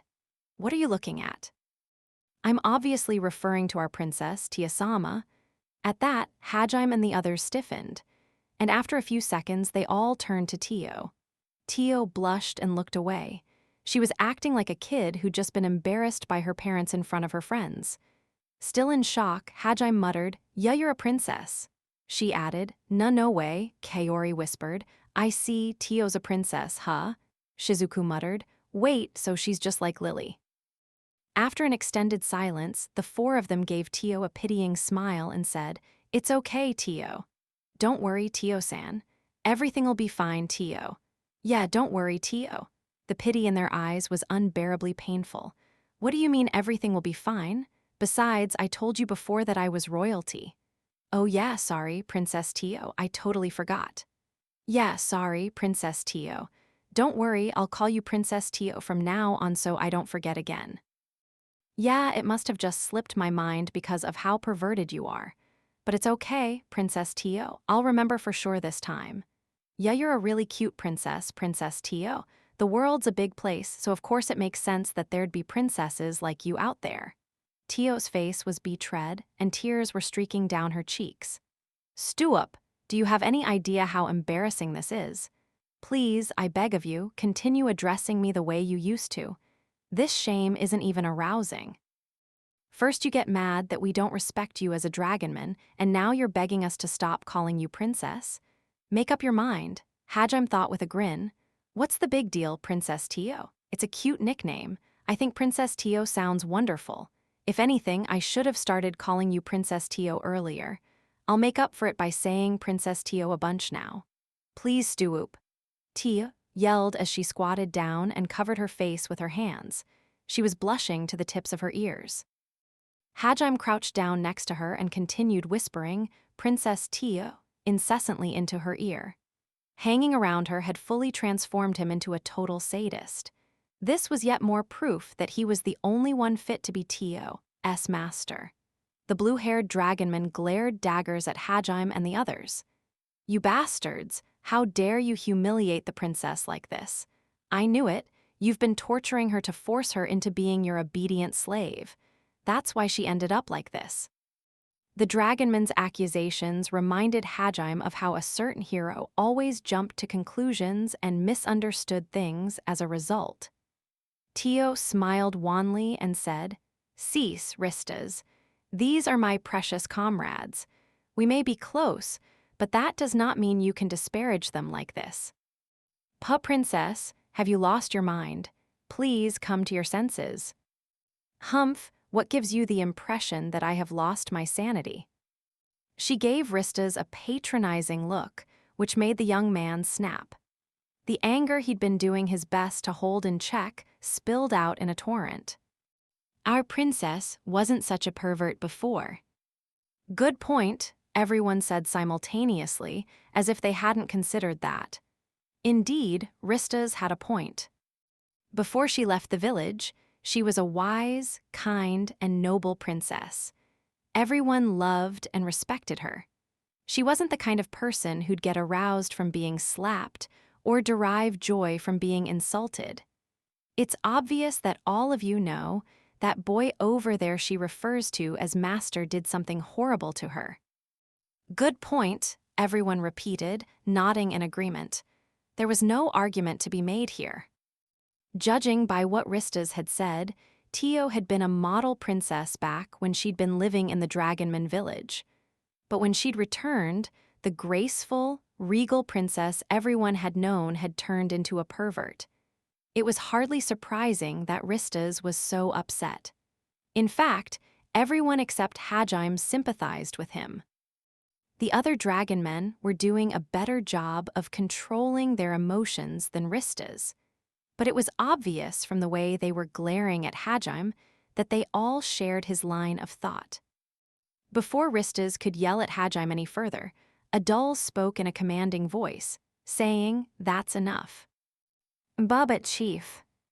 Ristas couldn't just back down here. The other Dragonmen looked like they sympathized with him over Adul, too. Tio's transformation indeed came as quite a shock to all of us, but if you think so too, then why are you stopping me? I may be old, but I'm not so senile that I can't understand my granddaughter's feelings. Tio values her bonds with these people, and it's clear that she truly loves this young man here. Do you doubt my judgment? Ristas hung his head, unable to argue with that. Adul then turned back to Tio and said, I always knew that you were tired of the boring life in our village, Tio. I also knew that it was only your sense of responsibility to us that prevented you from following your desires and exacting your vengeance on the god who had wronged us so. Grandfather, the real reason you left for the continent was not because it was your duty to investigate. You were hoping to find something out there that would change the stalemate we were forced into. And it seems you did indeed find what you were looking for. Adul smiled kindly at his granddaughter, and Tio nodded bashfully. In which case, we have no right to be angry at your new comrades. If anything, we should be grateful. It's clear from how proudly you spoke of them that you treasure them dearly. I have never seen you look so happy as you did when you told us all about them. Hajime and the others turned to Tio. Embarrassed, she hid her face with her sleeves. The gesture was so cute that even she's heart skipped a beat. Ristas still appeared to want to argue, so Adul turned back to him and said in a stern voice, Besides, Ristas, it's not very mature of you to yell at others because you're jealous. I'm not. Why do you look so surprised? Everyone in the village knows you trained so hard because Tio said she would only marry someone stronger than her. Even a fool could see you were smitten with her. Especially since you only challenged her fiancé candidates to duels. Hajime turned to Tio, who was smiling awkwardly. It appeared she had been aware of his true feelings as well. Noticing Hajime's gaze, Tio turned to him and shrugged. She quietly let him know that the other men standing around Adul were the others who wanted to be her fiancé. Seeing how closely Tio was sticking to Hajime, Ristas and the other fiancé candidates narrowed their eyes dangerously. Wow, I didn't know you were so popular back home. Oh, feeling jealous. Nah, I'm just amazed these guys didn't give up on you after learning you're a huge pervert. Ristas and the others can't casually insult me the way you do, master. She and the others gave Tio exasperated looks, while Adul excused himself from Liliana and the other leaders so he could walk over to Hajime. It is a pleasure to meet you, Hajime Nagumo-kun. I have heard much about you from Tio. She also showed me your battle at the Demon Lord's castle. I never imagined there would be those out there strong enough to slay gods. Even the might of every Dragonman combined would not be enough to achieve such a feat. Nice to meet you, Adul Dono. I'm sorry I awoke such a strange fetish in your granddaughter. I realize this is the night before the final battle and probably not the time for this, but you may punch me once if you wish. Hajime's classmates started muttering to each other, saying, "Someone use healing magic on Nagumo." The Demon Lord's confused. Oh no, if he's lost it, then humanity's done for. It was a surprise that Hajime would willingly let anyone hit him, but it was even more surprising that he was speaking to Adul with respect. Little wonder his classmates were so shocked. Violet light rained down on Hajime. Kaori had just cast healing magic on him. She had also drawn Villadrukken, and it looked like she was about to try to literally knock some sense back into Hajime. Meanwhile, Shizuku covered her face with her hands, unable to bear watching any longer. Even Tio was stunned. Hajime's face twitched, and he suppressed the urge to hit his friends. You're quite different from what I was led to believe, but judging by your comrades' reactions, this is unusual for you. You're the last family member Tio has left. If you were just the chief of the Dragonmen tribe, I wouldn't bother using honorifics with you, but you're her grandfather. Oh ho, so you respect me because I am Tio's grandfather, not because of my position. Ha ha ha, how interesting. A broad smile spread across Adul's face.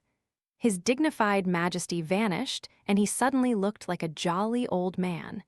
He seemed rather pleased with Hajime's statement. Tio smiled as well, now that she understood the reason for Hajime's strange behavior. In that case, I think I shall call you Hajime-kun. Hajime-kun, I have no intention of punching you. As I said before, all I want is for Tio to be happy. As long as she's smiling from the bottom of her heart, I have no reason to hurt you. In fact, I'm glad that you were able to win over my stubborn granddaughter's heart. It's a feat no one else has managed these last 500 years. I see. Hajime hadn't been expecting such a broad-minded response. He thought Adul would have wanted to hit him for sure. If she's happy, it matters not what her fetishes are. More importantly, there's something I need to ask you about the vampire princess. About Yue. Yes, it came as quite a surprise to learn that she was still alive. I must say, it's a rather strange twist of fate that my granddaughter ended up falling in love with the same man as the vampire princess. She is the one you love more than anyone, correct? Yes, she is. Adul nodded, unperturbed by Hajime's immediate response. The other Dragonmen were pretty pissed, though. Ristas especially looked ready to launch into another tirade. He clearly thought Hajime was a monster for claiming to love another woman when he had Tio. Well, I'm rather fond of my granddaughter. When her parents fell during the Great Battle 500 years ago, I swore to myself that I would protect her no matter, which is why there's one thing I need to ask you before you leave for such a deadly battlefield. Adul stared at Hajime, his dragon eyes poised to see through any potential falsehoods. Hajime adjusted his collar and straightened his back, determined to answer as sincerely as possible. How do you feel about Tio?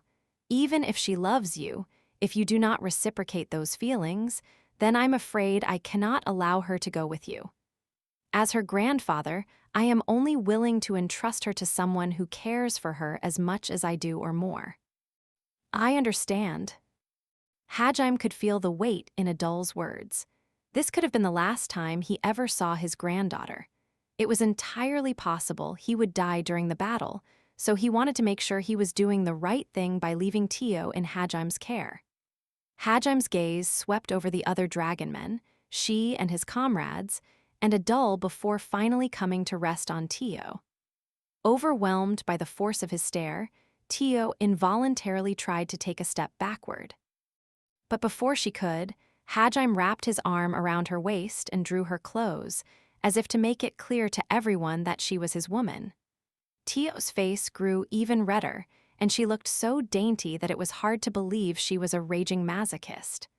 Hajime looked back up at Adul and said in a firm, unyielding voice, "Recently, people have been saying that I'm more evil than the Demon Lord. Oh ho. I don't know if they're right, but it's true that I always get what I want, no matter what it takes, and that I kill anyone who gets in my way." The surrounding soldiers and Hajime's classmates started muttering furiously to each other again, but Adul listened quietly. "I want Tio." Tio twitched in Hajime's arms. She looked up expectantly at him with her beautiful golden eyes. "I want to show her my home, and I want to keep her by my side. It doesn't matter how she feels. I won't let her run away from me now. I won't deny that Yue is the person I love most, but I love Tio too. I know it's selfish of me to say this, but still." "Go on," Adul said in a rumbling voice. He looked so intimidating that the people nearby began backing up. Hajime glanced at Ristas and the other Dragonmen before turning back to Adul and showing him his trademark fearless smile. "Tio belongs to me now. If you don't like that, then you'll have to steal her back from me. I'll accept your challenge anywhere, anytime." The other Dragonmen stared at Hajime in shock. Even the human soldiers were stunned. She, Kaori, and Shizuku had expected a response like this, so they just looked exasperated. But of course, they couldn't imagine not having Tio by their side, either, so they were glad Hajime was fighting to keep her. Adul looked from Hajime to she and the others, then said, "You certainly are like the demon lords spoken of in fairy tales, unbelievably strong and unbelievably inconsiderate. Hech, so my granddaughter was seduced by a demon lord, eh? The same demon lord who is now going to save the world. Gahahaha." Adul stopped pressuring Hajime with his gaze and burst out laughing. And once his laughter died down, he looked over at Tio and nodded to himself. "What a wonderful expression. You never made a face like that back in our village. I see you are not only loved by many, but love many in turn." "Indeed, grandfather, I love not just Master, but Yue and the others as well. And I can say with certainty that they all love me. They have blessed me with so much that I feel as though I could slay Ehit on my own if need be."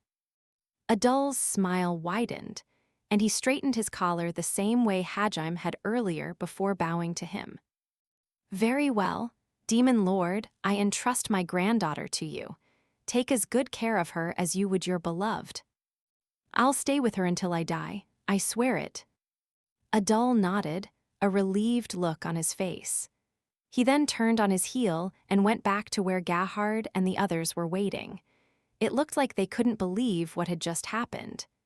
If I called my mother over and asked her to grill Nagumo-san, would I have a chance with him as well?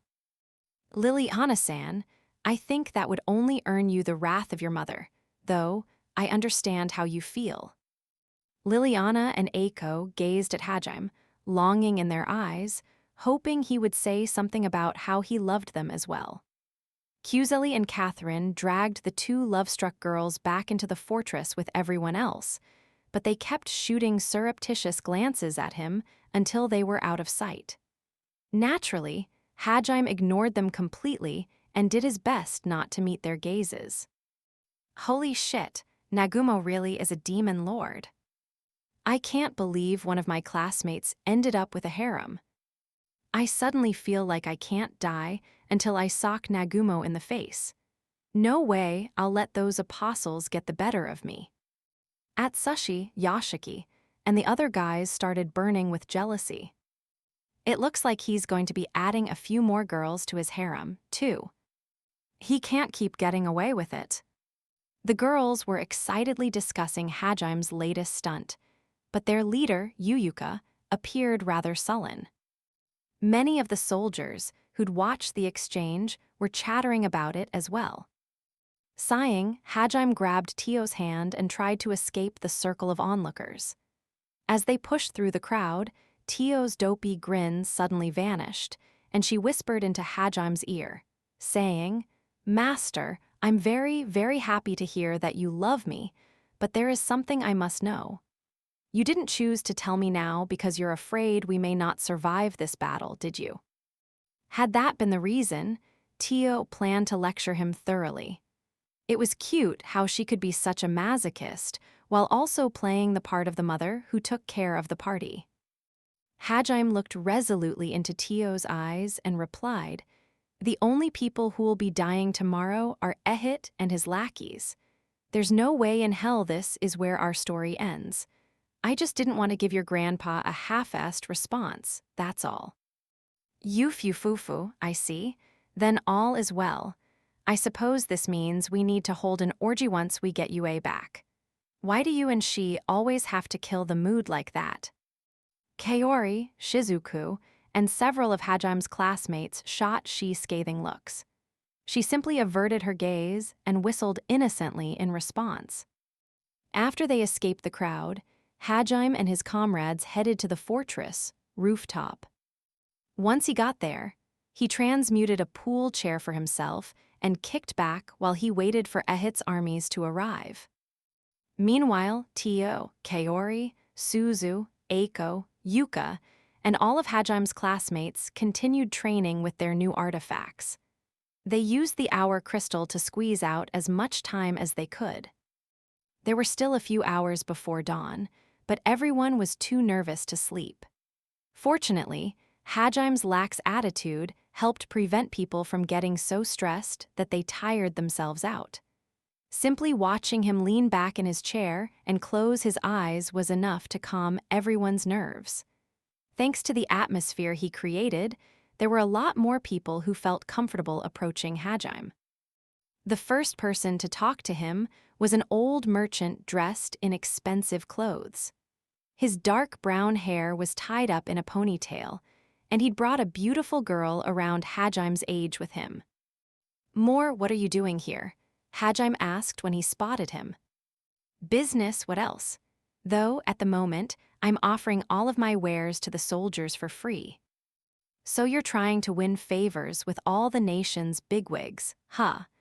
Guess you're more interested in profiting after the war than during it." Some of Hajime's classmates turned to eavesdrop on his conversation. She and Kaori had both met more, so they explained Hajime's relationship with him to the others. Moore raised an eyebrow, impressed by Hajime's insight. "I suspected so when I first met you, but it seems you really were one of the heroes summoned by the kingdom. I believe it was fate that first brought us together, so I hope you're willing to work with me in the future." "Is that all you came here to say?" "Every action you take drastically affects the future. Once this war ends, what do you say to using your otherworldly knowledge to open up a business here? Naturally, my trading company will offer you its full support. You never give up, do you? Hajime asked with an exasperated look on his face. Still, the fact that Moore was thinking about the future meant he was certain Hajime would succeed, so his visit had pleasant undertones. Oh yes, I brought my granddaughter with me this time. Allow me to introduce you. The beautiful young girl gracefully stepped forward and curtsied to Hajime. It's an honor to meet you, Hajime-sama. I am Samia Nose, the official secretary of the Nose Trading Company. If you ever wish to open up a business, I am willing to assist you. Okay, time, up, get out of here. Thanks for coming, but Hajime-kun's a busy guy. The exit, that way, so please use it and leave. Realizing what Moore and Samia were after, she and Kaori hurriedly stepped in to stop another girl from entering Hajime's harem. Damn it, that girl's so cute, Yashiki grumbled. In response, Shinji said, it's all about fame. If we can rack up some achievements during this battle, we'll get chances like that. While the two of them talked about such trivial matters, new visitors appeared. Are you in the middle of something? I can't believe you guys are so relaxed right before the final battle. A familiar tigerman walked up to the rooftop, followed by a young harpy woman and a middle-aged bearman. She's bunny ears perked up as she saw them and said, Oh, it's Elder Mao, the captain of Verbergen's guards and the bearman my family. Eek, Ahalia. The burly bearman warrior, Rajin, crouched down and covered his head. Everyone silently turned to she. It's not my fault. Dad's the one who traumatized him, she stammered. Hajime looked up at the sky and muttered, Your name was Gil, right? I'm amazed you remember me. I'm nothing more than the captain of Verbergen's guards, Gil responded as he smiled bashfully. He was the first beastman Hajime had seen both times he'd visited Verbergen. Actually, Gil is now one of our generals, Nagumo. His rank is second only to the supreme commander of the army, and there are only 5 generals including him. You've sure come far. It's all thanks to you. The truth is, I begged Mao to allow me to accompany him because I wanted to speak to you. What did I do? Mao explained that after the demon army had attacked Verbergen, they had needed to select a new general to replace the one who died. The reason Gil had been chosen for the position was because he'd been able to calmly handle the situation with Hajime the first time they'd met. The only reason Verbergen still existed was thanks to Hajime's training of the Halia. Because of that, the elders decided that Gil, the man who'd done a good job of handling Verbergen's first encounter with Hajime, was best suited to be the new general. He was already strong enough, and his calm decision-making proved he had what it took to lead. Once this battle is over, the relationship between beastmen and humans is going to change drastically. I don't know how things will end up, but I hope you'll be willing to help us again if the need arises. I'll be praying for your success. After saying his piece, Gil stepped back and allowed Mao to talk. As always, he was forthright with his words. Mao smiled awkwardly and said, This battle will go down in history. I realize this is a tall order, but please allow me to interview you once it's over, Mr. Nagumo. Mao was the head of Verbergen's newspaper, as well as one of the council's elders. Smiling, Hajime replied, Not happening. Why not? Because you always fudge the truth in your articles, duh. Hajime had witnessed firsthand how Mao fabricated and embellished stories to make his paper sell. I've already started advertising that the next issue will have an interview with you. It's going to be titled, Victory Special. A bright future awaits Nagumo's mistresses. Follow these easy steps and you can join his harem as well. What do you think? Doesn't that pique your curiosity? It piques my desire to kill you. To Hajime's surprise, most of his female classmates perked up when they heard Mao's words. It seemed her newest article would be in high demand. Just then, another visitor appeared. Shizuku-sama. How did you find me? I got here by following your scent. The female knight who jumped into Shizuku's arms was one of Liliana's former bodyguards. Because of all the scandals she'd caused, She'd been continually demoted, and now her rank was the same as a common foot soldier's. She adored Shizuku to the point where she'd been willing to cast dark magic on Gahard to keep him away from her precious older sister. Naturally, she was a member of the secret society of crazy Shizuku stalkers, soul sisters. Sniff, sniff, it's been so long since I last smelled your fresh scent. Haya. Hajime, save me, Hajime. Huh, you're calling him Hajime now? Not Nagumo-kun, but Hajime, Nagumo, you bastard. The knight removed her face from Shizuku's bosom and glared at Hajime. Yuka and the others screamed and backed away. The knight's expression was so terrifying that they felt goosebumps rising on their arms. Sighing, Hajime snapped his fingers. A second later, a few Halias emerged from the shadows. Cam reverently bowed to Hajime and asked, "Your orders, boss?" "No one will miss a single night. Dispose of that eyesore. Oh, and get rid of the phony journalist while you're at it too." "Yes, sir." "What did I do?" "Wait, Cam Dono, please do." "No." So this is the violent Rabbitmen clan that everyone's been talking about. Fine by me. I'll show you that our soul sisters are more than a match for your squad of personal assassins, Nagumo. Mao immediately fled, while the young knight tried to cast a dark magic spell on Cam. More Halias gathered on the rooftop, surrounding their prey. They started chanting, "Cut off their heads," while Shizuku desperately tried to stop them from doing anything too extreme. However, even after Mao and the knight were dealt with, the visitors kept on coming. David and the other knights came to ask Hajime about his relationship with Eiko. Christabel and their disciples tried to flirt with Hajime, and so on. In truth, most of the people who had become Christabel's disciples were former men whose balls Hajime and Yue had crushed. When Hajime learned he'd contributed to the creation of more Christabels, his soul almost left his body. After the mass of cross-dressers left, several Dragonmen came to challenge Hajime. Tio's wet nurse, Venri, also appeared to have a private talk with her. Judging by her expression, Tio's sudden change had caused her quite a shock. At some point, Hajime's classmates had stopped training and started watching him deal with the plethora of visitors. Despite the cold front he puts up, he's still surrounded by people. Yuka muttered, a faint smile gracing her face. Come to think of it, he was like that back in Japan. Before they'd been summoned, Hajime had still been popular, in both a good and a bad way. Kaori and Shizuku had always talked to him, while Hiyama's group had always bullied him. He's always been that kind of guy. We just never noticed, Ryutaru replied casually. You think Nagumaki can win? Nana asked hesitantly while turning her gaze toward Yuka. Everyone else shortly followed suit. She looked each of her comrades in the eye and said, "Of course." A confident smile spread across her face, and the other students simply smiled back at her. Eventually, dawn arrived.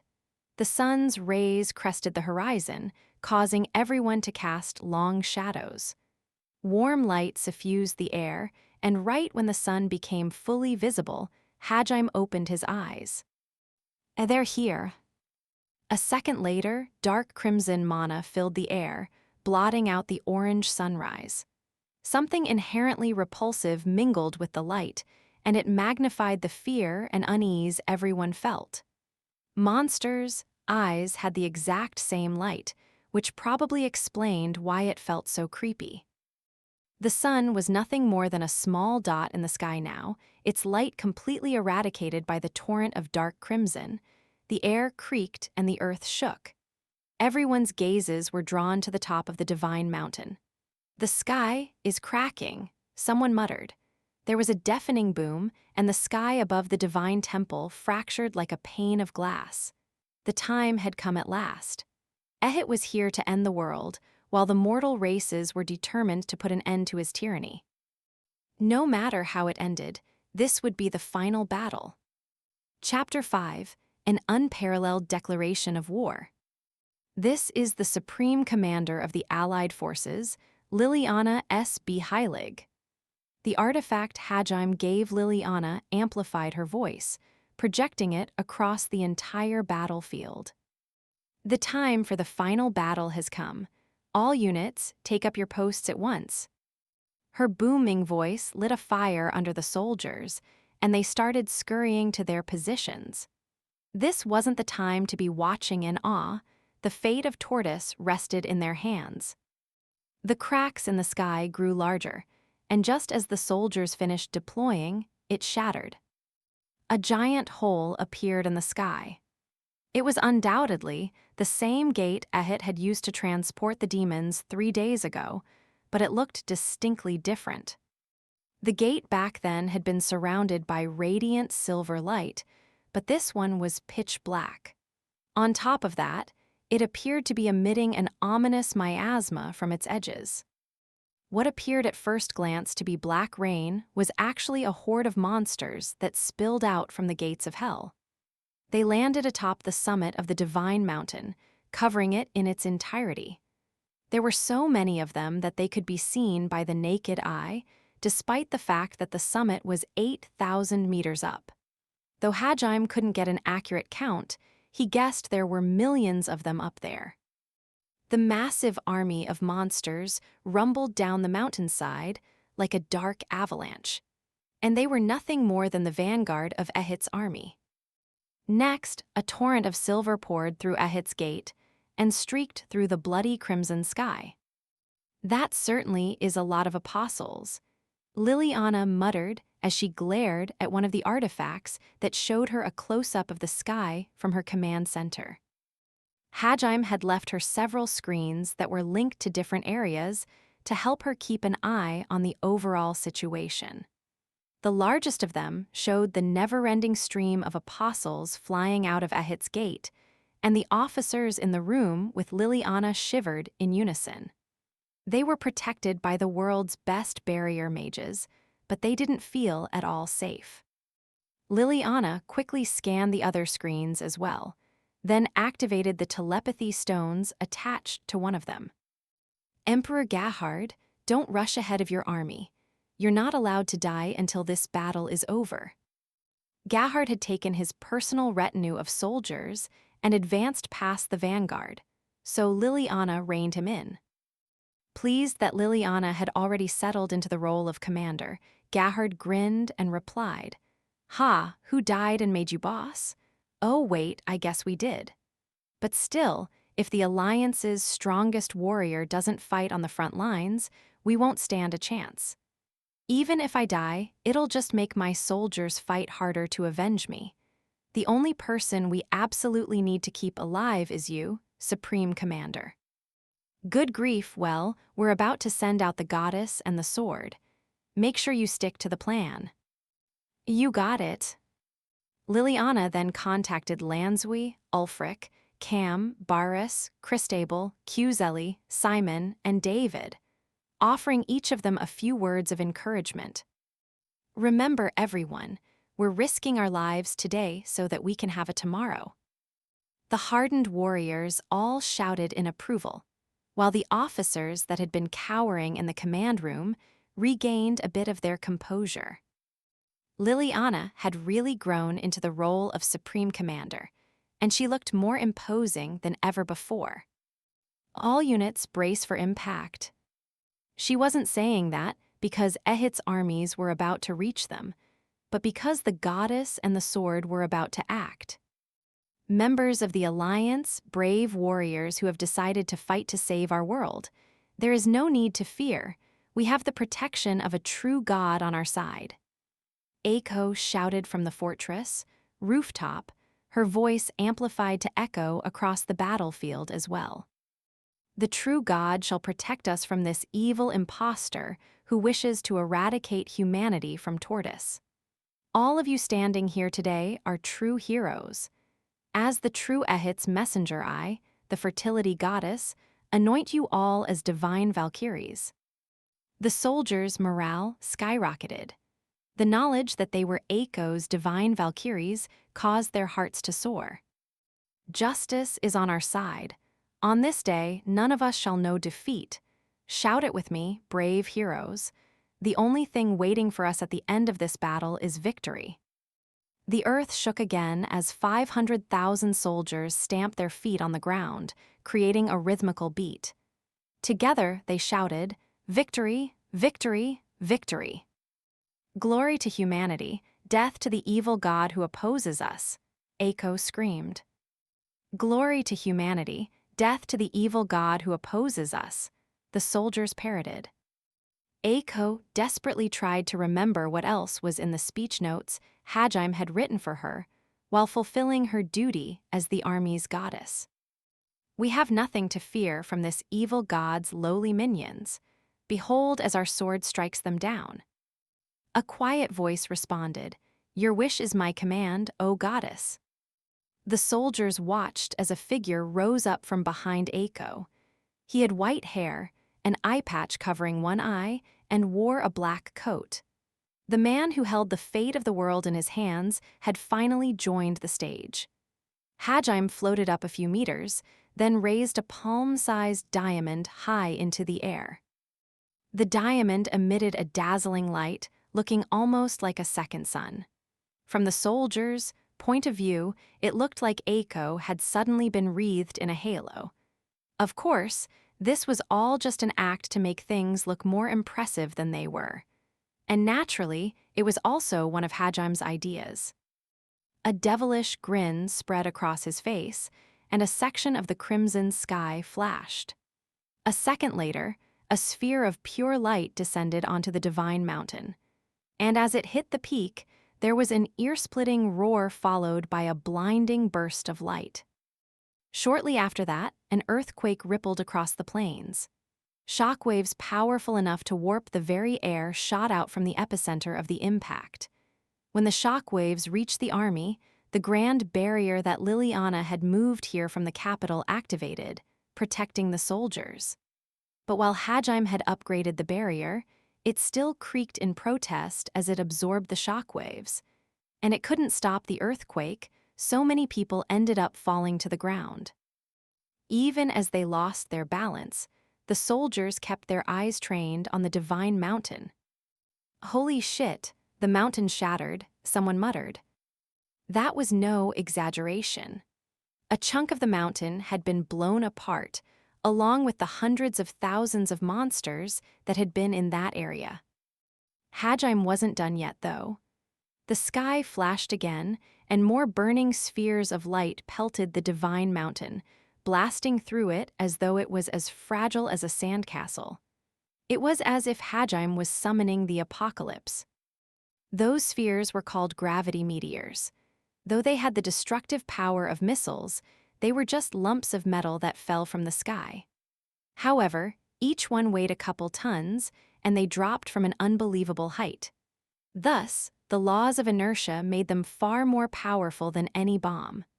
Moreover, they were enchanted with gravity magic, which allowed Hajime to alter their course as he pleased and target his enemies with pinpoint accuracy.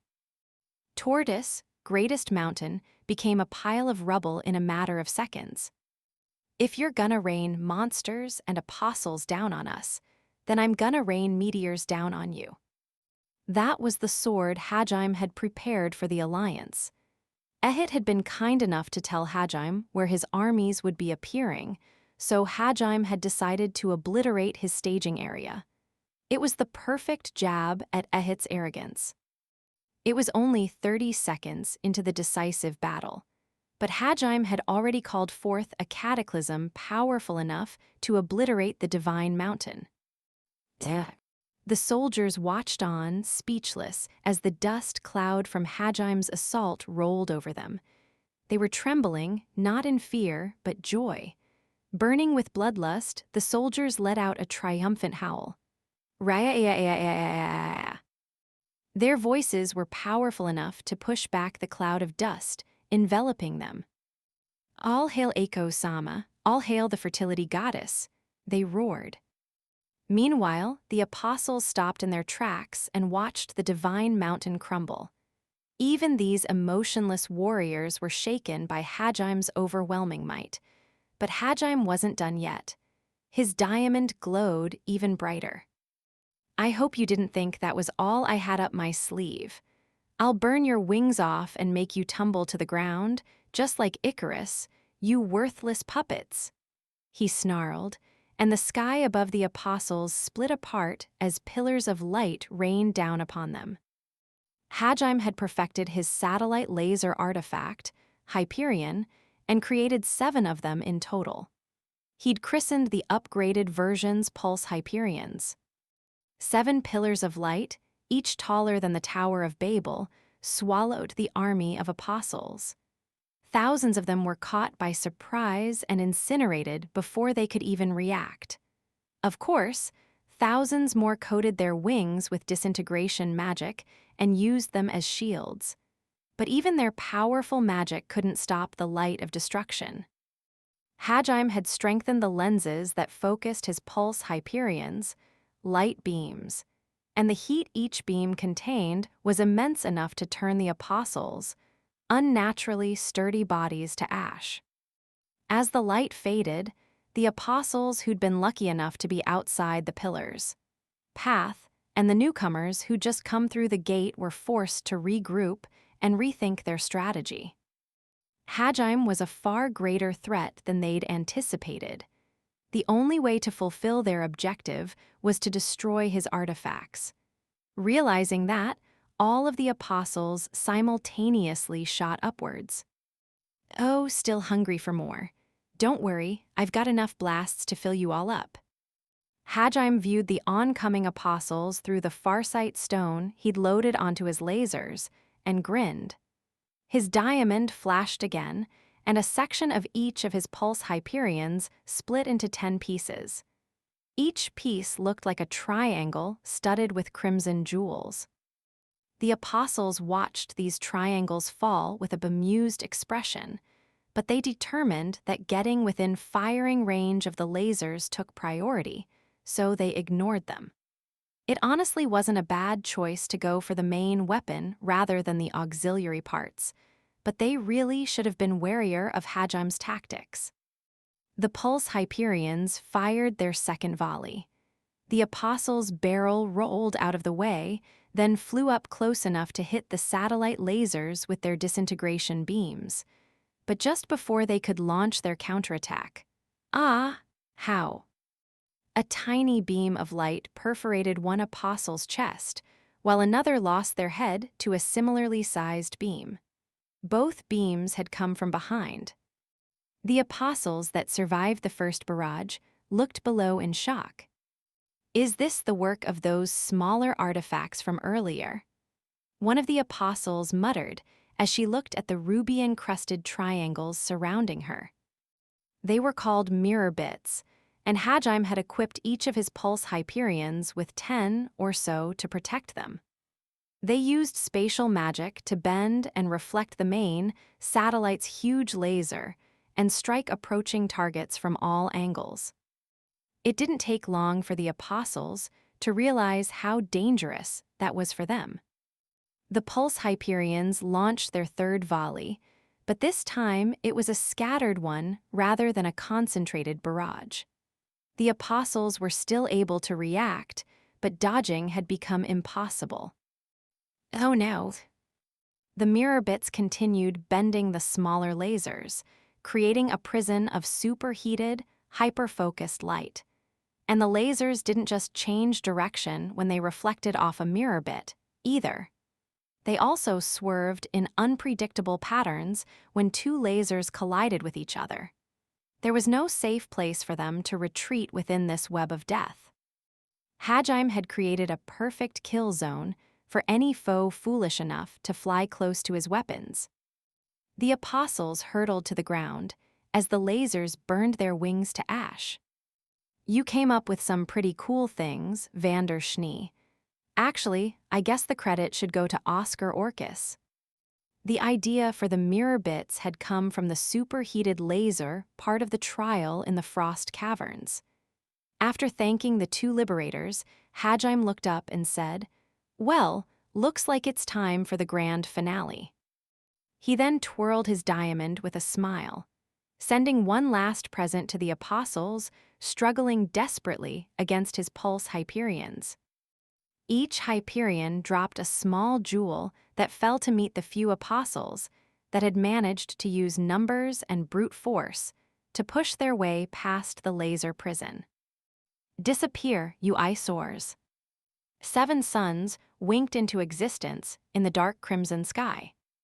The jewels were another special artifact Hajime had installed into his pulse Hyperions called rose helioses. They were light bombs made by focusing an enormous amount of sunlight and compressing it inside a specially crafted treasure trove. The satellites got their light from a similar treasure trove, but the rose helios used its energy to create a heat explosion instead of acting as lenses. Due to how volatile they were, Hajime could only load 1 rose helios onto each pulse Hyperion, but the tiny spheres were immensely powerful. The 7 concurrent explosions were stronger than a nuclear detonation, and they created a miniature solar flare. For a brief moment, the world went white. But a second later, shockwaves made of heat and energy rippled through the air. The apostles that had tried to destroy Hajime's pulse Hyperions were reduced to ash, and the newly arrived reinforcements from Ehit's gate were blown away. The cloud of dust that had covered humanity's fortress was dispersed by the shockwave as well. Had Heilig's prized barrier not been active, the entire Alliance army might have been destroyed by that shockwave alone. Whoa, that's one big explosion. I guess Hajime-kun's strong enough to change the world's geography when he's not holding back. He basically did the Earth equivalent of leveling MT, Everest, and then detonating a bunch of nuclear bombs all at once. We better keep a close eye on him once we return home. Looks like you're gonna have a hard time keeping him in check, Shizu. I'll do my best to help, since I don't want Japan to get blown up either. It's too late for Tortoise, huh? First thing I'm doing when we make it to the sanctuary is beat Kuki senseless. I'm worried if I don't get to him first, Nagumo will wipe him off the face of the planet. She and the others smiled wryly as they watched Hajime decimate Ehit's forces. They had known from the start that Hajime was planning on launching a preemptive strike, and they'd known about his meteors and lasers as well. But even then, they hadn't expected that he would be able to obliterate an entire mountain and create fake suns in the sky for a few seconds. A short distance behind she, Tio turned to her grandfather and said proudly, "What do you think, grandfather? My future husband is amazing, no?" He, certainly is amazing, yes. Tio puffed her chest out while Adul just watched on in awe. The other Dragonmen were similarly nonplussed. Ristas was so shocked his knees had given out. Some of the students and soldiers had actually fainted because of how overwhelming the spectacle had been. The only other people who weren't stunned speechless were the Halia.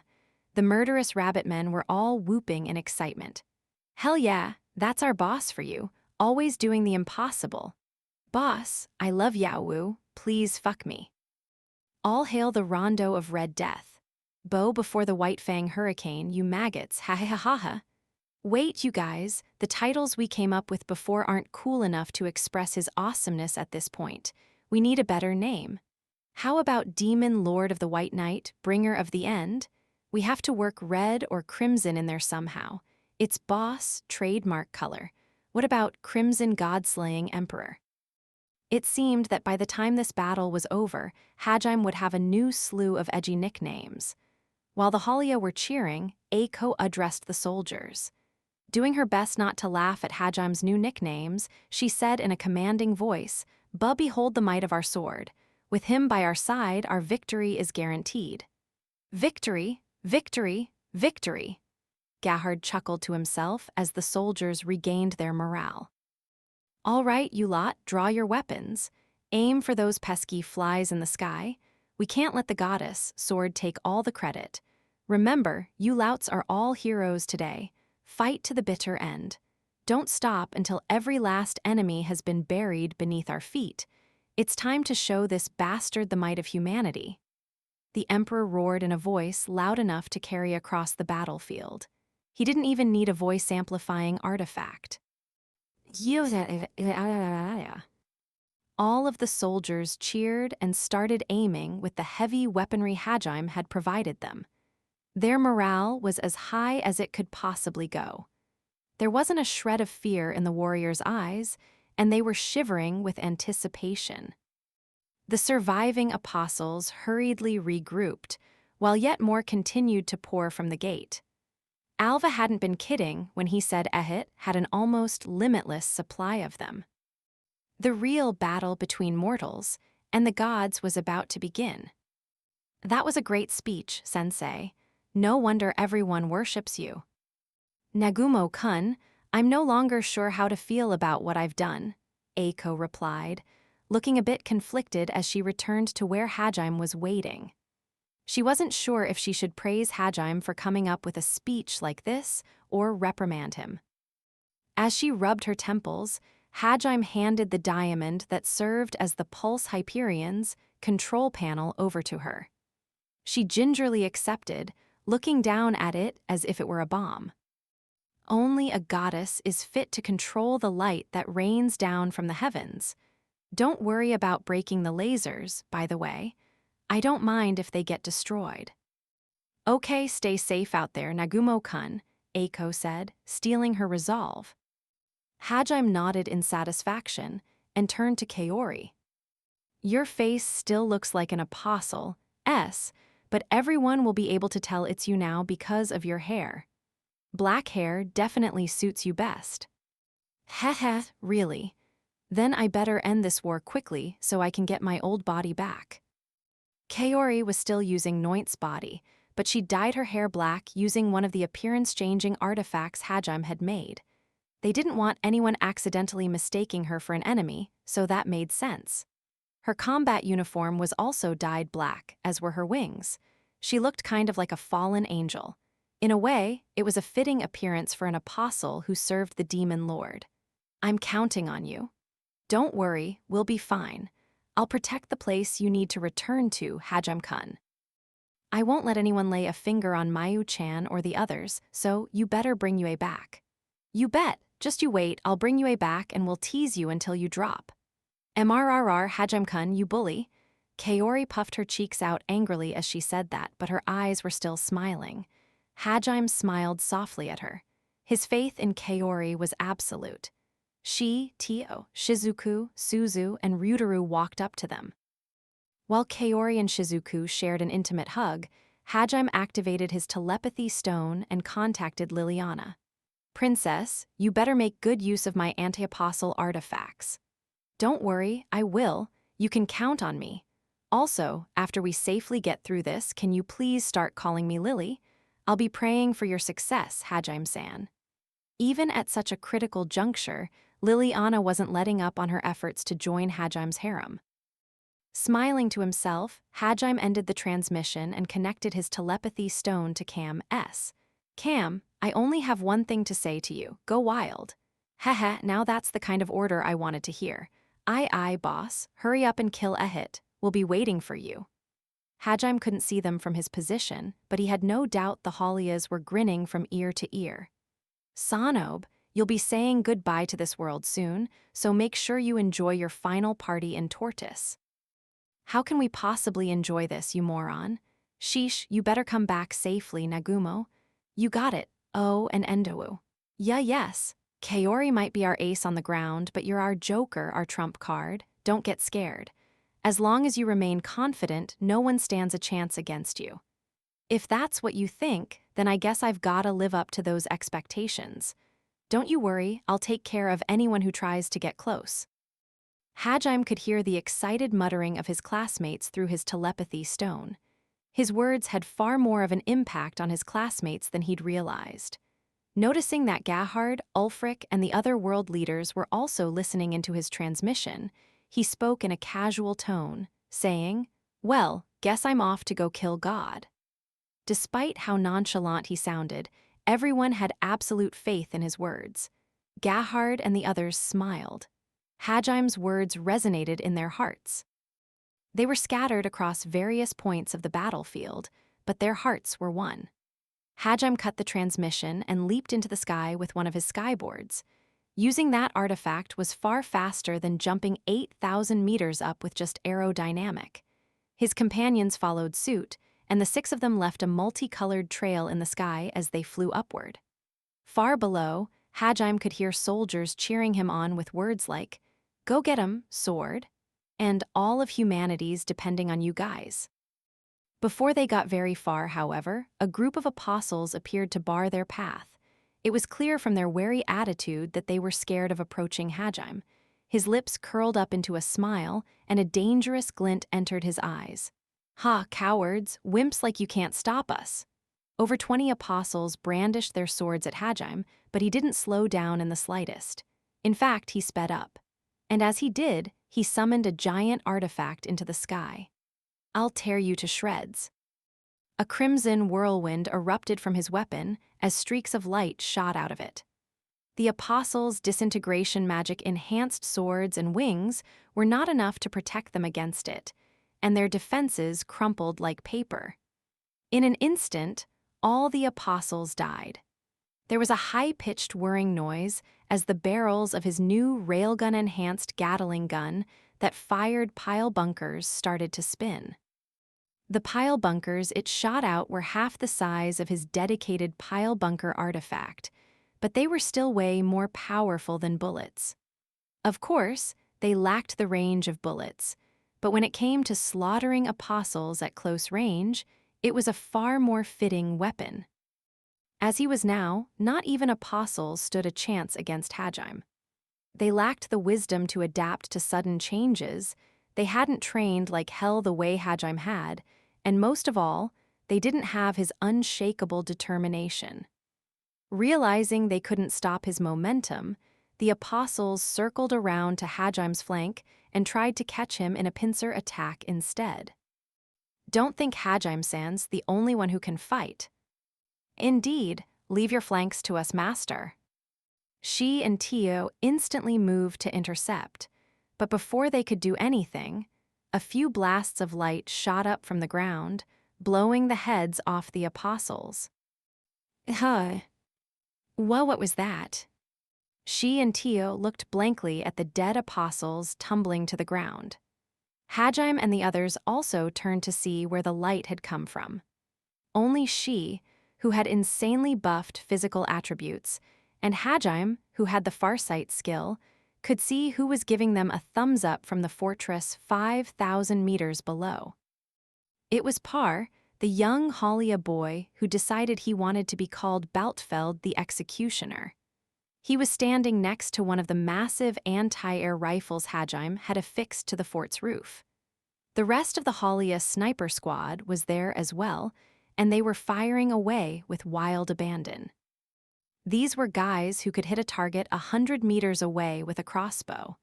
But now, they were wielding railgun-enhanced sniper rifles that had farsight and foresight enchanted onto their scopes while wearing goggles enhanced with riftwalk. Their sniping range had been increased considerably. That being said, Hajime was still amazed they were able to hit things 5,000 meters away. On top of that, it was clear from Par's thumbs up that he was actively working to clear out any enemies getting in Hajime's way. That meant he was sniping enemies in extremely close proximity to Hajime and the others without missing a beat. He continued sniping the apostles that were trying to pincer Hajime, but eventually they started dodging his shots. Still, his accuracy was terrifying enough that they didn't dare get close to Hajime and the others. If they stopped for even a second to attack, they'd be shot out of the sky. "Why is my family so insanely strong?" she lamented. "You may no longer be the only special existence among your clan," Tio replied with a smile. "How is it that everyone who spends time with Hajime ends up insanely strong?" Shizuku groaned. Hey, Shizu, we're still normal, right? We haven't been infected by Nagumo-kun's insanity, right? Suzu asked timidly. "I dunno about you, but it's probably too late for me," Ryutaru muttered. The reason everyone was able to banter so casually was because of how much support they were receiving from the ground. It wasn't just the Halia sniping squad that was helping them out. Liliana was directing a bunch of other soldiers to cover them as well. They fired barrage after barrage of missiles into the air, using the weapons' wide-area explosions to prevent the apostles from grouping up. Of course, the apostles were powerful enough that a few were able to weave their way through the hail of missiles and bullets. But they weren't able to arrive in enough numbers to even be a threat to Shi and Tio. The two of them rebuffed any apostles that got close, allowing the party to continue surging forward. "We're through. Keep those puppets at bay, guys." At long last, Hajime and the others reached Ehit's divine gate, which looked more like the gates of hell. Hajime put his Gatling pile bunker away and took out his inferior version of the crystal key. It had the same translucent glow as the old one, but this one looked like a dagger instead. He adjusted his grip on the hilt and charged toward the gate. Tisk, even if it looks different, it's still as sturdy as before. Hajime slammed the dagger into the gate's entrance, and a crimson ripple spread outward. The miasma surrounding the gate weakened slightly, and the barrier protecting the gate shook. After a few seconds, part of the gate lost its miasma entirely, and apostles stopped appearing from that section. But the gate was huge, and there were still apostles pouring out of every area not affected by the dagger. "Get lost. I won't let you get in Hajime's way. Suzu, Ryutaru, take care of the enemies below us. Zonit, hallowed ground. Let's go for broke." She transformed Villadrukken into shotgun mode and started firing explosive slugs on full auto, while Shizuku cut down the apostles, feather barrages with her black katana, and Tio mowed down some with her breath. Suzu swung her fans in a wide arc, creating a dome-shaped hallowed ground to protect Hajime, while also spawning multiple barriers below him to slow attackers from that direction. As they struggled to push past Suzu's barriers, Ryutaru fired at them with the shotgun Hajime had given him. And on top of all that, they still had support from the ground. "I'll cover you," Eiko shouted via telepathy before sending several mirror bits down.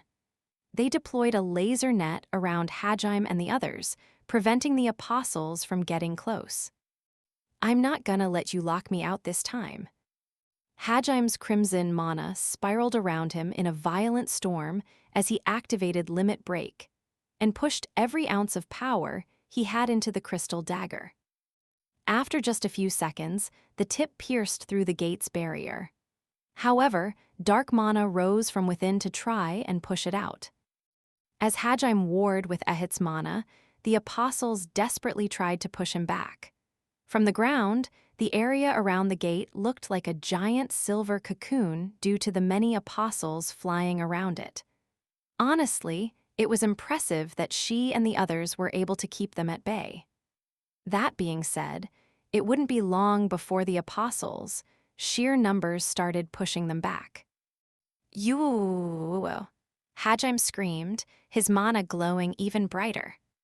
The dagger pushed a few inches deeper into the gate, and the black mana opposing it flickered. There were cracks in the gate's barrier now, but it still refused to open. Finally, one of the apostles managed to make it to Hajime. She had lost half of her body to the mirror bit's lasers, but she'd at least managed to graze Hajime's cheek and arms with her wings before dying. She and the others were covered in small wounds as well. Fighting in such a tiny area while defending someone was taking its toll. Cracks began to appear in the crystal dagger as well as it neared its limit. Am I not gonna make it? Is my power really inferior to Ehit's? Had Hajime been a normal person, such pessimistic thoughts might have crossed his mind. But if he was at all normal, he wouldn't have been in that position. Besides, none of the people who'd followed him were normal either. Despite their wounds, despite the overwhelming disadvantage they were at, they shouted words of encouragement that showed the absolute faith in him. "You can do it, Hajime-san. I believe in you, Master. Don't worry, I know there's nothing that can stop you. You've got this, Nagumo-kun." Shatter that shitty barrier, Nagumo? Smiling, Hajime replied. Of course I've got this. I already told you, I'll destroy anything and everything that gets in my way. Hajime pulled an arrow out of his treasure trove. It was the inferior version of the arrow of boundaries Mildy had given she. He gripped it in his free hand, poured all of his mana into it, and stabbed it into the crack his dagger had created. A sharp snapping noise resounded as the barrier finally shattered. Hajime's dagger and arrow sunk into the gate without any resistance. The mana surrounding the gate writhed, as if in pain. Yue, Hajime thought with all of his might, providing direction for his weaker crystal key. He then twisted the dagger like a key, and the path opened. The space around the dagger warped, forming an elliptical portal. A second later, both the dagger and the arrow shattered, and their glittering fragments fell to the ground below. A feral smile spread across his face due to the success, and he shouted, "Come on, guys." His prey was in sight now, and he wouldn't let it escape. Coming? Of course. Roger. Okay, you got it. Elated, she, Tio, Shizuku, Suzu, and Ryutaru nodded to Hajime. Together, all of them leaped into the small crimson portal that had appeared within the giant black gate. Surprisingly, none of the apostles followed after them. Frowning, they simply watched as the gate Hajime and the others had gone through slowly closed behind them. And after the portal disappeared completely, they returned their gazes to the ground below. Hajime and the others were no longer inside the silver cocoon protecting the gate. They finally reached Ehit's sanctuary. Everyone in the Alliance army cheered, and in response, the apostles swept down to put an end to the hopes of the mortals fighting below. From that point on, humanity had to fend for itself, since Hajime was no longer around to assist them. Extra chapter, the day all Dragonmen cried. The ocean stretched out as far as the eye could see. Set deep within the glimmering expanse of blue was a solitary island. There wasn't even a shallow reef within 100-kilometer radius of it. It was well and truly isolated from the rest of the world. A lone woman stood atop a rocky overhang jutting out of the island's southern tip. She wore an azure kimono and had shoulder-length hair of the same color. She appeared to be in her late 40s and carried herself with the elegance of a noblewoman. She fervently stared southward, her hands clasped to her chest in her prayer. "Princess," the woman muttered. She was Venri Colt, and her family had served Tio's for generations. She had been Tio's wet nurse and had taken care of Tio after her parents had died. Ever since Tio had left on her journey, it had been her daily routine to visit that spot and pray for Tio's safety. When Tio had claimed that something strange was happening on the mainland and offered to investigate, Venri hadn't tried to stop her. Though she loved Tio like her own daughter, she also had absolute faith in her strength. Still, she couldn't help but worry. And as she gazed at the horizon, a messenger ran up to her. "Venri Dono, Cardis Dono sensed the princess Mana heading this way. She's coming." Before the messenger even finished, Venri transformed and took flight. She raced southward as fast as possible, her azure scales scintillating in the noon light. She opened her eyes as wide as they could go and desperately scanned the horizon for a black speck. It was only after she'd gone 100 kilometers or so that she remembered Cardis' job was observer, which allowed him to see across immense distances. I may have been a tad hasty, but just as she thought that, she spotted something. "Pa princess." Venri could never mistake that distinctive luster of Tio's obsidian-colored mana. But to her surprise, it wasn't a black speck she spotted in the distance. Instead, she saw a whirling, pitch-black tornado. The tornado was perfectly horizontal and tapered at the front. It was still a few kilometers away, but was approaching at blistering speed. Venri had spent more time with Tio than anyone else, so she could say with certainty that the princess was moving faster than ever before.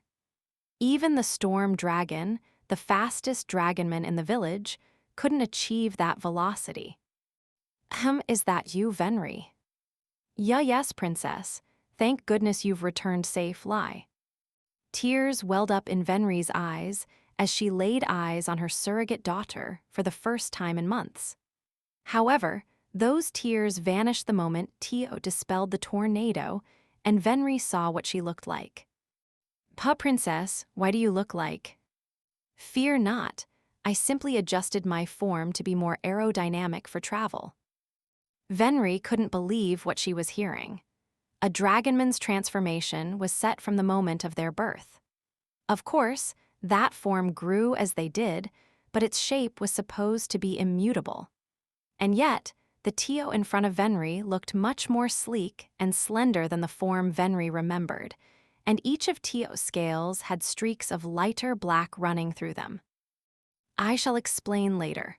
My apologies, Venri, but I am in quite a hurry. Would you be willing to share some of your mana with me? It took a lot of practice to perfect this form while flying, and I expended more mana than anticipated," Tio said in a haggard voice. Venri snapped back to her senses and hurriedly gave as much of her mana as she could. "Thank you. Come, Venri, cancel your transformation and get on my back." "What? I could never do something so presumptuous." "Arg, now is not the time for decorum, Venri. As your princess, I command you to ride me. Erg, how will I ever face my ancestors after this? A servant should never ride her master. Haya, if anything, I would consider that a reward." Princess, what did you just say? And why did you suddenly start panting?" Venri asked as she hesitantly canceled her transformation and got onto Tio's back. Tio didn't bother to answer and instead wrapped Venri in a wind barrier. "Let us be off." "I shall convert the pleasure from being stepped on into the strength to fly faster." Princess, what in the world are you?" You're going too fast." Tio shot forward, creating that same black tornado she had before. She moved so fast that even her wind barrier couldn't fully protect Venri from the air resistance.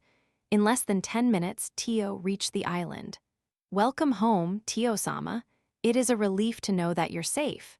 "Princess, what was that form you took earlier?" "Hey, make way for the princess. She must be tired from her long journey. Let her rest." The dragonmen of the village gathered around the coast, both excited and confused by Tio's sudden return. Tio canceled her transformation and addressed the crowd, saying, "Thank you for coming out to welcome me. I have returned at long last." Tio's smile was tinged with exhaustion, and Venri lent her a shoulder to lean on. "Princess, I shall ready your bedchambers at once. Come, let us return to the mansion so you can rest." Tio shook her head at Venri upon hearing those words.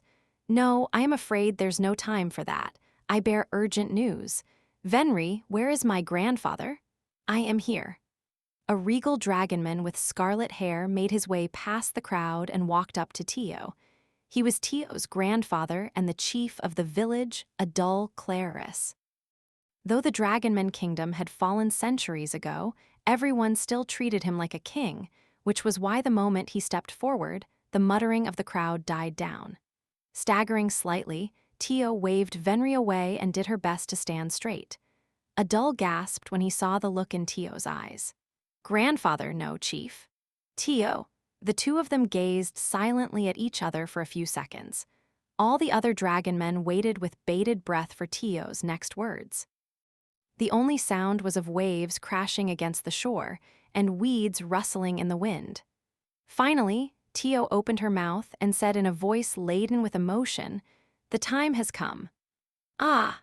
Adul gasped as his eyes widened in shock. Though they knew they were being disrespectful, the other dragonmen started muttering to each other again. Adul sucked in a deep breath and scrutinized Tio with his slit-like, draconic eyes. He'd decided to appraise her not as her grandfather, but as the man who carried the fate of the dragonman race on his shoulders. The stern look in his eyes appeared far more imposing than Tio remembered. "I thought for a moment that she might have changed because that accursed god did something to her, but now I see that is nothing more than a sign of her growth. After confirming that Tio was free of Ehit's influence, Adul smiled. Did you hear that, everyone? Gather the rest of the villagers in the central plaza. Tio has a message for us that will decide the future of our race. The Dragonmen fell silent again as realization washed over them. Doing their best to contain their excitement, they started migrating to the central plaza. Tio, eat something before you speak to the others. It would be a disservice to give your report while exhausted. I suppose so. There is an awful lot I must tell everyone, so a short break would do me good. Adul smiled kindly at Tio, returning to the role of grandfather instead of village chief. He then gently placed a hand on Tio's shoulder and said, "You must have met some truly splendid people on your journey. You look more like Orna than ever before." "How? I see you are perceptive as ever, grandfather." "Pa princess? Don't tell me you." Blushing slightly, Tio covered her face with her sleeve. Adul grinned playfully at her, while Venri looked aghast. At this moment, none of them realized the splendid people Tio had met on her journey had influenced her in worse ways than Ehit ever could. While Tio was eating, the 300-odd members of the Dragonmen village gathered in the town's central plaza. Excited chatter filled the square as they speculated on what Tio had discovered during her investigation. Other Dragonmen had left on scouting missions before, but none had ever returned with a report so important the entire village needed to hear it.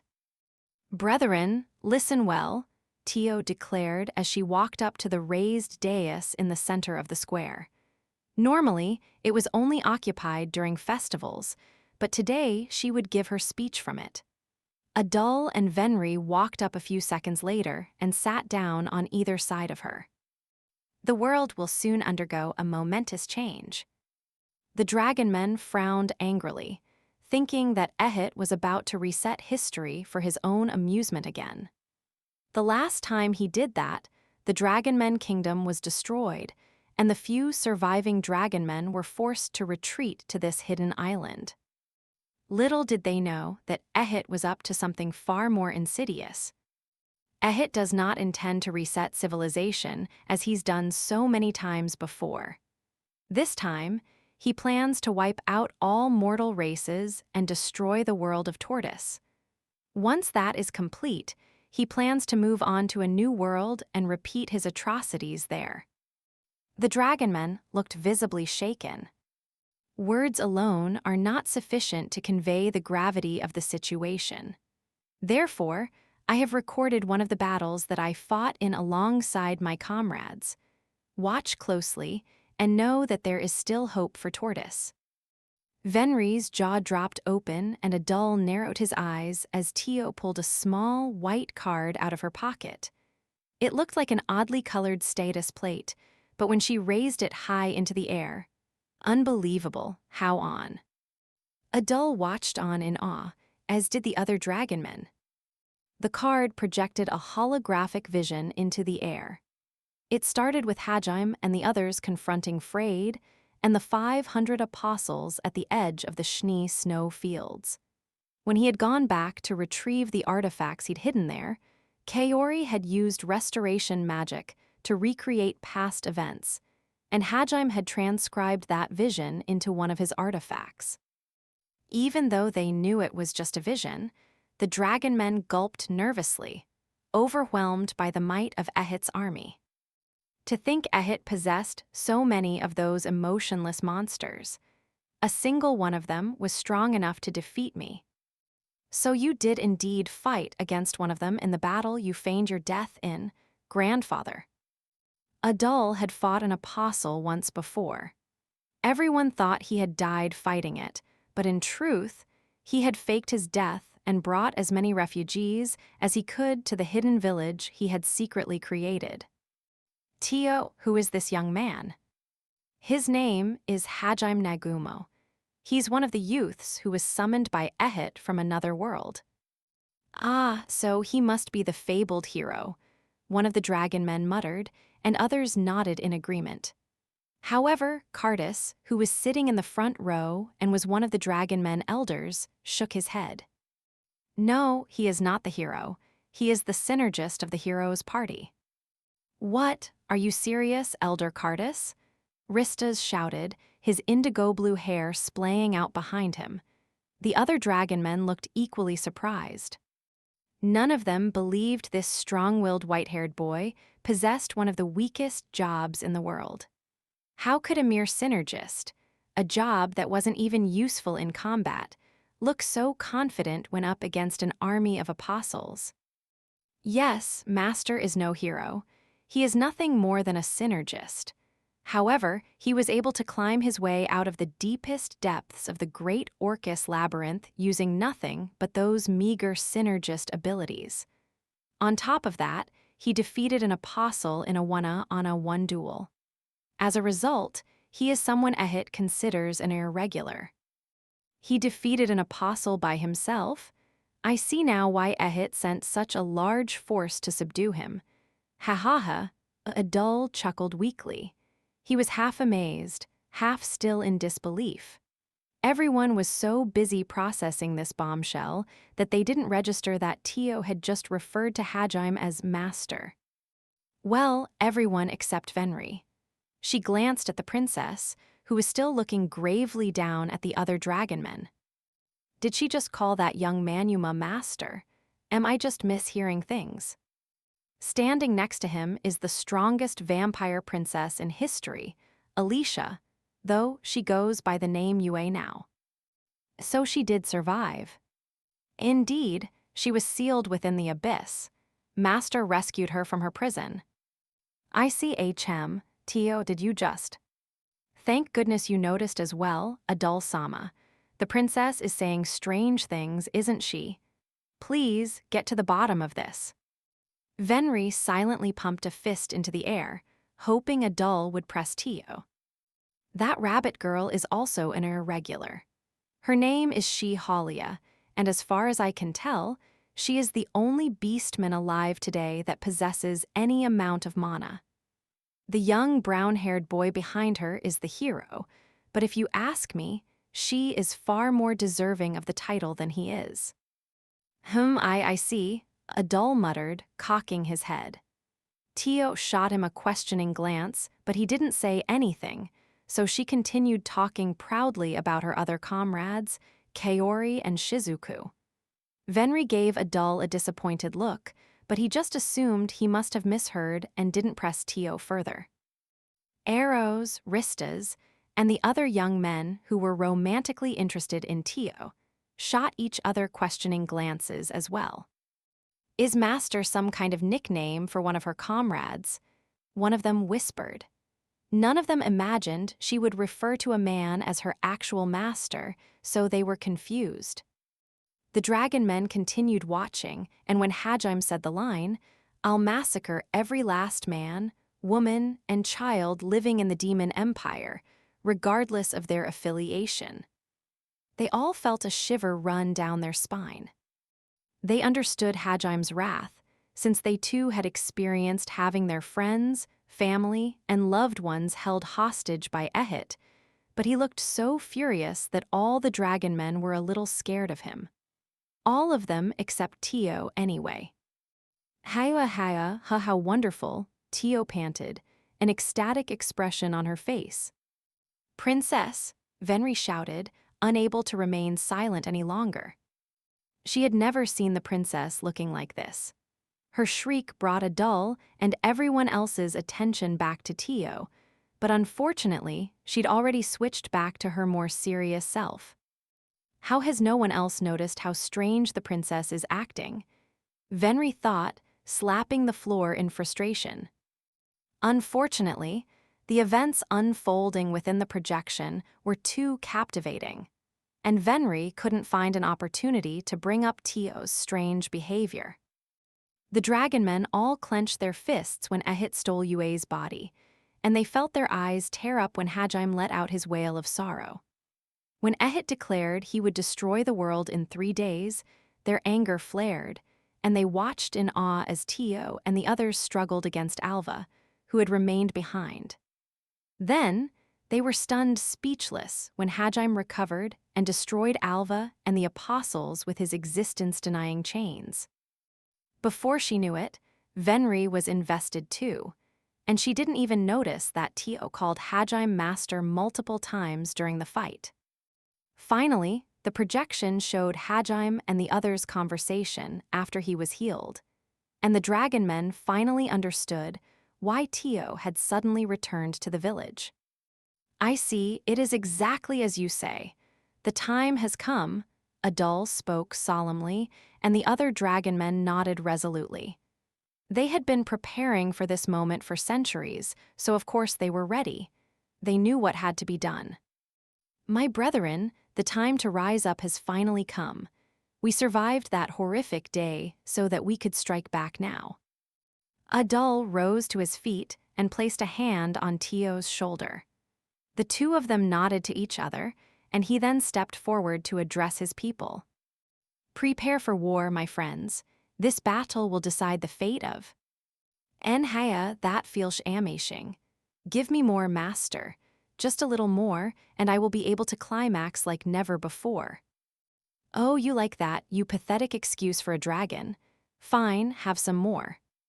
Tio had forgotten to turn off her artifact, so it was now displaying what had happened in Hajime's room after. Shocked, everyone turned their gaze back up to the projection in the sky. Tio was sprawled on the ground, basking in Hajime's sadistic whipping. There was a sharp crack as Hajime slapped Tio's ass with his spiked whip once again, and the Tio in the projection moaned in ecstasy. Drool spilled from her lips, and her breath came in short gasps.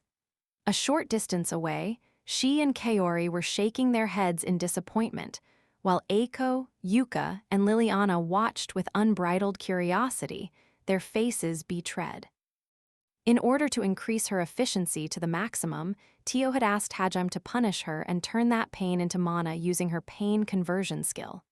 "Here comes the last one, you pervert. You better enjoy it, bitch." "Thank you so moo wooch." For the finale, Hajime slapped Tio's ass with his open palm, and she shivered in delight. He then tenderly hugged Tio and helped her to her feet. "All right, that should be good. Think you can make it, Tio?" Haya, thought that was amazing." "I could even go to the end of the world for you now, master." Tio smiled contentedly as she said that, heedless of how pathetic she looked. "Whoops! I forgot I recorded our private moments as well. My apologies, everyone." Tio had recorded her spanking session so she could watch it again later. She was a pervert through and through. Amazingly, she only seemed mildly embarrassed by the fact that her family had seen her getting off to being whipped. Her fellow Dragonmen all slowly turned to look at her. Absolute silence fell over the plaza. This was the quietest it had been in 500 years. Finally, one of the braver youngsters, Ristas, blurted out, "Who the hell are you?" Normally, such a disrespectful outburst would have been severely punished, but no one scolded him. After all, they were all thinking the same thing. Princess, there is something I absolutely must ask you." "Well, what's the matter, Venri? That is a rather alarming expression you are making." "I don't want to hear that from someone who was making such a ecstatic expression while being whipped. Did you just call the Lord you serve disgusting? Haya, stop panting. This is serious. You said that boy's name was Hajime Nagumo, correct? What is your relationship with him? You called him master, didn't you? Tell me everything." Venri hadn't scolded Tio since she was a child, but despite her angry tone, Tio just puffed her chest out proudly and declared, "A most wonderful question. Allow me to properly introduce him. Hajime Nagumo is my one and only master. I, Tio Claris, have dedicated both my body and my heart to him." Her voice echoed through the plaza, and all the birds flew away in fright. "I am possible. Is this some kind of joke, princess?" Arrows screamed, a pleading look in his eyes. Among those wishing to become Tio's fiancé, the deep green storm dragon was the strongest, and thus the premier contender for the title. Naturally, he was the most shaken to hear she'd already found a mate. "This is no jest, Arrows. I do apologize to you and all the others who wish to marry me, but I have already found the man I wish to spend the rest of my life with. Please, try to understand. You want to be with that awful bastard who was whipping you. Are you insane? Honestly, Arrows had a point. Everyone thought Tio must have lost her mind. However, Tio simply looked nostalgically off into the distance and said, "As I told you all before, the only condition for marrying me is to be stronger than me. However, in the 500 years I spent in this village, none of you were able to so much as scratch my scales. I had all but forgotten what pain was. That may be so, but Master was different. When I was being controlled by that unsavory brat, he beat me to a pulp. He tore at my nails, clawed at my gums, shot at my wings, and did everything he could to exploit my weak points. Not only that, he was able to smash my scales head-on, and was even able to withstand the might of my breath." Though Tio was praising Hajime, no one was impressed. Her ecstatic expression and the way she hugged herself as she gushed about him creeped everyone out so much that they couldn't really pay attention to what she was saying at all. Best of all, Master pounded his thick, hard black steak into my arse. He didn't stop even when I begged for mercy, and by the end, my hole was a gaping mess. Truly, that was one of the turning points of my life. I get shivers just thinking about it even now. "Oh, Master, I love you so much," Tio shouted, gazing southward all the while. "Raristas, pull yourself together. Oh no, he's not breathing. The shock must have given him a heart attack. Arrows, hey Arrows, come back to your senses. I'm not the princess, stop hugging me." Half of the men passed out from shock like Ristas, while the other half had lost their wits like Arrows. The children started crying, and the women looked up at the heavens in despair. Most of the elderly looked as though their souls had already left their bodies. The Dragonmen had been defeated, and the war hadn't even begun. Adul-sama, the princess has clearly lost her mind. Someone must have used dark magic to change her, Adul-sama. The Dragonmen had hoped that Adul might be able to turn Tio back, but he seemed completely unresponsive. Did he pass out while standing? Adul's eyes had rolled up into the back of his head, and he wasn't moving at all. "Venri-sama, you're our last hope," another Dragonman shouted, turning to her. "Fu-fu, everything will be all right now, princess. I'm here for you." However, Venri was talking to a tree as though it was a young Tio. Not only had she lost her senses, but her memories had regressed as well. "What is with all of you? I thought you would be happy to learn I have finally found a husband. How are we supposed to be happy about this?" The women shouted in unison. The men were already a lost cause, and they didn't react at all. Eventually, Cardus managed to calm everyone down and told Tio, "Go find something else to do while everyone readies for battle." He was completely disillusioned with Tio now and treated her like she was an eyesore. She slinked away, muttering, "I thought you would be able to accept the new me." While the others prepared, Tio took a walk around the outskirts of the village. She visited the places she'd played in as a child, her old training grounds, the mystical clearing she'd found in the forest where the moon appeared closer than it did anywhere else, the beach where the villagers often held parties, and many other spots that held fond memories. Though this village had been hidden away from the rest of the world, it had still been an enjoyable place to live. For 500 years, Tio had lived peacefully here, surrounded by people who cared for her. However, it was a stale life. She couldn't help but feel that way. Compared to the exciting days she'd spent with her new comrades, her life in this village had been lackluster. She had only been gone for a few months, but so much had happened that her hometown felt like a faded memory. The few months she had spent with Hajime and the others seemed longer than the centuries she had spent here. At some point, Tio's legs naturally started taking her westward. As she trekked through the forest, following the sound of the waves, she found herself at a small graveyard. There were only a few simple gravestones hidden among the dense undergrowth, but they were all well tended. Everyone had wanted to put the gravestones in a less dreary place, like on one of the island's many promontories, but this was supposed to be a hidden village. Everything within the village's boundaries was protected by a magical barrier, but the rest of the island was not.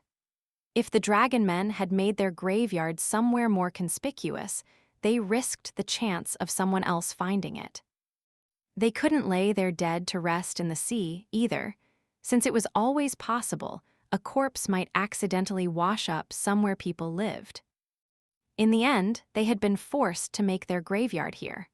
Still, this was a holy place to the villagers. It wasn't just where the villagers who had died were buried, but also where the souls of those who had died during the fall of the kingdom were honored. The Dragonmen believed their spirits resided here, even if their remains didn't.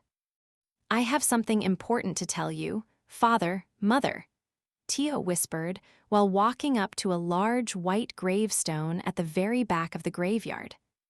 This was the memorial that had been erected to honor the people who had died on the eve of the kingdom's fall. The names of Tio's father, Karga Claris, and her mother, Orna Claris, were engraved into the stone, and it was surrounded by a low fence. Tio spoke slowly, telling her parents about all the things she'd experienced after leaving the village, as well as all the things she felt. She went on and on until her voice grew hoarse. Finally, she said, "You were right, Father. One day, eventually, someone will appear who can strike them down. Of that I am certain. That was the prediction Tio's father had made the night the kingdom fell. In the end, it had proved correct. I truly believe I've lived this long in order to meet Master," she said with an awkward smile. "At first, I only stayed by his side because I wished to use him, and because my instincts told me I needed to keep a close eye on him. I was not in love with him, not in the slightest. Instead, I was motivated by my burning desire for revenge." Tio curled her fingers into a fist and pounded her chest. "But as I traveled with him, I realized his desire for destruction was as fierce as mine. In fact, I began to fear he might bring about an even greater disaster than the gods. At the same time, though, I thought I might be able to steer his destructive impulses towards annihilating Ehit and his ilk. If he could achieve that, I cared not what happened to him after." Tio looked down guiltily for a second, but the moment passed and she raised her face once more. There was a soft, genuine smile on her face, and her eyes shone with the kind of covetous desire only a dragon could possess. "And yet, once I opened up to him, he accepted all of me. My desire for revenge, the responsibilities I bear on my shoulders, and the mission I inherited from you. But even though he accepted me, he didn't try to protect me. Nor did he try to fulfill my dreams for me. No, instead, he poured his heart and soul into crafting the strongest weapons he could for me and told me to accomplish my dreams myself if I cared so much about them." "Ha ha ha ha," Tio chuckled to herself. In fairy tales, after the prince saved the princess from ruffians, he often promised to protect her forever, but Hajime had done nothing of the sort. Instead, he'd given Tio some dangerous toys and told her he'd back her up. I was drawn to his unshakable resolve, and I fell for his kindness. Despite how mercilessly he berated those around him, I could tell that at his core, Master was a kind man. It truly is a shame you aren't alive to meet him. Don't you agree, grandfather?" Tio looked over her shoulder with a smile. Adul was standing at the edge of the graveyard, quietly watching her. "I have not lost my mind, as some of the younger ones seem to believe. I happened to discover a new fetish I did not know I possessed, that's all." "That's all? It's that trivial?" Adul replied, a conflicted expression on his face. He gently massaged his temples as he walked up to Tio. Of course, he knew that Tio had sensed his presence from the very start and that her words had been directed at him as much as her deceased parents. Honestly, Adul wanted to prostrate himself in front of Orna and Karga's grave and beg for their forgiveness. He couldn't believe he had allowed their daughter to end up like that. He felt personally responsible for failing them, but after hearing Tio's heartfelt words, he realized that wasn't an option. "I suppose I have to accept what you've become," Adul said with a wan smile. "Thank you, grandfather. Now I can introduce Master to you in mother and father's place." "Must you call him Master?" "Absolutely, because he is indeed my master." "Karga, Orna, I'm so sorry." "Why are you apologizing to them?" "I must apologize to you as well, my ancestors. Surely my new proclivities aren't that horrible? Please stop acting like this is the worst thing that could have happened, grandfather." Adul covered his face with his hands to hide his tears. Tio pouted at him for a few seconds, but then her expression grew somber and she said, "Grandfather, I couldn't protect her." Adul gave Tio a sidelong glance. After seeing that recording, it was obvious who Tio was talking about. "I am no guardian. Just a pathetic disgrace. I thought I had grown stronger, but in truth, I haven't changed at all. Once again, I failed to protect those close to me." Tio hadn't been able to do a single thing when those monsters had defiled her mother's corpse and slaughtered her father. All she'd done was watch while Venri led her away. She had sworn that this time she would protect those close to her. But even though her strength had surpassed that of Adul's, she had still been unable to prevent Ehit from kidnapping Yue. "I wish I could have taken her place," she whispered. However, Adul heard every word. He had spent enough time with his granddaughter to know how she thought. The silence stretched on for a few minutes, but eventually, Adul said in a hesitant voice, "I heard from Venri that you can freely change the form of your transformation." Oh yes, that is the power of metamorphosis magic. "And in that battle you showed us earlier, you freely manipulated your scales without transforming, did you not?" "I suspect that was the power of evolution magic, though I was so desperate at the time that I am not quite sure what I did. My transformation has grown stronger as well, but grandfather, what's wrong?" Tio asked, noticing that her grandfather's expression had grown more thoughtful the more she said. After agonizing over something for a few long minutes, Adul finally let out a long sigh and said, "I suppose it shouldn't be a problem for you as you are now." He motioned for Tio to follow him, then walked out of the graveyard. "Where are we going, grandfathers?" "To the mausoleum." Tio cocked her head quizzically. The mausoleum was where the spirits of Tio's ancestors were enshrined. It was also a place revered by all Dragonmen. The reason for that was because the first generation of the Claris family were the ones who had created the scriptures of the Dragonmen religion. Back when people hadn't been sure whether Dragonmen were sentient people or beasts, the Dragonmen had been persecuted by humans. However, despite their overwhelming might, they had looked to coexist with their neighbors rather than oppress them. The first head of the Claris family had taken the initiative by bringing gifts to the other mortal races, but they repaid his kindness by slaughtering his wife. He was driven mad by grief and became a crazed beast. He was so powerful that people began to call him a harbinger of the apocalypse, and in the end, it was his own son, Adul's grandfather, who put a stop to his violent rampage. Terrified by the Dragonmen's strength, the other nations stopped persecuting them. Relieved, the Dragonmen once again poured their efforts into forging bonds of trust with the other races and creating a kingdom where everyone could coexist in harmony. By Adul's generation, that kingdom finally began to form, and by Karga's generation, it was a flourishing utopia. All Dragonmen were taught this history as children, and when their education was complete, they visited the mausoleum to recite the Dragonmen's scripture in front of the statue of the first Claris. Man or beast, that is something only we can decide for ourselves. In other words, the mausoleum held cultural and religious significance, but that was all. Why are we going to the mausoleum? Everyone should have finished their preparations by now, so should we not return to the Ville? Tio, why do you think your ancestor was called the harbinger of the apocalypse? Tio looked even more confused by that question. Was it not because of his immense strength? Yes, precisely. No matter how hard we struggled, Karga and I were unable to alter the flow of history. And yet, our ancestor was so powerful that his strength alone ended the era of persecution. Ah, Tio gasped.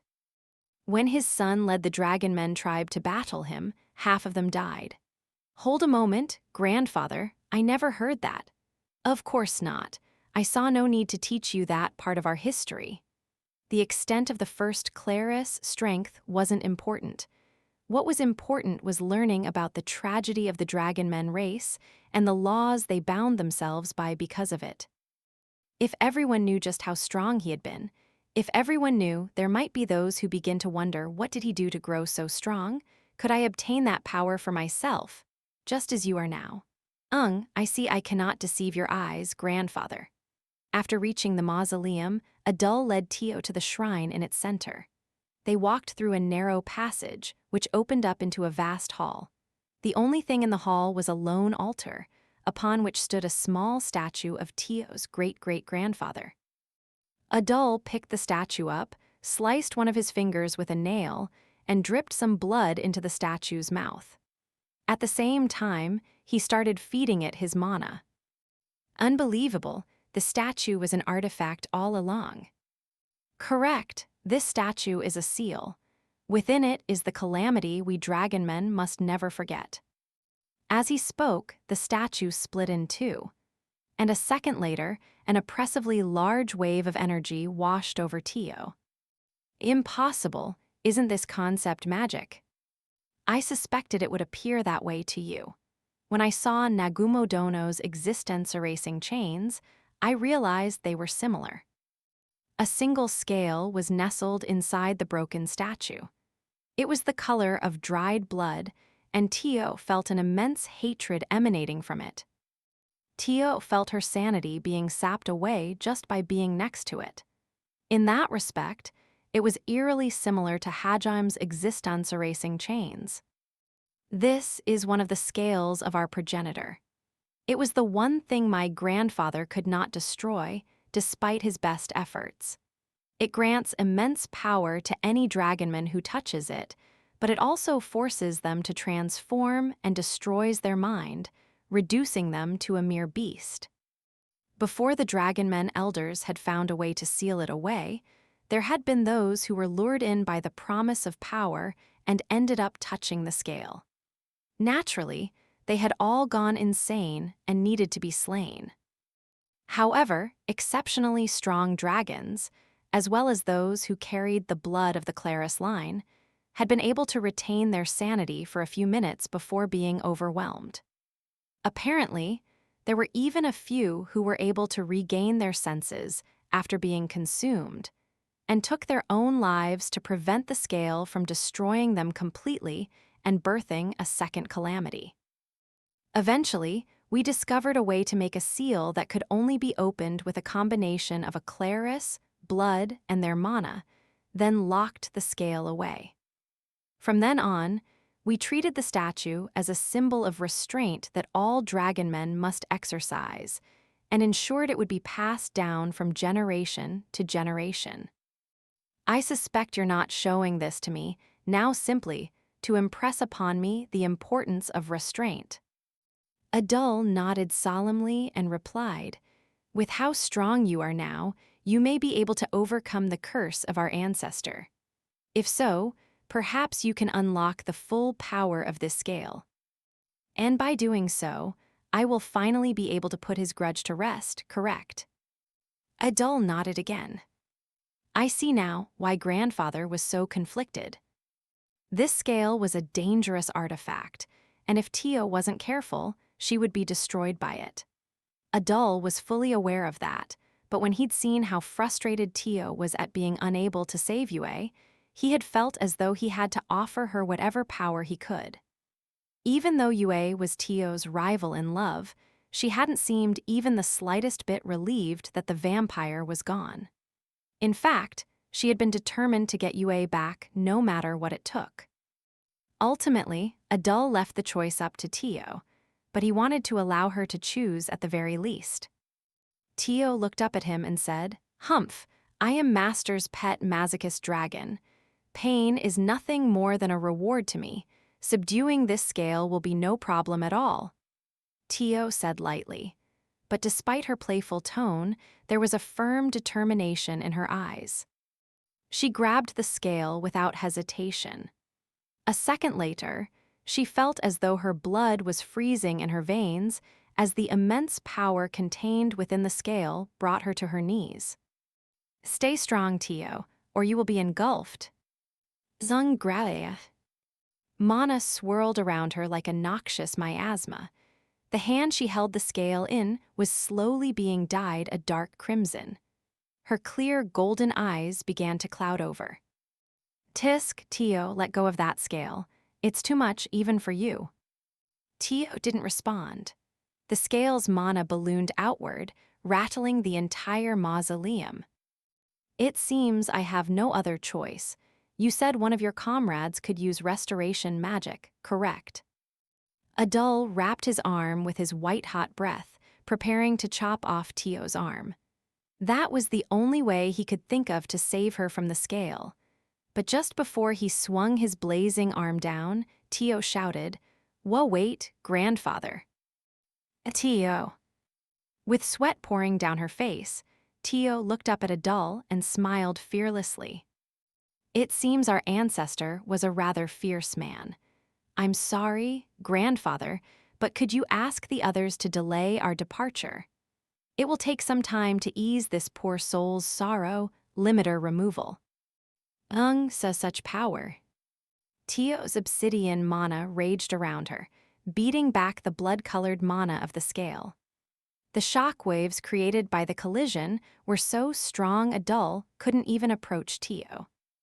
Meanwhile, Tio closed her eyes and began conversing with the soul of her ancestor, which was trapped within the scale. Adul watched with a wry smile and said, "I see you have surpassed even me now." After a few minutes, Cardus arrived at the mausoleum, and the other villagers started trickling in behind him. They had all seen the violent eruption of mana that had occurred when Tio touched the scale. Adul explained the situation to them, but he kept his eyes on Tio the entire time. He wanted to witness the moment his granddaughter became the strongest dragonman in history. A day and a half passed, and finally, Tio unleashed a breath attack so powerful it blew away the dark clouds that had begun to gather around the Dragonmen Island. It was stronger than the final attack Karga had unleashed, and it appeared to go so high it reached the heavens themselves.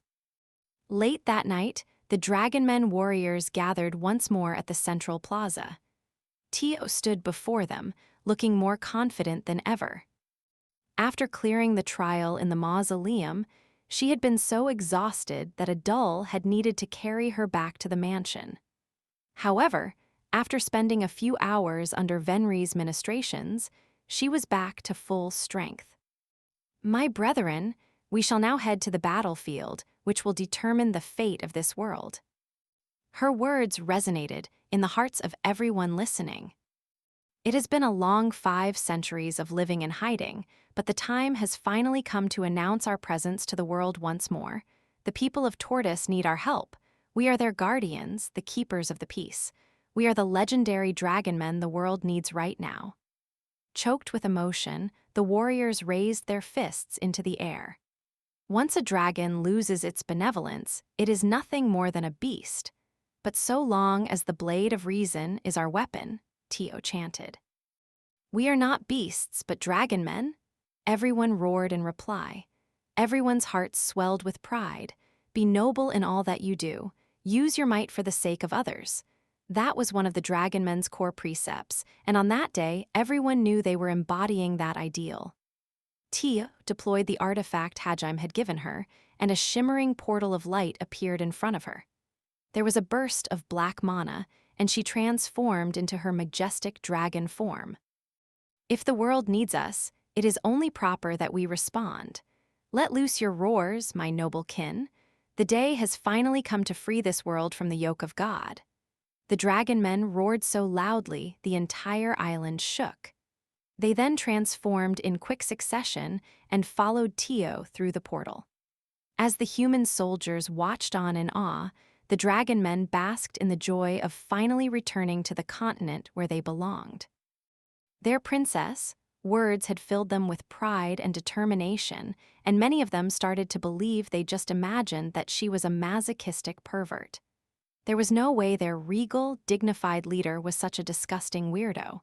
But just as the Dragonmen gave in to such thoughts, "Master, your devoted servant has finally returned to you. Praise me for my accomplishments." That was the day all Dragonmen cried. They wept for their beloved princess, who they knew would never return. Afterward, hello everyone, Chuny lover Shuricombe here. Thank you so much for picking up Volume 11 of Arifureta. What did you guys think of it?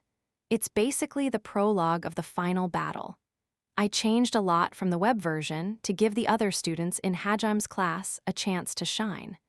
Since this is an Isekai story where the whole class gets transported, I figured it was only right to make use of the original premise in some way. I hope I did a good job. It'd make me happy to hear if Yuka and Kusuk's triumphs got you guys excited, even if only a little. By the way, as I was writing this, I realized there are still 9 students who haven't got names and are basically forgettable NPCs. Honestly, I wasn't sure if I should suddenly make them relevant to the story, or just accept that I won't be able to give everyone their time in the spotlight. In the end, I decided to give up on them, since this volume would end up thicker than a dictionary if I wrote cool scenes for everyone. But hey, maybe I'll get a chance to put them in the after stories. A man can always dream. On the other hand, I did at least get to bring back, almost, all the characters that have shown up in the series so far. I wonder if you guys remember them all. I think my favorite of the minor characters is the Guild Master. His name's a little too similar to Hajim's new laser, and I feel like I kinda messed up by making them overlap, but it's too late to change either of them now. Everyone who followed me during the web serialization is already used to the old names, so I didn't want to change them. The Guild Master has nothing to do with lasers, and Hajime definitely didn't name his upgraded ones after him, so just consider it a funny coincidence and leave it at that. Oh yeah, there were still several characters who didn't make it into this volume, but I tried to put as many of them as I could in the short stories. A couple of those stories include scenes I wanted to include when everyone was visiting Hajime up on the fort's roof, but couldn't. Incidentally, one of those characters is probably going to end up in the Battle Maid group later, so pay attention to her. Those of you who have been following my updates on Neru probably know what I'm talking about, so definitely check the short story out. Now then, it's time for the acknowledgements. As always, a big thanks to my illustrator, Takiaki-sensei, the manga artist, Ro-ga-sensei, the artist for the Arifureta Everyday Manga, Misaki Mori-sensei, and the artist for the spin-off Arifureta Zero manga, Adharu Kamachai-sensei. And of course, thank you to my editor, proofreader, and everyone else at the publishing company. This book only exists because of all your effort. As always, last, but certainly not least, I'd like to thank all of you for supporting me by reading my books. There's not much left of the main story, but I'd love it if you would stick with me until the end. Ryo Shuricombe. Bonus short stories Kaori's Yuri. Diary at some point after conquering the Frost Caverns, Hajime Shi Tio. Shizuku and Suzu were lounging around in Vander Schnee's living room. Kuki and Ryutaru had left to explore the rest of the house. Ryutaru had invited him out in the hopes of lifting his spirits a little. Yufufu, Yue chuckled as she returned after leaving for a bit. What happened, Yue? Hajime asked, stunned. She and the others looked quite surprised as well. No one had seen Yue grin openly like that before.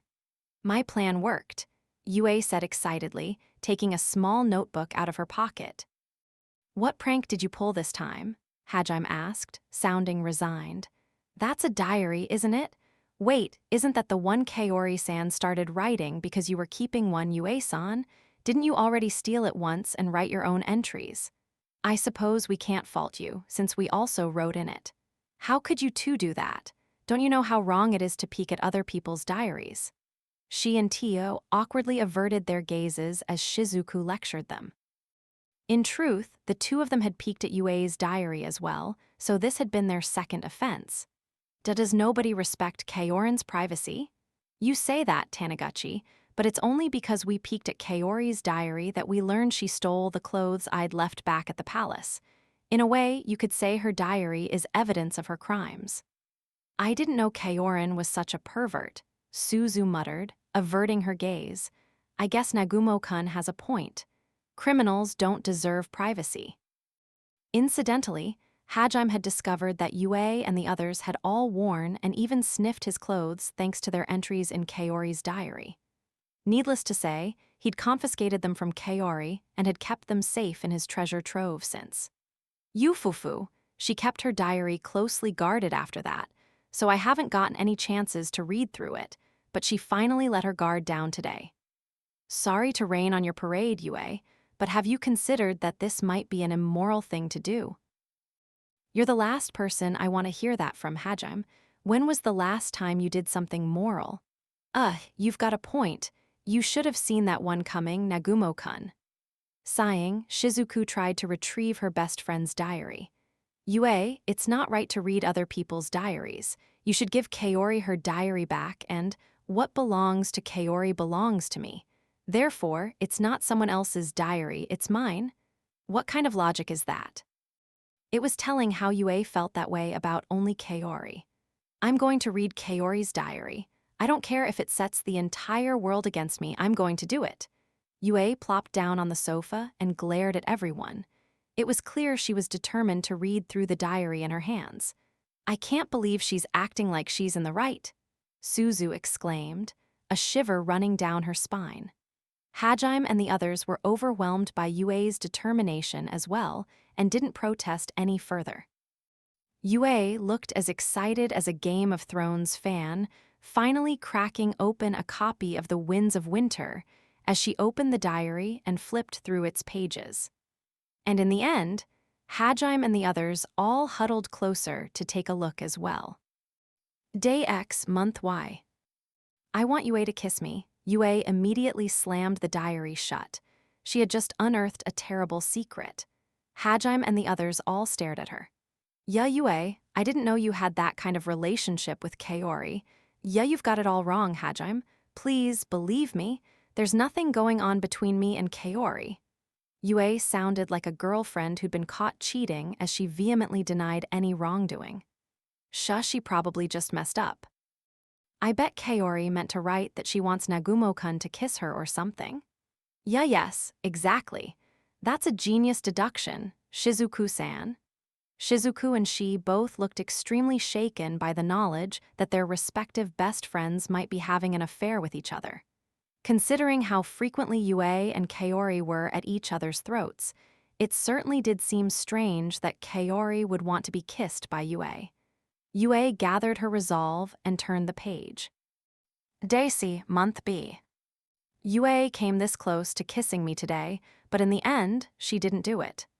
Please stop being so mean, Yue. I can't take much more of your flirting. All right, fess up, Yue. No, Hajime, we really aren't like that. At this point, Hajime was convinced Yue was cheating on him. He gave her a disappointed look as she desperately clung to him.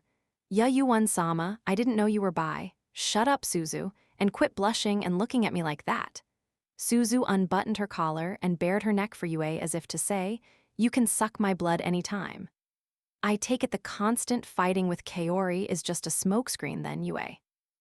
There's no need to hide it, you know. Even Master would approve so long as you were up front with him. Tell me, how far have you two gone? Heavens fall. Tio was flattened by the force of Yue's spell, but the grin never left her face. She moaned in pleasure as her head was pressed against the ground. Damn you, Kaori, to think you would set a trap for me. If this is a trap, then I think we've misjudged Kaori's personality all along. Her job should be trickster in that case.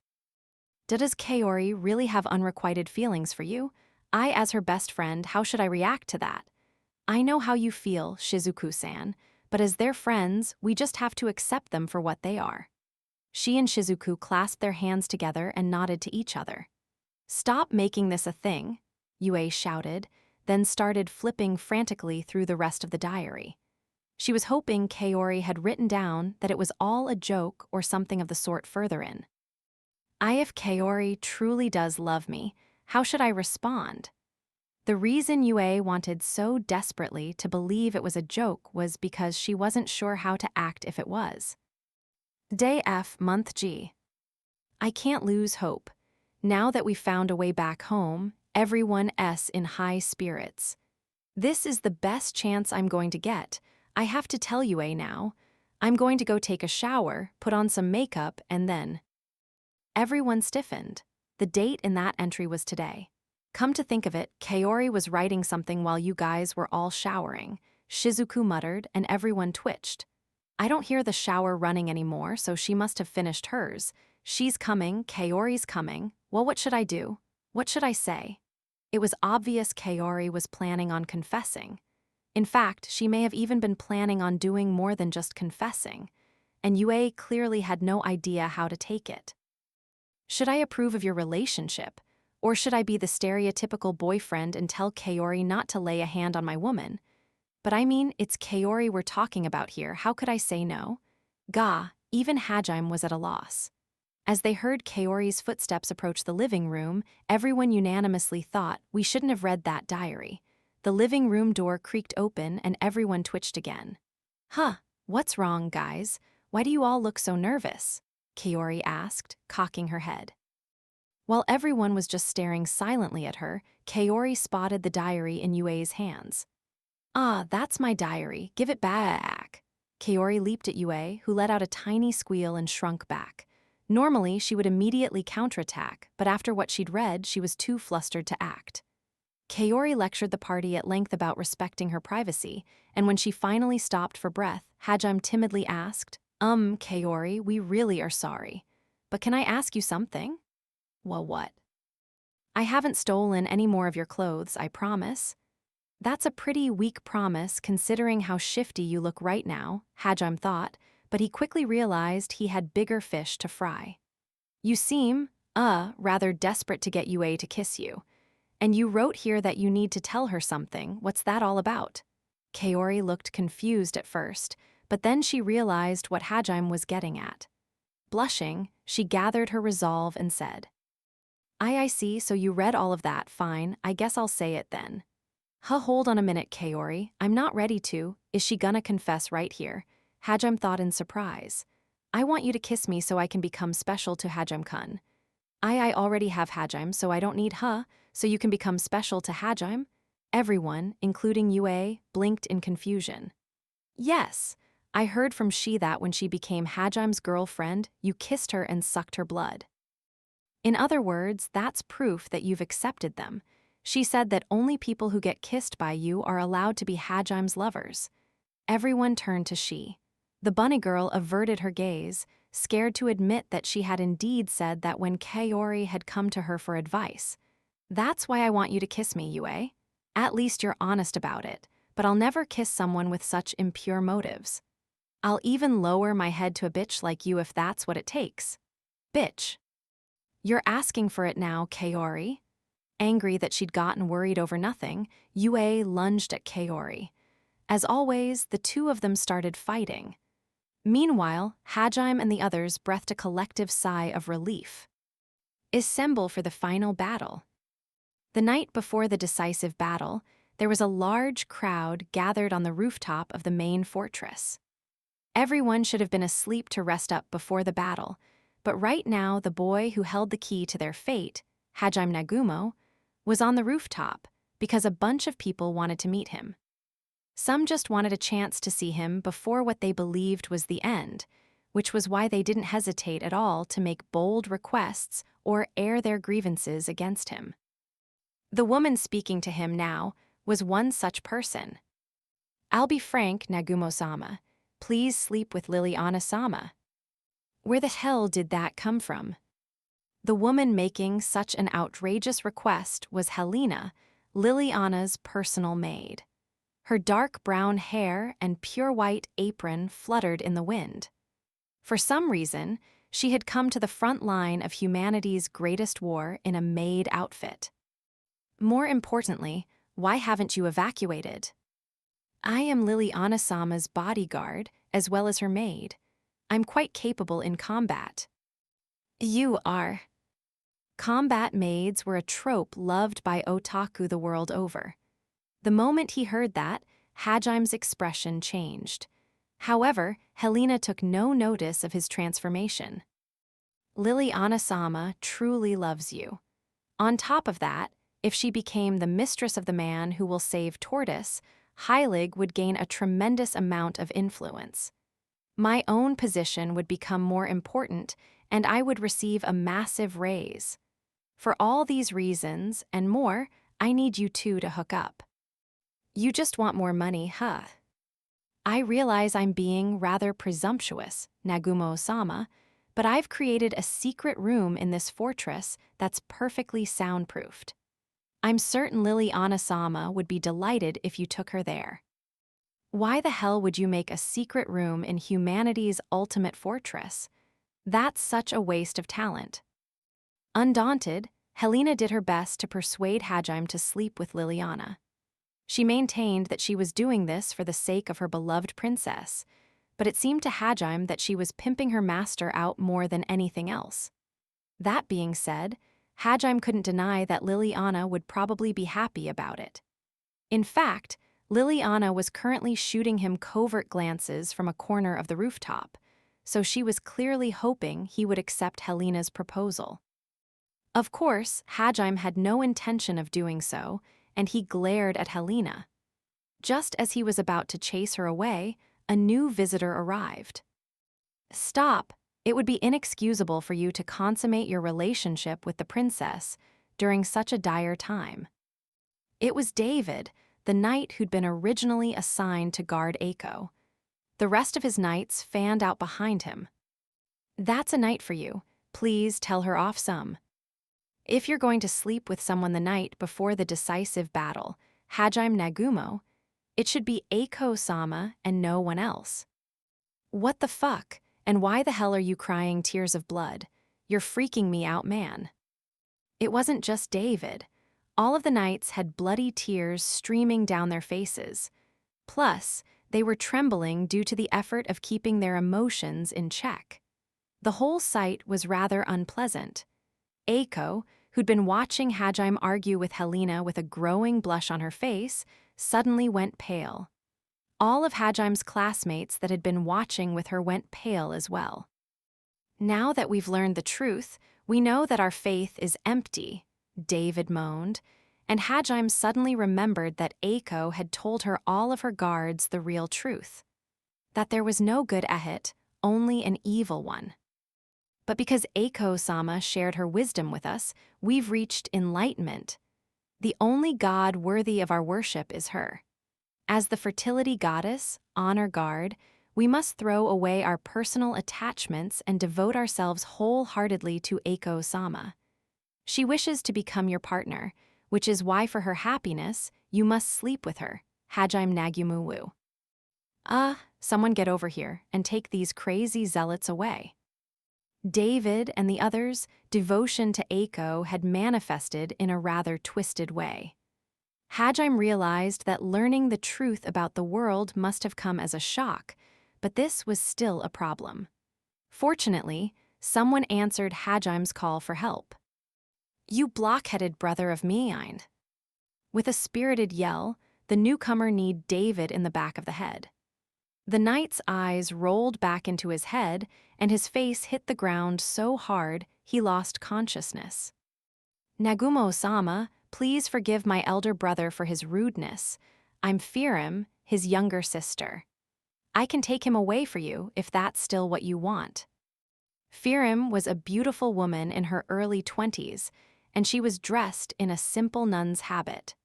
Surprisingly, the woman strong enough to knock out a knight with one kick was a sister. Yeah, thanks. I didn't know he had a sister. Yes, well, I was exiled to the remote regions of the kingdom for speaking out against beastmen discrimination. I only returned because Pope Simon called for me. It appeared this sister was quite bold in both words and deeds. According to her, she'd cut her ties with her family over 10 years ago and had only now reunited with her brother after he'd renounced Ehit. So the first thing you do, after seeing your brother after 10 long years, is knee him in the back of the head. My apologies for showing you something so unseemly.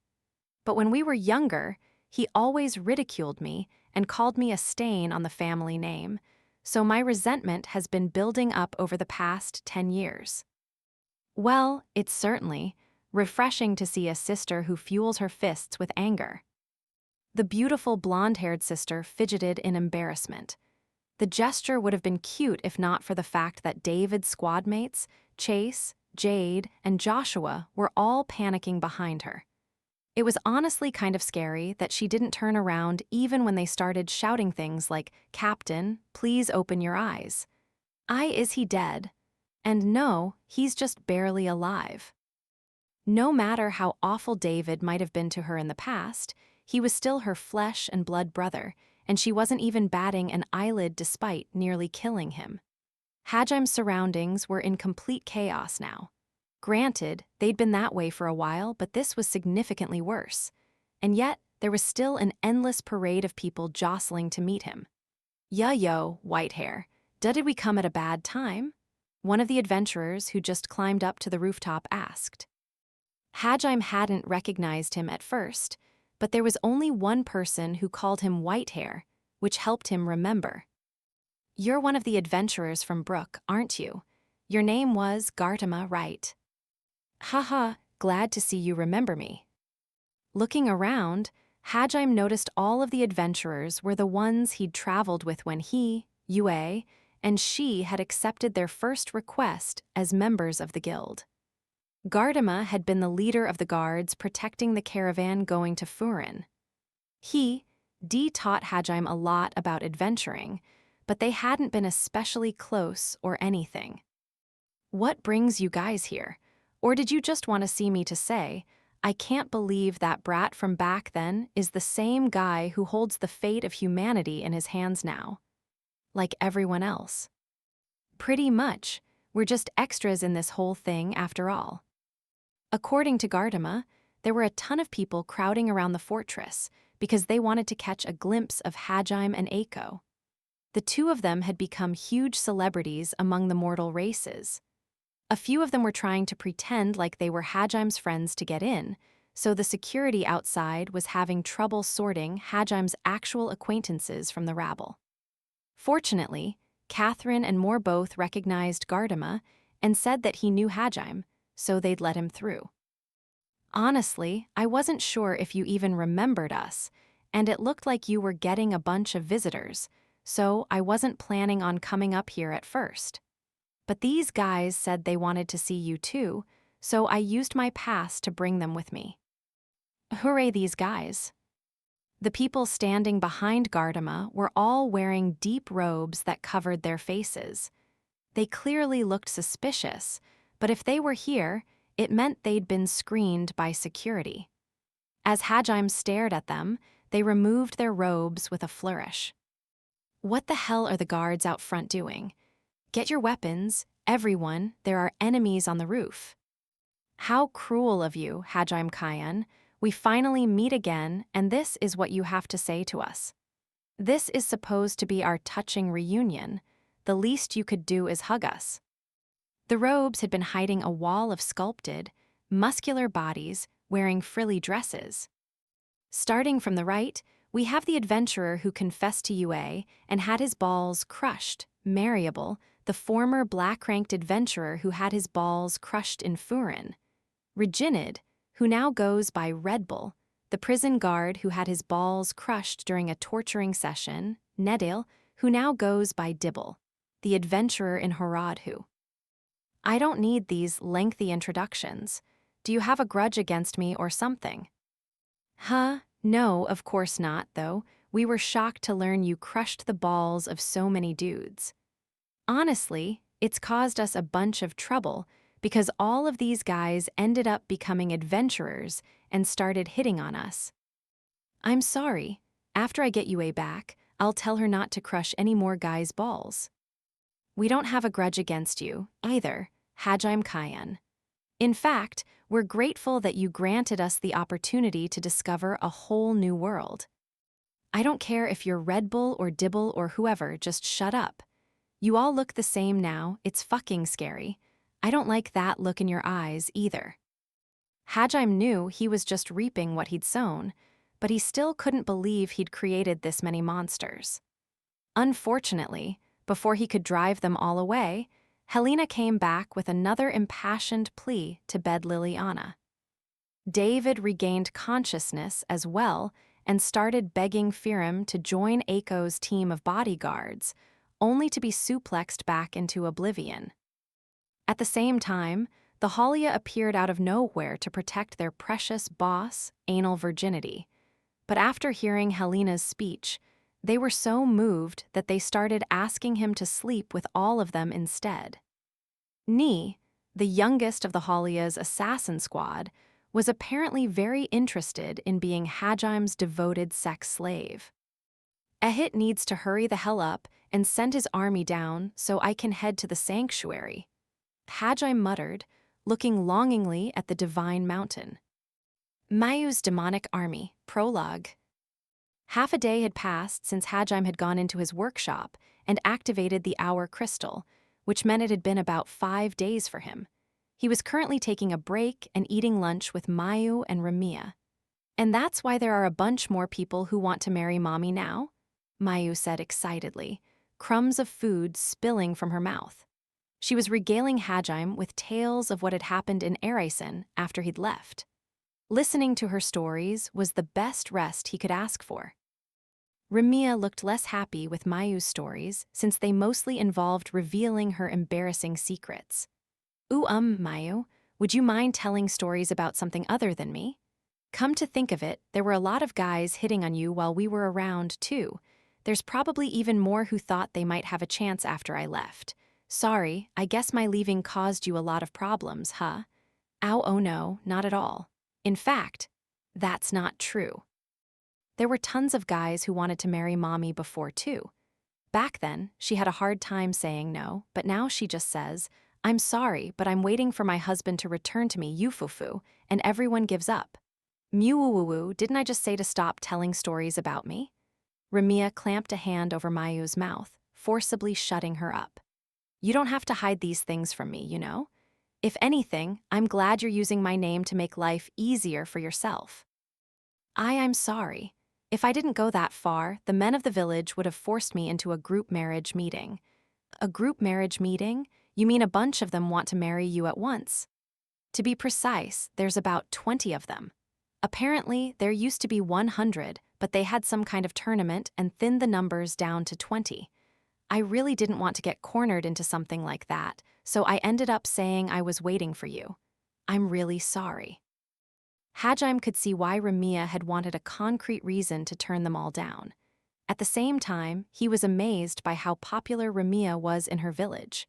Blushing slightly, Ramiya moved her hand off of Mayu's mouth and said, Mayu, why don't you tell some stories about your friends instead? She was clearly trying to change the subject, but Mayu happily took the bait.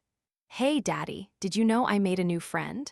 Oh, I thought everyone in Eraisen was already your friend. They're not from Eraisen. I met Seaman. He said he's your friend too, Daddy. You meant so, San. I guess I shouldn't be surprised since he lives around there. In a strange twist of fate, it appeared Mayu had become friends with the same fish with a human face that Hajime had met back in Furin, and then again in the sunken ruins of Melusine. The two were sworn friends who called each other by the nicknames So-san and Young Haj.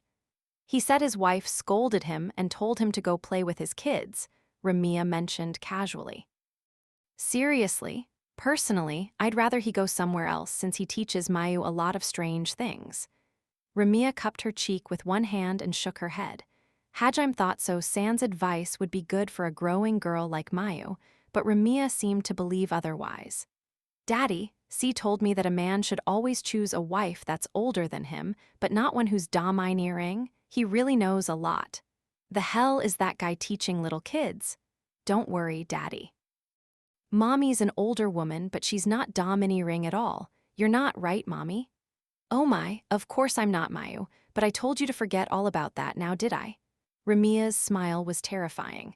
Mayu looked down apologetically, and Hajime idly thought, honestly, most guys would probably end up henpecked by. Hajime-san, is there something on your mind? Ramia asked sweetly. Her sixth sense was uncanny. No, nothing, Hajime stammered, averting his gaze. He ended up looking at Mayu, and the two of them shared a nod of understanding. Oh my, are you two excluding me now? That's not very nice. Mayu, do you have any other stories? I'd really like to hear them. Yeah, I have lots and lots. Father and daughter were in perfect sync. They deliberately avoided meeting Ramia's pointed glare as Mayu continued talking about her friends. I also met D-kun. D-kun, hang on, is this person a boy? Hajime asked, shivering all the while. Our boy's already hounding my cute little daughter. I'm not gonna let some rando be Mayu's boyfriend. He finally turned back to Ramia, but she just smiled awkwardly and shook her head. I'm afraid I don't know who this D-kun is either. I've never seen them. Mayu's description is hard to understand, and according to her, they're scared of everyone who isn't her. That's hella sus. Hey Mayu, who is this D-kun? He's floppy. Floppy? Oh, and when you feed him, he goes brr and gets big. That doesn't sound like a normal life form. He was as big as my hand at first, but in 10 days he got as big as me. Okay, now it just sounds dangerous. Aren't you giving your daughter a bit too much freedom here? Hajime thought, turning back to Ramia. I thought it might be dangerous at first too, but I talked to Seaman-san a while back, and he said that while this D-kun is indeed a monster, it's gotten extremely attached to Mayu. It even acts as her bodyguard when she's out swimming. Hajime gently tried to suggest looking for other friends, but that caused Mayu to immediately tear up and shout, D-kun's a good boy, so he gave up. It seemed Mayu was able to communicate with this D-kun as well, which meant there probably wasn't any danger. The truth is, when the apostle came to kidnap us, I saw it try to protect Mayu. The sea suddenly got stormy, and it shot a translucent tentacle at the apostle. Seriously? Wait, hang on. The seas got stormy, its tentacle was translucent, and Mayu calls it D-kun. Hajime's expression went wooden as he thought back to what else shared all of those characteristics, and he muttered, it can't be, Mayu. Does D-kun have, like, a proper name? Yep, he says it's Devourer. Oh my goo-woo-wooed. Hajime screamed in English, covering his face with his hands and looking up at the ceiling. Devourer was the name of the ancient monster that had attacked Hajime and the others after they'd finished making their way through the sunken ruins of Melusine. Hajime thought he'd burned it to ashes, but apparently a fragment of the monster had survived. Moreover, it had been traumatized by Hajime and was now afraid of people. How is it that all of Mayu's friends end up being so weird? First my golems, then So-san, and now the fucking devourer of all things? Come to think of it, when Mayu first escaped into the sewers, she somehow ended up right underneath me, and maybe she has a knack for drawing weirdos to her. I guess that means it wasn't a coincidence that we ended up finding her. Her mysterious power reeled us in. Still smiling awkwardly, Ramia said in a conspiratorial whisper, she's actually been like this for as long as I can remember. It's not just people, she attracted sea creatures even as a baby. She has more than a few friends who I've never seen, too. I see. Hajime and Ramia both looked down at Mayu, who cocked her head to one side and stared blankly back at them. Well, I guess it's a good thing that our daughter is special. Yes, indeed, my daughter is quite special, you-fu-fu. In the end, both of them decided it didn't really matter what this special trait of Mayu's was as long as it wasn't hurting her. Yay, Mommy and Daddy are getting closer. Indeed, a new bond had been forged between the two of them on that day. That bond wasn't exactly romantic, but they did see each other as family. Mayu's eccentricities had brought them closer together as parents. If nothing else, they were determined to share the unique struggles of raising a girl like Mayu. I'll be counting on you from here on out, Ramiya. Likewise, Hajime-san, I need you to have my back. Granted, they sounded more like warriors exchanging oaths on the battlefield than parents, but regardless, Mayu was happy to see them getting along. Venri's Dom checklist. In one of the rooms in the Dragonmen village's largest mansion, Tio let out a small groan. Princess, what happened? Venri, how long have I been asleep? Tio kicked off the covers and leaped to her feet. She'd taken off the kimono she'd been wearing on her return and was currently wearing a white nightgown. Rest easy, princess. It has only been half an hour. Tio breathed a sigh of relief. Because of the way she jumped to her feet, her nightgown was disheveled and most of her thigh was visible. Her breasts were threatening to spill out of the open collar as well. She obviously couldn't appear in public like that, so Venri walked over and fixed her appearance. Venri, I am old enough to fix my own clothes, Tio said as she squirmed uncomfortably and blushed a little. I do not know what transpired between you and Adul-sama in the mausoleum, and I'm not interested in asking. Seeing as Adul-sama didn't explain, it's clearly not something I should poke my nose into. However, Venri trailed off as she looked up at Tio, tears in her eyes. You're always so reckless, princess. It is precisely because you're an adult that I can no longer watch over you while you jump headfirst into danger, so at least let me fuss over you while you're here. Tio had returned physically unharmed from her trial in the mausoleum, but overcoming the artifact's malice had taken up so much of her energy that she'd collapsed from exhaustion. Adul had carried her back to the mansion, and all of the village's healers combined were unable to wake her from her slumber. Before she lost consciousness, Tio had said she'd be fine after a little bit of sleep, but her complexion had been so pale that Venri had feared Tio really had died. My apologies for worrying you so. I should have taken your feelings into consideration, Tio said bashfully. Venri was like a second mother to Tio, since she'd raised her after her real parents had died. Venri pushed a cup of hot tea into Tio's hands and said, It's fine. This is nothing compared to the time you told me you got engaged to an odious boy from the mainland. Biwa, Tio spit out her tea, a gesture very unbecoming for a dragon princess. She quickly wiped her mouth and turned to Venri, who was smiling ominously at her. There appeared to be some kind of malignant aura surrounding the old woman. Calm down, Venri. Master isn't a bad person. Everyone who gets hoodwinked by a scoundrel says that.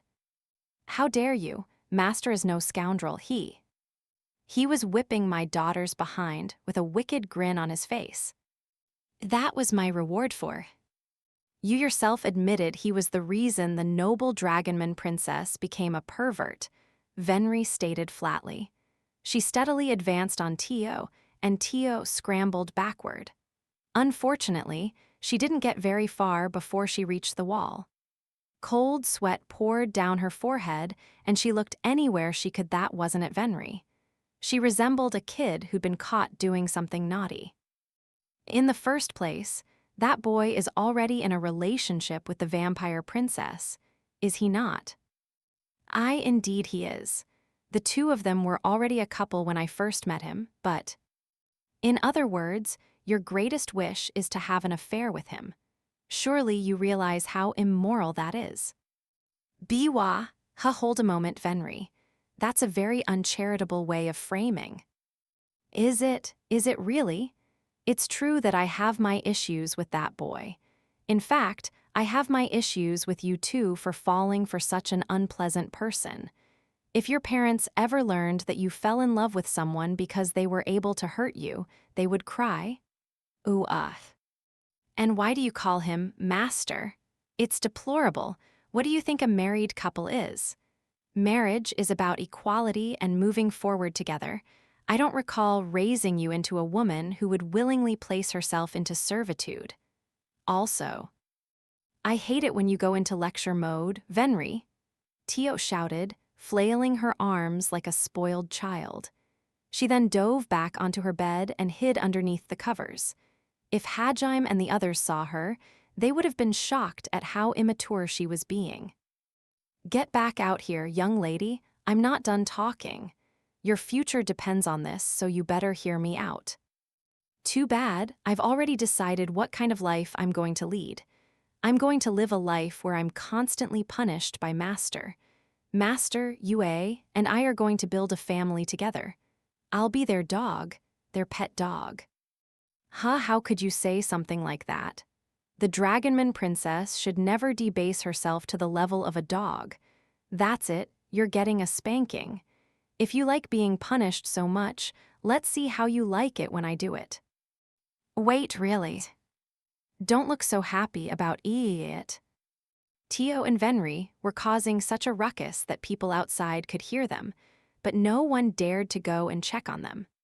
Meanwhile, Adul just looked resigned as he sat down with a bemused smile on his face. It honestly looked like his granddaughter's sudden transformation had brought him enlightenment. It was a rather unfortunate way to level up, but he had indeed grown stronger just before the final battle as a result. Haya, you really are an obstinate little girl. Do you understand how determined I am now? Venri dropped to her knees, unable to penetrate the comforter fortress Tio had built around herself. Tio's natural proclivity for defense had allowed her to make a pointlessly sturdy pillow fort. Very well. It appears I have to resort to drastic measures in order to open your eyes.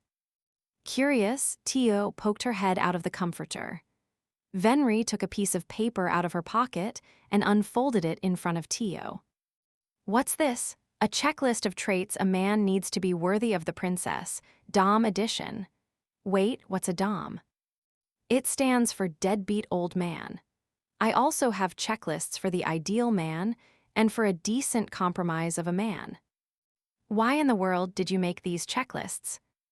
I thought you might choose a terrible candidate, so I made these in advance. Worthless men often try to mooch off of beautiful, competent, and responsible young women like yourself. Venri, you wouldn't happen to be speaking from experience, would? Let's start going down the list. If anyone fills 3 or more of the 10 boxes on this list, then they're unworthy of you, princess. I will not allow a union between you and such a man. Humph, very well. I shall prove to you that Master is not a Dom, Venri. Sparks flew through the air as Tio and Venri's stares clashed. Trait 1, they're short-tempered and quick to violence. Naturally, your Master ticks this box. Objection, Master is only truly violent against those who oppose him. It's true that he often shoots people who make drab jokes or annoy him, but he makes sure to hold back so that he doesn't actually harm them. Violence in this context would be true intent to harm spurred on by anger, correct? I suppose you have a point. Let us move on to traits 2 and 3, doesn't work and is bad with money. Master is a top-rank adventurer who has taken on jobs that range from protecting young children to rescuing a hero. Moreover, he never wastes money. In fact, he hasn't spent a dime on anything that wasn't necessary for his travels. Fine trait 4, is a heavy drinker. Master has the skill poison resistance, so he cannot get drunk even if he wished to. On top of that, he has no particular fondness for alcohol. I've still got 6 more. Trait 5 is a narcissist. Trait 6 is overconfident. Trait 7 is a womanizer. Master has never boasted about his appearance or personality. In fact, he seems rather self-conscious about his edgelord personality traits and appearance. So much so, in fact, that he hesitates to look at himself in the mirror. He has confidence in his fighting skills, but he has never overestimated his abilities. He analyzes his own capabilities objectively and formulates realistic plans. Even when against clearly weaker foes, he does not underestimate them in the slightest. Finally, if he was a womanizer, our lives would be so much easier. We wouldn't have to work so hard just to get him to accept our affections. Trait 8 often makes excuses and says things like, but. Trait 9 is all talk, no action. He's the very opposite of both of those. He never makes excuses and speaks more with his actions than he does his words. You saw what he did at the Demon Lord's castle, did you not? What's wrong, Venri? You look rather defeated. Go on, list your final trait. Tio grinned triumphantly, and Venri grit her teeth. Despite Tio's prodding, she still didn't state the final trait. The reason being that number 10 was isn't kind to children. The recording she'd seen earlier already made it clear how much Hajime treasured Mayu. In the end, Venri was forced to admit that Tio's beloved master wasn't a dom, at least not by this checklist's definition. However, she still couldn't accept that outcome. I still won't ever approve of the man who turned you into a pervert, princess. You've been insulting me offhand this entire time, Venri, and I must say it's quite nice. Ha. Now that it's come to this, I have no choice but to grill him myself. Come, princess, you've rested for long enough. Let us be off so I can speak with this boy. Ah, stop pulling. I'm still wearing my nightgown. Is this how you treat your princess? Venri ignored Tio's protests and continued dragging her out of the mansion. However, it looked like Tio was actually happy about being treated so roughly, which just caused Venri to sigh. Needless to say that once they made it to Heilig, Venri grilled Hajime on the rooftop for quite some time. The crumpled pile of checklists in her trash can made it clear what the result of said grilling ended up being. Arifureta fairy tales, the ugly bunny. Deep within a certain forest was a Rabbitmen village. One day, a bunny girl with a pure white tail and ears was born in the village. As a rule, Rabbitmen all had navy blue ears and tails, so the Rabbitmen were quite surprised to see a baby like that. As they looked down at this clearly different girl, they all had their own thoughts to share. Wow, she must be a goddess, or something if she was born with different colored fur. Yeah, she's gotta be the chosen one. We should call her the Alabaster Abyss. No, wait, her eyes are the same blue as a clear sky. We should call her the Heaven Sent in all caps. Are you a genius? Apparently, none of them hated her for being different. In fact, they seemed overjoyed. That night, the village held a party in the bunny girl's honor. They believed she would grow up into a hero who would eventually go on a journey to save the world. Some of them even had the rather dangerous idea of becoming evil tyrants so that she would have someone to save the world from. Despite being a baby, the bunny girl made a disgusted face when she heard the Rabbitmen talk about committing evil deeds for the fun of it. But as the blessed bunny girl grew older, people began to treat her differently. Why does everyone always leave me out of everything? Indeed, they started treating her coldly. They shot dirty looks at her differently colored ears and tail, which made the bunny girl very, very sad. If you want us to be nicer, you need to give yourself a cool-sounding name. One of the boys her age said curtly when she asked what she was doing wrong. But it's embarrassing to introduce yourself like that. Tui. Eek, hey, that's gross. The boy spit at her, and the young bunny girl hurriedly leaped out of the way. She glared indignantly at him, but all the other Rabbitmen children also seemed to think she was in the wrong. Man, what a buzzkill. I expected more from you since you have white hair. She's so boring. She's the only one who doesn't want a cool nickname. That was the reason the villagers were so cold to her. She rejected their custom of choosing edgy nicknames for themselves. Her hair color didn't matter one bit. If anything, it was a plus. But because she was lacking an edgelord's soul, the villagers who had put their hopes and expectations on her were disappointed. But no one in the other villages does. They have their traditions, and we have ours. Gah. The rest of the world thinks this is embarrassing. I just want you guys to act normally so people stop discriminating. Since the beginning of time, justice has been something that hurts those who wield it, not protect it. What kind of logic is that? If you can't live by your principles, what point is there in living? What worth is there in a life bereft of dreams? Why can't you understand that those who enjoy their lives are the ones who have the last laugh? I can't take it anymore. My family is just too cringe. I'm leaving this forest. What? Everyone was stunned, but the white-haired rabbit had faith in her decision. With how much rabbit men valued solidarity, she was certain her village would follow her. She was the elder's daughter, after all, and if they followed her out in the world, they would finally see how ridiculous their customs were and start living a more normal life.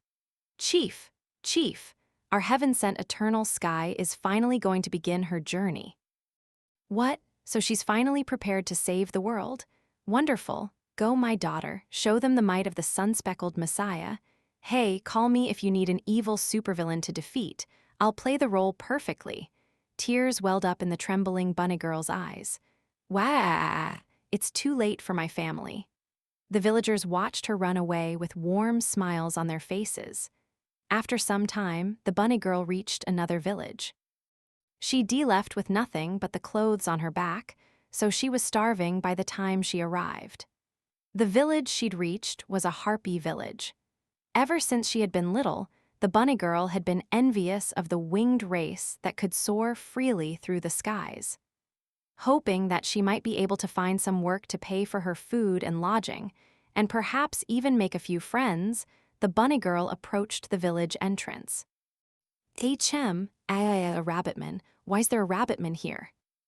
"Sound the alarm. We've got a crazy rabbitman on the loose."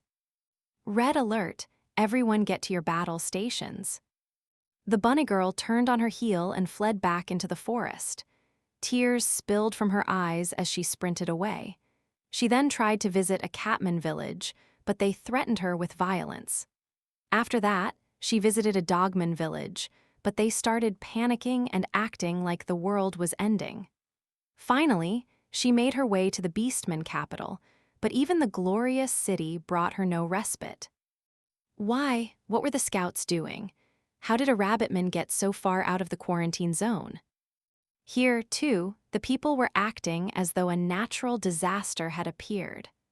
A lot of the words they used worried the bunny girl, but if she was barred from this city too, then there would be nowhere left for her.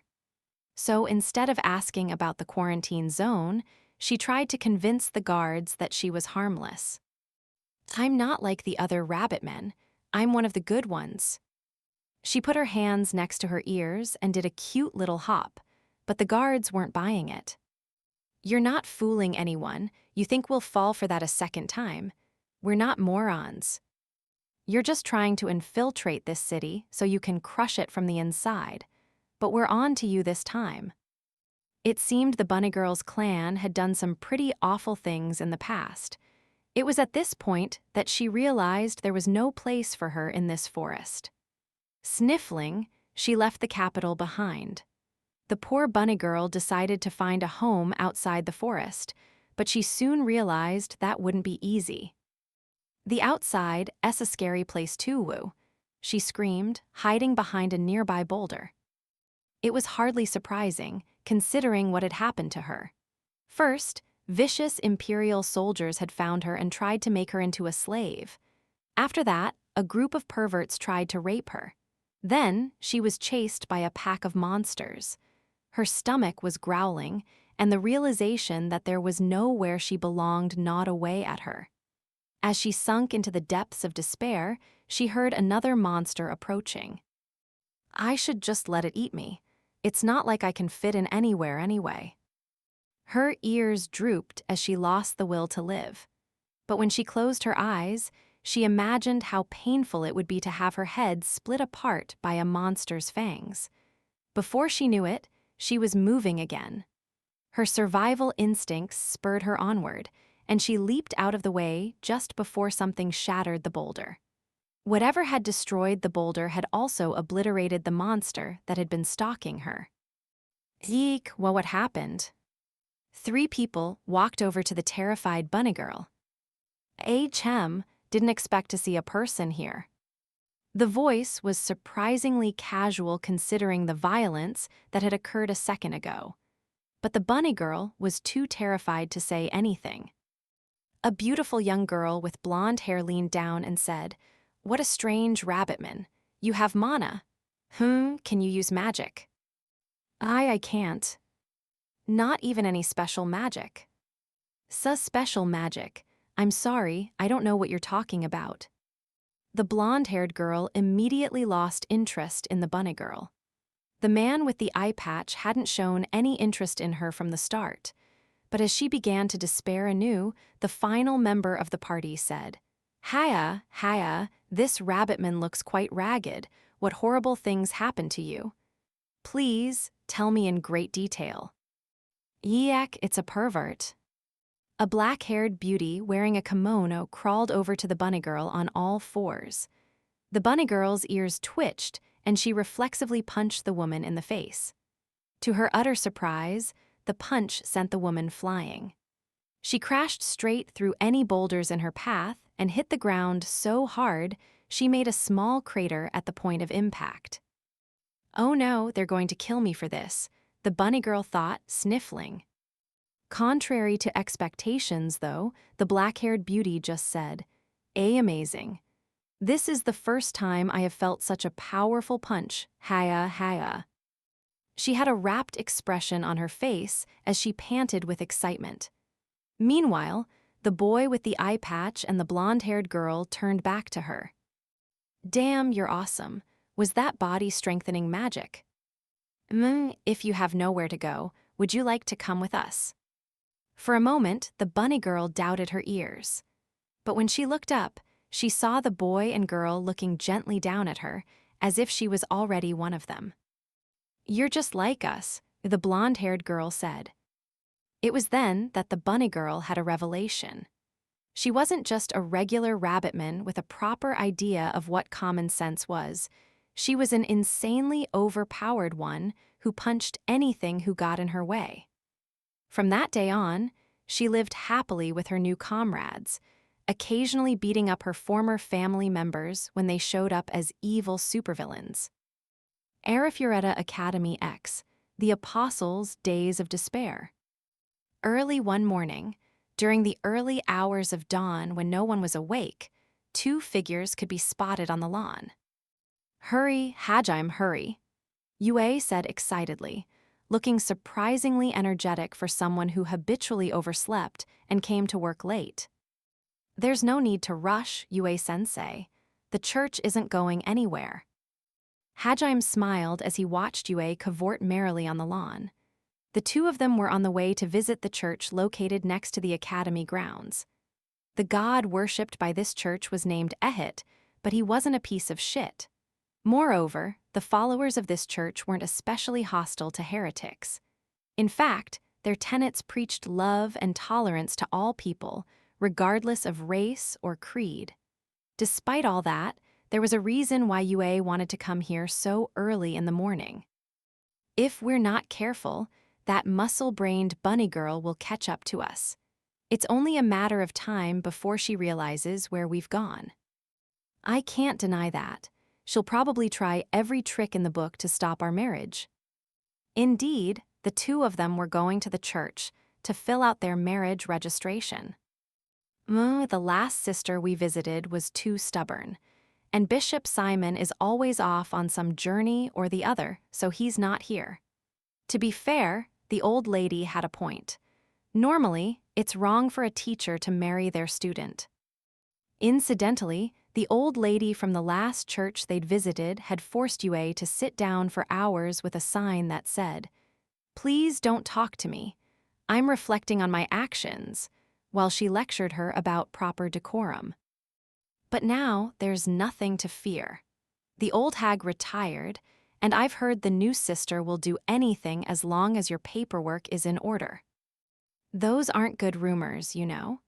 Besides, I've heard that even though she's supposed to be beautiful, she looks like an expressionless doll and won't even help you if you're not a believer. That's fine. In fact, that's perfect. The clergy should just follow the almighty vampire princess orders without complaint. If you're so almighty, why did you end up getting lectured last time? Blushing, Yue angrily poked Hajim's cheek, but that just caused Hajime to grin again. They continued flirting all the way to the church. By the way, Yue-sensei, won't the sister still be asleep? Why would that be a problem? If she's sleeping, we just have to wake her up, Yue said, looking confused as to why Hajime would even ask that. Her expression was so cute that Hajime completely forgot to explain why that would be a bad thing. Whenever he was around Yue, Hajime's IQ dropped by 20 points. To their surprise, they found the sister already awake when they entered the church. She was kneeling in front of the altar in heartfelt prayer. Her silver hair glinted beneath her veil, and it appeared she hadn't heard the two of them. She radiated a divine aura, and Hajime could immediately see why people claimed she wasn't human. Please let me find a new job. Please let me find a new job. Also, please kill my shitty boss, Ehit, in the most painful way possible. If you can't do that, at least make him go bald. Also, make him incontinent and an insomniac and give him gout. Hajime and Yue's expressions froze, and they took a few involuntary steps backward. The sound of their footsteps alerted the sister, and she turned to them with a start. What might you two need this early in the morning, my not-so-lost lambs? Hajime wasn't sure if the sarcasm he heard in the sister's voice was real or just in his head. Regardless, now that he got a good look at the sister's face, he had to admit she was indeed a beauty on par with Yue. Her features were perfectly sculpted, but look at those dead eyes. Well, I have had to pull 5 all-nighters. Judging by how earnestly she'd been cursing her boss a second ago, Hajime guessed forcing 5 all-nighters on her wasn't even the worst thing he'd done. So, what do you want? We're not open yet. Did you just come to flirt in my church? If so, I hope you don't mind if I exterminate you. Is that really something a sister should be saying? Excuse me for a moment. The sister completely ignored Hajime's question and flicked her head back. Were it not for Hajime's highly enhanced vision, he wouldn't even have noticed what she'd done. How can anyone down an energy drink that fast? I can't believe someone with dead eyes like her can guzzle like that. Caffeine is the ultimate nutrient. With this, I can survive another day. This sister was a real beauty, but the company she was working for was rotten to the core. My apologies, this last all-nighter made me a little crabby. I think that's more than just a little crabby. Allow me to introduce myself. I am Noint Seraphim, the sister who was assigned to this church 1 month ago. You may call me Sister Noint. It's impressive how easily she ignores your comments. Noint cracked her neck in such a horrific fashion that Hajime and Yue wondered if she really was a living creature. Mustering her courage, Yue timidly handed the marriage registration form to Noint. The sister skimmed over it, then suddenly started crying. Whoa, what's wrong, Sister Noint? It's so nice that you two get to be happy. I'll curse you and all your descendants until the day I die. I realize now that I'll never find happiness myself, so I feel a little more of my heart get gouged out every time happy couples come to me with marriage forms. I honestly don't know what I'm even living for at this point, but congratulations, you two. This atmosphere is so awkward. Hajime and Yue shouted simultaneously. Yue reflexively retracted the marriage form, and Hajime hurriedly offered Sister Noint a handkerchief. Oh, for me, you're so kind. It's just a handkerchief. Just how starved for affection are you? Is this a roundabout confession? Hell no, are you really that desperate? How cruel. Don't you realize that superficial kindness like this is nothing more than poison to someone like me? Calm down, Sister Noint. There's nothing toxic about me offering you a handkerchief. You're making me want to cry now. Hajime and Yue couldn't help but pity Sister Noint as they watched tears spill from her dead, lifeless eyes. They then sat her down and kindly offered to listen to her story. Apparently, Sister Noint and all 8 of her sisters were all so good at their jobs that Ehit had made them his direct subordinates and was working them to the bone. When I first heard I would be sent to the Academy Church, I was happy. I thought I would finally be able to work a job that wasn't awful. I even harbored faint hopes that a promising young student would fall in love with me at first sight and propose. She sounds more like a depressed wage slave than a pious sister. But my asshole boss kept piling a bunch of extra work on me because the Academy Church is in the center of the continent, so you can easily reach all these other places. I see you refer to your god as just an asshole boss now. Moreover, this academy is a war zone. I get complaints day after day, and even though I have a bunch of church work already, people push the academy's problems onto me as well. Hajime and Yue awkwardly looked away. They were the cause of most of the fighting in the academy. They exchanged glances, determined to do something about Sister Noint's awful work environment. Just then, the door to the church opened, and someone walked in. If it is Hurst Nisan, what brings you here from the main cathedral? It appeared this was one of the Seraphim sisters, Sister Hurst. Hurst's appearance was identical to Noint's, all the way down to the dead eyes. Hurst hesitated a bit when she saw Yue and Hajime, unsure of whether or not she should tell Noint her business in their presence. In the end, though, she decided to just say it. The truth is, I got a 3-day vacation yesterday. Sorry, Nisan, but I think you're speaking in a foreign language I don't understand. Hajime and Yue held back the desire to interject. I thought this might be some horrific omen myself, too. Honestly, I'm worried Ehit had some awful, evil, horrible overtime in store for me after this. This is completely unprecedented, so I understand how you feel. I'm honestly amazed the concept of vacations exists at all in this line of work. Hajime and Yue covered their faces in despair. How could such an awful workplace exist? So, why are you here? There's nothing for me to do at home. I understand. You have no friends to invite over. And if I go out, I'll be crushed by guilt because I'm having fun when I could be working. I feel the same on the rare occasions I don't have overtime and am allowed to go home before the sunset. I also get scared that the people around me might think I'm an unemployed bum. Indeed.